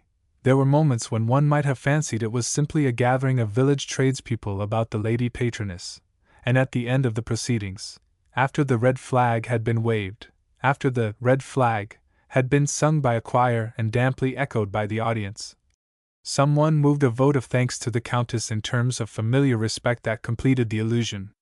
Mr. Hinman's lecture was entitled, "In the Rapids of Revolution," and he had been explaining how inevitable the whole process was, how Russia drove ahead, and Germany and France and America, to the foretold crisis and the foretold millennium. But incidentally he also made a spirited exhortation for effort, for agitation, and he taunted England for lagging in the schemes of fate. Someone amidst the dim multitude discovered an inconsistency in that. Now the questions were being handed in, written on strips of paper, and at last that listener's difficulty cropped up. "What's this?" said Mr. Hinman, unfolded the slip and read out. "Why trouble to agitate or work if the trusts are going to do it all for us?" The veteran leader of the Social Democratic Federation paused only for a moment. "Well, we've got to get ready for it, you know," he said, rustling briskly with the folds of the question to follow. And with these words, it seemed to me, that fatalistic Marxism crumbled down to dust. We have got to get ready for it. Indeed, we have to make it, by education and intention and set resolve. Socialism is to be attained not by fate, but by will. Section 5. And here, as a sort of Eastern European gloss upon Marxist socialism, as an extreme and indeed ultimate statement of this marriage of mystical democracy to socialism, we may say a word of anarchism. Anarchism carries the administrative laissez-faire of Marx to its logical extremity. If the common, untutored man is right anyhow, why these ballot boxes? Why these intermediaries in the shape of law and representative? Laissez-faire. That is the perfectly logical outcome of ignoring administration and reconstruction. The extreme social democrat and the extreme individualist meet in a doctrine of non-resistance to the forces of evolution, which in this connection they deify with a capital letter. Organization, control, design, the disciplined will, these are evil, they declare, the evil of life. So you come at the end of the process, if you are active-minded, to the bomb as the instrument of man's release to unimpeded virtue, and if you are pacific in disposition to the Tolstoyan attitude of passive resistance to all rule and property. Anarchism, then, is as it were a final perversion of the socialist stream, a last meandering of socialist thought, released from vitalizing association with an active creative experience. Anarchism comes when the socialist repudiation of property is dropped into the circles of thought of men habitually ruled and habitually irresponsible, men limited in action and temperamentally adverse to the toil, to the vexatious rebuffs and insufficiencies, the dusty effort, fatigue, and friction of the practical pursuit of a complex ideal. So that it most flourishes eastwardly, where men, it would seem, are least energetic and constructive, and it explodes or dies on American soil. Anarchism, with its knife and bomb, is a miscarriage of socialism, an acephalous birth from that fruitful mother. It is an unnatural offspring, opposed in nature to its parent, for always from the beginning the constructive spirit, the ordering and organizing spirit has been strong among socialists. It was by a fallacy, an oversight, that laissez-faire in politics crept into a movement that was before all things an organized denial of laissez-faire in economic and social life. Laissez-faire. Laissez-faire. I write this of the anarchism that is opposed to contemporary socialism, the political anarchism. But there is also another sort of anarchism, which the student of these schools of thought must keep clear in his mind from this, the anarchism of Tolstoy and that other brand of William Morris, neither of which waves any flag of black, nor counsels violence. They present that conception of untrammeled and spontaneous rightness and goodness which is, indeed, I hazard, the moral ideal of all rightly thinking men. It is worthwhile to define very clearly the relation of this second sort of anarchism, the nobler anarchism, to the toiling constructive socialism which many of us now make our practical guide in life's activities, to say just where they touch and where they are apart. Now, the ultimate ideal of human intercourse is surely not socialism at all, but a way of life that is not litigious and not based upon jealously guarded rights, which is free from property, free from jealousy, and above the law. There shall not be marriage or giving in marriage. The whole mass of Christian teaching points to such an ideal. Paul and Christ turn again and again to the ideal of a world of just men made perfect, in which right and beauty come by instinct, in which just laws and regulations are unnecessary, and unjust ones impossible. Turn your attention, says my friend, the Rev. Stuart Headlam, in his admirable tract on Christian Socialism. Turn your attention to that series of teachings of Christ's which we call parables, comparisons, that is to say, between what Christ saw going on in the everyday world around him and the kingdom of heaven. If by the kingdom of heaven in these parables is meant a place up in the clouds, or merely a state in which people will be after death, then I challenge you to get any kind of meaning out of them whatever. But if by the kingdom of heaven is meant, as it is clear from other parts of Christ's teaching is the case, the righteous society to be established upon earth, then they all have a plain and beautiful meaning, a meaning well summed up in that saying so often quoted against us by the skeptic and the atheist, "Seek ye first the kingdom of God and his righteousness, and all these things shall be added unto you." Or, in other words, live, Christ said, all of you together, not each of you by himself, live as members of the righteous society which I have come to found upon earth, and then you will be clothed as beautifully as the eastern lily and fed as surely as the birds. And the Rev. R. J. Campbell, who comes to socialism by way of nonconformity, is equally convincing in support of this assertion that the kingdom of heaven was and is a terrestrial ideal.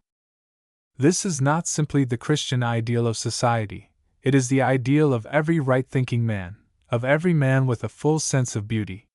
You will find it rendered in two imperishably beautiful utopias of our own time, both, I Glory to Write, by Englishmen, The News from Nowhere of William Morris, and Hudson's Exquisite Crystal Age.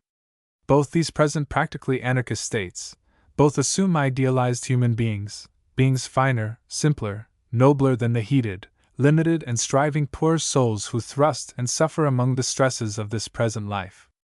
And the present writer, too, I must mention him here to guard against a confusion in the future. When a little while ago he imagined humanity exalted morally and intellectually by the brush of a comet's tail, 20 was forced by the logic of his premises and even against his first intention to present not a socialist state, but a glorious anarchism as the outcome of that rejuvenescence of the world. 20. But the business of socialism lies at a lower level and concerns immediate things. Our material is the world as it is, full of unjust laws, bad traditions, bad habits, inherited diseases and weaknesses, germs and poisons, filths and envies. We are not dealing with magnificent creatures such as one sees in ideal paintings and splendid sculpture, so beautiful they may face the world naked and unashamed. We are dealing with hot-aired, ill-kempt people, who are liable to indigestion, baldness, corpulence, and fluctuating tempers, who wear top hats and bowler hats or hats kept on by hat pins, and so with all the other necessary clothing, who are pitiful and weak and vain and touchy almost beyond measure, and very naughty and intemperate, who have, alas, to be bound over to be in any degree faithful and just to one another. To strip such people suddenly of law and restraint would be as dreadful and ugly as stripping the clothes from their poor bodies. That anarchist world, I admit, is our dream. We do believe, well, I, at any rate, believe this present world, this planet, will some day bear a race beyond our most exalted and temerarious dreams, a race begotten of our wills and the substance of our bodies, a race, so I have said it, who will stand upon the earth as one stands upon a footstool, and laugh and reach out their hands amidst the stars. But the way to that is through education and discipline and law. Socialism is the preparation for that higher anarchism. Painfully, laboriously we mean to destroy false ideas of property and self, eliminate unjust laws and poisonous and hateful suggestions and prejudices, create a system of social right-dealing and a tradition of right feeling and action. Socialism is the schoolroom of true and noble anarchism, wherein by training and restraint we shall make free men. There is a graceful and all too little known fable by Mr. Max Beerbohm, The Happy Hypocrite, which gives, I think, not only the relation of socialism to philosophic anarchism, but of all discipline to all idealism. It is the story of a beautiful mask that was worn by a man in love, until he tired even of that much of deceit and, a little desperately, threw it aside, to find his own face beneath changed to the likeness of the self he had desired. So would we veil the greed, the suspicion of the self-seeking scramble of today under institutions and laws that will cry, duty and service, in the ears and eyes of all mankind, keep down the evil so long and so effectually that at last law will be habit, and greed and self-seeking cease forever from being the ruling impulse of the world. Socialism is the mask that will mold the world to that better anarchism of good men's dreams. But these are long views, glimpses beyond the socialist horizon. The people who would set up anarchism today are people without human experience or any tempering of humor, only one shade less impossible than the odd one-sided queer beings one meets, ridiculously inaccessible to laughter, who, caricaturing their Nietzsche and misunderstanding their Shaw, invite one to set up consciously with them in the business of being over men, to rule a world full of our betters, by fraud and force. It is a foolish teaching saved only from being horrible by being utterly ludicrous. For us the best is faith and humility, truth and service. Our utmost glory is to have seen the vision and to have failed, not altogether. For ourselves and such as we are, let us not deal in pride. Let us be glad to learn a little of this spirit of service, to achieve a little humility, to give ourselves to the making of socialism and the civilized state without presumption, as children who are glad they may help in a work greater than themselves and the toys that have heretofore engaged them. Chapter 12 Administrative Socialism. Chapter 12. Section 1. Marx gave to socialism a theory of worldwide social development, and rescued it altogether from the eccentric and localized associations of its earliest phases. He brought it so near to reality that it could appear as a force in politics, embodied first as the International Association of Working Men, and then as the social democratic movement of the continent of Europe that commands today over a third of the entire poll of German voters. So much Marx did for socialism. But if he broadened its application to the world, he narrowed its range to only the economic aspect of life. He arrested for a time the discussion of its biological and moral aspects altogether. He left it an incomplete doctrine of merely economic reconstruction supplemented by mystical democracy, and both its mysticism and incompleteness, while they offered no difficulties to a laboring man ignorant of affairs, rendered it unsubstantial and unattractive to people who had any real knowledge of administration. Marx. It was left chiefly to the little group of English people who founded the Fabian Society to supply a third system of ideas to the amplifying conception of socialism, to convert revolutionary socialism into administrative socialism. This new development was essentially the outcome of the reaction of its broad suggestions of economic reconstruction upon the circle of thought of one or two young officials of genius, and of one or two persons upon the fringe of that politic-social stratum of society, the English governing class. I make this statement, I may say, in the loosest possible spirit. The reaction is one that was not confined to England. It was to some extent inevitable wherever the new movement in thought became accessible to intelligent administrators and officials. But in the peculiar atmosphere of British public life, with its remarkable blend of individual initiative and a lively sense of the state, this reaction has had the freest development. There was, indeed, Fabianism before the Fabian Society. It would be ingratitude to some of the most fruitful social work of the Middle Victorian period to ignore the way in which it has contributed in suggestion and justification to the socialist synthesis. The city of Birmingham, for example, developed the most extensive process of municipalization as the mere common sense of local patriotism. But the movement was without formulae and correlation until the Fabians came. That unorganized, unpaid public service of public-spirited aristocratic and wealthy financial and business people, the governing class, which dominated the British Empire throughout the 19th century, has, through the absence of definite class boundaries in England and the readiness of each class to take its tone from the class above, that snobbishness, which is so often heedlessly dismissed as altogether evil, given a unique quality to British thought upon public questions and to British conceptions of socialism. It has made the British mind as a whole administrative. As compared with the American mind, for example, the British is state-conscious, the American state-blind. The American is no doubt intensely patriotic, but the nation and the state to which his patriotism points is something overhead and comprehensive like the sky, like a flag hoisted. Something, indeed, that not only does not but must not interfere with his ordinary business occupations. To have public spirit, to be aware of the state as a whole and to have an administrative feeling towards it, is necessarily to be accessible to constructive ideas, that is to say, to socialistic ideas. In the history of thought in Victorian Great Britain, one sees a constant conflict of this administrative disposition with the individualistic commercialism of the aggressively trading and manufacturing class, the class that in America reigns unchallenged to this day. In the latter country, individualism reigns unchallenged, it is assumed. In the former, it has fought an uphill fight against the traditions of church and state, and has never absolutely prevailed. The political economists and Herbert Spencer were its prophets, and they never at any time held the public mind in any invincible grip. Since the 80s, that grip has weakened more and more. Socialistic thought and legislation, therefore, was going on in Great Britain through all the Victorian period. Nevertheless, it was the Fabian Society that, in the 80s and through the intellectual impetus of at most 4 or 5 personalities, really brought this obstinately administrative spirit in British affairs into relation with socialism as such. The dominant intelligence of this group was Mr. Sidney Webb, and as I think of him thus coming after Marx to develop the third phase of socialism, I am struck by the contrast with the big-bearded socialist leaders of the earlier school and this small, active, unpretending figure with the finely shaped head, the little imperial under the lip, the glasses, the slightly lisping, insinuating voice.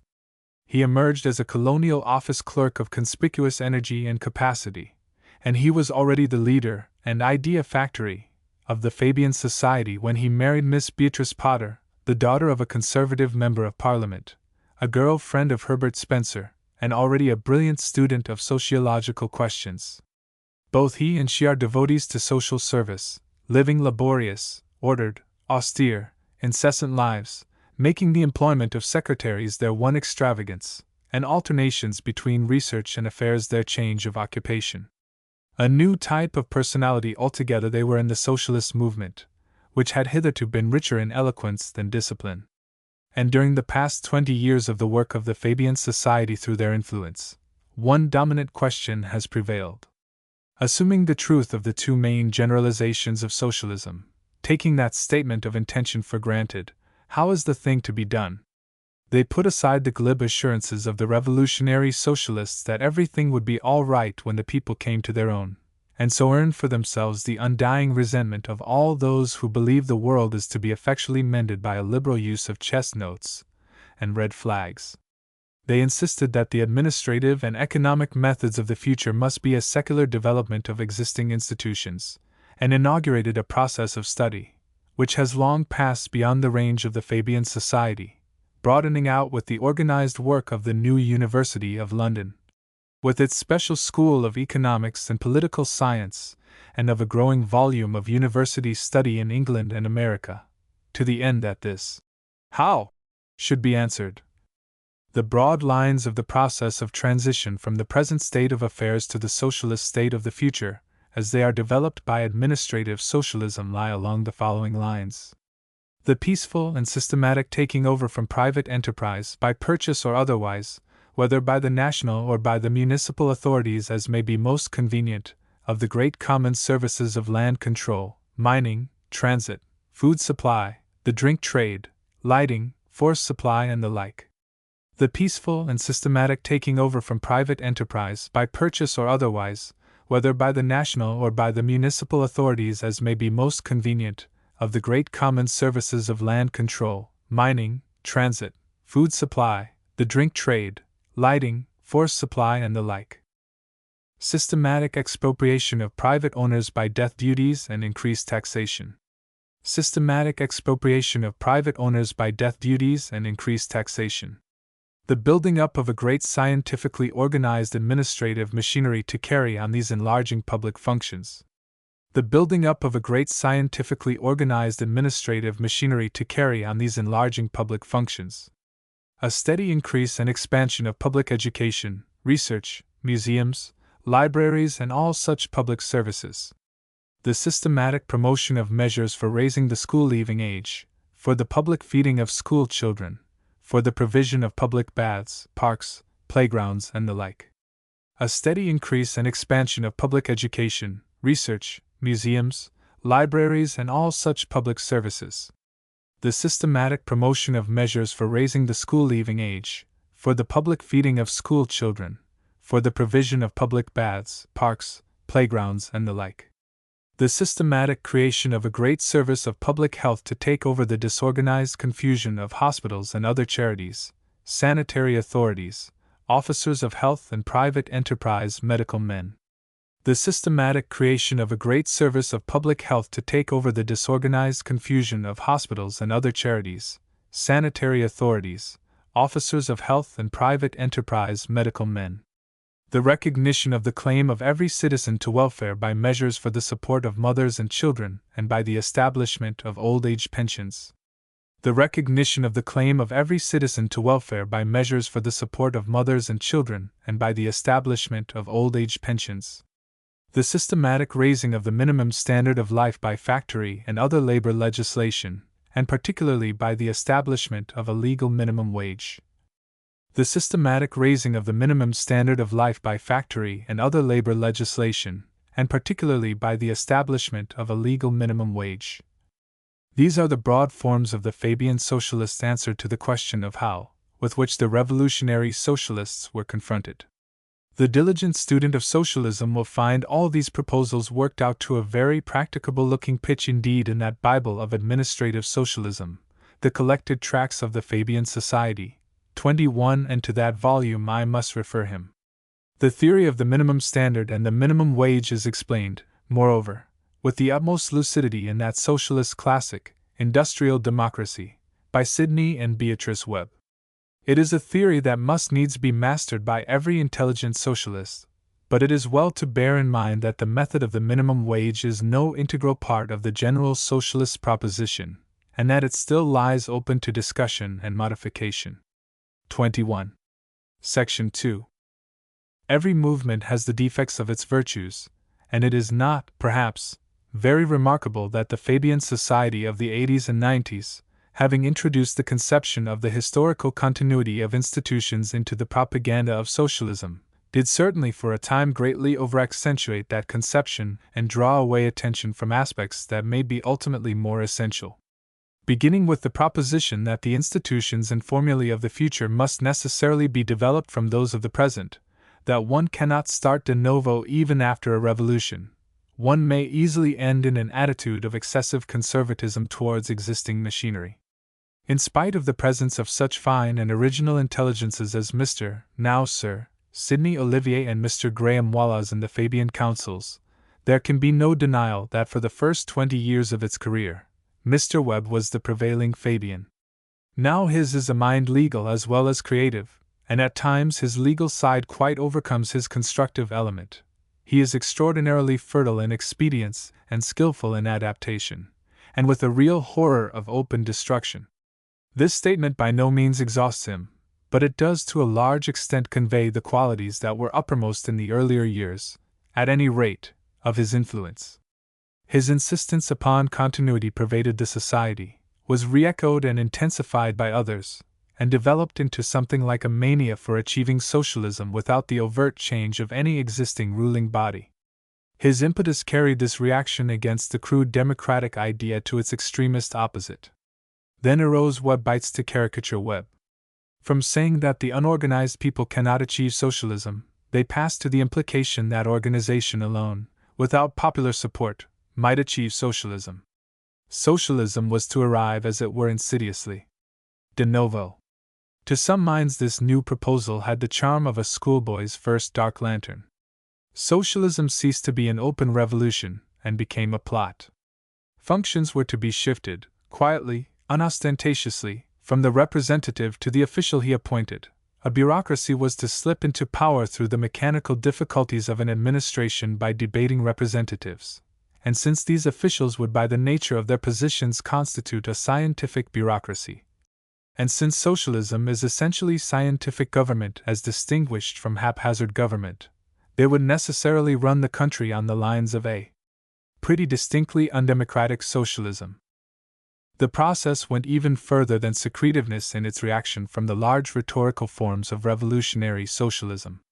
There arose even a repudiation of principles, of action, and a type of worker which proclaimed itself opportunist socialist. It was another instance of socialism losing sight of itself. It was a process quite parallel at the other extreme with the self-contradiction of the anarchist socialist. Socialism, as distinguished from mere liberalism, for example, is an organized plan for social reconstruction, while liberalism relies upon certain vague principles. Socialism declares that good intentions and doing what comes first to hand will not suffice. Now opportunism is essentially benevolent adventure, and the doing of first-hand things. This conception of indifference to the forms of government, of accepting whatever governing bodies existed and using them to create officials and get something done, was at once immediately fruitful in many directions, and presently productive of many very grave difficulties in the path of advancing socialism. Webb himself devoted immense industry and capacity to the London County Council. It is impossible to measure the share he has had in securing such great public utilities as water supply, traction, and electric supply, for example, from complete exploitation by private profit seekers, but certainly it is a huge one, and throughout England and presently in America. There went on a collateral activity of Fabian socialists. They worked like a ferment in municipal politics, encouraging and developing local pride and local enterprise in public works. In the case of large public bodies, working in suitable areas and commanding the services of men of high quality, striking advances in social organization were made, but in the case of smaller bodies in unsuitable districts, and with no attractions for people of gifts and training, the influence of Fabianism did on the whole produce effects that have tended to discredit socialism. Aggressive, ignorant, and untrained men and women, usually neither inspired by socialist faith nor clearly defining themselves as socialists, persons too often of wavering purpose and doubtful honesty, got themselves elected in a state of enthusiasm to undertake public functions and challenge private enterprise under conditions that doomed them to waste and failure. This was the case in endless parish councils and urban districts. It was also the case in many London boroughs. It has to be admitted by socialists with infinite regret that the common borough council socialist is too often a lamentable misrepresentative of the socialist idea. The creation of the London borough councils found English socialism unprepared. They were bodies doomed by their nature to incapacity and waste. They represented neither natural communities nor any practicable administrative unit of area. Their creation was the result of quite silly political considerations.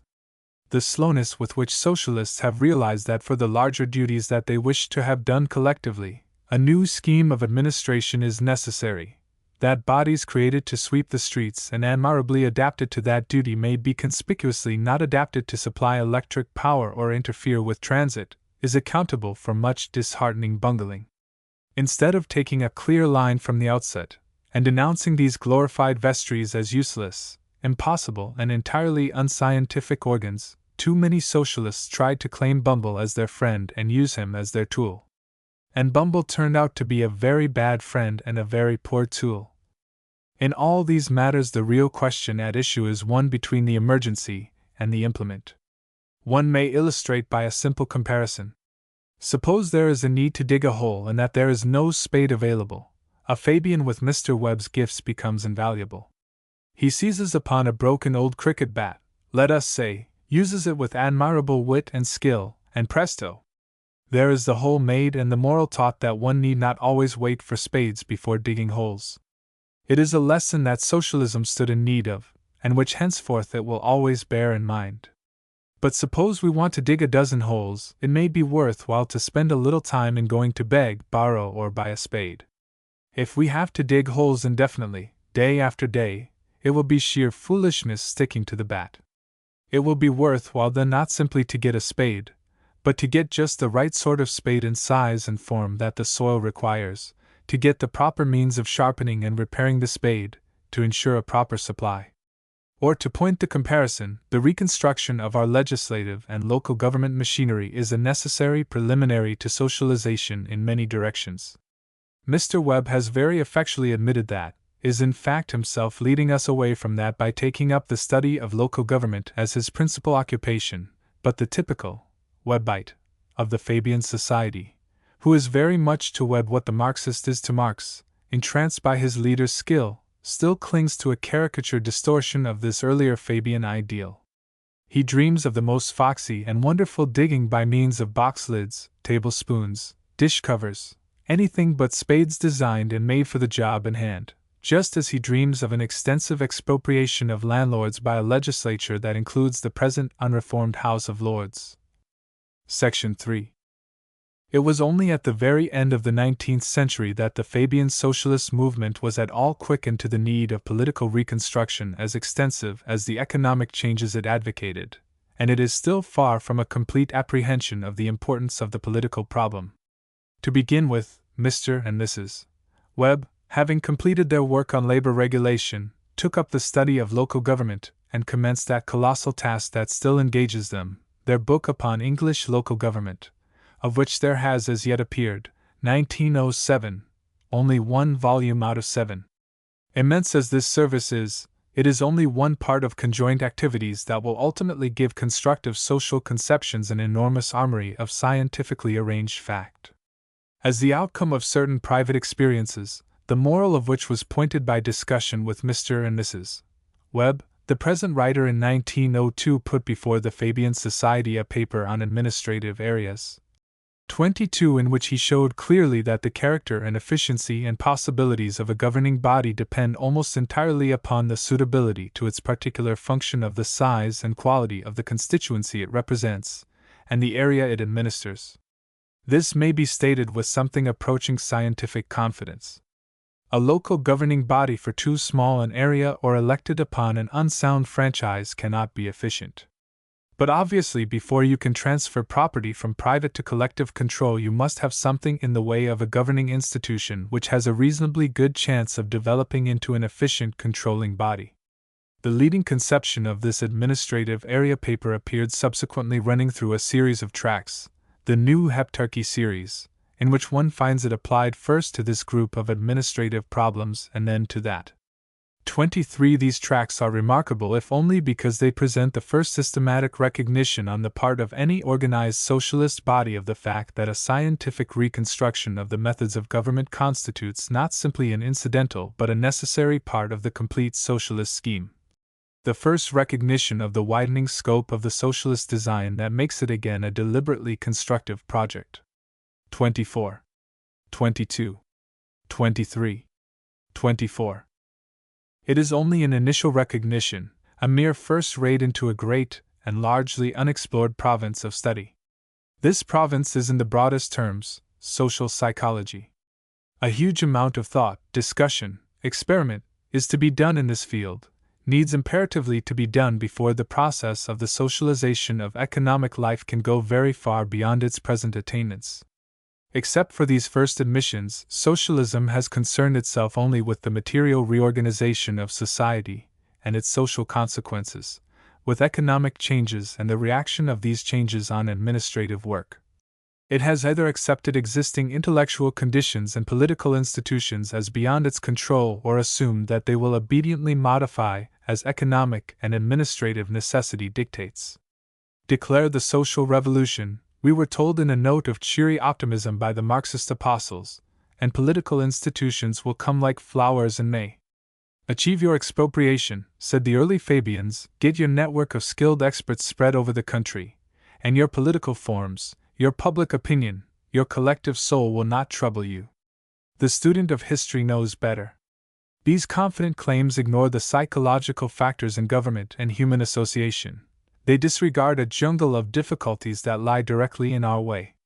Socialists have to face the facts. Firstly, that the political and intellectual institutions of the present time belong to the present condition of things, and that the intellectual methods, machinery, and political institutions of the better future must almost inevitably be of a very different type. Secondly, that such institutions will not come about of themselves, which indeed is the old superstition of laissez-faire in a new form, but must be thought out, planned, and organized just as completely as economic socialization has had to be planned and organized.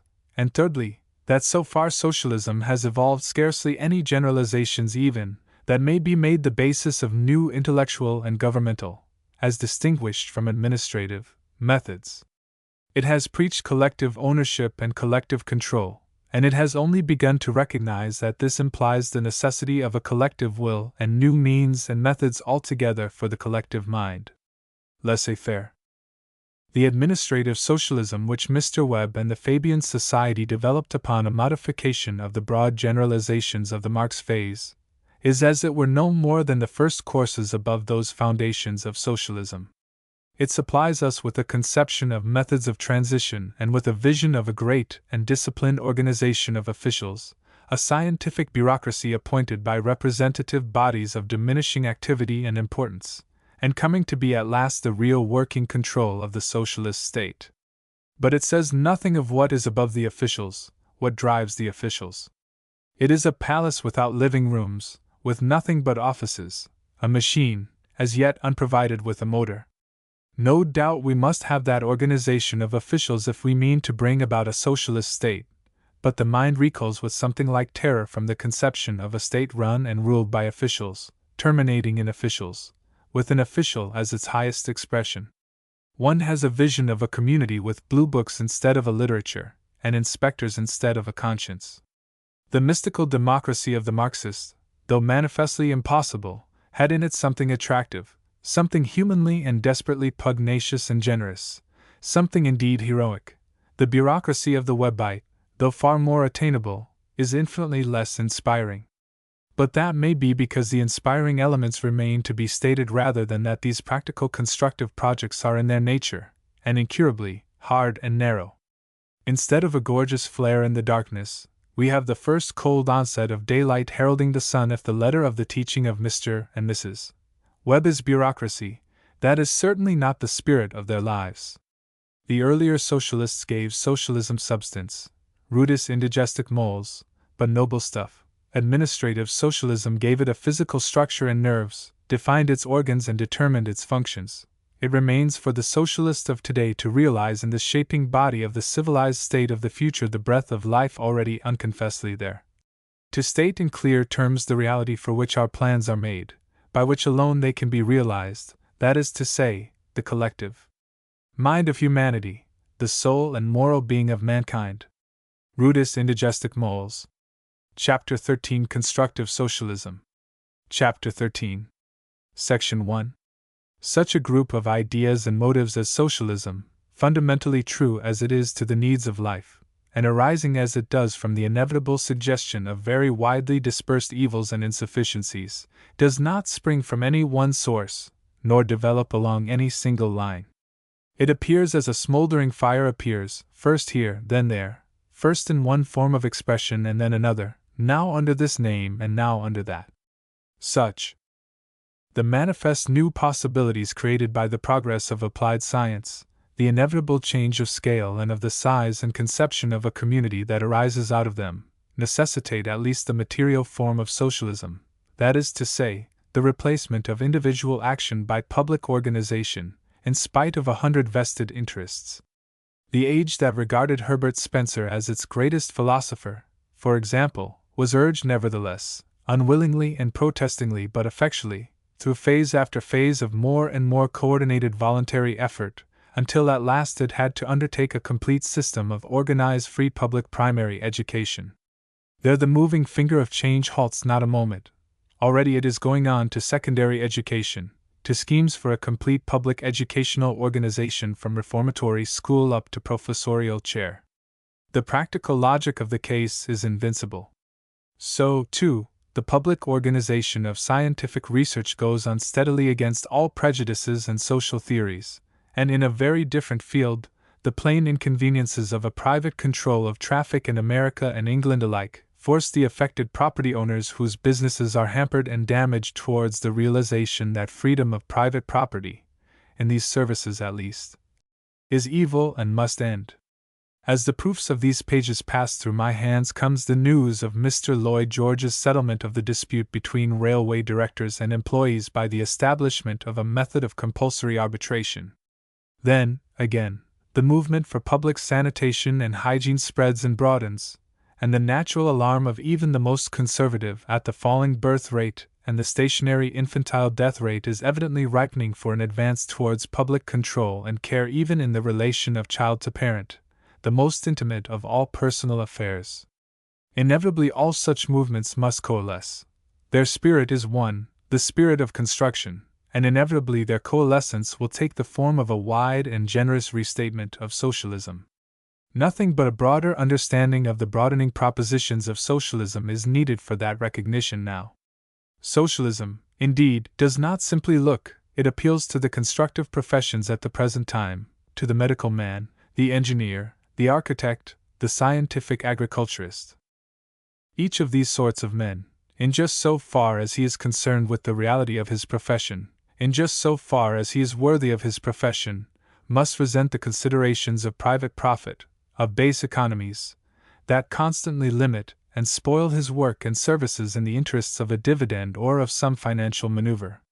So far they have been antagonized towards socialism by the errors of its adherents, by the impression quite wantonly created that socialism meant either mob rule or the rule of pedantic, unsympathetic officials. They have heard too much of democracy, too much of bureaucracy, and not enough of construction. They have felt that on the whole the financial exploiter, detestable master as he often is, was better than the rule of either clamor on the one hand or red tape on the other. But, as I have been seeking to suggest, mob rule and official rule do not exhaust the possible alternatives. Neither ignorant democracy nor narrow bureaucracy can be the destined rulers of a socialist state. The only conceivable rule in a socialist civilization is through the operation of a collective mind that must be by its nature constructive and enterprising, because only through the creation of such a mind can socialism be brought about. A socialist state cannot exist without that mind existing also, and a collective mind can scarcely appear without some form of socialism giving it a material body. Now it is only under an intelligent collective mind that any of the dreams of these constructive professions can attain an effective realization. Where will the private profit in a universal sanitation, for example, be found? In the abolition of diseases, in the planned control of the public health, in the abolition of children's deaths? What thought of private gain will ever scrap our obsolescent railroads and our stagnating industrial monopolies for new clean methods? So long as they pay a dividend, they will keep on upon their present lines. The modern architect knows, the engineer knows we might build ourselves perfectly clean, smokeless, magnificent cities today, as full of pure water as ancient Rome, as full of pure air as the Engadine, if private ownership did not block the way. Who can doubt it who understands what a doctor, or an electrical engineer, or a real architect understands? Surely all the best men in these professions are eager to get to work on the immense possibilities of life, possibilities of things cleared up, of things made anew, that their training has enabled them to visualize. What stands in their way, stands in our way: social disorganization, individualist self-seeking, narrowness of outlook, self-conceit, ignorance. With that conception they must surely turn in the end, as we socialists turn, to the most creative profession of all, to that great calling which with each generation renews the world's circle of ideas, the teachers. The whole trend and purpose of this book from the outset has been to insist upon the mental quality of socialism, to maintain that it is a business of conventions about property and plans of reorganization, that is to say, of changes and expansions of the ideas of men, changes and expansions of their spirit of action and their habitual circles of ideas. Unless you can change men's minds, you cannot effect socialism, and when you have made clear and universal certain broad understandings, socialism becomes a mere matter of science and devices and applied intelligence. That is the constructive socialist's position. Logically, therefore, he declares the teacher master of the situation. Ultimately, the socialist movement is teaching, and the most important people in the world from the socialist's point of view are those who teach. I mean, of course, not simply those who teach in schools, but those who teach in pulpits, in books, in the press, in universities and lecture theaters, in parliaments and councils, in discussions and associations and experiments of every sort, and, last in my list but most important of all, those mothers and motherly women who teach little children in their earliest years. Every one, too, who enunciates a new and valid idea, or works out a new contrivance, is a teacher in this sense. And these teachers collectively, perpetually renew the collective mind. In the measure that in each successive generation they apprehend socialism and transmit its spirit, is socialism nearer its goal. Section 2. At the present time in America and all the Western European countries, there is a collective mind, a public opinion made up of the most adventitious and interesting elements. It is not even a national or a racial thing, it is curiously international, curiously responsive to thought from every quarter, a something, vague here, clear there, here diffused, there concentrated.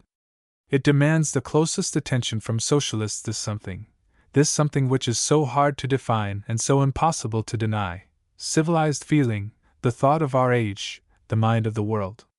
It has organs, it has media, yet it is as hard to locate as the soul of a man. We know that somewhere in the brain and body of a man lives his self, that you must preserve that brain entire, aerate it, nourish it lest it die and his whole being die, and yet you cannot say it is in this cell, or in that. So with an equal mystery of diffusion the mind of mankind exists. No man, no organization, no authority, can be more than a part of it. Twice at least have there been attempts of parts to be the whole. The Catholic Church and the Chinese Academy have each in varying measure sought to play the part of a collective mind for all humanity and failed. All individual achievement, fine books, splendid poems, great discoveries, new generalizations, lives of thought, are no more than flashes in this huge moral and intellectual being which grows now self-conscious and purposeful, just as a child grows out of its early self-ignorance to an elusive, indefinable, indisputable sense of itself. This collective mind has to be filled and nourished with the socialist purpose, to receive and assimilate our great idea. That is the true work of socialism. Consider the organs and media of the collective mind as one finds them in England or America now, how hazardous they are and accidental.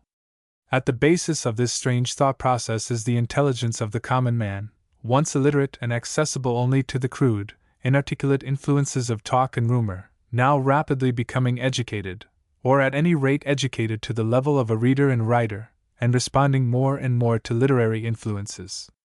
The great mass of the population is indeed at the present time like clay which has hitherto been a mere deadening influence underneath, but which this educational process, like some drying and heating influence upon that clay, is rendering resonant, capable of, in a dim answering way, ringing to the appeals made upon it.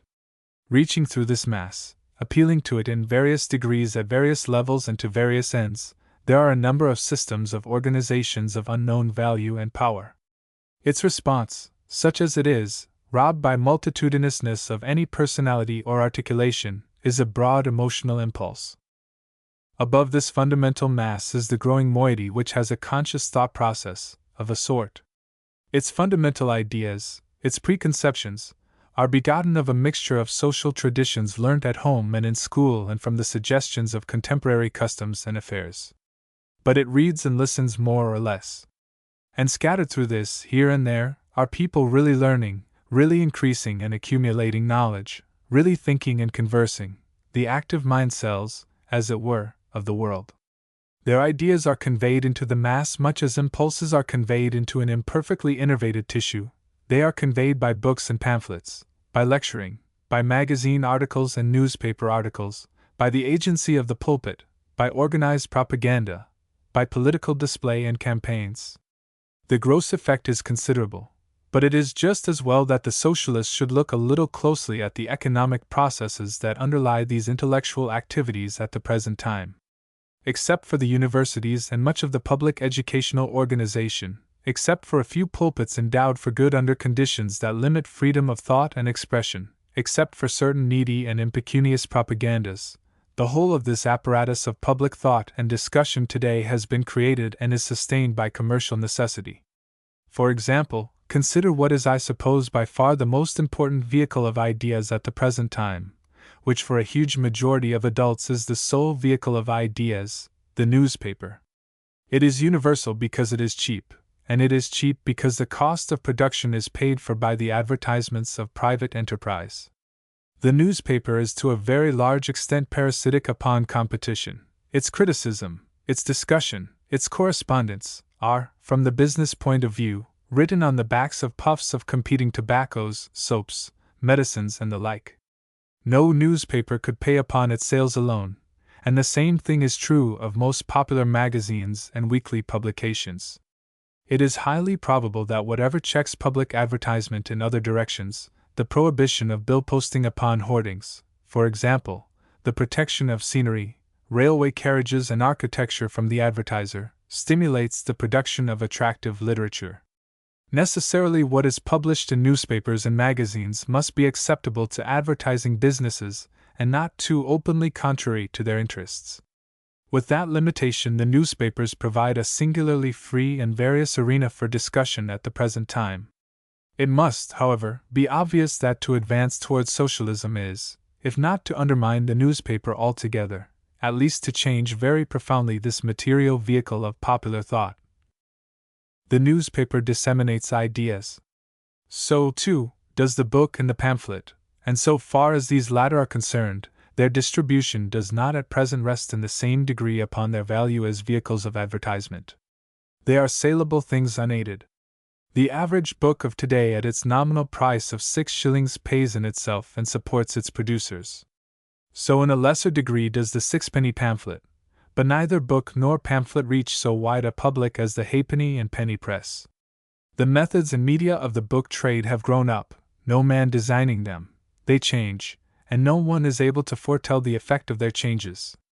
At present there is a great movement to cheapen new books, and it would seem the cheapening is partly to be made up for in enhanced sales and partly by an increased use of new books for advertisement. Many people consider this cheapening of new books as being detrimental to the interests of all but the most vulgarly popular authors. They believe it will increase the difficulty of new writers, and hopelessly impoverish just the finest element in our literary life, those original and exceptional minds who demand educated appreciation and do not appeal to the man in the street. This may or may not be true. The aspect of interest to socialists is that here is a process going on which is likely to produce the most far-reaching results upon the collective mind, upon that thought process of the whole community which is necessary for the progressive organization of society. It is a process which is likely to spread one type of writer far and wide, which may silence or demoralize another, which may vulgarize and debase discussion, and which will certainly make literature far more dependent than it is at present upon the goodwill of advertising firms. Yet as socialists they have no ideas whatever in this matter, their project of activities ignores it altogether. Books and newspapers constitute two among the chief mental organs of a modern community, but almost, if not equally important, is that great apparatus for the dissemination of ideas made up of the pulpits and lecture halls of 1,000 sects and societies. Towards all these things socialism has hitherto maintained an absurd attitude of laissez-faire. Laissez-faire. So far I have looked at the collective mind as a thought process only, but it has much graver and more immediate functions in a democratic state. It has, one must remember, to a social order and development. In every country the machinery for determining and expressing this will is complex. The common method in the modern Western state is through the voting of a numerous electorate, which tends, it would seem, to become more and more the entire manhood, if not the entire adult population of the country. It is a curious but perhaps inevitable method. Practically thought has to percolate down to the common man through all those strange and accidental channels, newspapers which are advertisement sheets, books which may be boycotted in a book war, pulpits pledged to doctrine and lecture halls kept open by rich people's subscriptions. It has to reach him, to mingle itself with generalized emotional forces in the heat of mysteriously subsidized election campaigns, and then return as a collective determination. For the statesman and the socialist there could hardly be any study more important, one might think, than the science of these processes and methods. Yet the world has still to produce even the rudimentary generalizations of this needed science of collective psychology. Section 3. Now, I ask the reader to consider very carefully how the socialist movement, using that expression now in its wider sense, stands to this very vague and very real outcome of social evolution, the collective mind, what it is really aspiring to do in that collective mind. One has to recognize that this mind is at present a mind in a state of confusion, full of warring suggestions and warring impulses. It is like a very disturbed human mind. It is without a clear aim. It does not know except in the vaguest terms what it wants to do. It has impulses. It has fancies. It begins and forgets.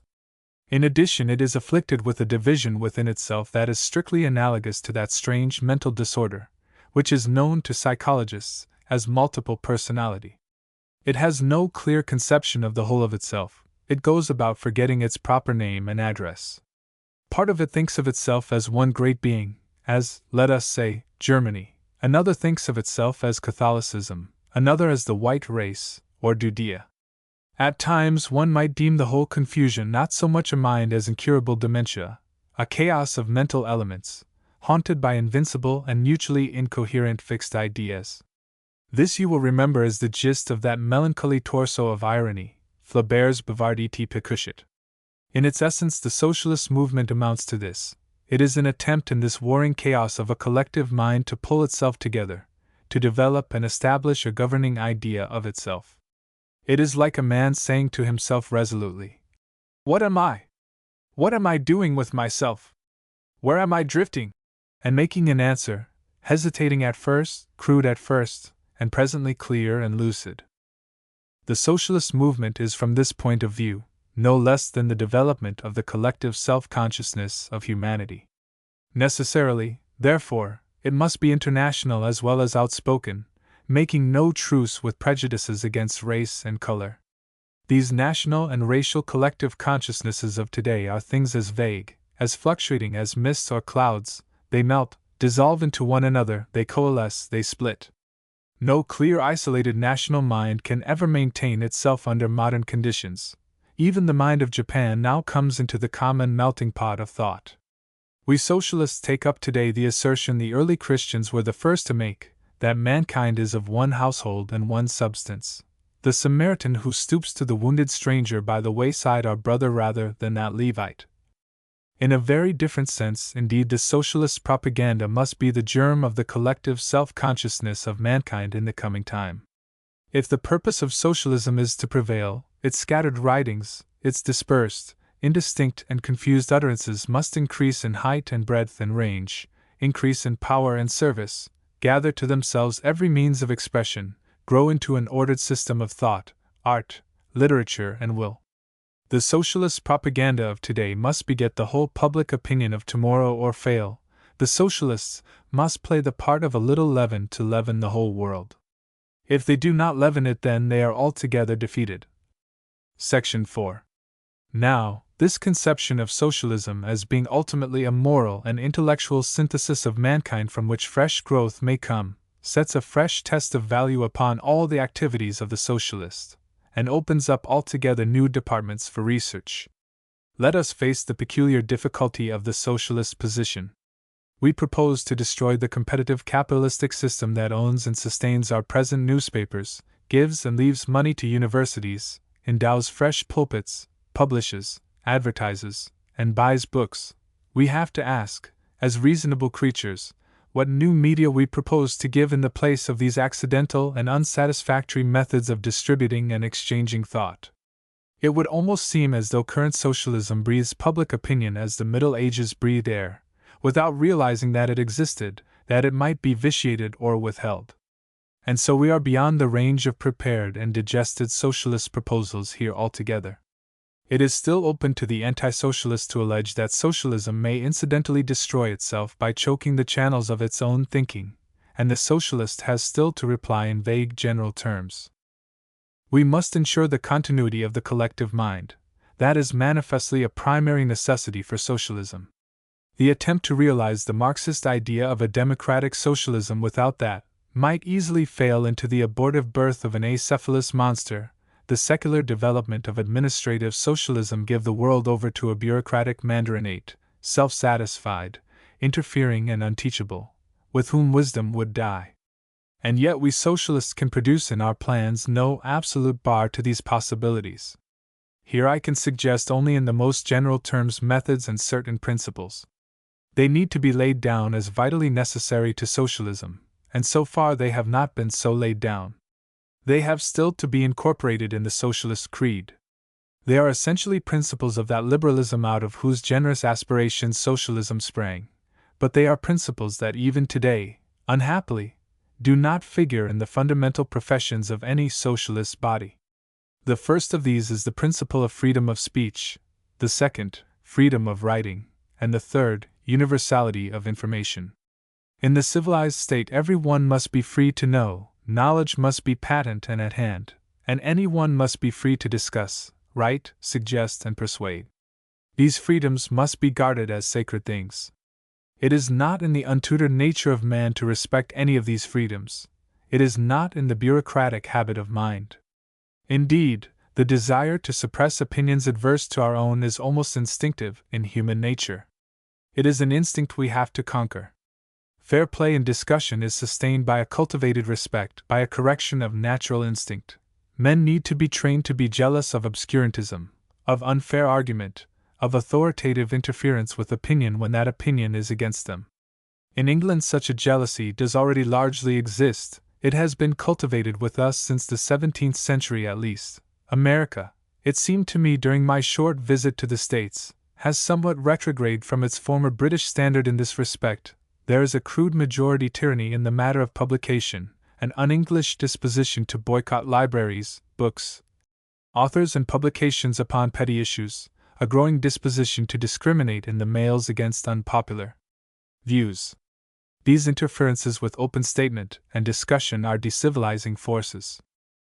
Given a clear public understanding of these necessities as primary, then one may point out that the next necessity for the mental existence of a socialist state is an extension and cheapening of the impartial universal distributing activity of the public post so that it becomes not only the means of correspondence, but also of distributing books and newspapers, pamphlets, and every form of printed matter. The post office must become bookseller and newsagent.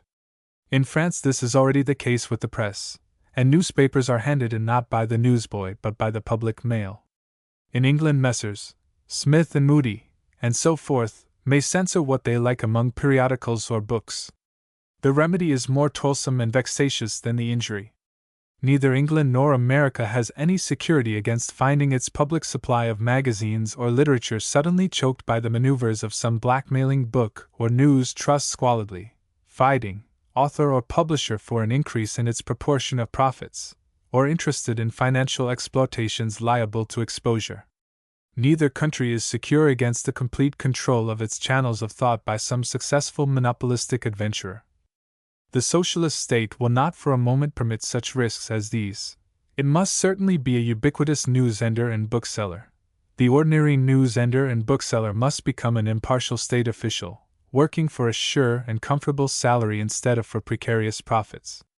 And this amplification of the book and news post and the book and news trades will need to be not simply a municipal but a state service of the widest range. Distribution, however, is only the beginning of the problem.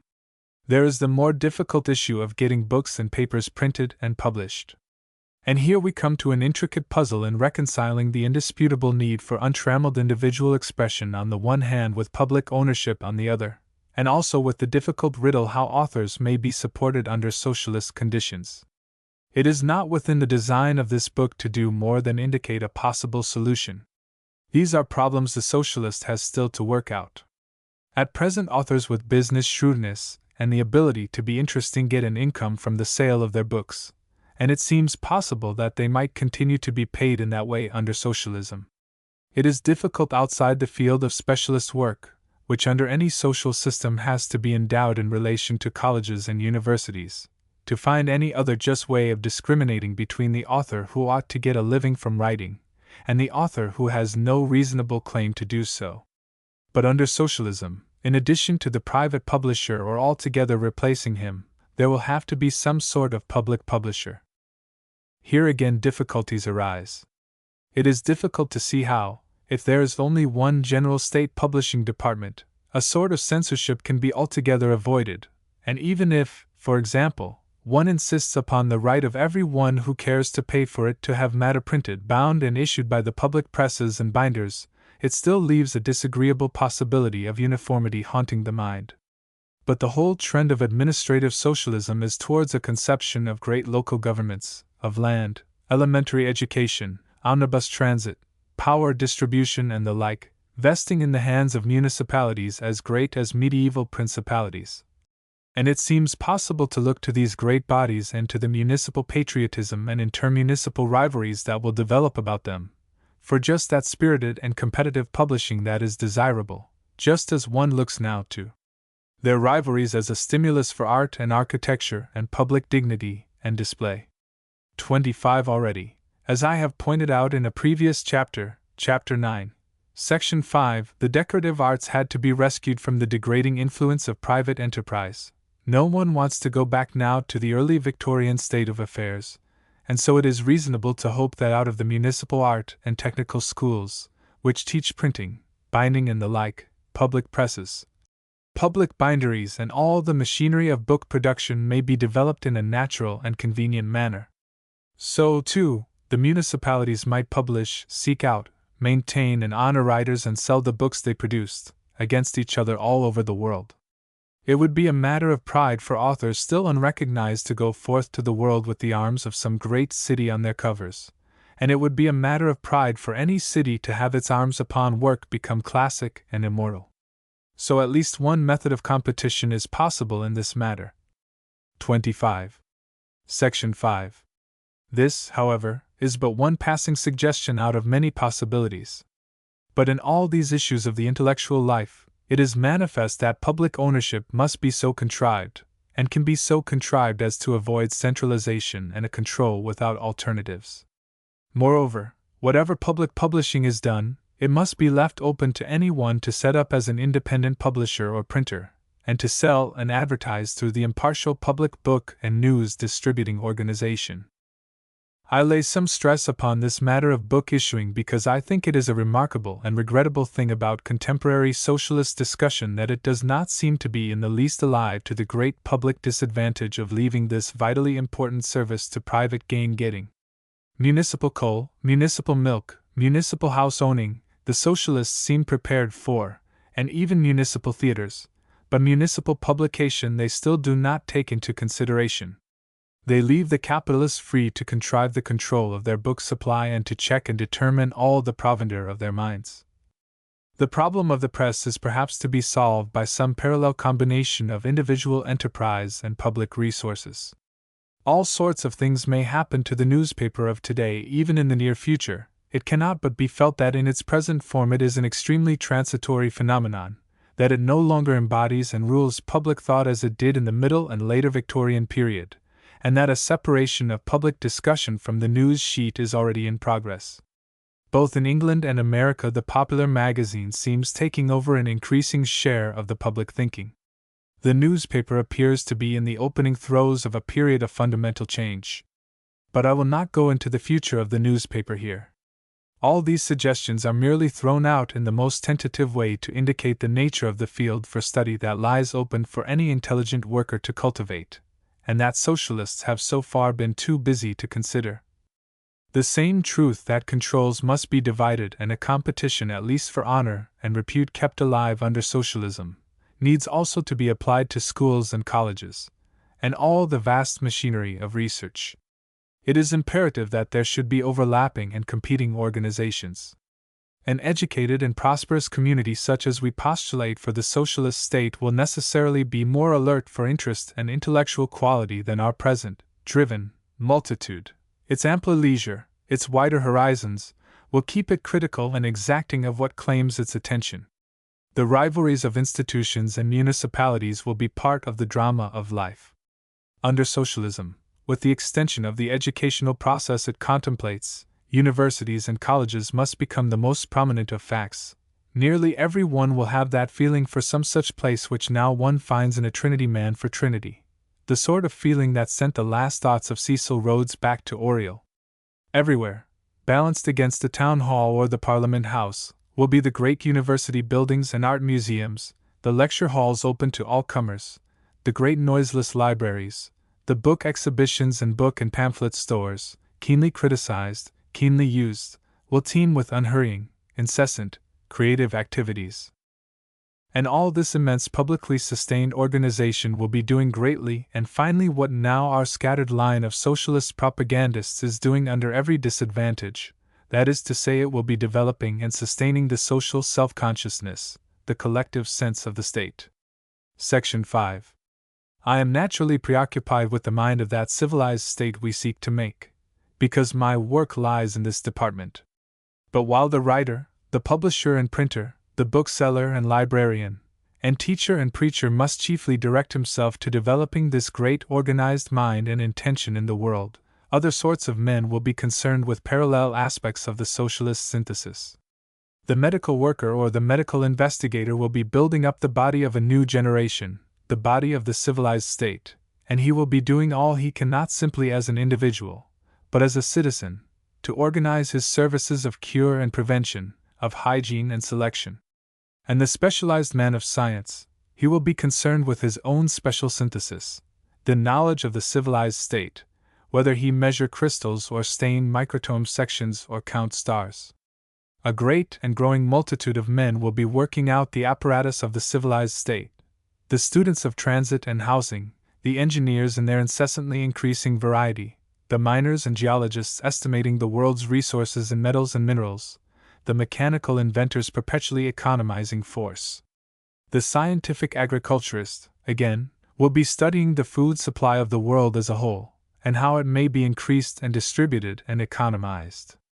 And to the student of law comes the task of rephrasing his intricate, and often quite beautiful science in relation to the new social assumptions we have laid down. All these and 100 other aspects are integral to the wide project of constructive socialism as it shapes itself now. And to the man or woman who looks at these issues not as one specialized in relation to some constructive calling but as a common citizen, a mere human being eager to make and do from the standpoint of personal liberty and personal affections, the appeal of this great constructive project is equally strong. You want security and liberty.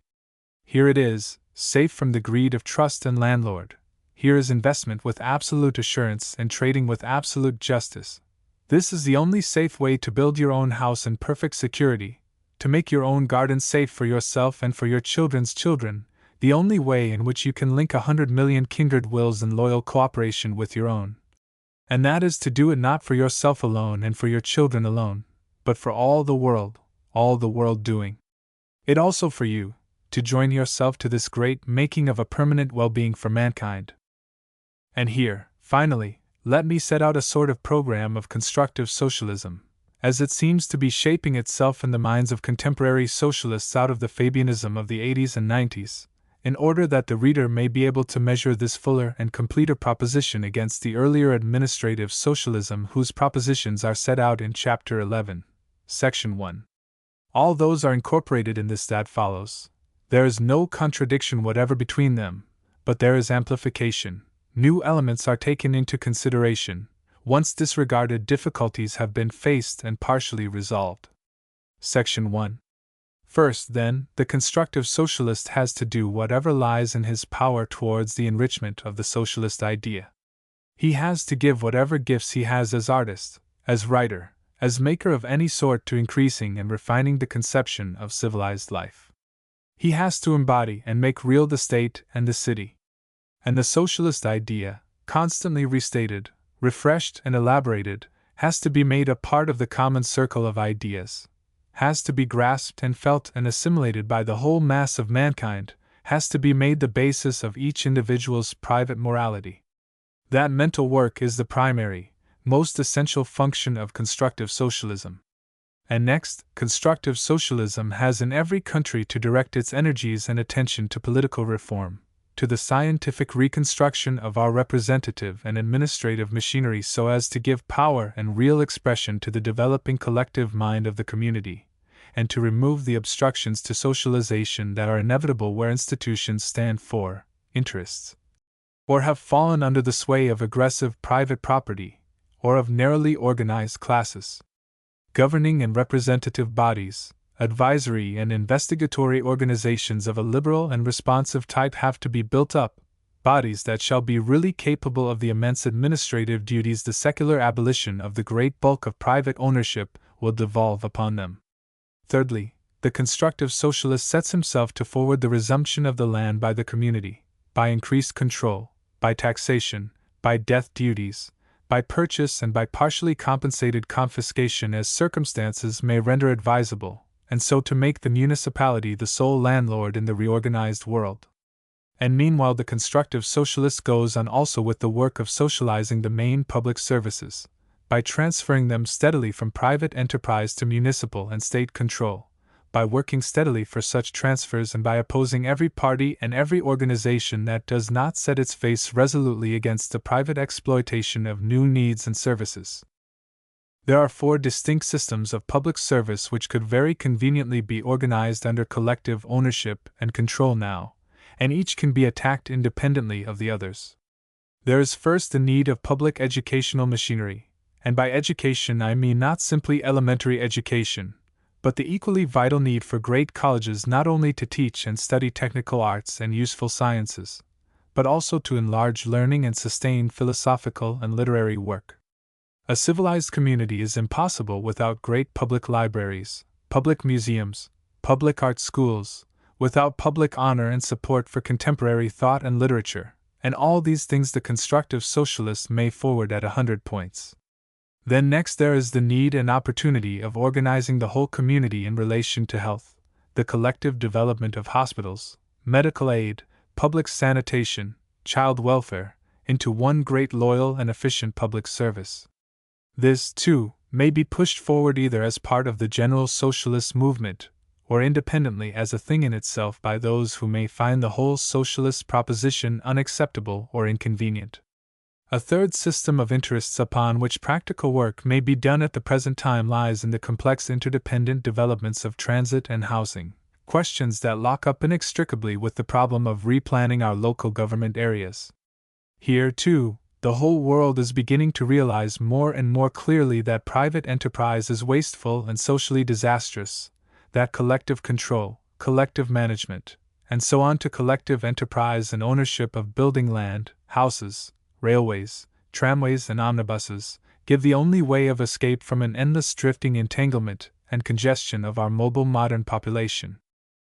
The fourth department of economic activity in which collectivism is developing, and in which the constructive socialists will find enormous scope for work, is in connection with the more generalized forms of public trading, and especially with the production, handling, and supply of food and minerals.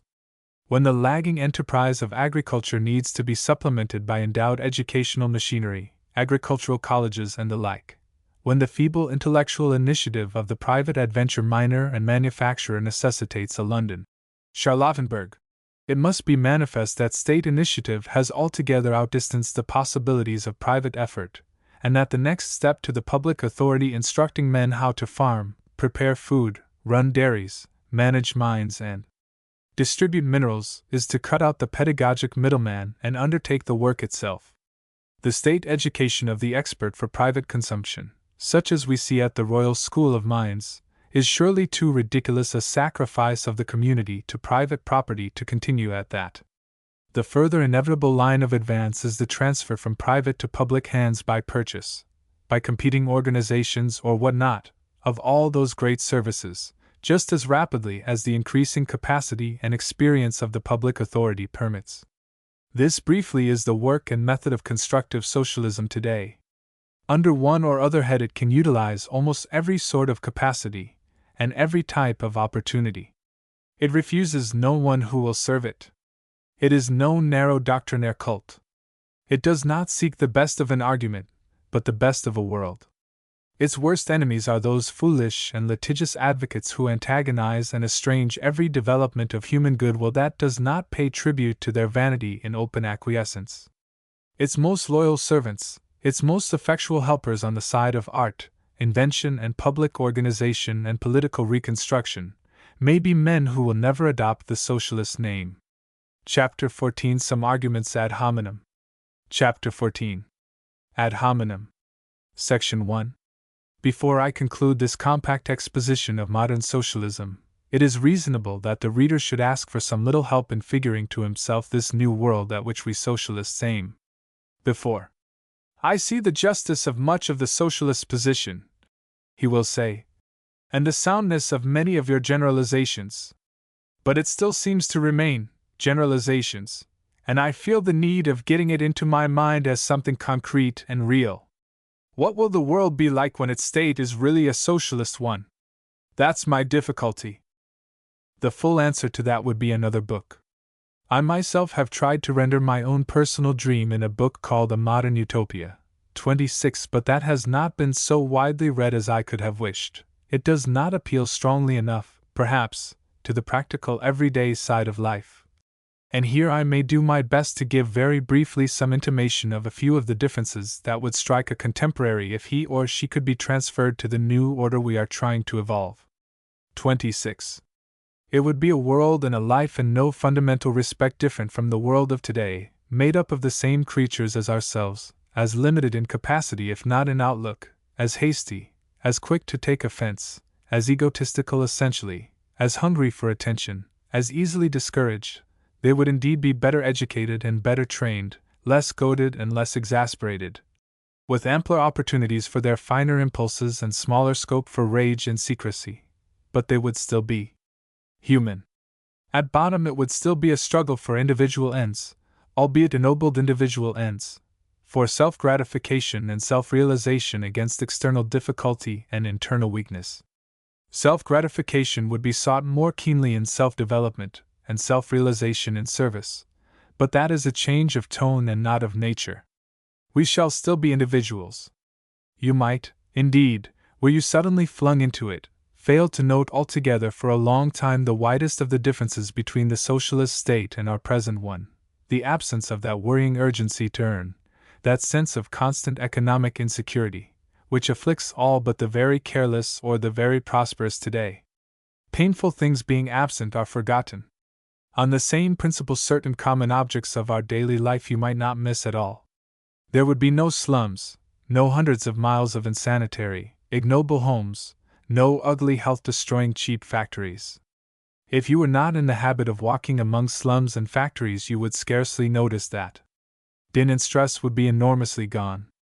But you would remark simply a change in the atmosphere about you and in your own contentment that would be as difficult to analyze as the calm of a Sunday morning in sunshine in a pleasant country. Let me put my conception of the socialist world to a number of typical readers, as it were, so that they may see clearly just what difference in circumstances there would be for them if we socialists could have our way now. Let me suppose them as far as possible exactly what they are now, save for these differences. Then first let us take a sample case and suppose yourself to be an elementary teacher. So far as your work went, you would be very much as you are today. You would have a finer and more beautiful schoolroom perhaps, better supplied with apparatus and diagrams. You would have cleaner and healthier, that is to say brighter and more responsive children, and you would have smaller and more manageable classes. Schools will be very important things in the socialist state, and you will find outside your classroom a much ampler building with open corridors, a library, a bath, refectory for the children's midday meal, and gymnasium, and beyond the playground a garden.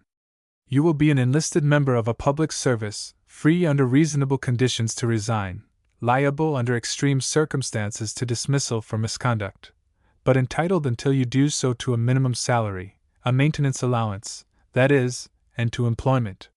You will have had a general education from the state up to the age of 16 or 17, and then 3 or 4 years of sound technical training, so that you will know your work from top to bottom. You will have applied for your present position in the service, whatever it is, and have been accepted, much as you apply and are accepted for positions now, by the school managers, and you will have done so because it attracted you, and they will have accepted you because your qualifications seemed adequate to them. You will draw a salary attached to the position, over and above that minimum maintenance salary to which I have already alluded. You will be working just as keenly as you are now, and better because of the better training you have had, and because of shorter hours and more invigorating conditions, and you will be working for much the same ends, that is to say for promotion to a larger salary and wider opportunities and for the interest and sake of the work. In your leisure you may be studying, writing, or doing some work of supererogation for the school or the state, because under socialist conditions it cannot be too clearly understood that all the reasons the contemporary trade unionist finds against extra work and unpaid work will have disappeared. You will not in a socialist state make life harder for others by working keenly and doing much if you are so disposed. You will be free to give yourself generously to your work. You will have no anxiety about sickness or old age. The state, the universal friendly society, will hold you secure against that. But if you like to provide extra luxury and dignity for your declining years, if you think you will be amused to collect prints or books, or travel then, or run a rose garden or grow chrysanthemums, the state will be quite ready for you to pay it an insurance premium in order that you may receive in due course an extra annuity to serve that end you contemplate. You will probably live as a tenant in a house which may either stand alone or be part of a terrace or collegiate building, but instead of having a private landlord, exacting of rent and reluctant of repairs, your house landlord will very probably be, and your ground landlord will certainly be, the municipality, the great Birmingham or London or Hampshire or Glasgow or such like municipality. And your house will be built solidly and prettily instead of being jerry-built and mean-looking, and it will have bathroom, electric light, electrically equipped kitchen and so forth, as every modern civilized house might have and should have now. If your taste runs to a little close garden of your own, you will probably find plenty of houses with one. If that is not so, and you want it badly, you will get other people of like tastes to petition the municipality to provide some, and if that will not do, you will put yourself up as a candidate for the parish or municipal council to bring this about. You will pay very much the sort of rent you pay now, but you will not pay it to a private landlord to spend as he likes at Monte Carlo or upon foreign missions or in financing, moderate, bill posting or what not, but to the municipality, and you will pay no rates at all. The rent will do under socialism what the rates do now. You cannot grasp too clearly that socialism will abolish rates absolutely. Rates for public purposes are necessary today because the landowners of the world evade the public obligations that should, in common sense, go with the rent. Light, heating, water, and so on will either be covered by the rent or charged for separately, and they will be supplied just as near cost price as possible. I don't think you will buy coals, because I think that in a few years' time it will be possible to heat every house adequately by electricity. But if I am wrong in that, then you will buy your coals just as you do now, except that you will have an honest coal merchant, the public coal service, a merchant not greedy for profit nor short in the weight, calculating and foreseeing your needs. Not that it may profit by them, but in order to serve them, storing coal against the demand and so never raising the price in winter.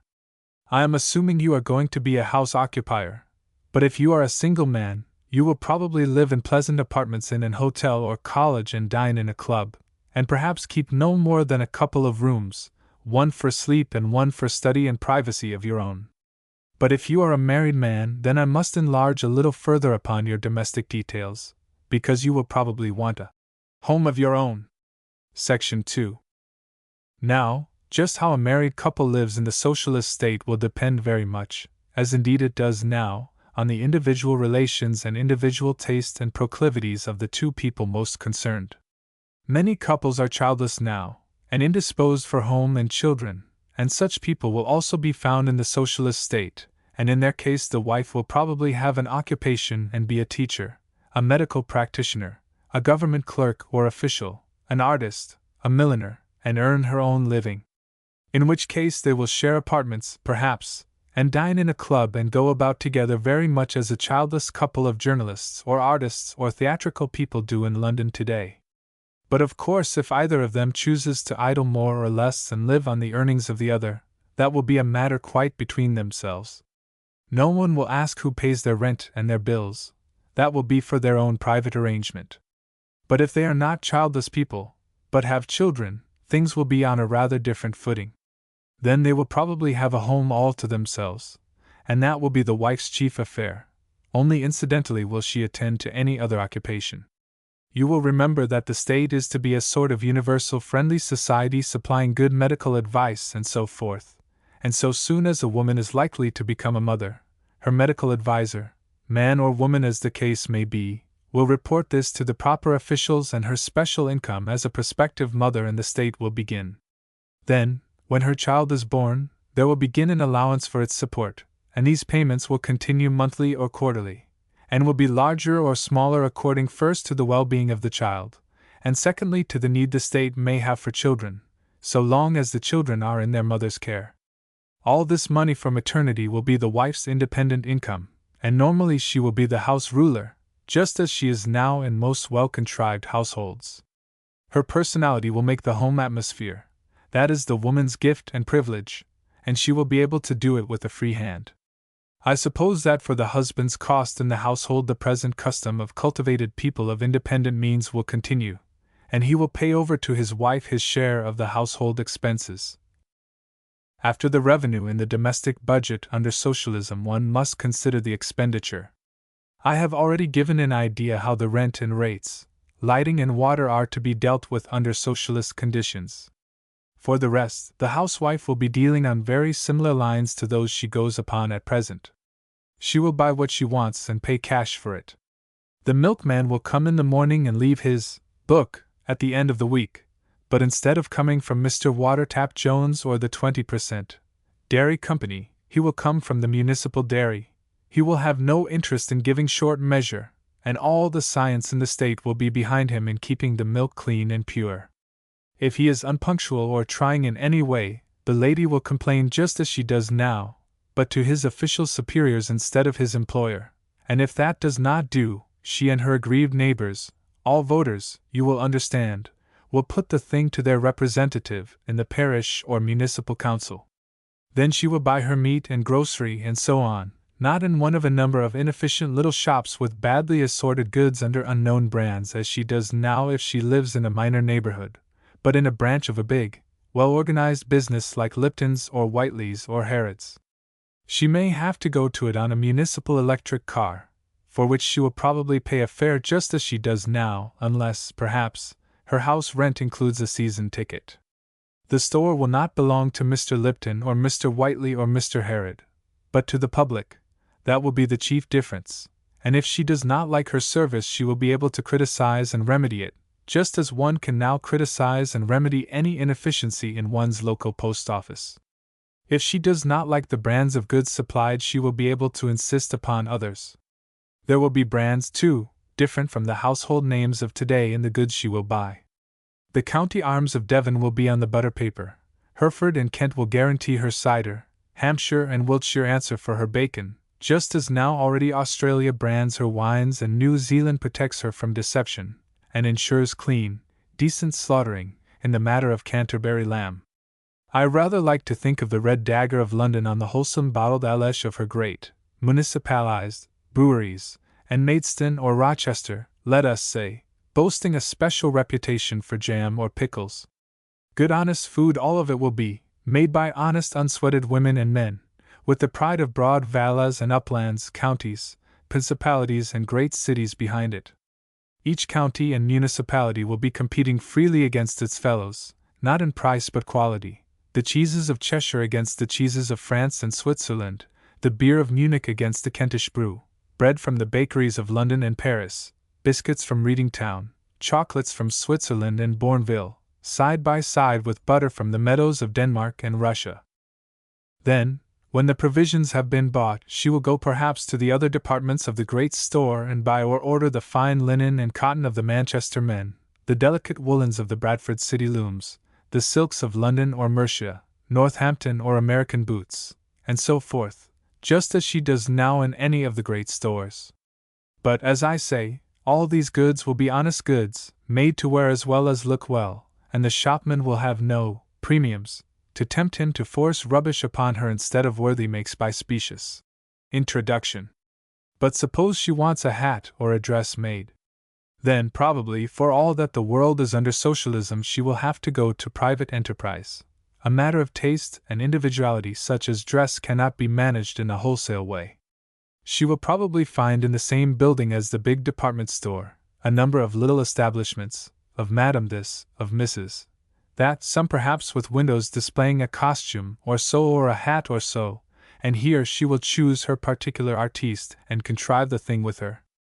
I am inclined to think the dressmaker or milliner will charge a fee according to her skill and reputation for designing and cutting and so on, and that the customer will pay the store separately for material and the municipal workshop for the making under the artiste's direction. I don't think, that is, that the milliner or dressmaker will make a trading profit, but only an artiste's fee. And if the lady wants to buy books, music, artistic bric-a-brac, or what not, she will find the big store displaying and selling all these things on commission for the municipal or private producers all over the world. So much for the financial and economic position of an ordinary woman in a socialist state. But management and economies are but the basal substance of a woman's life. She will be free not merely financially. The systematic development of the social organization and of the mechanism of life will be constantly releasing her more and more from the irksome duties and drudgeries that have consumed so much of the energies of her sex in the past. She will be a citizen, and free as a man to read for herself, think for herself, and seek expression. Under the law, in politics, and all the affairs of life she will be the equal of a man. No one will control her movements, or limit her actions, or stand over her to make decisions for her. All these things are implicit in the fundamental generalization of socialism, which denies property in human beings. Section 3. Perhaps now the reader will be able to figure a little better the common texture of the life of a teacher or a housewife under socialism. And incidentally, I have glanced at the position a clever milliner or dressmaker would probably have under the altered conditions. The great mass of the employees in the distributing trade would obviously be living a sort of clarified, dignified version of their present existence, freed from their worst anxieties, the terror of the swap, the hopeless approach of old age, and from the sweated food and accommodation of the living-in system. Under socialism, the living-in system would be incredible. Their conditions of life would approximate to those of the teacher. Like him, they would be enrolled a part of a great public service, and like him entitled to a minimum wage, and over and above that they would draw salaries commensurate with the positions their energy and ability had won. The prosperous merchant of today would find himself somewhere high in the hierarchy of the distributing service. If, for example, you are a tea merchant or a provision broker, then probably, if you like that calling, you would be handling the same kind of goods, not for profit but efficiency. Shipping into the Midlands, from Liverpool, let us say, much as you do now. You would be keener on quality and less keen on deals, that is all. You would not be trying to skin a business rival, but very probably you would be just as keen to beat the London distributors and distinguish yourself in that way. And you would get a pretty good salary. Modern socialism does not propose to maintain any dead level to the detriment of able men. Modern socialism has cleared itself of that jealous hatred of prosperity that was once a part of class war socialism. You would be, you see, far more than you are now, one of the pillars of your town's prosperity, and the town hall would be a place worth sitting in. So far as the rank and file of the distributing service is concerned, the chief differences would be a better education, security for a minimum living, an assured old age, shorter hours, more private freedom, and more opportunity. Since the whole business would be public and the customer would be one's indirect master through the polling booth, promotion would be far more by merit than it is now in private businesses, where irrelevant personal considerations are often overpowering, and it would be open to any one to apply for a transfer to some fresh position if he or she found insufficient scope in the old one. The staff of the stores will certainly live out, and their homes and way of living will be closely parallel to that of the two people I have sketched in sections 1 and 2. In the various municipal and state transit services, the condition of affairs would be even closer to a broadened and liberalized version of things as they are. The conductors and drivers will no doubt wear uniforms for convenience of recognition, but a uniform will carry with it no association with the idea of a livery as it does at the present time. Mostly this service will be run by young men, and each one, like the private of the democratic French army, will feel that he has a marshal's baton in his knapsack. He will have had a good education. He will have short hours of duty and leisure for self-improvement or other pursuits, and if he remains a conductor or driver all his life he will have only his own unpretending qualities to thank for that. He will probably remain a conductor if he likes to remain a conductor, and go elsewhere if he does not. He is not obliged to take that baton out and bother with it if he has quiet tastes. Baton. Baton. The great organized industries, mining, cotton, iron, building and the like, would differ chiefly in the permanence of employment and the systematic evasion of the social hardship caused nowadays by new inventions and economies in method.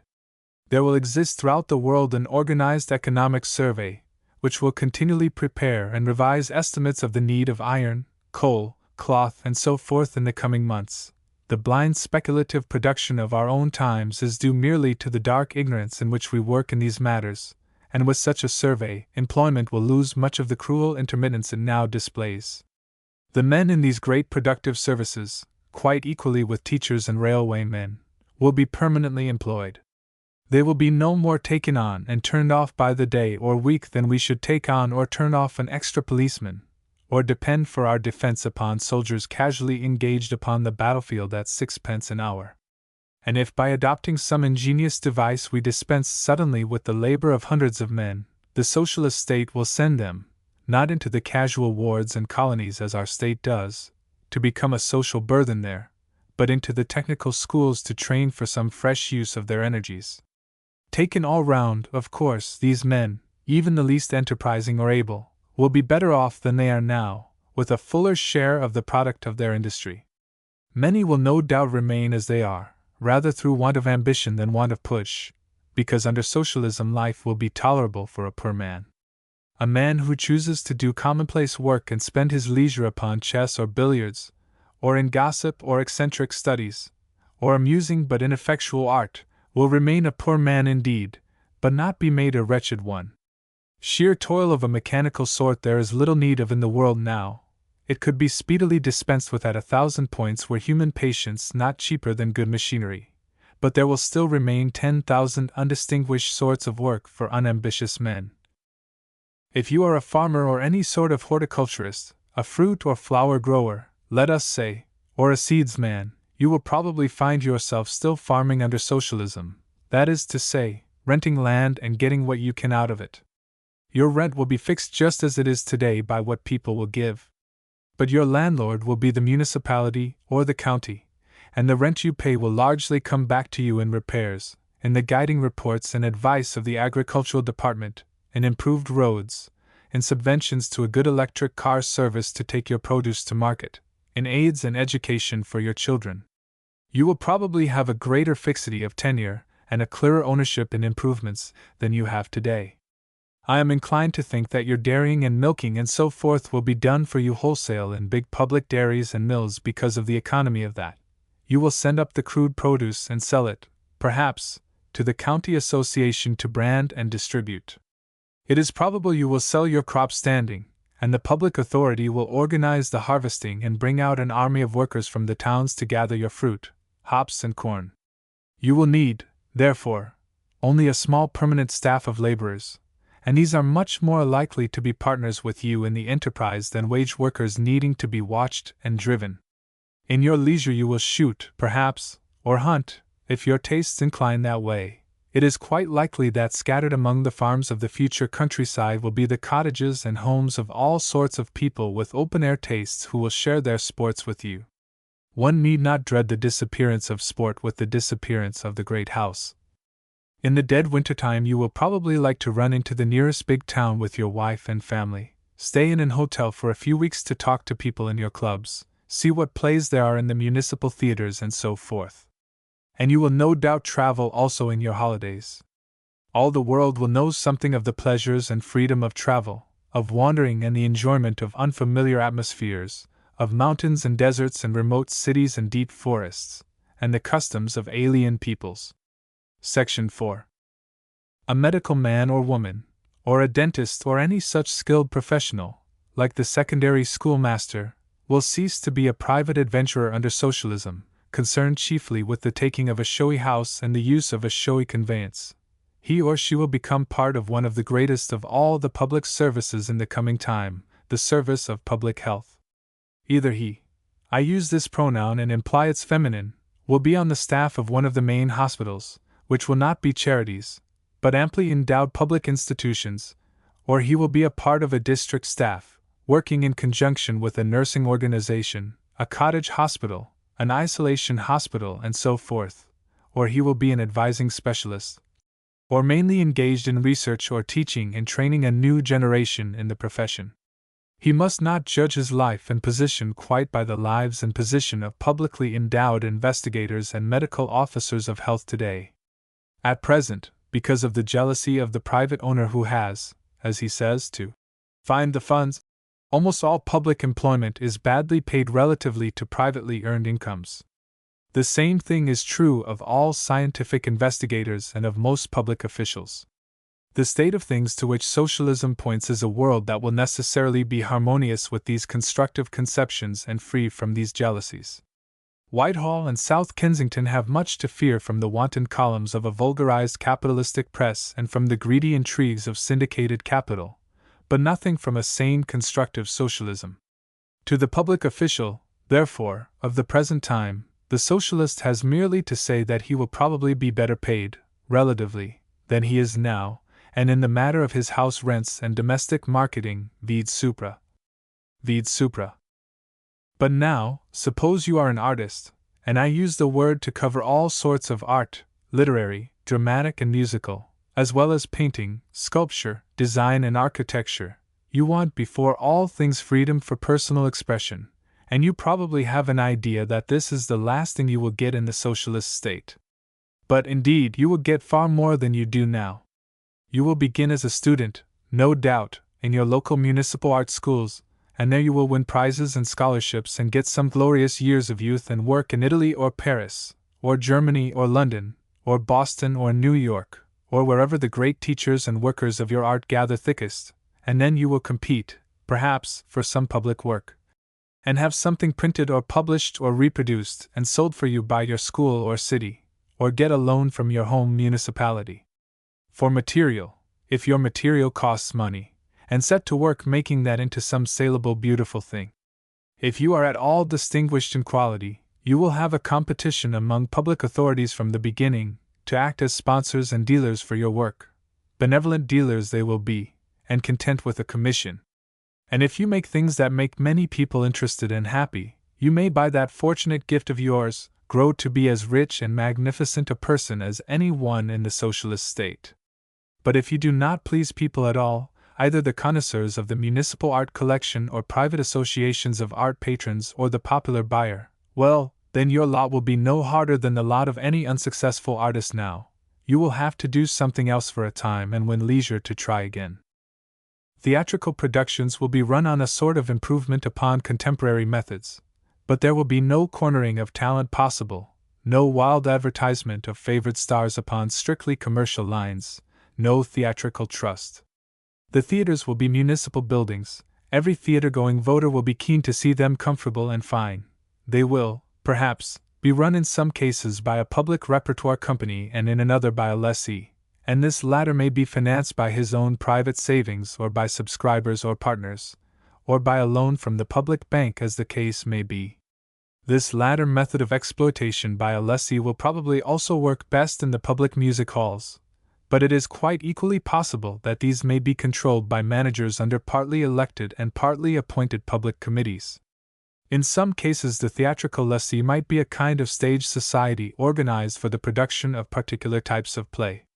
The spectators will pay for admission, of course, as they do now, but to the municipal box offices, and I suppose the lessee or the author and artists will divide up the surplus after the rent of the theater has been deducted for the municipal treasury.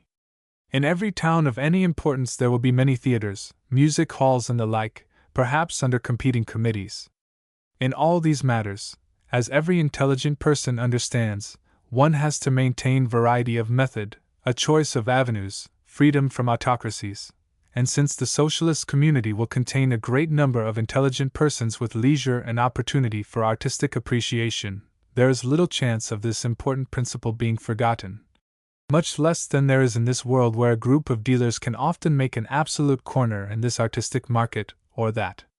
You will not, under socialism, see Sarah Bernhardt playing in a tent as she had to do in America, because all the theaters have been closed against her through some mean dispute with a trust about the sharing of profits. And if it is not too sudden a transition, it seems most convenient in a socialist state to leave religious worship entirely to the care of private people, to let them subscribe among themselves, subject, of course, to a reasonable statute of mortmain, to lease land, and build and endow and maintain churches and chapels, altars and holy places and meeting houses, priests and devout ceremonies. This will be the more easily done since the heavy social burdens that oppress religious bodies at the present time will be altogether lifted from them.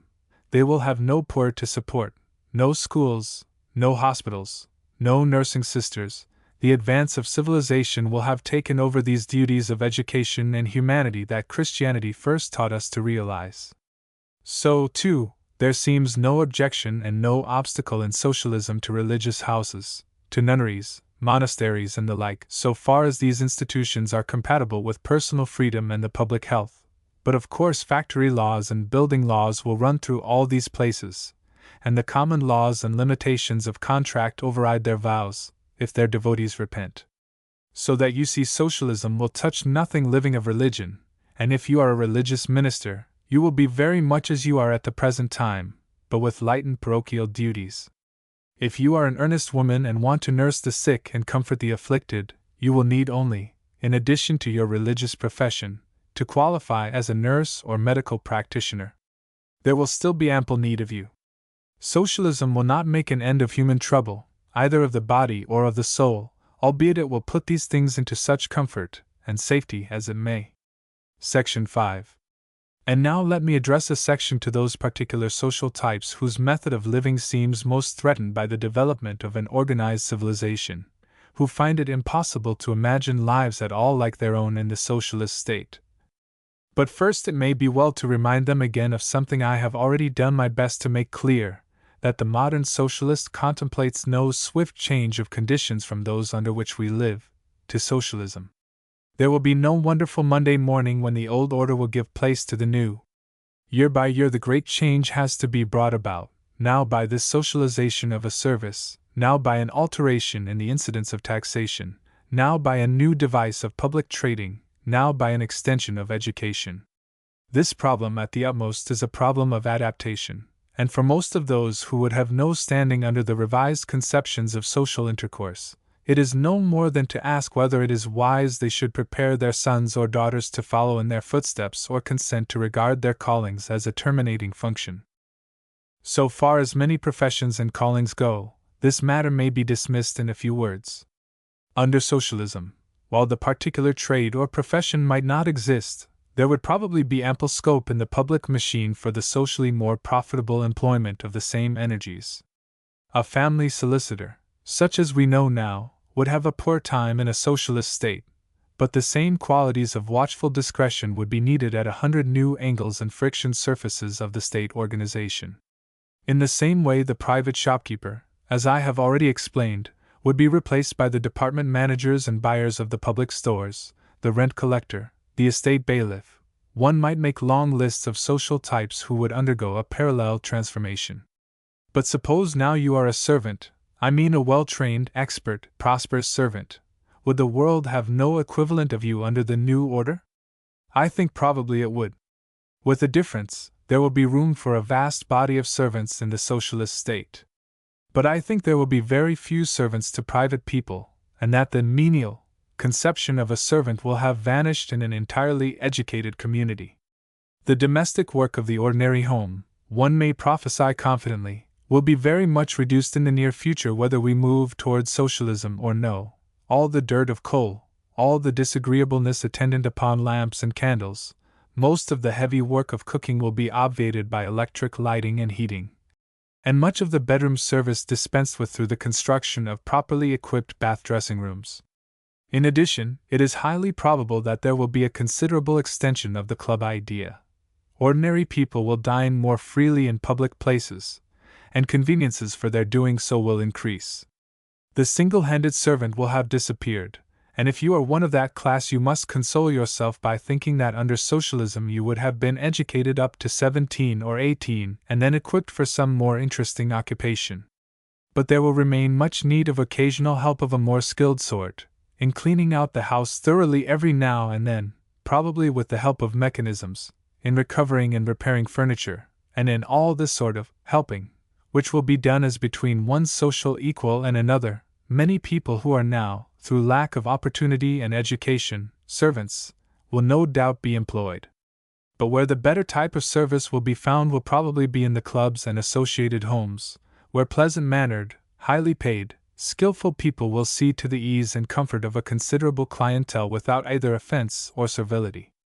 There still remains, no doubt, a number of valets, footmen, maids and so on, who under socialism would not be servants at all, but something far better, more interesting and more productive socially. But this writing of servants brings me now to another possibility, and that is that perhaps you are, dear reader, one of that small number of fortunate people, rich and well placed in the world, who even under existing conditions seem to possess all that life can offer a human being. You live beautifully in a great London house, waited upon by companies of servants, you have country seats with parks about them and fine gardens, you can travel luxuriously to any part of the civilized world and live sumptuously there. All things are done for you, all ways are made smooth for you. A skilled maid or valet saves you even the petty care of your person, skilled physicians, wonderful specialists intervene at any threat of illness or discomfort. You keep 10 years younger in appearance than your poorer contemporaries and twice as splendid. And above all you have an immense sense of downward perspectives, of being special and apart, and above the common herd of mankind. Now, frankly, socialism will be incompatible with this patrician style. You must contemplate the end of all that. You may still be healthy, refined, free, beautifully clothed and housed, but you will not have either the space or the service or the sense of superiority you enjoy now, under socialism. You would have to take your place among the multitude again. Only a moiety of your property will remain to your sort of person if any revolution is achieved. The rents upon which you live, the investments that yield the income that makes the employment of that army of butlers and footmen, estate workers and underlings possible, that buys your dresses, your jewels, your motor cars, your splendid furnishings and equipments, will for the most part be public property, yielding revenue to some national or municipal treasury. You will have to give up much of that. There is no way out of it, your way to socialism is through the needle's eye. From your rare class and from your class alone does socialism require a real material sacrifice. You must indeed give up much coarse pride. There is no help for it, you must face that if you face socialism at all. You must come down to a simpler and, in many material aspects, less distinguished way of living. This is so clearly evident that to any one who believes self-seeking is the ruling motive, the only possible motive in mankind, it seems incredible that your class ever will do anything than oppose to the last the advancement of socialism. You will fight for what you have, and the have-nots will fight to take it away. Therefore it is that the socialists of the Social Democratic Federation preach a class war, to my mind a lurid, violent, and distasteful prospect. We shall have to get out of the miseries and disorder of today, they think, if not by way of chateau burning and tumbrils, at least by a mitigated equivalent of that. But I am not of that opinion. I have a lurking belief that you are not altogether eaten up by the claims of your own magnificence. While there are no doubt a number of people in your class who would fight like rats in a corner against, let us say, the feeding of poor people's starving children or the recovery of the land by the state to which it once belonged, I believe there is enough of nobility in your class as a whole to considerably damp their resistance. Because you have silver mirrors and silver hairbrushes, it does not follow that you have not a conscience. I am no believer in the theory that to be a sans-culotte is to be morally impeccable, or that a man loses his soul because he possesses 30 pairs of trousers beautifully folded by a valet. I cherish the belief that your very refinement will turn, I have seen it in one or two fine minds visibly turning, against the social conditions that made it possible. All this space, all this splendor has its traceable connection with the insufficiencies and miseries from which you are so remote. Once that realization comes to you, the world changes. In certain lights, correlated with that, your magnificence can look, you will discover, forgive the word, a little vulgar. Sans-culotte. Once you have seen that, you will continue to see it. The nouveau riche of the new plutocratic type comes thrusting among you, demonstrating that sometimes quite obtrusively. You begin by feeling sorry for his servants, and then apologetic to your own.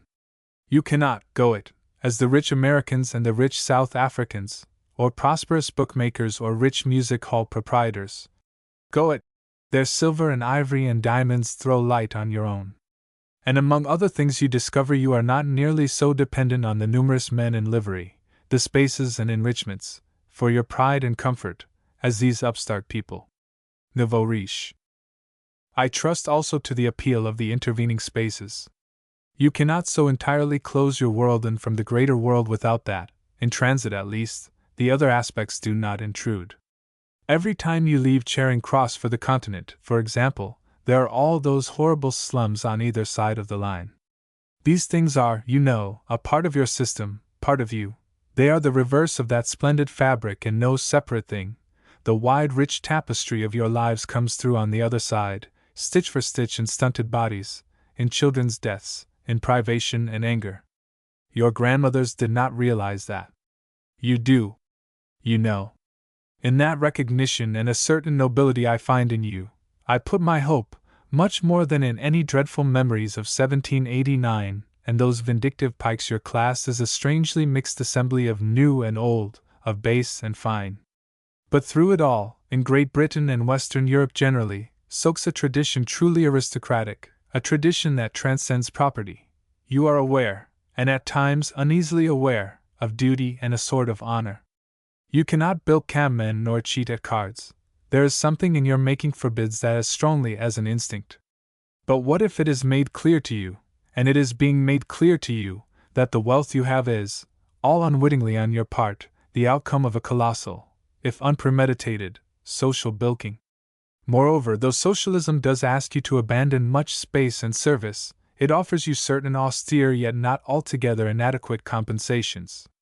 If you will cease to have that admirable house in Mayfair and the park in Kent and the moorlands and the Welsh castle, yet you will have another ownership of a finer kind to replace those things. For all London will be yours, a city to serve indeed, and a sense of fellowship that is, if you could but realize it, better than respect. The common people will not be common under Socialism. That is a very important thing for you to remember. But better than those thoughts is this, that you will own yourself too, more than you do now.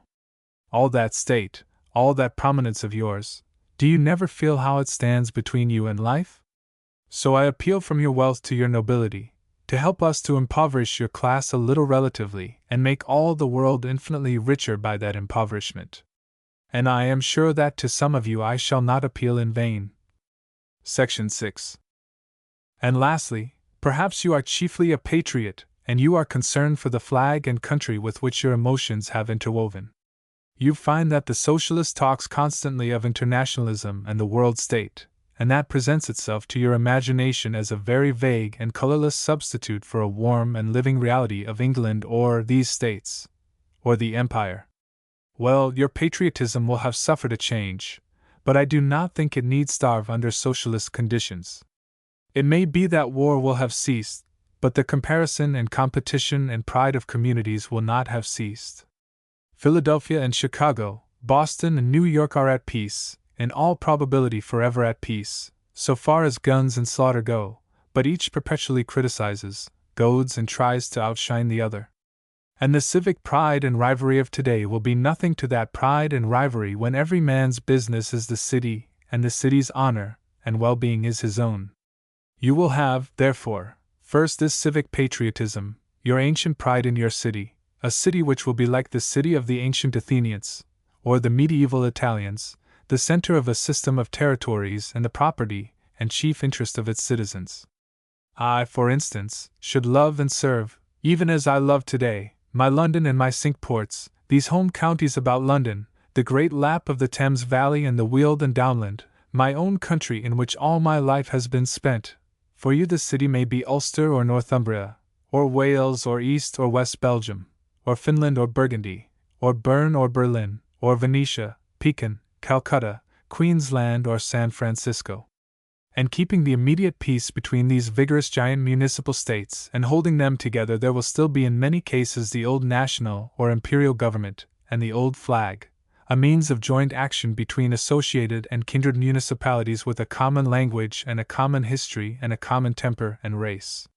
The nation and the national government will be the custodian of the national literature and the common law, the controller and perhaps the vehicle of intermunicipal and international trade, and an intermediary between its municipal governments and that great Congress to which all things are making, that permanent international Congress which will be necessary to ensure the peace of the world. That, at least, is my own dream of the order that may emerge from the confusion of distrusts and tentatives and dangerous absurdities, those reactions of fear and old traditional attitudes and racial misconceptions which one speaks of as international relations today. For I do not believe that war is a necessary condition to human existence and progress, that it is anything more than a confusion we inherit from the less organized phases of social development. I think but a little advancement in general intelligence will make it an impossible thing. But suppose after all that I am wrong in my estimate in this matter, and that war will still be possible in a socialist or partly socialist world. Suppose that the socialist state in which I am imagining you to live is threatened by some military power. Then I don't think the military power that threatens it need threaten very long.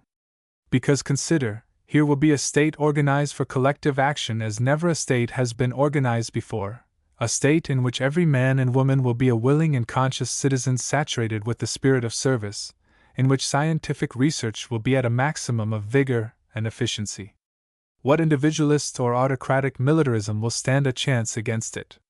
It goes quite without saying from the essential principles of socialism that if war is necessary, then every citizen will, as a matter of course, take his part in that war.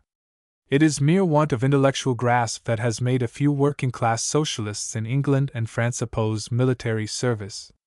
Universal military service, given the need for it, is innate in the socialist idea, just as it is blankly antagonistic to the private individual ideas of 18th-century liberalism. It is innate in the socialist idea, but equally innate in that is the conception of establishing and maintaining forever a universal peace. Chapter 15: The Advancement of Socialism. Chapter 15. Section 1. And here my brief exposition of the ideals of modern socialism may fitly end. And I have done my best to set out soberly and plainly this great idea of deliberately making a real civilization by the control and subordination of the instinct of property, and the systematic development of a state of consciousness out of the achievements and squalor, out of the fine forces and wasted opportunities of today. I may have an unconscious bias perhaps, but so far as I have been able I have been just and frank, concealing nothing of the doubts and difficulties of socialism, nothing of the divergencies of opinion among its supporters, nothing of the generous demands it makes upon the social conscience, the goodwill in man. Its supporters are divergent upon 100 points, but upon its fundamental generalizations they are all absolutely agreed, and some day the whole world will be agreed. Their common purport is the resumption by the community of all property that is not justly and obviously personal, and the substitution of the spirit of service for the spirit of gain in all human affairs. It must be clear to the reader who has followed my explanations continuously that the present advancement of socialism must lie now along three several lines. First, and most important, is the primary intellectual process, the elaboration, criticism, discussion, enrichment and enlargement of the project of socialism. This includes all sorts of sociological and economic research, the critical literature of socialism, and every possible way, the drama, poetry, painting, music, of expressing and refining its spirit, its attitudes and conceptions. It includes, too, all sorts of experiments in living and association.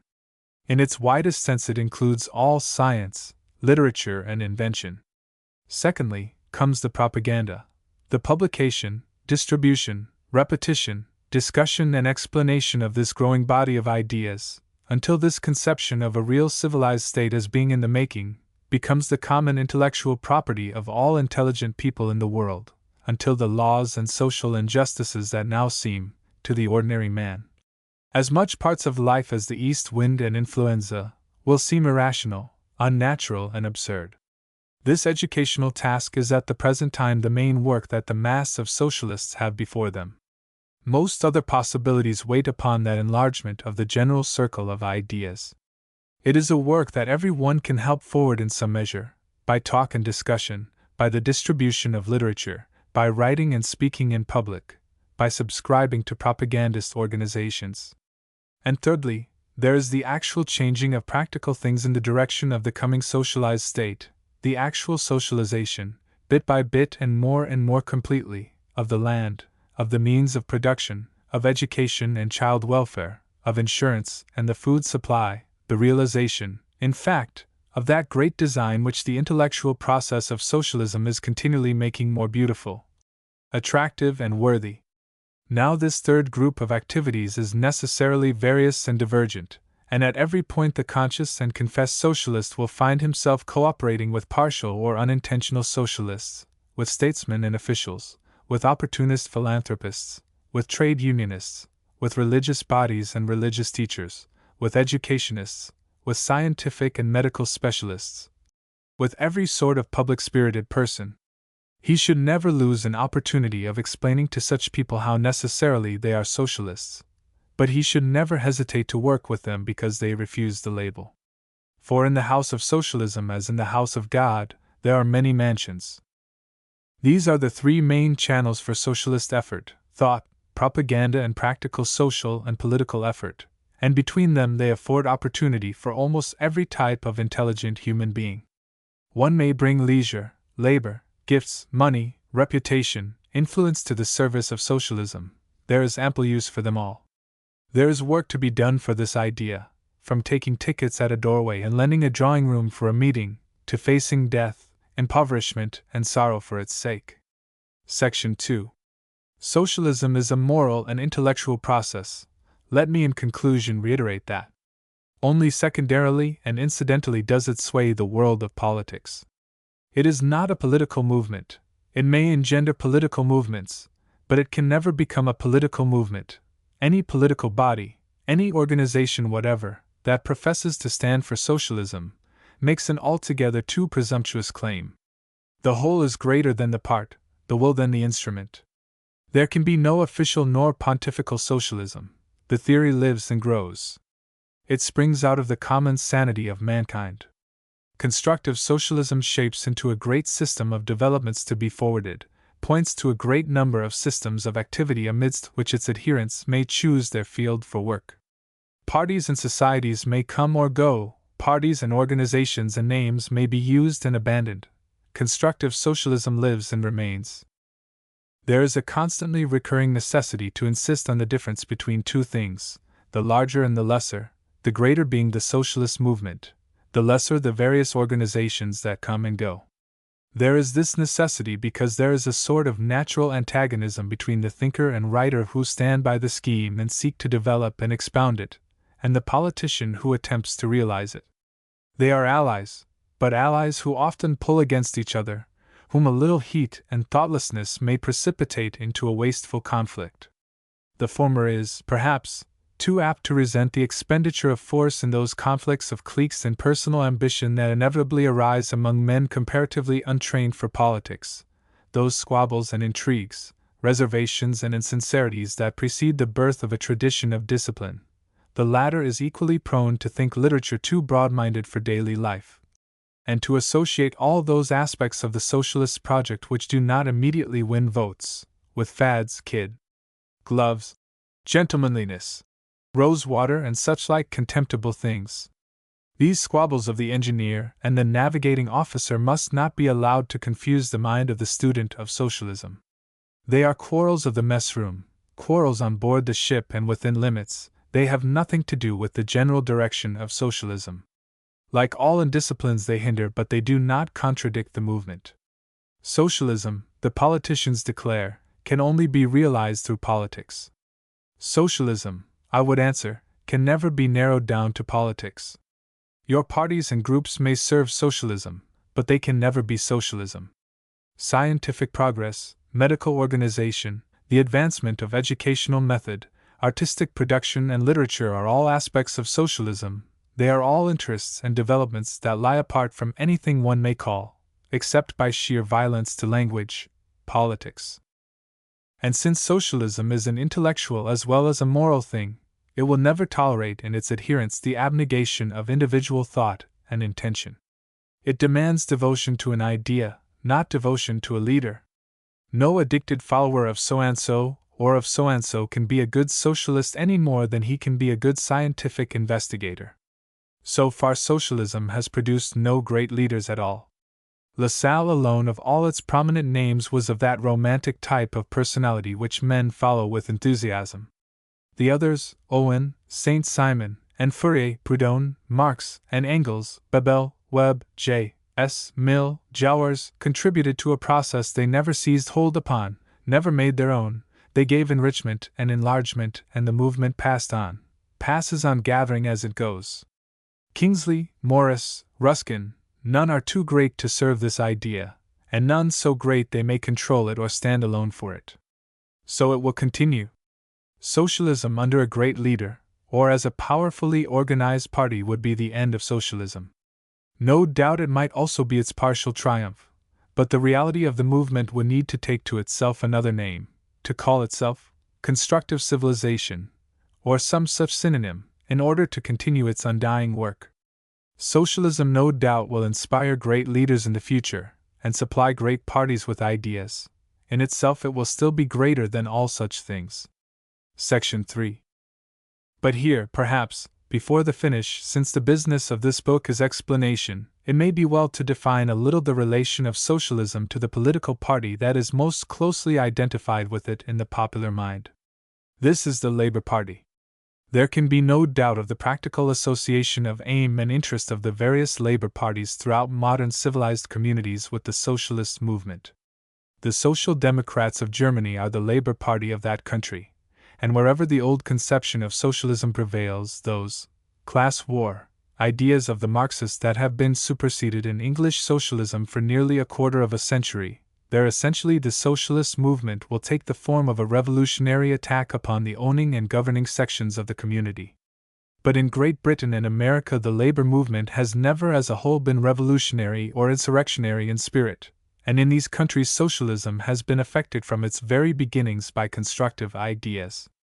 It has never starkly antagonized labor on the one hand, and the other necessary elements in a civilized state on the other. It has never, I speak of the movement as a whole and not of individual utterances, contemplated a community made up wholly of labor, and emotionally democratic, such as the Marxist teaching suggests. The present laboring classes stand to gain enormously in education, dignity, leisure, efficiency, and opportunity by the development of a socialist state, and just in so far as they become intelligent will they become socialists. But we all of us of goodwill, we and our children, of nearly every section of the community stand also to gain and have also our interest in this development. Great as the labor movement is, the socialist movement remains something greater. The one is the movement of a class, the other a movement of the best elements in every class.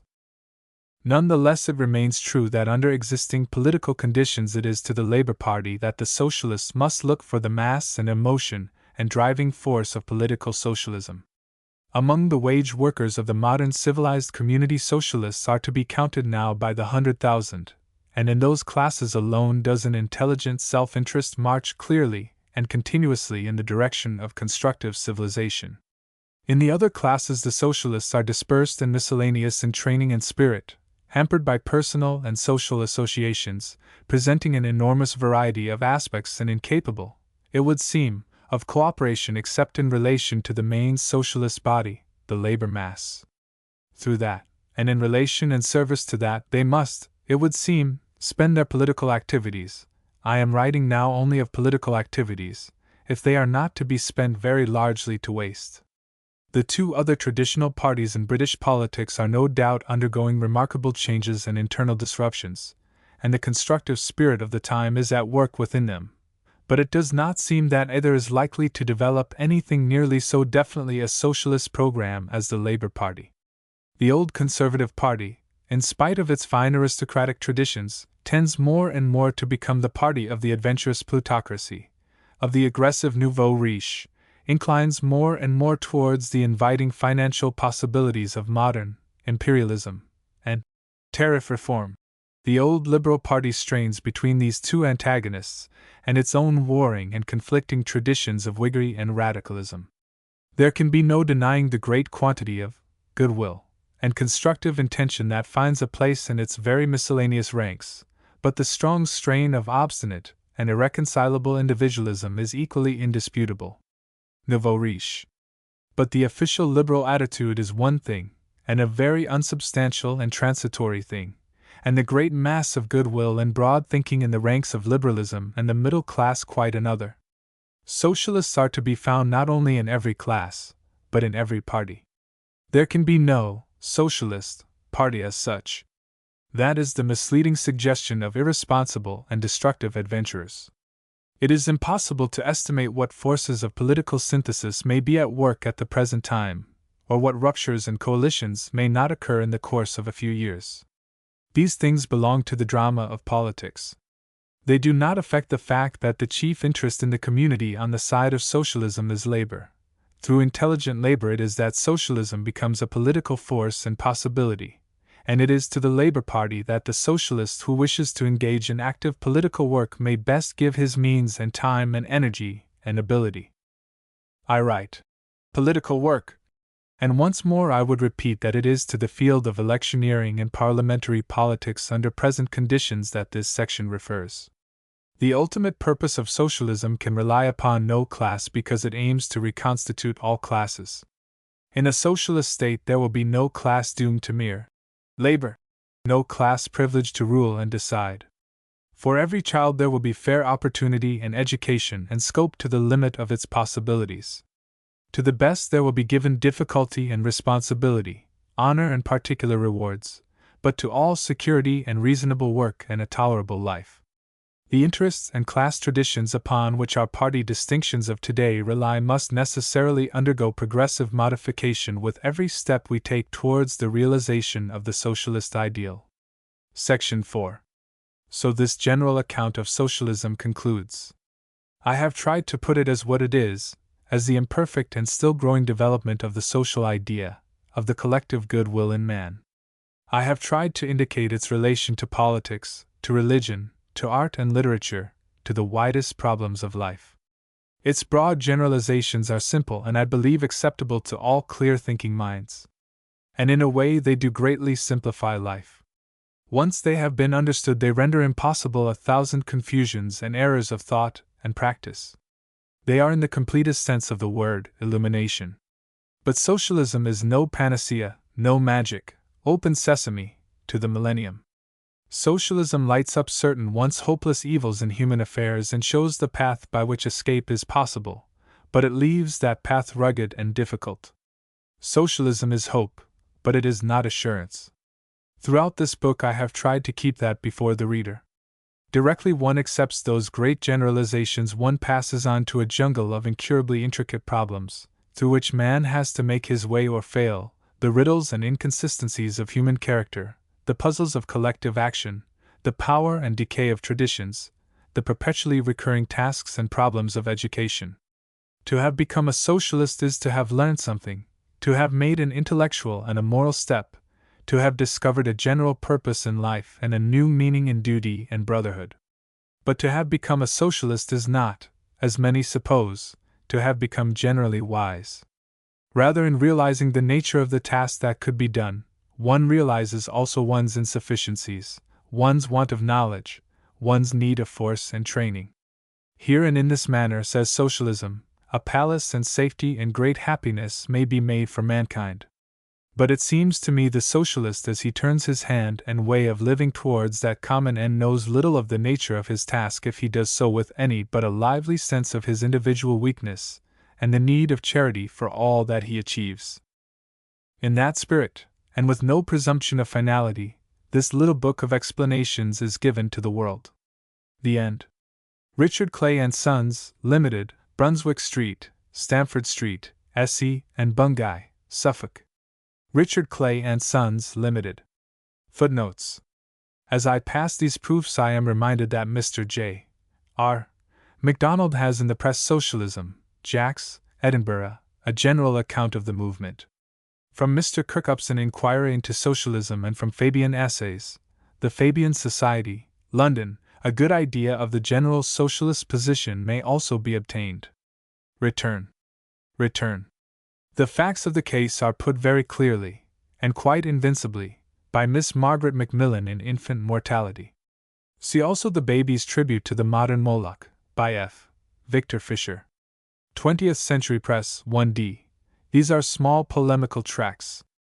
The case is treated fully, authoritatively, and without bias in Infant Mortality by Dr. G. Newman. Return. This Misery of Boots. It is intended as an introductory tract explaining the central idea of socialism for propaganda purposes, and it is published by the Fabian Society, of 3 Clements Inn, London, at 3d. That, together with my tract Socialism and the Family, A. C. Fifield, 44 Fleet Street, London, 6d, gives the whole broad outline of the socialist attitude. Return. Elihu's tracts are published by the Independent Labour Party at 1 penny each. The best are, Whose Dog Art Thou? A Nation of Slaves, Milk and Postage Stamps, A Corner in Flesh and Blood, and Simple Division. Return. Pure Sociology, pages 271-2, by Lester F. Ward. The Macmillan Company, New York. Return. In Dakota, 1906-7, private enterprise led to a particularly severe coal famine in the bitterest weather, and the shortage was felt so severely that the population rose and attacked and stopped passing coal trains. Return. For a clear and admirable account of the socialist attitude to the temperance question, see the tract on municipal drink traffic published by the Fabian Society. Price 1 penny. Return. The Future in America, ch. 9. Chapman and Hall, 1906. Return. Studies Scientific and Social, Volume 2, ch. 24, by Dr. Alfred Russel Wallace. Macmillan and Company, 1900. Return. Socialism and the Family. A. C. Fifield. 6d. Return. Socialism and the Family. Return.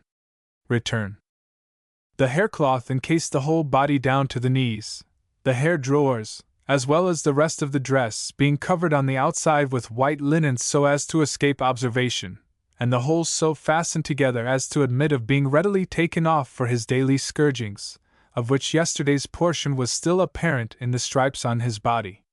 Such austerity had hitherto been unknown to English saints, and the marvel was increased by the sight, to our notions so revolting, of the innumerable vermin with which the haircloth abounded, boiling over with them, as one account describes it, like water in a simmering cauldron. At the dreadful sight all the enthusiasm of the previous night revived with double ardor. They looked at each other in silent wonder, then exclaimed, See what a true monk he was, and we knew it not, and burst into alternate fits of weeping and laughter, between the sorrow of having lost such a head, and the joy of having found such a saint. Historical Memorials of Canterbury, by the Rev. Arthur Pennerhin Stanley, D.D., Return. The ethical case for slavery in the Southern States of America, my friend Mr. Graham Wallace reminds me, was largely argued on the instance of the widow with a few strong slaves. Return. C. Skepticism of the Instrument. The Appendix to a Modern Utopia. Chapman and Hall. Return.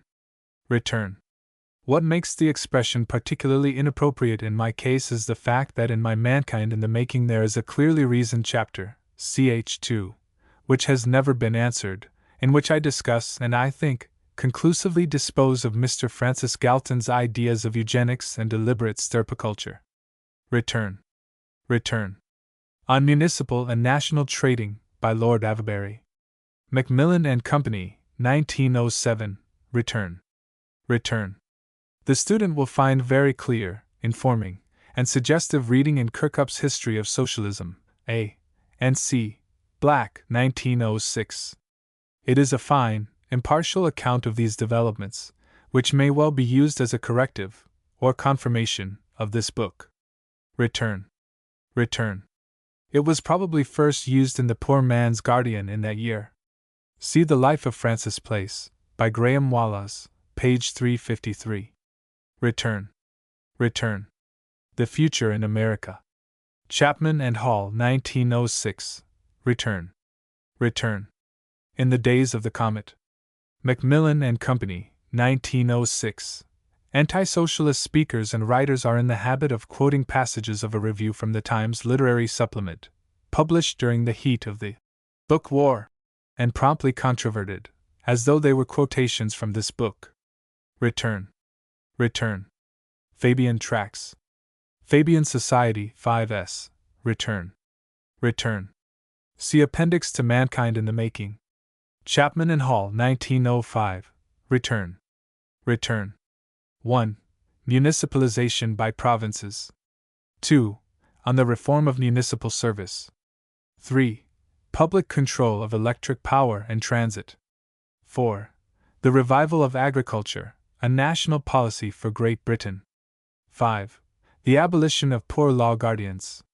Others to follow. Fabian Society, 1905-6. Return. This generalization is a sweeping one, and would need, were one attempting to give more than a very broad impression of the sequence of socialist ideas, considerable modification. Such earlier tracts as the New Reform Bill, Facts for Londoners, Facts for Bristol, dealt mainly with the question of machinery. Return. I visited Liverpool and Manchester the other day for the first time in my life, and was delighted to find how the inferiority of the local art galleries to those of Glasgow rankled in people's minds. Return. Chapman and Hall. Return. Syndicalism. A Critical Examination. By J. Ramsay MacDonald, MP. Cloth once. Net. A clear and concise explanation of what syndicalism means, with a critical examination of its aims and principles. Contents: Trade unionism, socialism, and syndicalism. Political action and the general strike. The philosophy of Sorel. The program of direct action. Syndicalism in Europe and America. Syndicalism in Great Britain. An examination of syndicalist principles. The program of syndicalism. Conclusion. Mr. Ramsay MacDonald has done a genuine service in writing this little book. Westminster Gazette. A lucid and accurate account of the ideas behind a movement which is much talked about, but little understood. Daily Chronicle. A clever and creditable piece of work. Western Morning News. Tells everything that need be known in regard to syndicalism. Yorkshire Observer. London, Constable and Company Ltd. A History of Labour Representation. By A. W. Humphrey. With an introduction by Gilbert Slater, Principal of Ruskin College, Oxford. Crown 8 VO2s. 60, net. The objects of this book are to present a record of the movement for labor representation in the United Kingdom from its first beginning in 1857 to the end of 1911, and the arguments for and against class representation. Professor Gilbert Slater in his introduction writes, Mr. Humphrey has earned the gratitude of students by the striking and straightforward narrative he has put together. A clear, businesslike and detailed history of the rise of the labor representation. Times. A well-studied and interesting account. Scotsman. Mr. Humphrey has earned the gratitude of all earnest students of sociology. Western Mail. The Child and the Parent. By Douglas Pepler. Crown 8 VO2s. 60, net. A small volume containing the history of the provision of meals to the children of poor parents, and an account of children's care committees, their work and organization, with particular reference to the place of the voluntary worker and the duties of an official. The history of the origin and work of the care committee is dealt with by Mr. Douglas Pepler in an interesting way, and he writes suggestively of the great problems with which its workers are brought into contact. Nation. It would be impossible to put the conditions of the problem in clearer or better words. Evening News. London, Constable and Company Ltd. The Task of Social Hygiene. By Havelock Ellis. Author of The World of Dreams, The Soul of Spain, etc. Large Crown 8 VO8s. 60, net. Contents. Introduction. The changing status of women, the new aspect of the woman's movement, the emancipation of women in relation to romantic love, the significance of a falling birth rate, eugenics and love, Religion and the Child, The Problem of Sexual Hygiene, Immorality and Law, The War Against War, The Problem of an International Language, Individualism and Socialism, Index. A singularly powerful book. Daily Graphic. The work of one who thinks of, and fearlessly looks to, the future. The Times. Should be read by our legislators, philanthropists, and reformers. Daily News. Those who like to have their thoughts stimulated will find his book delightful. Observer. A most interesting and suggestive book. Scotsman. Rationalism. By R. T. Hahn, J. M. Robertson, MP. Cloth Ones. Net. Contents. The term, the practical position, the religious challenge, the philosophical challenge, the skeptical religious challenge, the meaning of reason, the test of truth, ultimate problems, ideals. London, Constable and Company Ltd. Man and Superman. A Comedy and a Philosophy. By Bernard Shaw. Paper 6D. Of extraordinary brilliance and suggestiveness. Vanity Fair. From first to last it is a royal feast of witticisms. Yorkshire Daily Observer. This is his masterpiece. Saturday Review. John Bull's Other Island. By Bernard Shaw. New edition in paper, with a new preface 6D. The cleverest play Mr. Shaw has written. Evening Standard. John Bull's Other Island is so far the author's masterpiece. Glasgow Herald. One of the choicest and most stimulating of all the author's plays. Yorkshire Post. London, Constable and Company Ltd.